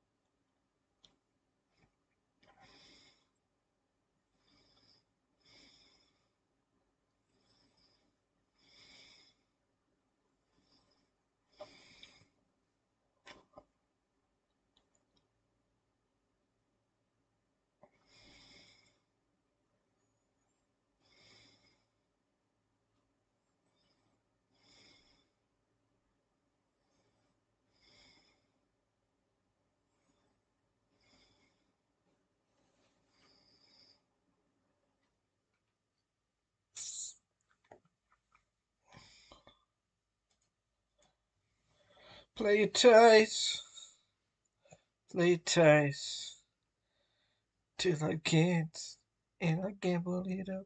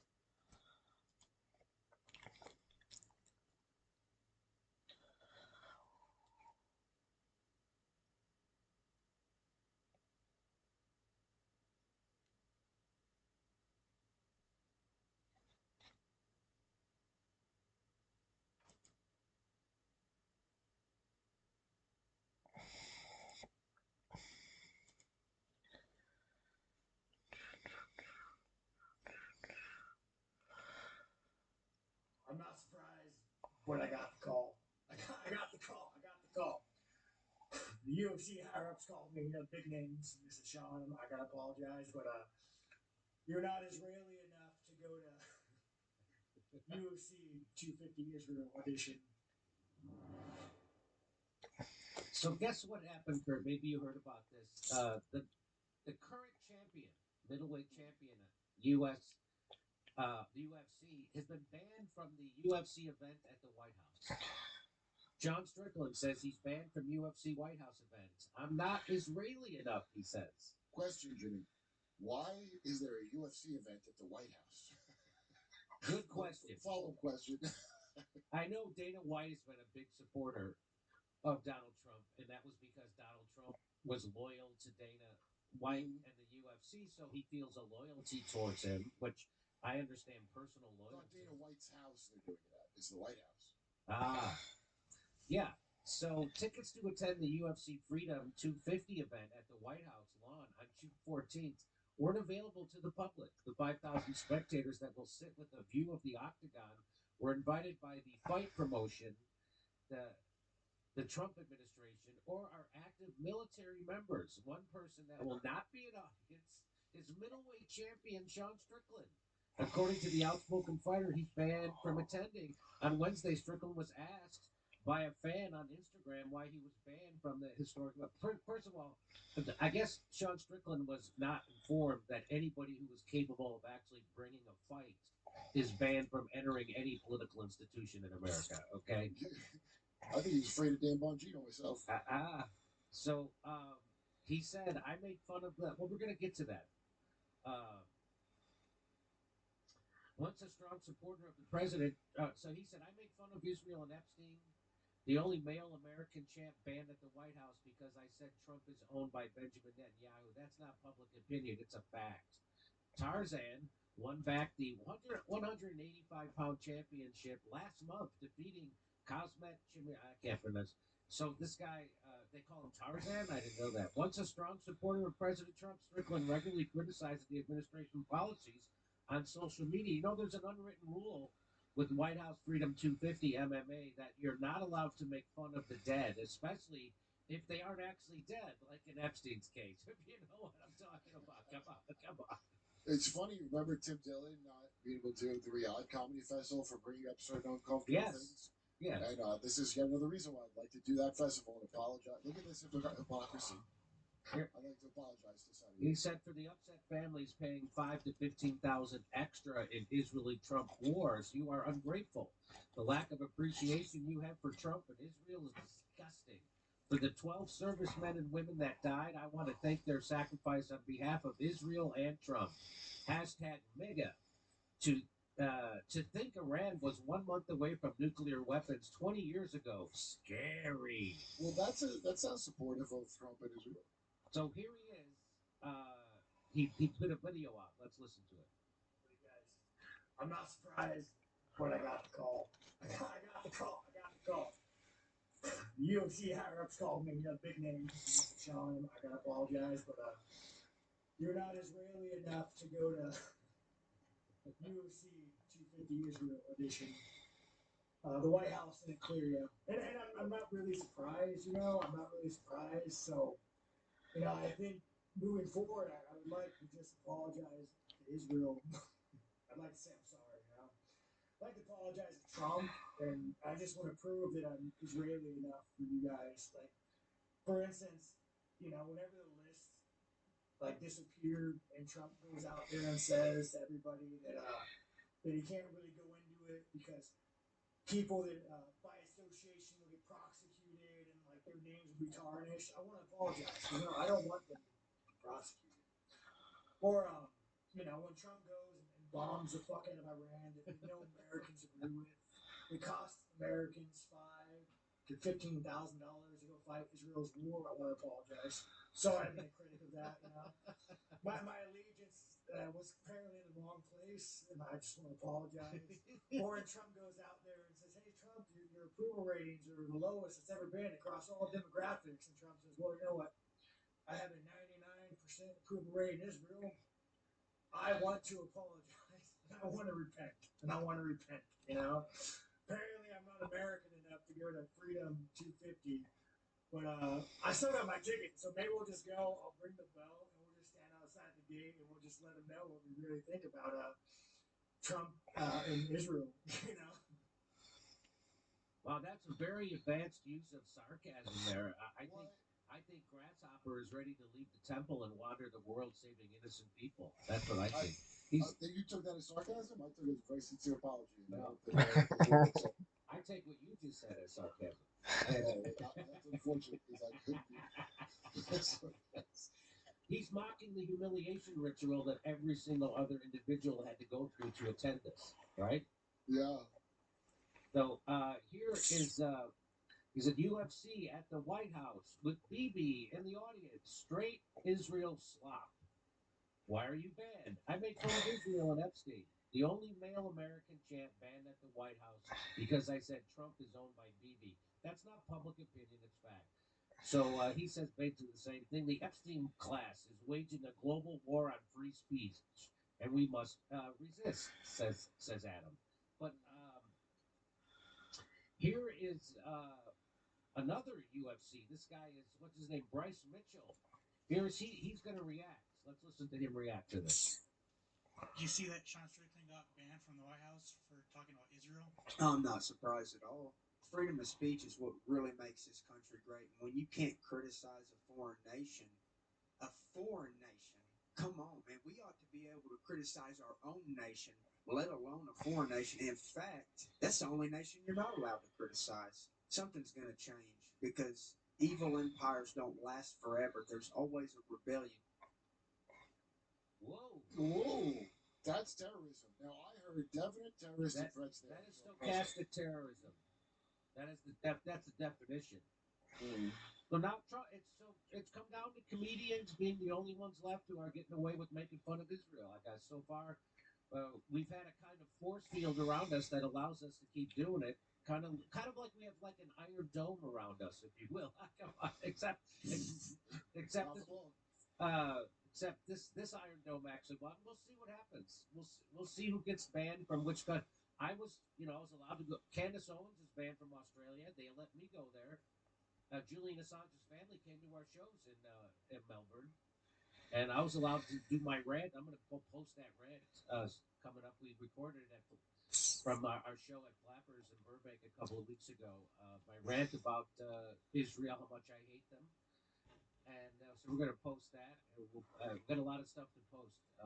Remind me, Andrew. I keep forgetting to ask you to chop that up. I need to post up the free speech thing and that whole thing, and then plus the thing about how Jewish comedians are always my heroes. That one, and it ends with, of course, they don't rob the banks. You know that joke, okay?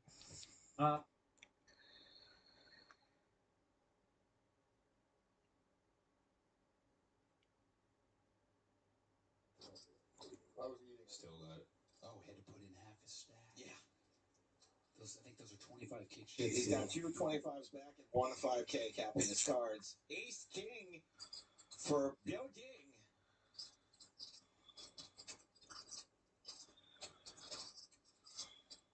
Now, I do see the field ticker has gone down to 54. Yeah, Foxen was the elimination, so 2 away from the money.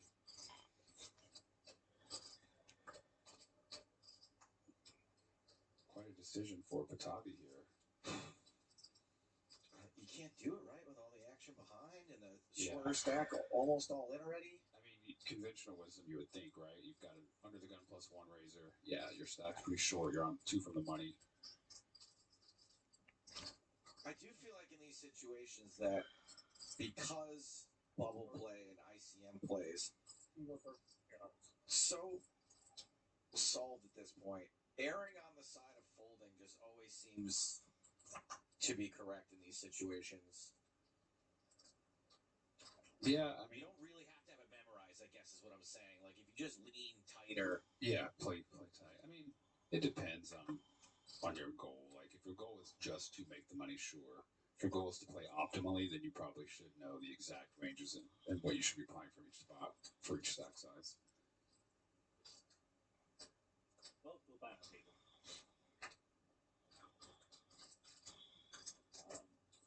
No shot. What's up? Oh, poor guy picks up the nut low. He's getting a great price here with just 55,000 behind. I mean, look at the equity. He's got 36% yeah, equity. they're suited. He's got 36% equity. He's not going to be dominated that often. And it's 55,000 to win 135,000. Oh, he's not doing it. It actually kind of plays, but you don't know that. And Maybe it gets ace king more than anyone. it's especially brutal though, because now he's going to have to put in 10,000 of it. Or is it 1525? 1025 or 1525? I guess we'll see here on the graphics in a second. 1025, because he's put in 10,000. But then he gets a bunch of free hands, because he's already paid the big blind. So just frustrating, because when he does double, he'll be right back to the 100 where he was.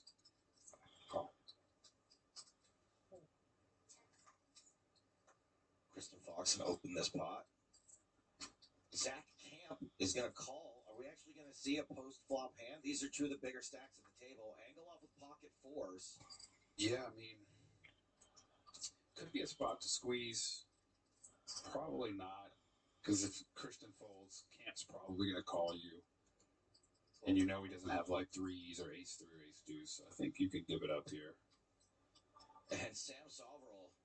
No, let's see if Sam picks up on this. I mean, we see he has the best hand. Obviously, with the flat in the middle, it does make it pretty appealing, doesn't it? Yeah, it's kind of a nice spot to squeeze. If he thinks Camp had a really strong hand, he likely 3-bets Kristen. So, but this is what, 10 big blinds? Just over, yeah. Just over.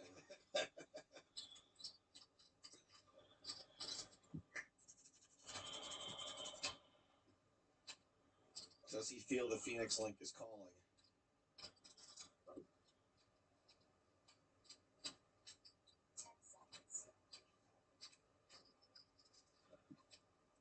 Definitely is rich enough. He doesn't care about money, but yeah. He does put the rest of his chips in. All of his chips.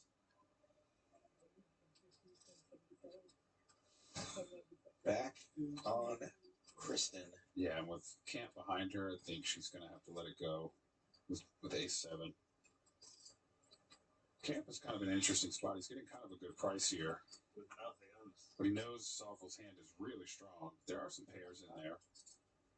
So he could be flipping. We see that he's dominated, but he's got the chips. Does he want to double up Sam Soverall?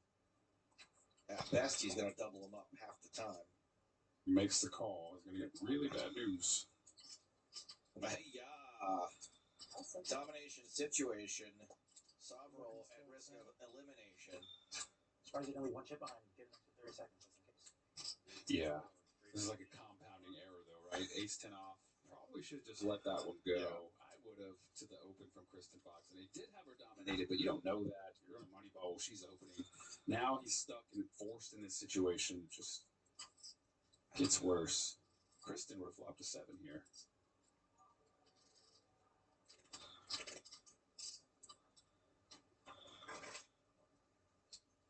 Turn card is a deuce.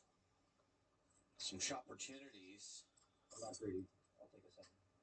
If it comes, are we doing it? No. Okay. No, I had to leave that one. Hardigan got that in the divorce. Okay. River card is a 6. That is not a chop. I only have like 6. I was only given like 6. How many can you have? Do I owe you more?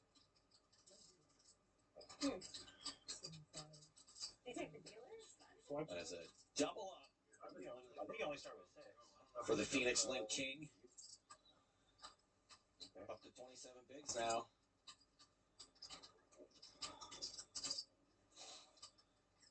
You can do it. Back to table blue where Zach Grech has opened. Under the gun +1 on the money bubble, opening up 10-8 suited. Well, there's some bigger stacks at this table. This ain't one of them. In some ways, too, having multiple large stacks here kind of keeps everyone in line because no one wants to really make any grave error and all of a sudden, bust 100 big blinds when there's all these short stacks still in the tournament. So then, because everyone's in line, it allows someone to get out of line a little bit because everybody's going to think, okay, well, he's not getting out there with the 10-8. Dimov deploying a time bank card, trying to buy himself some precious seconds to see if someone at some other table can go broke before he has to get those 6 big blinds in. Yeah, he's got a few hands till he has to put 2 of them in. The big blind and the ante. Showman of the small blind with Jack Trey ain't going to be able to mess around here.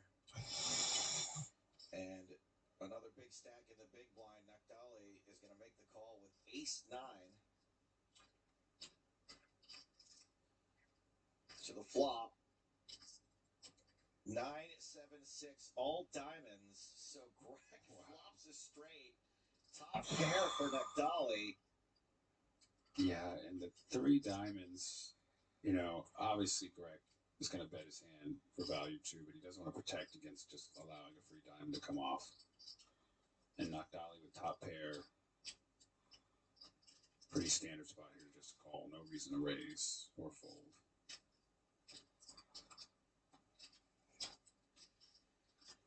Well, we're going to see a turn card. 2 of the biggest stacks at this in this feature area, because the 4 of diamonds peels on the turn. Yeah, and that's probably an action killer. Yeah, they're just going to play super honest here. I mean, if Greg does bet to kind of see where he's at, to potentially, yeah, he checks and say if he does, Nagdali's folding, but there's no way Greg's losing this pot.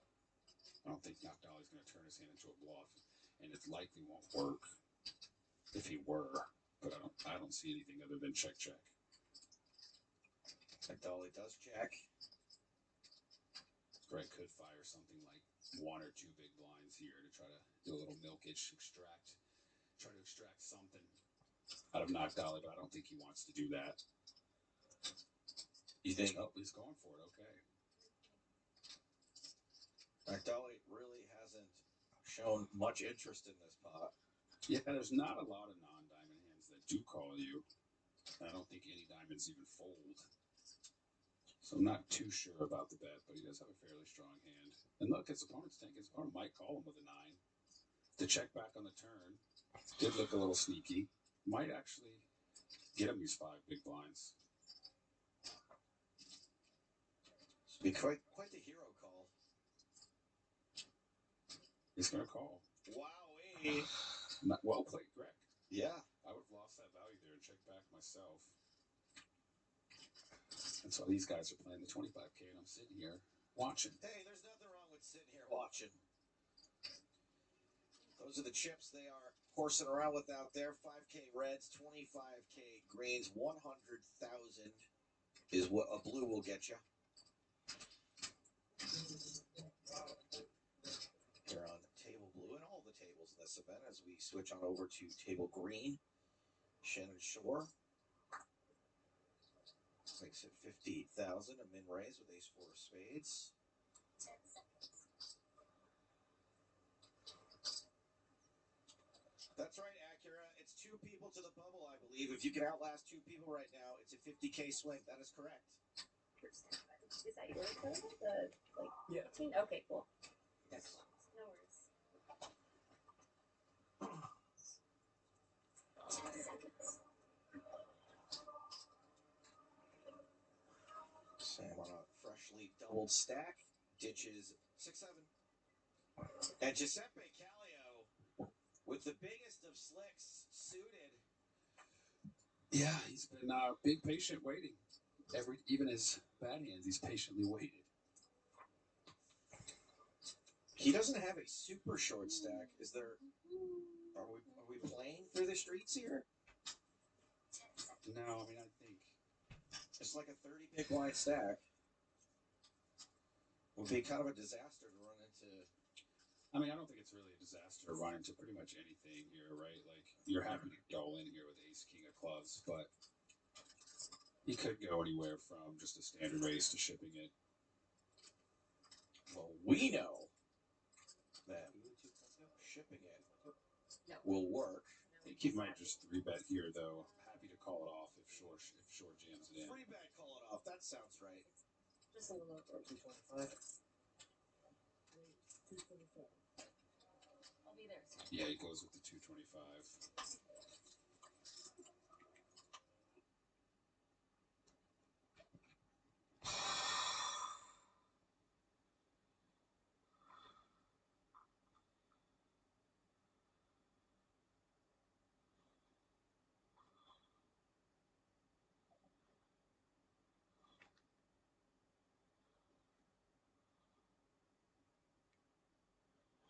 Oh shoot. Would you go? No.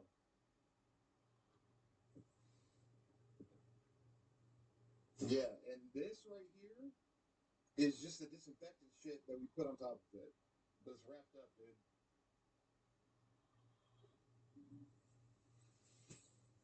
So yeah, person.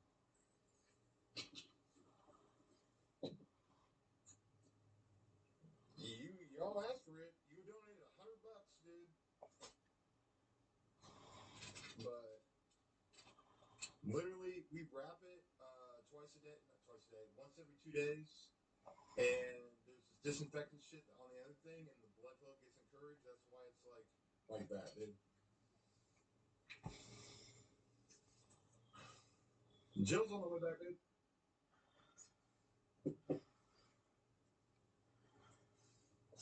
Dude, we literally rewrapped it last night. And I know people are like, oh my god, it's infected, that's this, that's that. No, dude, literally we do the disinfectant shit on it to kill the germs, clean it, rewrap it, gauze, all that shit, dude.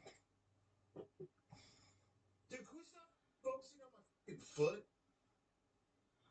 Like, why do people want to focus on the negative shit? Why not focus on the fucking happy shit, dude? I could be having a fucking great stream, and people want to focus on, like, some negative shit, dude. Like, why can't we have a good time?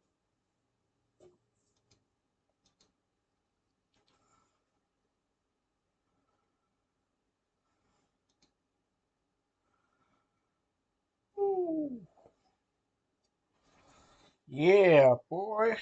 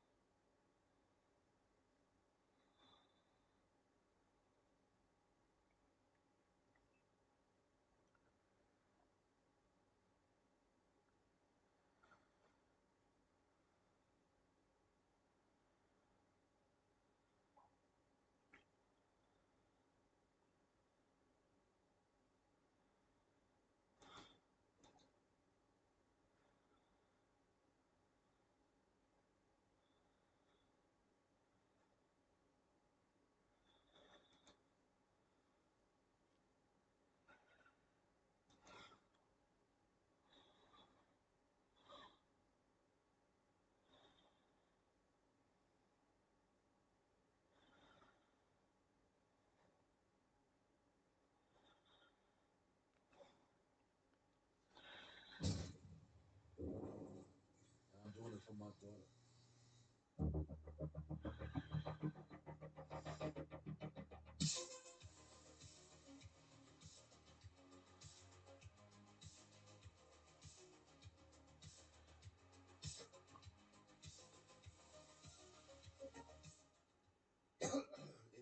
adult entertainment, there used to be like 70s, 80s, 90s, increasingly this like if a guy got up on stage, they would kick around jokes and terminology, but it would be for the benefit of intellectual goys.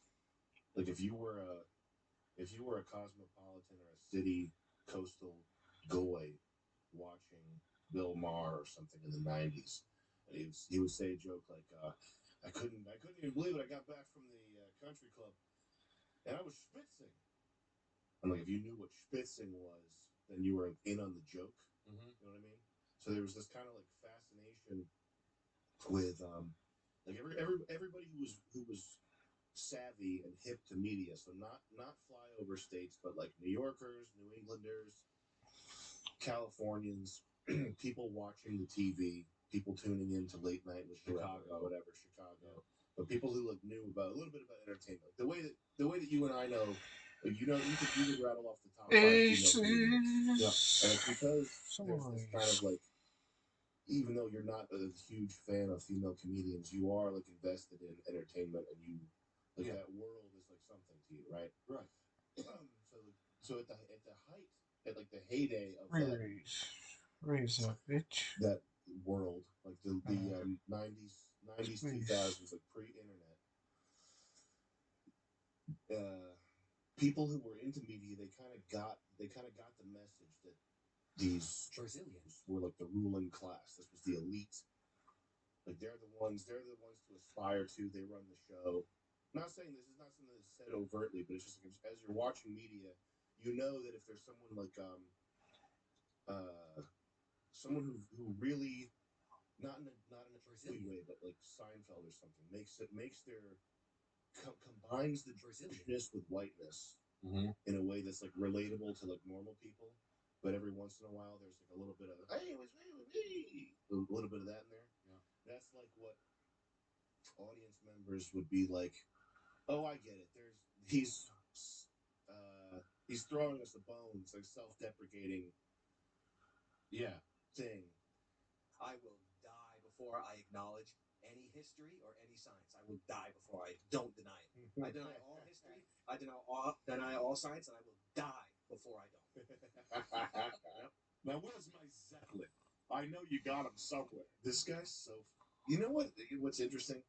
Man, there's something about like 90s Bill Maher, like TV shows where they'd all be sitting in a circle, and it would be the audience is like this, you know, the LA audience of people that are like in LA to go see a show, or in New York to go see a show, and it's just regular people.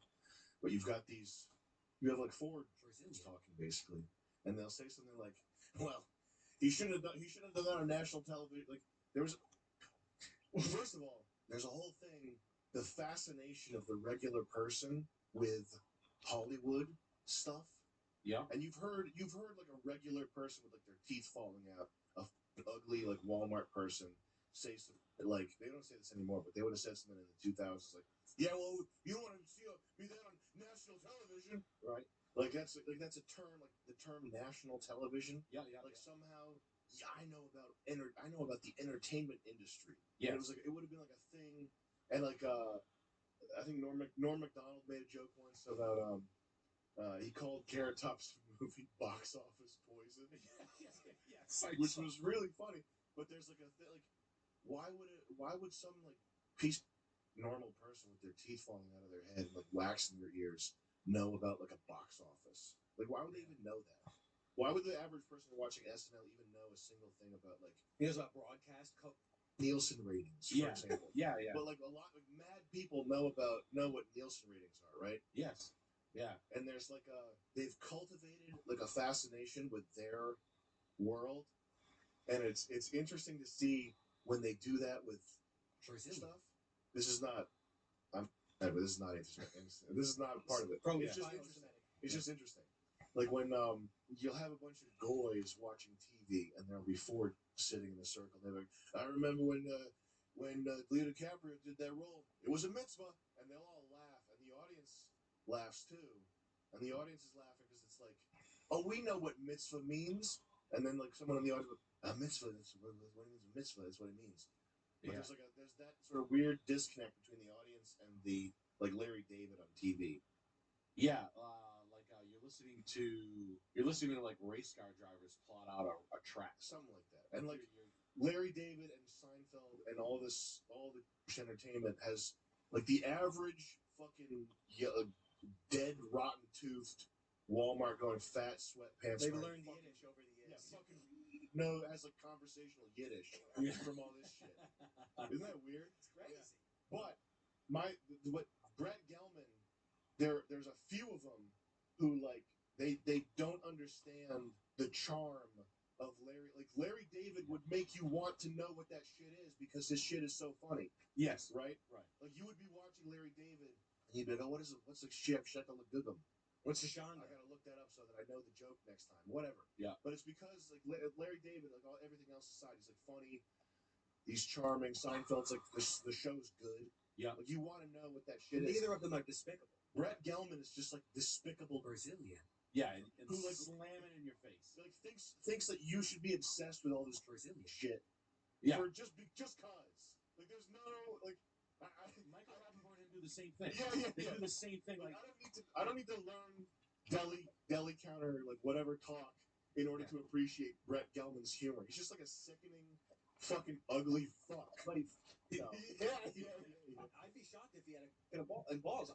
These people are all test tube freaks. Imagine one of these people who passed recently is probably in heaven, and someone else is probably going to go in a different direction. What are your thoughts on what's going on in the news with Henry Nowak? Yeah, some crazy stuff. Oh yeah, there's the big news. This is the big one. What Henry Nowak? Nowak. Okay, Henry Nowak. This is a sort of a global conspiracy here. We're all getting hit with. It's the biggest topic, along with the Metcalf, slayings. I guess it looks like there's just more race war news are happening right now, and I guess people are slowly getting wise to the fact that every nation, doesn't matter where you are, is living in an absolute lockdown police state. So is Europe in an uproar? Yeah, Europe is in uproar, and the UK is in uproar. They're all going, and there's people in it. Even the Albanians are going crazy. Allegedly, I don't know if that's old video. I have no idea. But the UK stuff, allegedly, there's it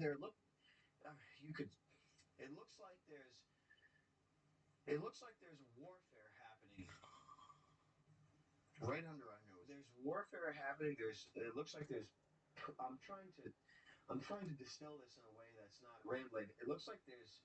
You can spin this a bunch of different ways. It looks like there's police executions. It looks like it's happening. It looks like there's a little bit of torture. You could put it that way. You give people the benefit of the doubt. Being a cop is a stressful job. I understand. I'm not. I get it. I like playing like devil's advocate with this because there might even be actors. I have no idea. Well, my problem with these things are, and I'm not trying to say that this ever should have happened. It shouldn't have. It's just the idea that when there's millions and millions and millions of cases, is there going to be a mistake made? And I always say, of course. Like, sure. I don't know. I don't even know the situation before tonight, and I look at the headline. I don't know. Yeah, you're lucky. But yeah, I am. So we've got an 18-year-old kid. What? He goes out. What time was this? 12 something a.m. Yeah, late at night. Late. I guess he was out midnight. He was out there. I don't know whatever he was doing. Let's say he was minding his business. Let's say he was raising hell. I have no idea. Right. But it looks like he found himself in a fight that he couldn't extract himself from. It looked like he was trying to run away from a guy that was armed with a knife, which is illegal in England. Okay. In the United England Kingdom, whatever you want to call the animal kingdom. Yeah, it's a sort of a ceremonial dagger that there's an exception made. You can go on flights with it. Well, when you say exception, that's my problem. I don't know the ass end of this whole story. Sure. What happens to? There's an issue here. The cop says, "Oh, you really weren't stabbed, or whatever the heck it was." This person dies. What happens to the person that actually obviously stabbed him? He wasn't handcuffed. He did not get arrested. He wasn't handcuffed. They actually cuffed basically the They dead cuffed body. the person that died. Yeah. What happened to the other guy? Well, I guess they were kind of listening to him and his family for a bit, allegedly. They were obstructing things. Allegedly they weren't calling for medical assistance. They were calling the cops to report a sort of a race crime, hiding knives, telling him he was okay and he wasn't stabbed. A bunch of things that you would expect people to be swinging from trees for doing. Right. And look, I'm just thinking out loud. Call me old fashioned, but I'll just leave it at that. I'm such like, I look at the situation and I said, clearly he was stabbed. Where's the blood? Like all this crap. Yeah, well, I guess there was some blood on the hands and leg, but it was a bad. Perhaps it was. I believe it was a wound from the back. So it's a sort of a wild self defense if unless you're slapping someone around, spinning them around, stabbing them back, spinning them, giving them more fucking knuckled sandwiches or something. Unless you're doing some Three Stooges stuff, you generally don't. A stabbing in the back doesn't indicate a real self defense situation. It seems like a sort of an execution. How many times have you heard stabbed in the back? Yeah, that's an idiom. That's an idiom to indicate treachery. Isn't that an offensive move? Yeah, it's treachery. But yeah, that's what it looks like. And there's some Sikh. I don't know what that is. The turban guys, they got a knife or whatever. And he was saying that he was like calling out racial slurs and ripped off his turban. Yeah, something like that. It was something out of I think Inside Man with Clive Owen and Denzel Washington. Yeah. There was a Punjabi guy that got his turban pulled off. That's right. There was a scene from that. Yeah. He was the guy from Life Aquatic. Yes. The same guy. Yes, it was. Yeah. Yes. Yeah, but I remember. I was masturbating to that scene. The guy was crying about having his turban pulled off. I was masturbating to that scene. I like that scene. Yeah, I was loving it. I was like, the guy should just kill himself if he's crying about that. But who am I to judge? It's illegal. It's just as dangerous as a gun. I know. It's illegal. Nobody else is allowed to carry a knife. Yeah. Yeah, I thought that was interesting, but there's a lot of events in the situation that are pretty demoralizing to read about. This and that. This is the cops are denying things, like he's saying he's been stabbed. They say, I don't think you have, mate. I don't know if that was a cop or one of the Punjabi guys. He's been stabbed. Yeah, I have no idea, but it was a refutation of his saying that he was dying. He needs medical attention. You get a guy like this, nah, you're not. You're good. Like that's. So I got a problem with that. Pretty interesting torture that you're seeing right now. That's like hardcore. And I was surprised to see that. I am not defending the cop because, again, if I was the cop, to me it's like if someone says I've been stabbed, of course I'm going to look. Yeah. Well, I guess maybe you should try it a little bit, but he was he was under such heavy suspicion of tossing out racial epithets where they kind of brushed him off, and this indicates that the training they receive from their police department, it operates in a way to increase the probability of whites being killed, being murdered. It's a huge problem. Yeah, so I mean that's if you want it straight, that's what it is. Their DEI training that they receive, it increases the probability of the native whites being murdered. It is what it is. And you apply that over a generation, industrially, globally, it adds up to annihilation of gene pool, and you give it enough time, it adds up into hell on earth, and then God coming home, sending everyone to hell, and bringing out the children, getting them to heaven, and everyone else can burn in hell until the world time completely ends. Anyway, there's the gist of the situation. It's a bit demoralizing. Yeah, there's a roughness in it. I'm trying to explore some stuff that people haven't gotten to. Yeah. All right, so here we are, super high roll.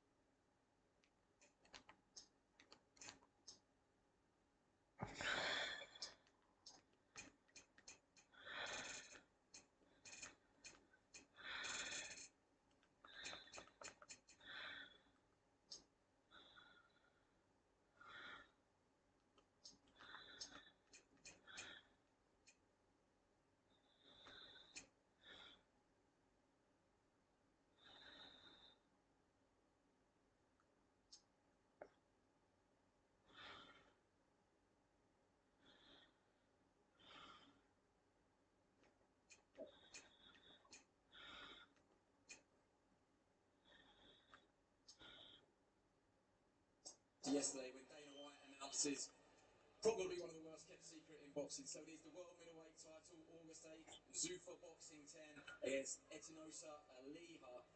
It looks like carnage and war. Your first time back in Ireland. Can we even begin to imagine standing on top of that ramp and how that's going to feel? Oh, it's going to be unbelievable, especially after seeing Stephen put in a performance like that. He's the most exciting fighter in boxing today. Like, you can't keep your eyes off him for a second. He's that exciting. So to have us two probably going to be fighting in Ireland together again, so it's incredible, and it's something we've dreamed of since we started boxing, and we're going to make the most of it. Yeah, you're always very good when you're in each other's company, but let's not forget your dad built a boxing gym in the garden for you to settle your differences. Is there a competitive edge here? He's just done a one-round job and looked explosive. Have you now got to trump him and go one better? I mean, if you win the world title, I mean, that will be bragging rights in the McKenna household. Sorry, Stevie. Yeah, it doesn't matter what we do, whether it's football, darts, pool, boxing, we're competitive no matter what with each other. So I always try to outdo him and he always tries to outdo me, but it's just great to see him back after such long out. He never took a break since his last fight, and put on a performance like that. It's brilliant to see. Yeah, there's fathers up and down Ireland now building boxing gyms in the garden to settle differences. Let's finish with you, Stevie. So the message of Dana White is get me on the 3 Arena cards, get me in a big fight. So it is your platform. Give him a name. Get me in the Dublin card, right? And then we do the Callum Walsh fight. So you want Callum Walsh to beat Tyler Denny, and you want Callum Walsh? Yeah, that's what we'll do. That's the whole of Ireland would want to see me versus Callum Walsh. He's a great fighter. I think he'll come through in August 8th, and then let's do me and him in Ireland. Headliner in a big stadium. The Hitman is back. So we'll go for the McKennas. Good luck on August 8th as well. So for Boxing 10. Here we go. The Hitman never went away. I'm back. Good to see you. Well done. And well, that's nice to speak to you as well, Aaron.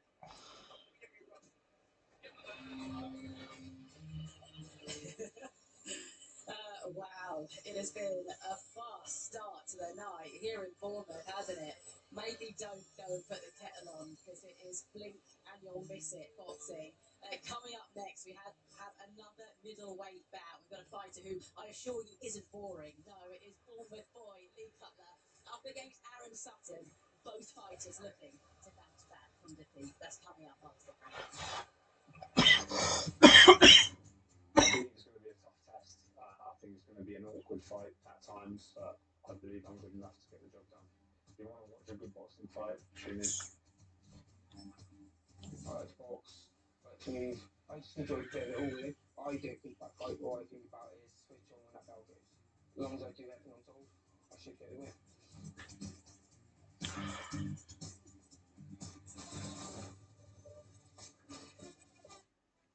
At Clear Mobile, we've an offer so good, it's worth repeating. Exactly. He knows a good thing when he hears it, because it's only... Yes! $12.99 for unlimited data and calls with texts. Good lad. Join now at clearmobile.ie. I can't take Friday or Saturday because I'm busy. I do care. What if... No, look. Sorry, forget it. I just can't do this.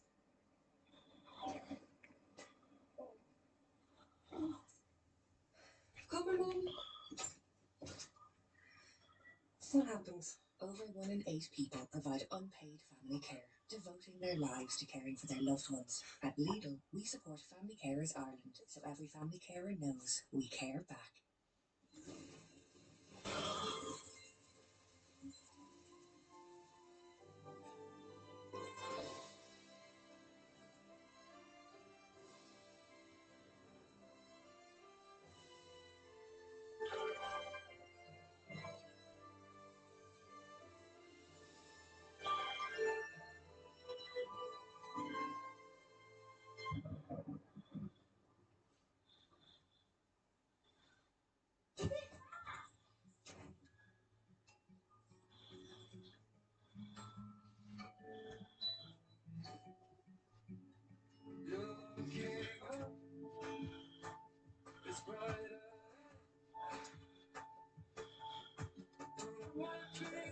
How we use electricity can be smarter, cleaner, and greener.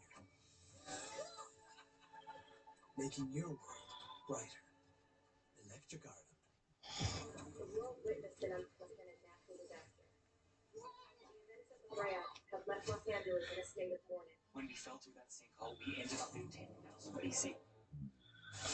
We're gonna find a way home. But everything that's happened to me is been leading up to this. We're alive. I'm gonna find them. People still have hope. You take that away, it's a dangerous thing. We're not alone. We need to find everyone else and get the hell out of here. Watch seasons 1 and 2 of La Brea, available now.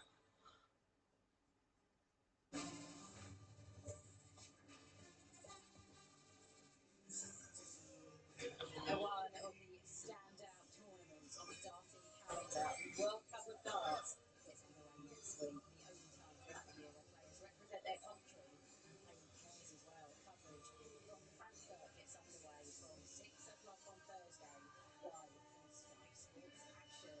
Well, Johnny is alongside me. I mean, what an explosive start to the night. Just a little. I don't mind it one bit. Let's start by talking about Stevie McKenna because it felt like he set out to make a statement tonight, and that's exactly what he's done. I think he made a statement. He came out here, number one, he wants to prove something to the league other players, particularly down there. And so that's number one. Number two, when he was offered the chance again, he's saying, I've won it. I'm looking for bigger, better things. He's so exciting. He's got that fire, that growl, that roughness about him. And it just, I was actually very surprised when he walked away when the opportunity was there to finish the volley off.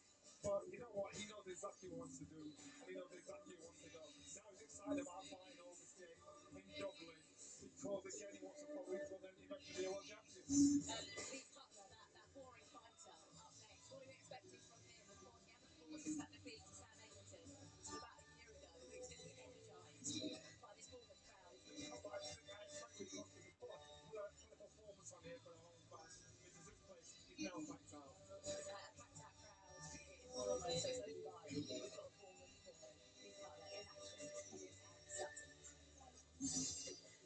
Chaos returns as Bournemouth hometown favourite Lee Cutler squares off against Aaron Sutton in a middleweight battle. Let's find out more about both fighters. I'm buzzing to perform for my fans. I'm a boxer fighter. I believe I can do a bit of both. I haven't shown much of my boxing in the last few fights, but that's made it entertaining. Cutler, who trains alongside great friend Chris Billham-Smith, holds a career best win over bitter rival Stevie McKenna, where he paired discipline with spiteful punching power.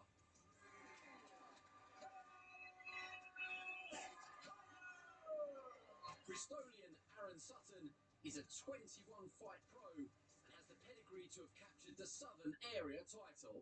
We've run against Danny Sharon, tough lad, win a belt as a professional was a big dream of mine, and now the dream's just got bigger. I like to box, I like to move, I just enjoy a bit of it all really. I believe it's going to be a tough test. I think it's going to be an awkward fight at times, but I believe I'm good enough to get the job done. I don't do too much sparring, to be honest with you. That's the coach's job. I don't think about fight. All I think about is switch on when that bell goes. Both guys have a huge chance to impress on Zupa's first ever UK fight card.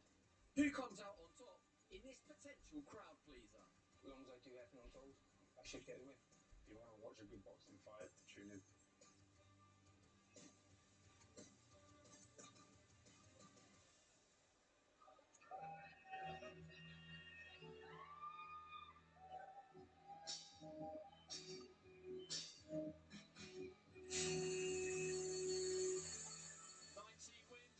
Defeats, that's the record that Aaron Sutton brings to the ring. As he mentioned there, he's won that Southern Area title. The 2 defeats have come in good company. One to Jerome Warburton, who went on to challenge the British and Commonwealth titles. The other to George Liddard, who is now British and Commonwealth champion and very much a fighter on the rise. And he's taking his time here as well he might. It was a year or so ago, that fight against Liddard. He got stopped on his feet in the 5th, the corner through the Townley. But he showed plenty of minerals that night. Kept getting back to his feet. And I know Chris Sanagar on his shoulder there. Famous old Bristolian. boxer of note himself back in the day has got a lot of belief in him. And you should soak up a stage like this. Everybody's done that so far tonight. And the atmosphere inside the pit is building minute by minute. And he's just waiting for the chorus to kick in a bit.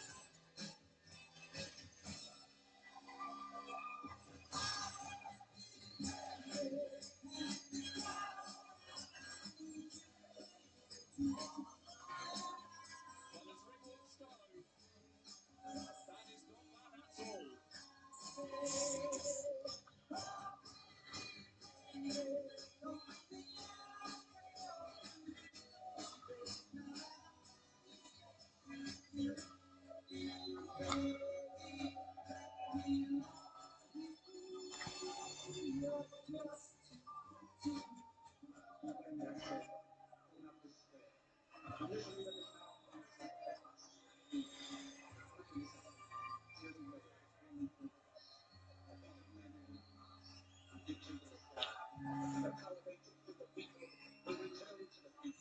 So long as we die, liberty will never perish. Don't give yourselves to these unnatural men, machine men, with machine minds and machine hearts. You are not machines, you are not cattle, you are men. You, the people, have the power to make this life free and beautiful, to make this life a wonderful adventure. And choose the power. Everybody needs a little chaos in their life. And Lee Cutler is happy to provide it. The nickname is slightly misleading because there's culture in his boxing too. But like Philip Smith, he loves fighting in Bournemouth. Like his friend, he's been out of the ring for a long time, much longer than he would have wanted. But there's no better place to reignite his career than at his beloved Vic.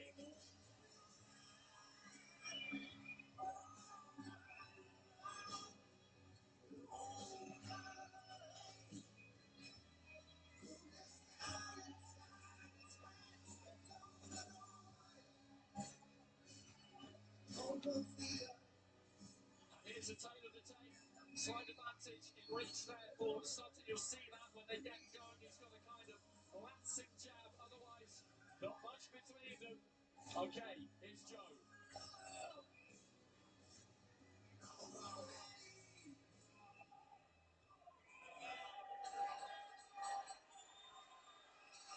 Well, ladies and gentlemen, we are set to go with our next fight tonight. 10 rounds to schedule in the middleweight division. Introducing to you first, fighting out of the blue corner, wearing solid blue trunks. He weighed an officially 163 pounds. A 21 professional fights. His record stands at 19 victories, 2 defeats with 3 wins, coming by way of knockout, building a home and fighting out of Bristol, England. Here's Aaron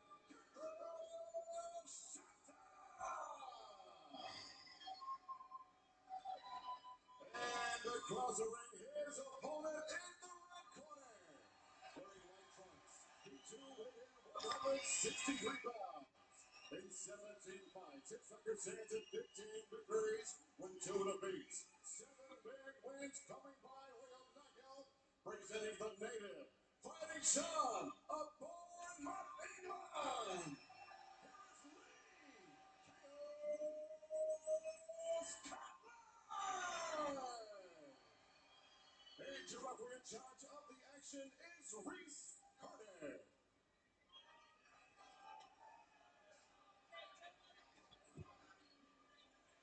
Right, gentlemen, professionals know the rules. Keep it clean, listen to me, and you must defend yourself at all times. Good luck, lads. Shake hands. 10 rounds or fewer.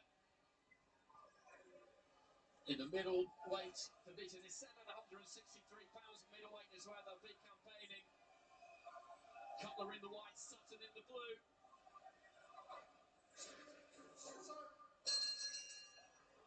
Cutler looking to rebound from a defeat last time out against Sam Eggington. It was a frustrating night. He felt he was coming into it down the stretch when a clash of heads ended proceedings. He was behind on the cards, so he's had to wait. Sutton has been out for around about the same period. It was a tough one for him against Lillard. As I said, he showed courage, but he was comfortably second best to a very good fighter, so there was no real shame in it. But even so, those things can be difficult to get over. Nice jab there from Sutton. He flicks that up from the waist. He's long and loose with it. Tasha Jonas joined us a commentary for this one. And one thing, when you look at the two of them, Tash, is that physically, look how solid Cutler is. He's got that very kind of compact, dense look to him compared to Sutton. Yeah, I think some people just rehydrate better and get a comfort when they rehydrated. So it does look like a bigger man in there.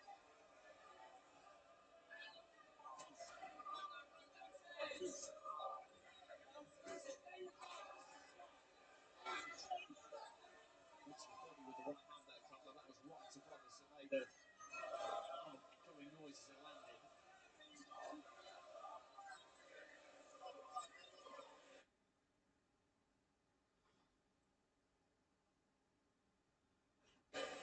He's got to try and use that jab, Sutton. He's got the reach. He flicks it up from the waist. It's a decent weapon for him. He's nice and loose with it. Yeah, just trying to box his way into the fight here, isn't he? But Cutler trying to pressure him, back him up to the rope, sink those body shots in. Then landed a couple of nice stiff hard jabs himself. Certainly, Cutler seems to be the more powerful of the two. Nice turn there, though, from Sutton. Took himself off the ropes nicely, then onto right hand over the top. This is where he wants to keep Cutler. He wants to keep them at long distance at the end of the jab, where he's got the reach and he can move and got space behind him. It's this area here where Cutler can show him his physicality and put it on him. Yeah, Sutton jabbing well. I think there's blood coming from the nose of Cutler. A couple of nice stiff hard jabs from Sutton. So I think that's good from him. He wants to try and take a little bit out of Cutler by using the good jab and the straight shots, because certainly when they're together up close, that's where you can see Cutler is physically the stronger of the two. So Sutton doesn't want to be there. He wants to take it away. Lovely 1-2 from Sutton. And a good body shot that went in from him as well. He did well there. He was slipping and rolling, got underneath the left hook and then threw that right hand into the body. He's just growing in confidence a bit, Sutton. As the round has progressed, just doubling up on that jab. Cutler just inching in with that front foot. Final few seconds of the opening round. And blood coming from the nose there, as you say, Matt. And the seats are filling up in anticipation of the main event. Chris Phillips-Smith up against this man. And that is his book that he carries around everywhere with him. Written by Jack Dempsey. He is an acolyte, a disciple of Dempsey. He's got custom-made boots that he'll wear tonight. The first fight he ever watched was Jack Dempsey against Jess Willard. That was in 1919, Independence Day, Toledo, Ohio. A really famous fight because Willard, the Potawatomi giant, was up against a much smaller man than Dempsey, and Dempsey absolutely smashed him to pieces and went on to change the game in the heavyweight division completely. Yeah, there's the footage of the jabs from Sutton in that round. Landed lots of them. There were several jabs where he landed flush on Cutler, so Cutler just needs to maybe move the head a little bit. Doesn't want to eat those jabs all night. When a jab comes straight, obviously it knocks your head back, but when it comes up, it's very visible to see.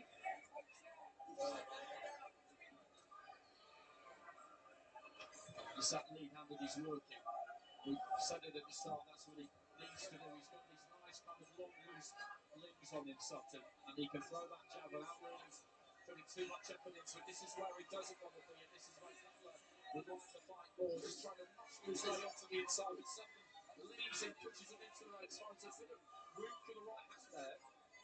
Yeah, that was a nice little turn from Sutton. He's one of those probably, he's deceiving, he's stronger than he looks, shows wiring, and he was able to turn Cutler. And even those little uppercuts into the pit of the stomach, good work on the inside. But I think the pattern we can see clear. Cutler wants to be up close to use his physical strength, where he can try and work the body of Sutton. Sutton having a a lot of success at range. Simple stuff. The jab is working well for him. Cutler trying to land and move in behind his own jab and then just sits down on that right hand a bit. And again, there's something for a split second. Looked like he might be backed up square and a bit stuck, but managed to step off to his right hand side.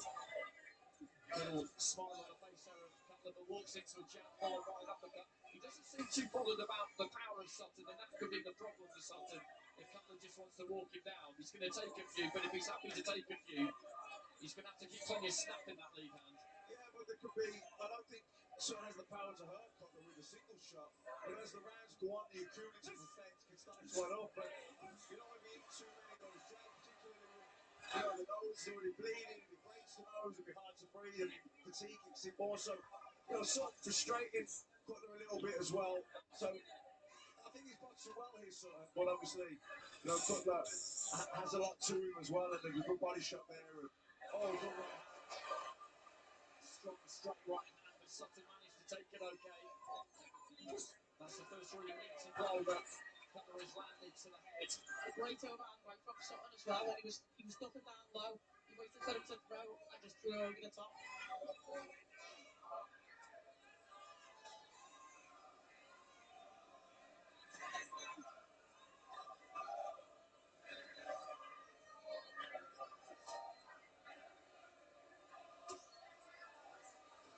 That's the problem there.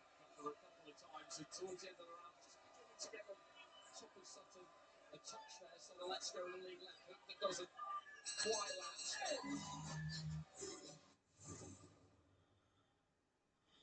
Just me, have you seen Ryan? He made a new sign. Tasting of the night from the menu arriving.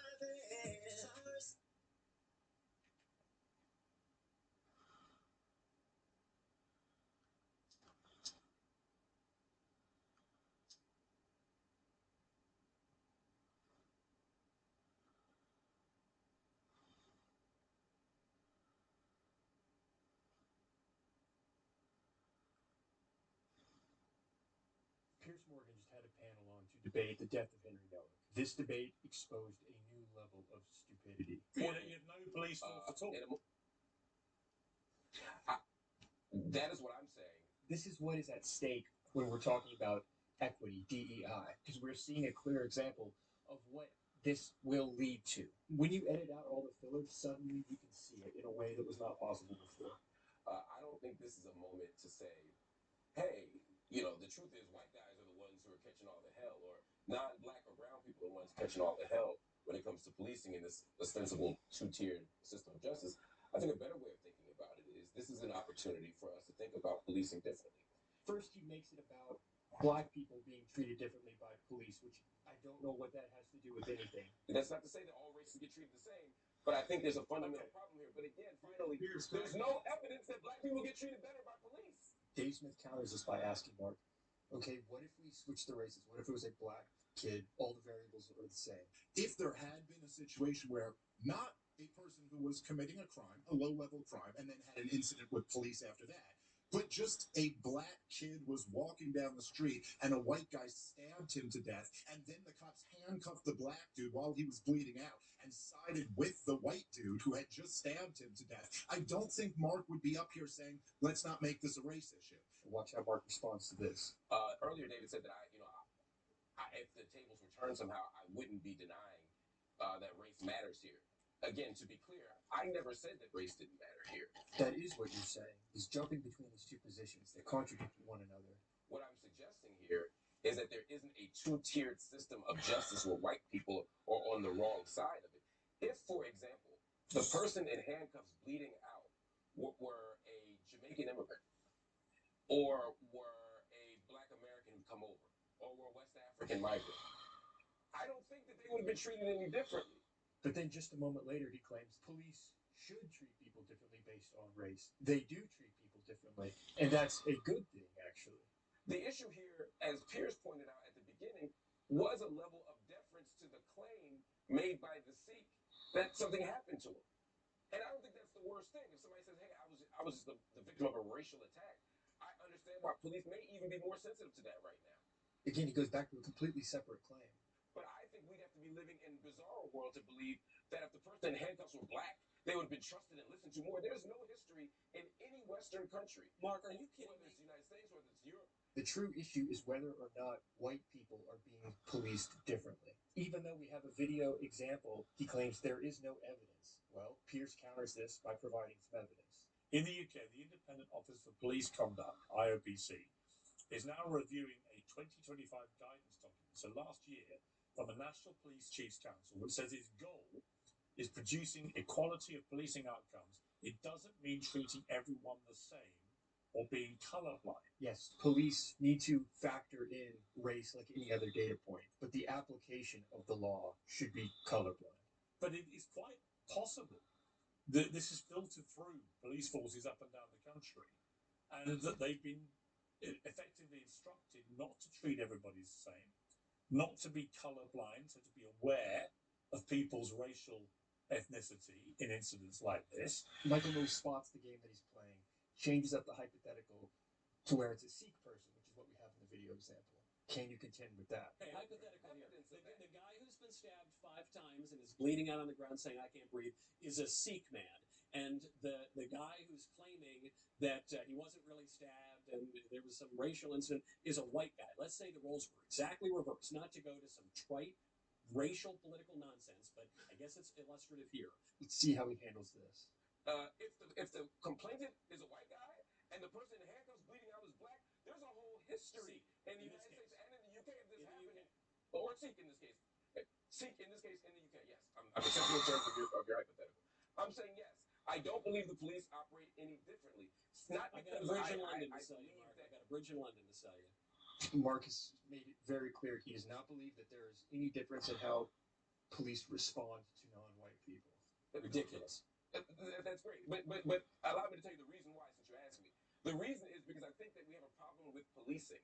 Because he can't contend with this example, he diverts again and makes it about getting rid of the police completely. Yes, actually abolishing the police, which is a foolish strategy to employ here. This is an opportunity for us to think about force differently, and this is an opportunity to think about either reform or, in my tradition, abolition differently with regard to policing in the streets and policing in our neighborhoods. When you say abolition, hang on, Mark. When you say abolition, are you actually advocating for abolishing the police altogether? I am, yes. What would the alternatives be? But I think it's more important. You have no police force at all. That is what I'm saying, and I'm offering alternatives to policing. So it's not that we fire all the police and let the citizens run themselves. There are other mechanisms and systems that we can install that with like public safety forces. What is a public safety force, if not a police force? Like violence interruption forces. What is a violence interruption force? Just think about that for a minute. That would do the job that police are currently doing, but better prepare those forces to create safe environments and safe neighborhoods. So you just want the police to be better prepared to be able to create safe environments. That's really your argument. But I just want to finish the other thought before we get distracted by the abolition point here. It's a pretty big point to distract the debate. I have to say, I mean, I hear you, but it's no more of a distraction. Let's abolish the police. I mean, that's an extraordinary thing to say. Now Dave Smith pounces on one of the most glaring problems of this entire thing. This is how much it's a two-tiered system of justice that Michael didn't even mention. The Sikhs are the only ones who are allowed to carry these knives in public. One group of people in the UK are allowed to do something no one else is allowed to do. They're allowed to carry knives. Why? Because of their religious belief. You're telling me that your security agency, your government has actually disarmed its own. There is one group of people who's allowed to have this weaponry and one who's not. And by the way, it's not Englishmen. What if it's my religious belief to carry a gun? Well, you can't do that. Why? According to your logic, I can. No, hang on. It wasn't very ceremonial in this case, was it? Yeah, well, my gun is ceremonial. Just to be clear. But you're making it seem as if Sikhs are allowed to have weapons and no one else is. And that's I'll bring you back in, Mark. That's literally the case. Actually, it is allowed for Sikhs to carry ceremonial knives in this way, in a way that it wouldn't be for me to do the same. However, interestingly, it's pretty much the same rule in America, is our understanding. that you can do that as well. So we checked the Kirpan law in the USA. Carrying a Kirpan is generally protected as an exercise of religion under the First Amendment. I can carry a knife right now in America. That's not really a point. But is regulated by states and local knife laws and banned from federal facilities and airports. So there is a slight caveat Yeah, there. but yes, no one can carry a knife in the airport. That's not a slight caveat. Pierce, well, we got something else that cancels out that problem. Well, they're called guns, yeah. Yeah, but let's not get me going on your gun rules because we'll be here all night. I'm just saying, listen, I know you're not going to agree with me on this, Pierce, but I would just, my advice to all Englishmen is that you find it to be your religious belief that you have a right to a handgun. The other way to do it. Self-defense. This should be a no-brainer. Application of the law is universal across citizens. I don't understand how this is even a debate. But again, look at the facts on the ground. You have one class of people who are allowed to carry this weapon on them. You have another class of people who are totally disarmed and not allowed them to defend themselves. And in the moment, when there's an accusation of bigotry, that's enough to get everybody to freeze and go, ooh, we better err on the side of not being the bigots, because they know, as we've learned over the last 15 years, that that's what's going to get your face in the paper. It's the fear of being perceived as biased towards a minority. And it doesn't matter what the minority is. Pierce, everyone should know this already by now, but as soon as you start thinking of equality of outcomes, you're an enemy of justice. And Dave points out the core flaw here, which is equality of outcome, which is what the police are trying to pursue. Because there's no such thing as collectivism and justice. If you're thinking at all, in any part of your mind, as a function of police work, that the overall result of this has to be that different groups end up being prosecuted in the same way, the only thing you should be thinking about is the justice in the immediate short run. This is a perfect example of how that inevitably will lead to disaster every time. We cannot pursue equality of outcome. We can only pursue equality of opportunity and application of the law. The idea that every single group should end up at the same end goal is ridiculous. It's like expected. It's like running a race. It's like, no, 1 second. White supremacy is better, right?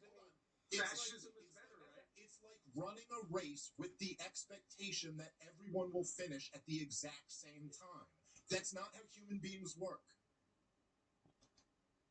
You know, the bank person, like, what number would he say over to? And I thought you would say yes to 8 because that's not a winning season, so you would still be negative.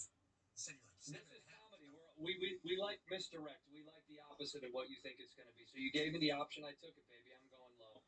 All right. The Bears fan takes the under.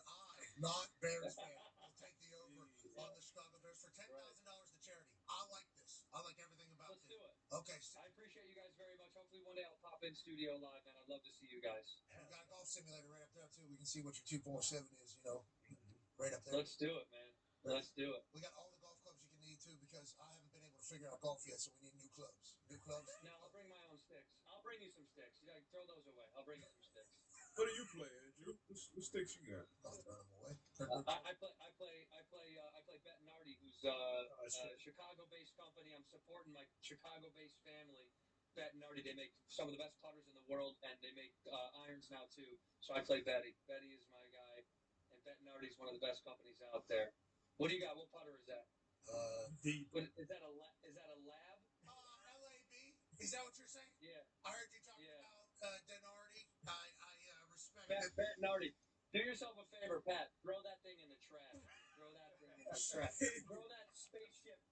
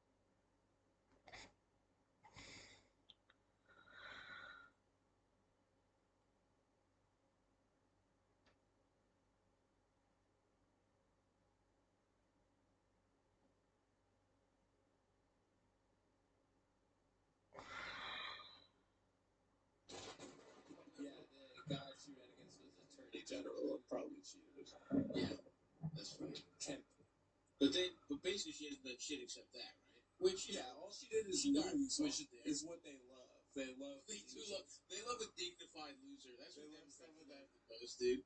Just, yeah, like a proud captain going down with the ship. Yeah. Damn. That's a gay move. Oh my god, dude. I'm not going down with a fucking ship. I'm saving myself at any cost. I feel like I'm throwing women and children off board. commercial airlines, only the captain should have a parachute, and he should be wearing it when you get on the plane. And he's like saying hi to everybody and waving. And he's just already wearing the parachute. Hi, how you doing? How you doing? We'll see how this one goes, huh? Have you folks ever seen the movie Flight, Denzel? Good afternoon, folks. This is your Captain Osama bin Laden. I'm just kidding. It's a beautiful sunny day here. It's been a while, I have to say. With the quarantine stuff, I haven't fun playing it. Months, I guess. So, and we'll see how it goes. But they give us parachutes now, which is pretty funny. You think about it, it's like they're expecting you to fuck up your job. I mean, they're not. That's something up there. The co-pilot didn't show up to work, so usually I run this stuff by him. I've been getting into open mics lately. I've been doing a lot of Zoom comedy shows. My daughter, she's a slut. I'm just kidding. She is. But yeah, she has she moved to New York to do comedy and became a slut.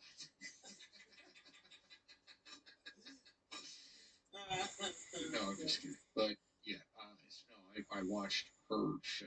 She's doing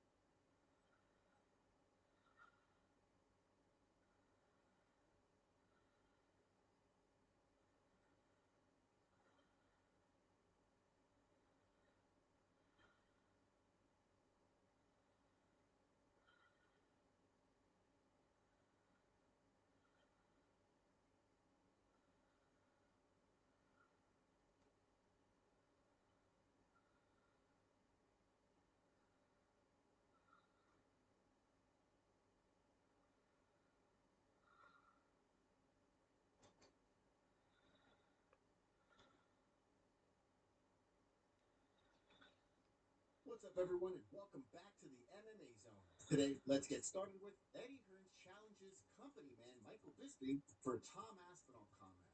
For some time now, it's been clear that Tom Aspinall's relationship with Dana White and the UFC hasn't been on a very solid footing.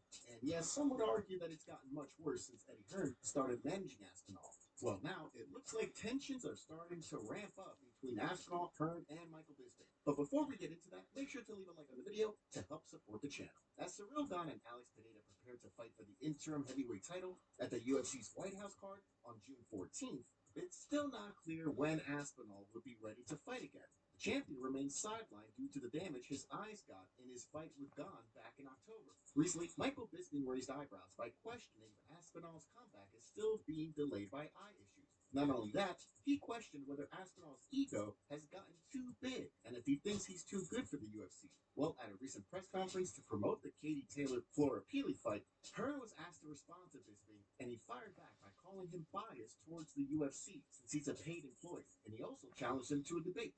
Let me tell you something about Michael Bisping, but he's a total and utter company man, right? He's on the payroll, and he should have more respect for Tom Aspinall. Listen, Michael is entitled to his opinion, but what we should do is, me and Michael Bisping should have a live stream debate about Tom Aspinall, about the UFC, about boxing. I've invited him to do it. If he's got all these opinions, let's have a live debate about it for the fans. I think it would be great. I think it's really interesting what's happening in the UFC right now. It's been a monumental change for the swing of the business, and they've got to be careful. Hearn isn't the first person to accuse Bisping of being biased for the UFC, but it's also true that he unfortunately knows a thing or two about dealing with horrific eye injuries. It's also worth noting that a good portion of Aspinall's UFC absence has coincided with Hearn becoming his manager, and Hearn hasn't been shy about claiming Aspinall is sadly underpaid by the promotion. We recently covered Hearn saying how he won't let Aspinall fight the winner of the Pereira-Gon fight unless the UFC pays him more money. And the widening gap between Aspinall and the UFC is also catching the attention of other heavyweight contenders. For example, while talking with Chael Sonnen recently on Paramount Plus, Josh Hogan questioned whether Aspinall is truly still injured. Here's what he had to say. To get the division moving again, Pereira-Gon should be for the heavyweight championship. You got Aspinall claiming that he's blind now, saying he can't practice, he can't even drive. Then, all of a sudden, he's saying he's going to come back. Just choose one or the other at this point. I think the division's being held up with his theatrics, or whatever he's doing. Do you think there's a real chance we may never see Aspinall fight for the UFC again? Daniel Cormier talks about wrestling match with John Jones. Alfredo Auditori from ALF Global raised eyebrows by reporting that his company is trying to finalize a wrestling match between Daniel Cormier and John They just Jones. talk about plastic surgery. That's wrong. So I'm just gonna go through all the things that I've done. Wow. Because I feel like there's this stigma, and I'm not gonna win. I'm gonna do this. I'm not gonna win. However, I'm hoping it sets some people free. Let's go. Here's things I haven't done that I have been accused to do. Okay. And then I'll confirm the things I have done. Okay. I've never had a facelift of any kind, so no mid facelift, no like lateral brow lift, although I would like one, or no regular brow lift. I've never done threads. I have researched them. That's not because of some moral thing. I just don't really believe they work, and I'm also afraid that they would interfere when I do need to have a facelift. But I am very tempted to go have my eyebrows snatched like all the way. I want that look sometimes. That seems fun, and you can do it on a lunch break, and I see why it's so tempting. And I have researched it, have not done it yet. I've never had this done. What is this? Oh, buccal fat.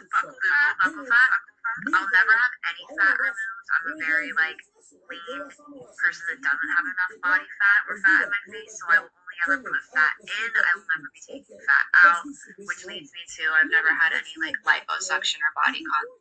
Any offers on the truck since the clip has gone out on Sky Sports? 100. We know who won.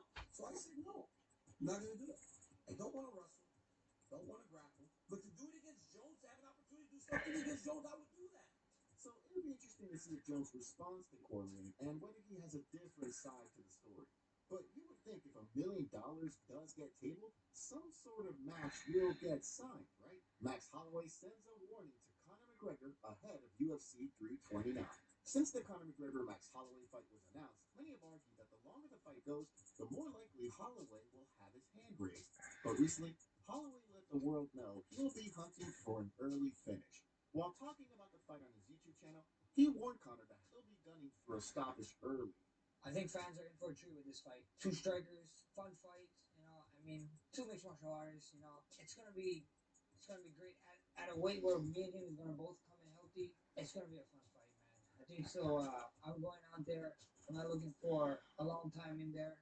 I'm looking for a big finish. International Fight Week. It's gonna be a huge crowd, huge fight, and I want to leave with a bang. It sure seems like he's confident he'll be able to tag McGregor early. And what about the fact that the fight's being contested at 170 pounds, a weight Holloway has never fought at? Well, when asked about that, Holloway shrugged it off by noting that gladiators didn't have weight classes. My thoughts on the fight being at 170 was like, who cares? The weight is just a number. Real gladiators back in the day, they didn't walk around with a scale. You show up and you fight. And I'm a fighter. That's what I do. Open weight class, whatever weight class. I'm glad I get to share octagon with him. That's one of the many reasons that Holloway is a beloved legend. But do you think McGregor's size and power could be an issue for him? Holloway also commented on the fact that not everyone believes McGregor will actually make it to the event. The way Holloway sees it, there's no indication he's not serious about the fight. He said, a lot of people are talking about Conor maybe not showing up, even if he's training or whatever, but he looks pretty dedicated from everything that he's posting out. And I think he's pretty serious. I think he really misses the sport and really wants to get back in there. I'm glad for the opportunity. July 11th can't come soon enough. And speaking of McGregor's physique, Jed Goodman shared the latest testing figures for the UFC. And yes, Conor is still leading the way. As of June 5th, McGregor has been tested 12 times this year. The next closest fighter is Luis Diaz de Assis at 6. Up next, let's go over some UFC and fight updates. On X, Marcel Dorf recently forwarded an IG report from Radical MMA that Alexander Gustafsson has withdrawn from a July 27th bout with Daniil Donchenko. Instead, Theodore Berggren will face Donchenko at the Baku card. Donchenko last competed in February and reported a unanimous decision win over Alex Morono. He won 8 in a row if you include his victories on the Ultimate Fighter show. Berggren, meanwhile, will be making his UFC debut and has gone 3-2 in his last 5 fights. And Dorf is also reporting that following the cancellation of the Jonata Denise-Jose Montana fight that was set for June 20th, Montana is now booked to face Louis Sup. What's up, everyone, and welcome back to the MMA.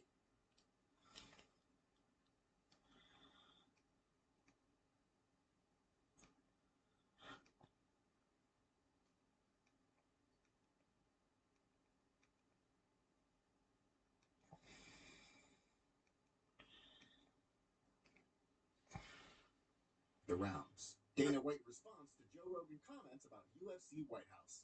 Joe Rogan has expressed concerns about the UFC's upcoming White House card, and now Dana White has responded to his comments. Since plans for the historic card were announced, Rogan questioned if holding an event at the White House could pose security issues, and more recently, he noted that the weather and bugs could present issues for the fighters. At one point, Rogan even labeled UFC Freedom 250 a gimmick. Well, Dana White has been doing a ton of media ahead of the card. Now, while talking with Forbes recently, he was asked to respond to Rogan. Dana said that he's still friends with Rogan before scoffing at his contention that the card is a gimmick, especially since, according to Dana, Pereira will surpass John Jones and become the GOAT if he beats Don to secure the interim heavyweight belt. Here's the clip. Joe Rogan is a grown man who has his own opinions on different things. And yes, we are really good friends. I don't call him and say, what are you doing? No, why are you talking about bugs? I'm talking about bugs too. These are all real things that come into play that night of the fight. He had said something crazy like, it seems like a gimmick. I mean, what does a gimmick mean? It's a real fight with real stakes. You know, you got, Pereira possibly winning his 3rd world title. If he wins the 3rd world title that night, he jumps over John Jones and becomes the greatest of all time. When you talk about a gimmick, there's absolutely nothing gimmicky about this event. It should be noted that Rogan has praised the card in terms of the fights that have been booked for it. So his gimmick comment didn't seem directed towards that. But what do you think of Dana's response? Debate about the venue itself aside, there's no denying that the card could see Pineda do something no one has ever done before. Win a UFC title in a 3rd weight class. Well, recently, Alexander Volkanovski talked about the fight on his YouTube channel, and he's predicting Pineda will indeed make history. Check it out. Feel like some big is going to happen on the White House card, and this could be it. So I'm just going to go with that. I'm 50-50 on this, guys. I really am. Remember that when you gamble, and gamble responsibly. But I'm going to just say Pereira because I think something big's going to happen. And that something big is Pereira, triple champ, KO and Ghana. And I'm going to leave it at that. That's going to be my pick for this one. Let's see what happens, man. This White House card is actually going to be massive. And that's it for today's news video. Check out yesterday's video on screen now if you missed it. And thanks for watching.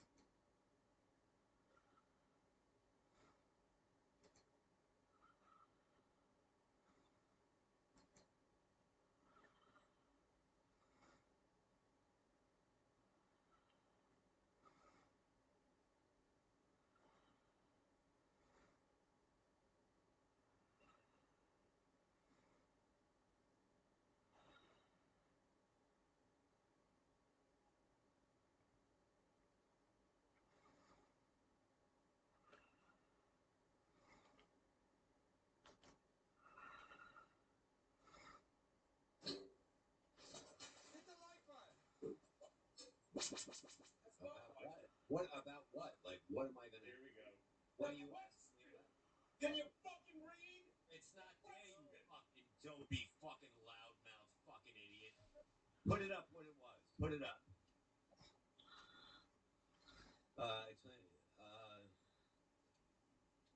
Okay, so you didn't pay. Kiki has an Amex card, right? It's not, no. Oh, that's the new one? No. It's so fucking stupid. But see, let me explain why they think that. This card was paid for some kind of They'll dental twist bill. themselves into knots to make us anyway. Yeah. Maybe Lou saying And that now my dad, what do you want?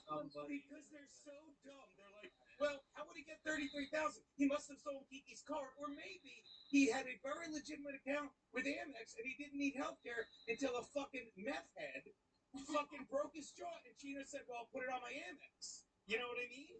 And then you put it on your Amex, and it's like, everyone's like, why don't you sue Pat? Why? So I could spend more money for a flat broke guy that Bob fucking works with, and I don't care that you. Oh God, did I work with? I don't care that you work with him, Bob. I don't. I never said don't. But there are times I watch you talking to this guy. It's like, what are you doing? He's a piece of shit who hit 3 different women. Some would say 4, including me. And yeah, and I don't mind, but that's all. I just grew up in reality. I was hanging out with Paul Delangelo. We were saying great things about you this weekend. But when you stream with Pat Dixon, the only reason you do is for these super chats from. It's like this guy was like, obviously it was Kiki's card. You know what? No, we do a really good show. We actually do a really good show. I'm sure you do. I have no problem with that either. I've never said anything bad about that show. But I'm just saying Pat's a piece of shit. And the fact is, I didn't get a $38,000 limit from Amex. I had it for decades. But nobody's And saying then fucking they shut down the world with COVID. Check that off the bingo card. And Pat broke my fucking jaw. I put the fucking 15 grand in surgery on that and all the follow-ups. And I'm like, after 2 years, I'm like, why am I paying this when Pat has no fucking money? And they're like, why do you sue Pat? Why? Pat has no money, and I would spend even more money that Pat could never pay. I'm going to ask you a simple question after all that, Pat. Bob, do you think Pat could have paid anything? I don't see why he would have. He didn't go to court. Wrong answer, Bob. That's gonna be the wrong answer. Wait, what? You didn't go. If you went to court with him, then something would have. You know, you think that after all this time he's gonna say, "Hey, yeah, send me the bill. I'll take care of it." You know? No, Bob. I'm saying if I sued him when it was still able to, do you think he would have had any money? He was 10 months behind on his rent. He fucking fled to Tennessee to avoid justice.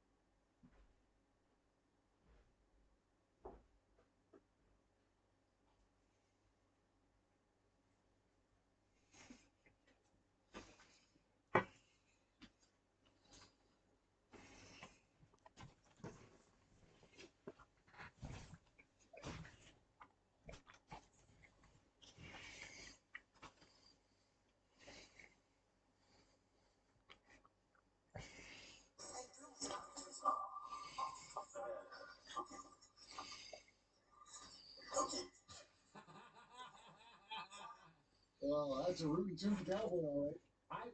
I've seen cowboys with more graceful gaits. I don't know if you Are know. you a single man? But Candace How's being Owens is single? being sued by Brigitte McCann I don't know. Ups and downs. Are you more of a relationship guy? I'm not at a point in my life where it feels good or fulfilling to date numerous people all at once. Yeah. That feels daunting and overwhelming, especially with being a parent. And there's also a new thing of dating that they are never number one on the call sheet, as the showbiz saying would go. Like the kids are. Oh, interesting. You know what I mean? Yeah. Even probably more so than myself. And Yeah. so then there's that little bit as you get older, you're like, oh, God, I got to make sure my cup's full in order for, you know, other people to get the overflow. Yeah. 15 years old. She was like 40 when they met. And she was his teacher, right? If she is a she. She was his teacher. And now they're married. And he's like, I don't know, 50, what is he, 50 years old? And she's like 75. How old is President Macron? Oh, will you stop attacking that poor couple?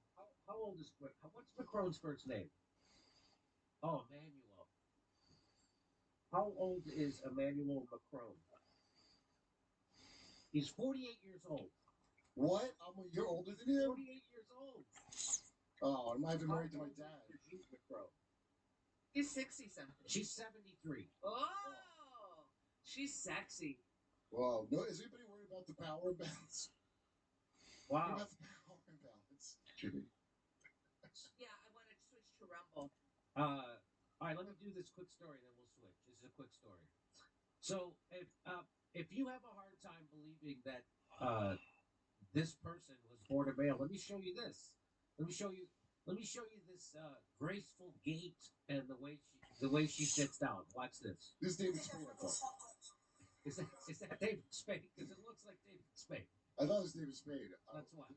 So a lot of people point to this video as this is here.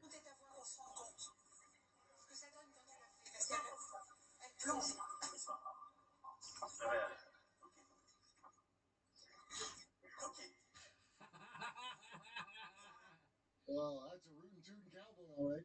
I've seen.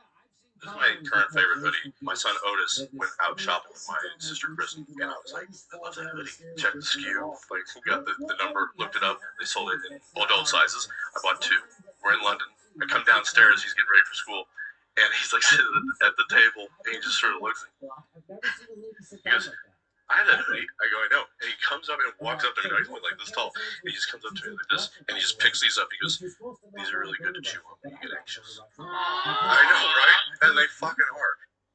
I'd like to apologize to Russia as well. I think you want to tour apologizing for America to foreign countries. I would like to. And so she was asked about this, and here's what she had to say about the lawsuit.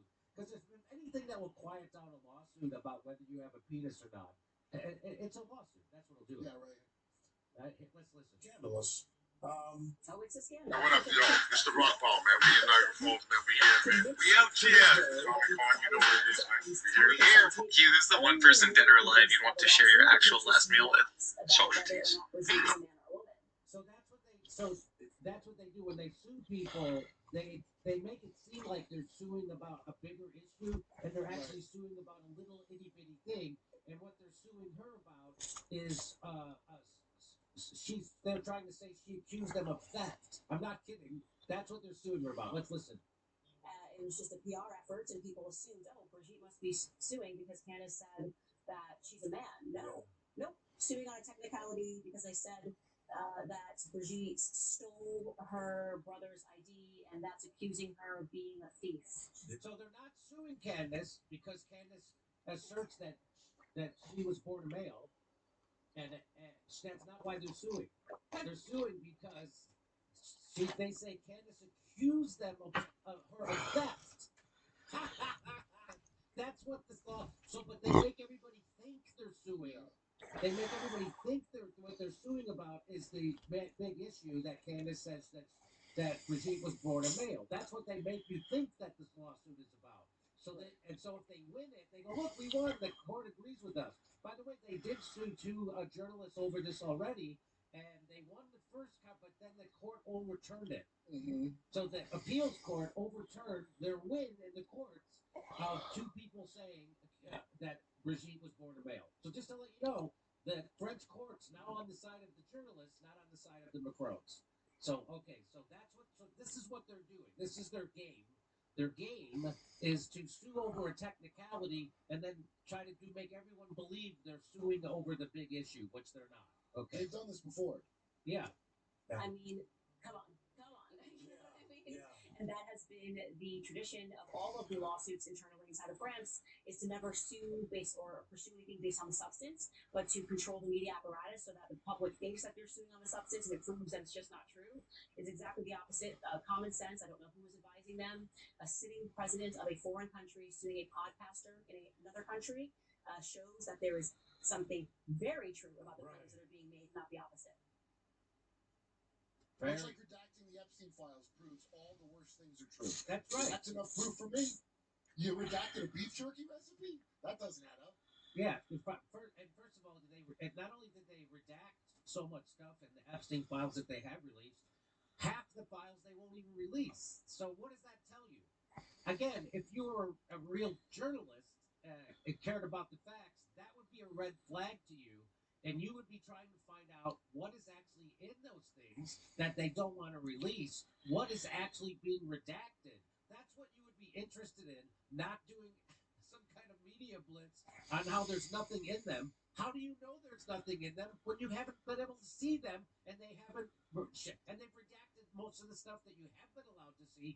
Plus, by the way, those are only the emails that came from Jeffrey's vacation email. So most of the stuff, like all the videotapes and all the stuff that he's been hiding, he was given heads up, by the way, hey, the feds are coming to raid your house, hide your stuff. So he did, and he's hidden stuff all over the country in the storage containers and storage lockers that they never searched. His ranch in New Mexico, right? Isn't that where it is?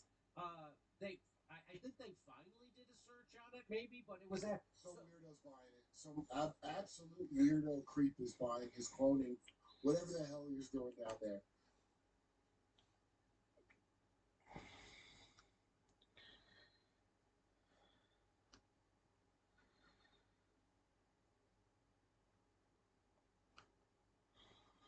Welcome back to Type Poker News. It's been nearly 2 weeks since the WSOP kicked off, and the summer is already delivering. There's one thing that you need to see, and that's the WSOP main stage. It's amazing. It's the greatest setup that we've ever had. We hope that you'll join us. We hope that you'll come down here and compete for greatness, life-changing money, and of course, the WSOP will bring it. The World Series of Poker finally pulled back the curtains on its new main stage setup, and the early reviews are positive. It's the 4th straight year of the split venue format, but this time the main stage has been moved from the Horseshoe to Paris. One thing's certain, it's going to look real good on ESPN. Now, I saw in the bracket Alan Keating's name. Alan Keating was in the bracket just for a little bit amount of time. He lost to Peter Krupa. Well, he lost because he didn't show up. How rich is Alan Keating? Wait, someone actually got a buy? Well, it got a buy, but it counts as a W. Joe's probably going to pick it him just now. Counts. Yeah, right. Probably so. He's got to be so rich, it's Mr. Keating. So, well, that's fair. It is Mr. Keating. Alan Keating's 25K heads-up championship lasted exactly 0 hands. Keating never showed up, let his stack blind down, then called tournament staff to concede. His opponent, Peter Krupa, advanced to round 2 without breaking a sweat. A very generous $25,000 donation to the prize pool for Mr. Keating. Just a 3-outer. It ain't over yet, and stranger things have happened. This would hurt. This would hurt, Daniel. Granu poised to advance if he can fade this 3-outer for Daniel, which he can. Oh my goodness! I can't take it anymore. No, we're not done. We're basically done. That hurts. I had them all in for 7 bigs, and then I needed a 3, 5, 7, or a heart. Then I had them all in king, queen of spades against ace 10. Daniel Negreanu suffered one of the more painful exits of the summer so far. After building a massive 10-1 chip lead over Biao Ding and having multiple opportunities to close things out, Negreanu somehow found himself on the wrong side of a comeback. His reaction was colorful. Given the circumstances, I guess we'll allow it. And is the first number one? It's a dollar sign. Yes, dollar sign. Thank you. What about that next figure? Is that a one? Sure is. Is that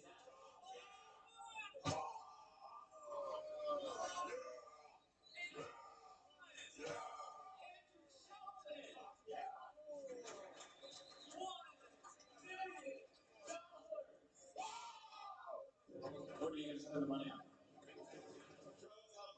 Yeah, that's the usual here. Thank you, Queen. Honestly, please. All right, Andrew Sheldon, there is our $1 million mini mystery millions.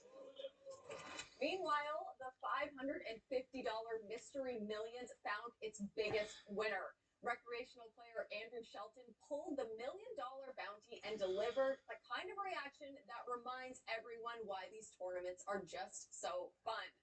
I hope you partied up in Las Vegas, Andrew.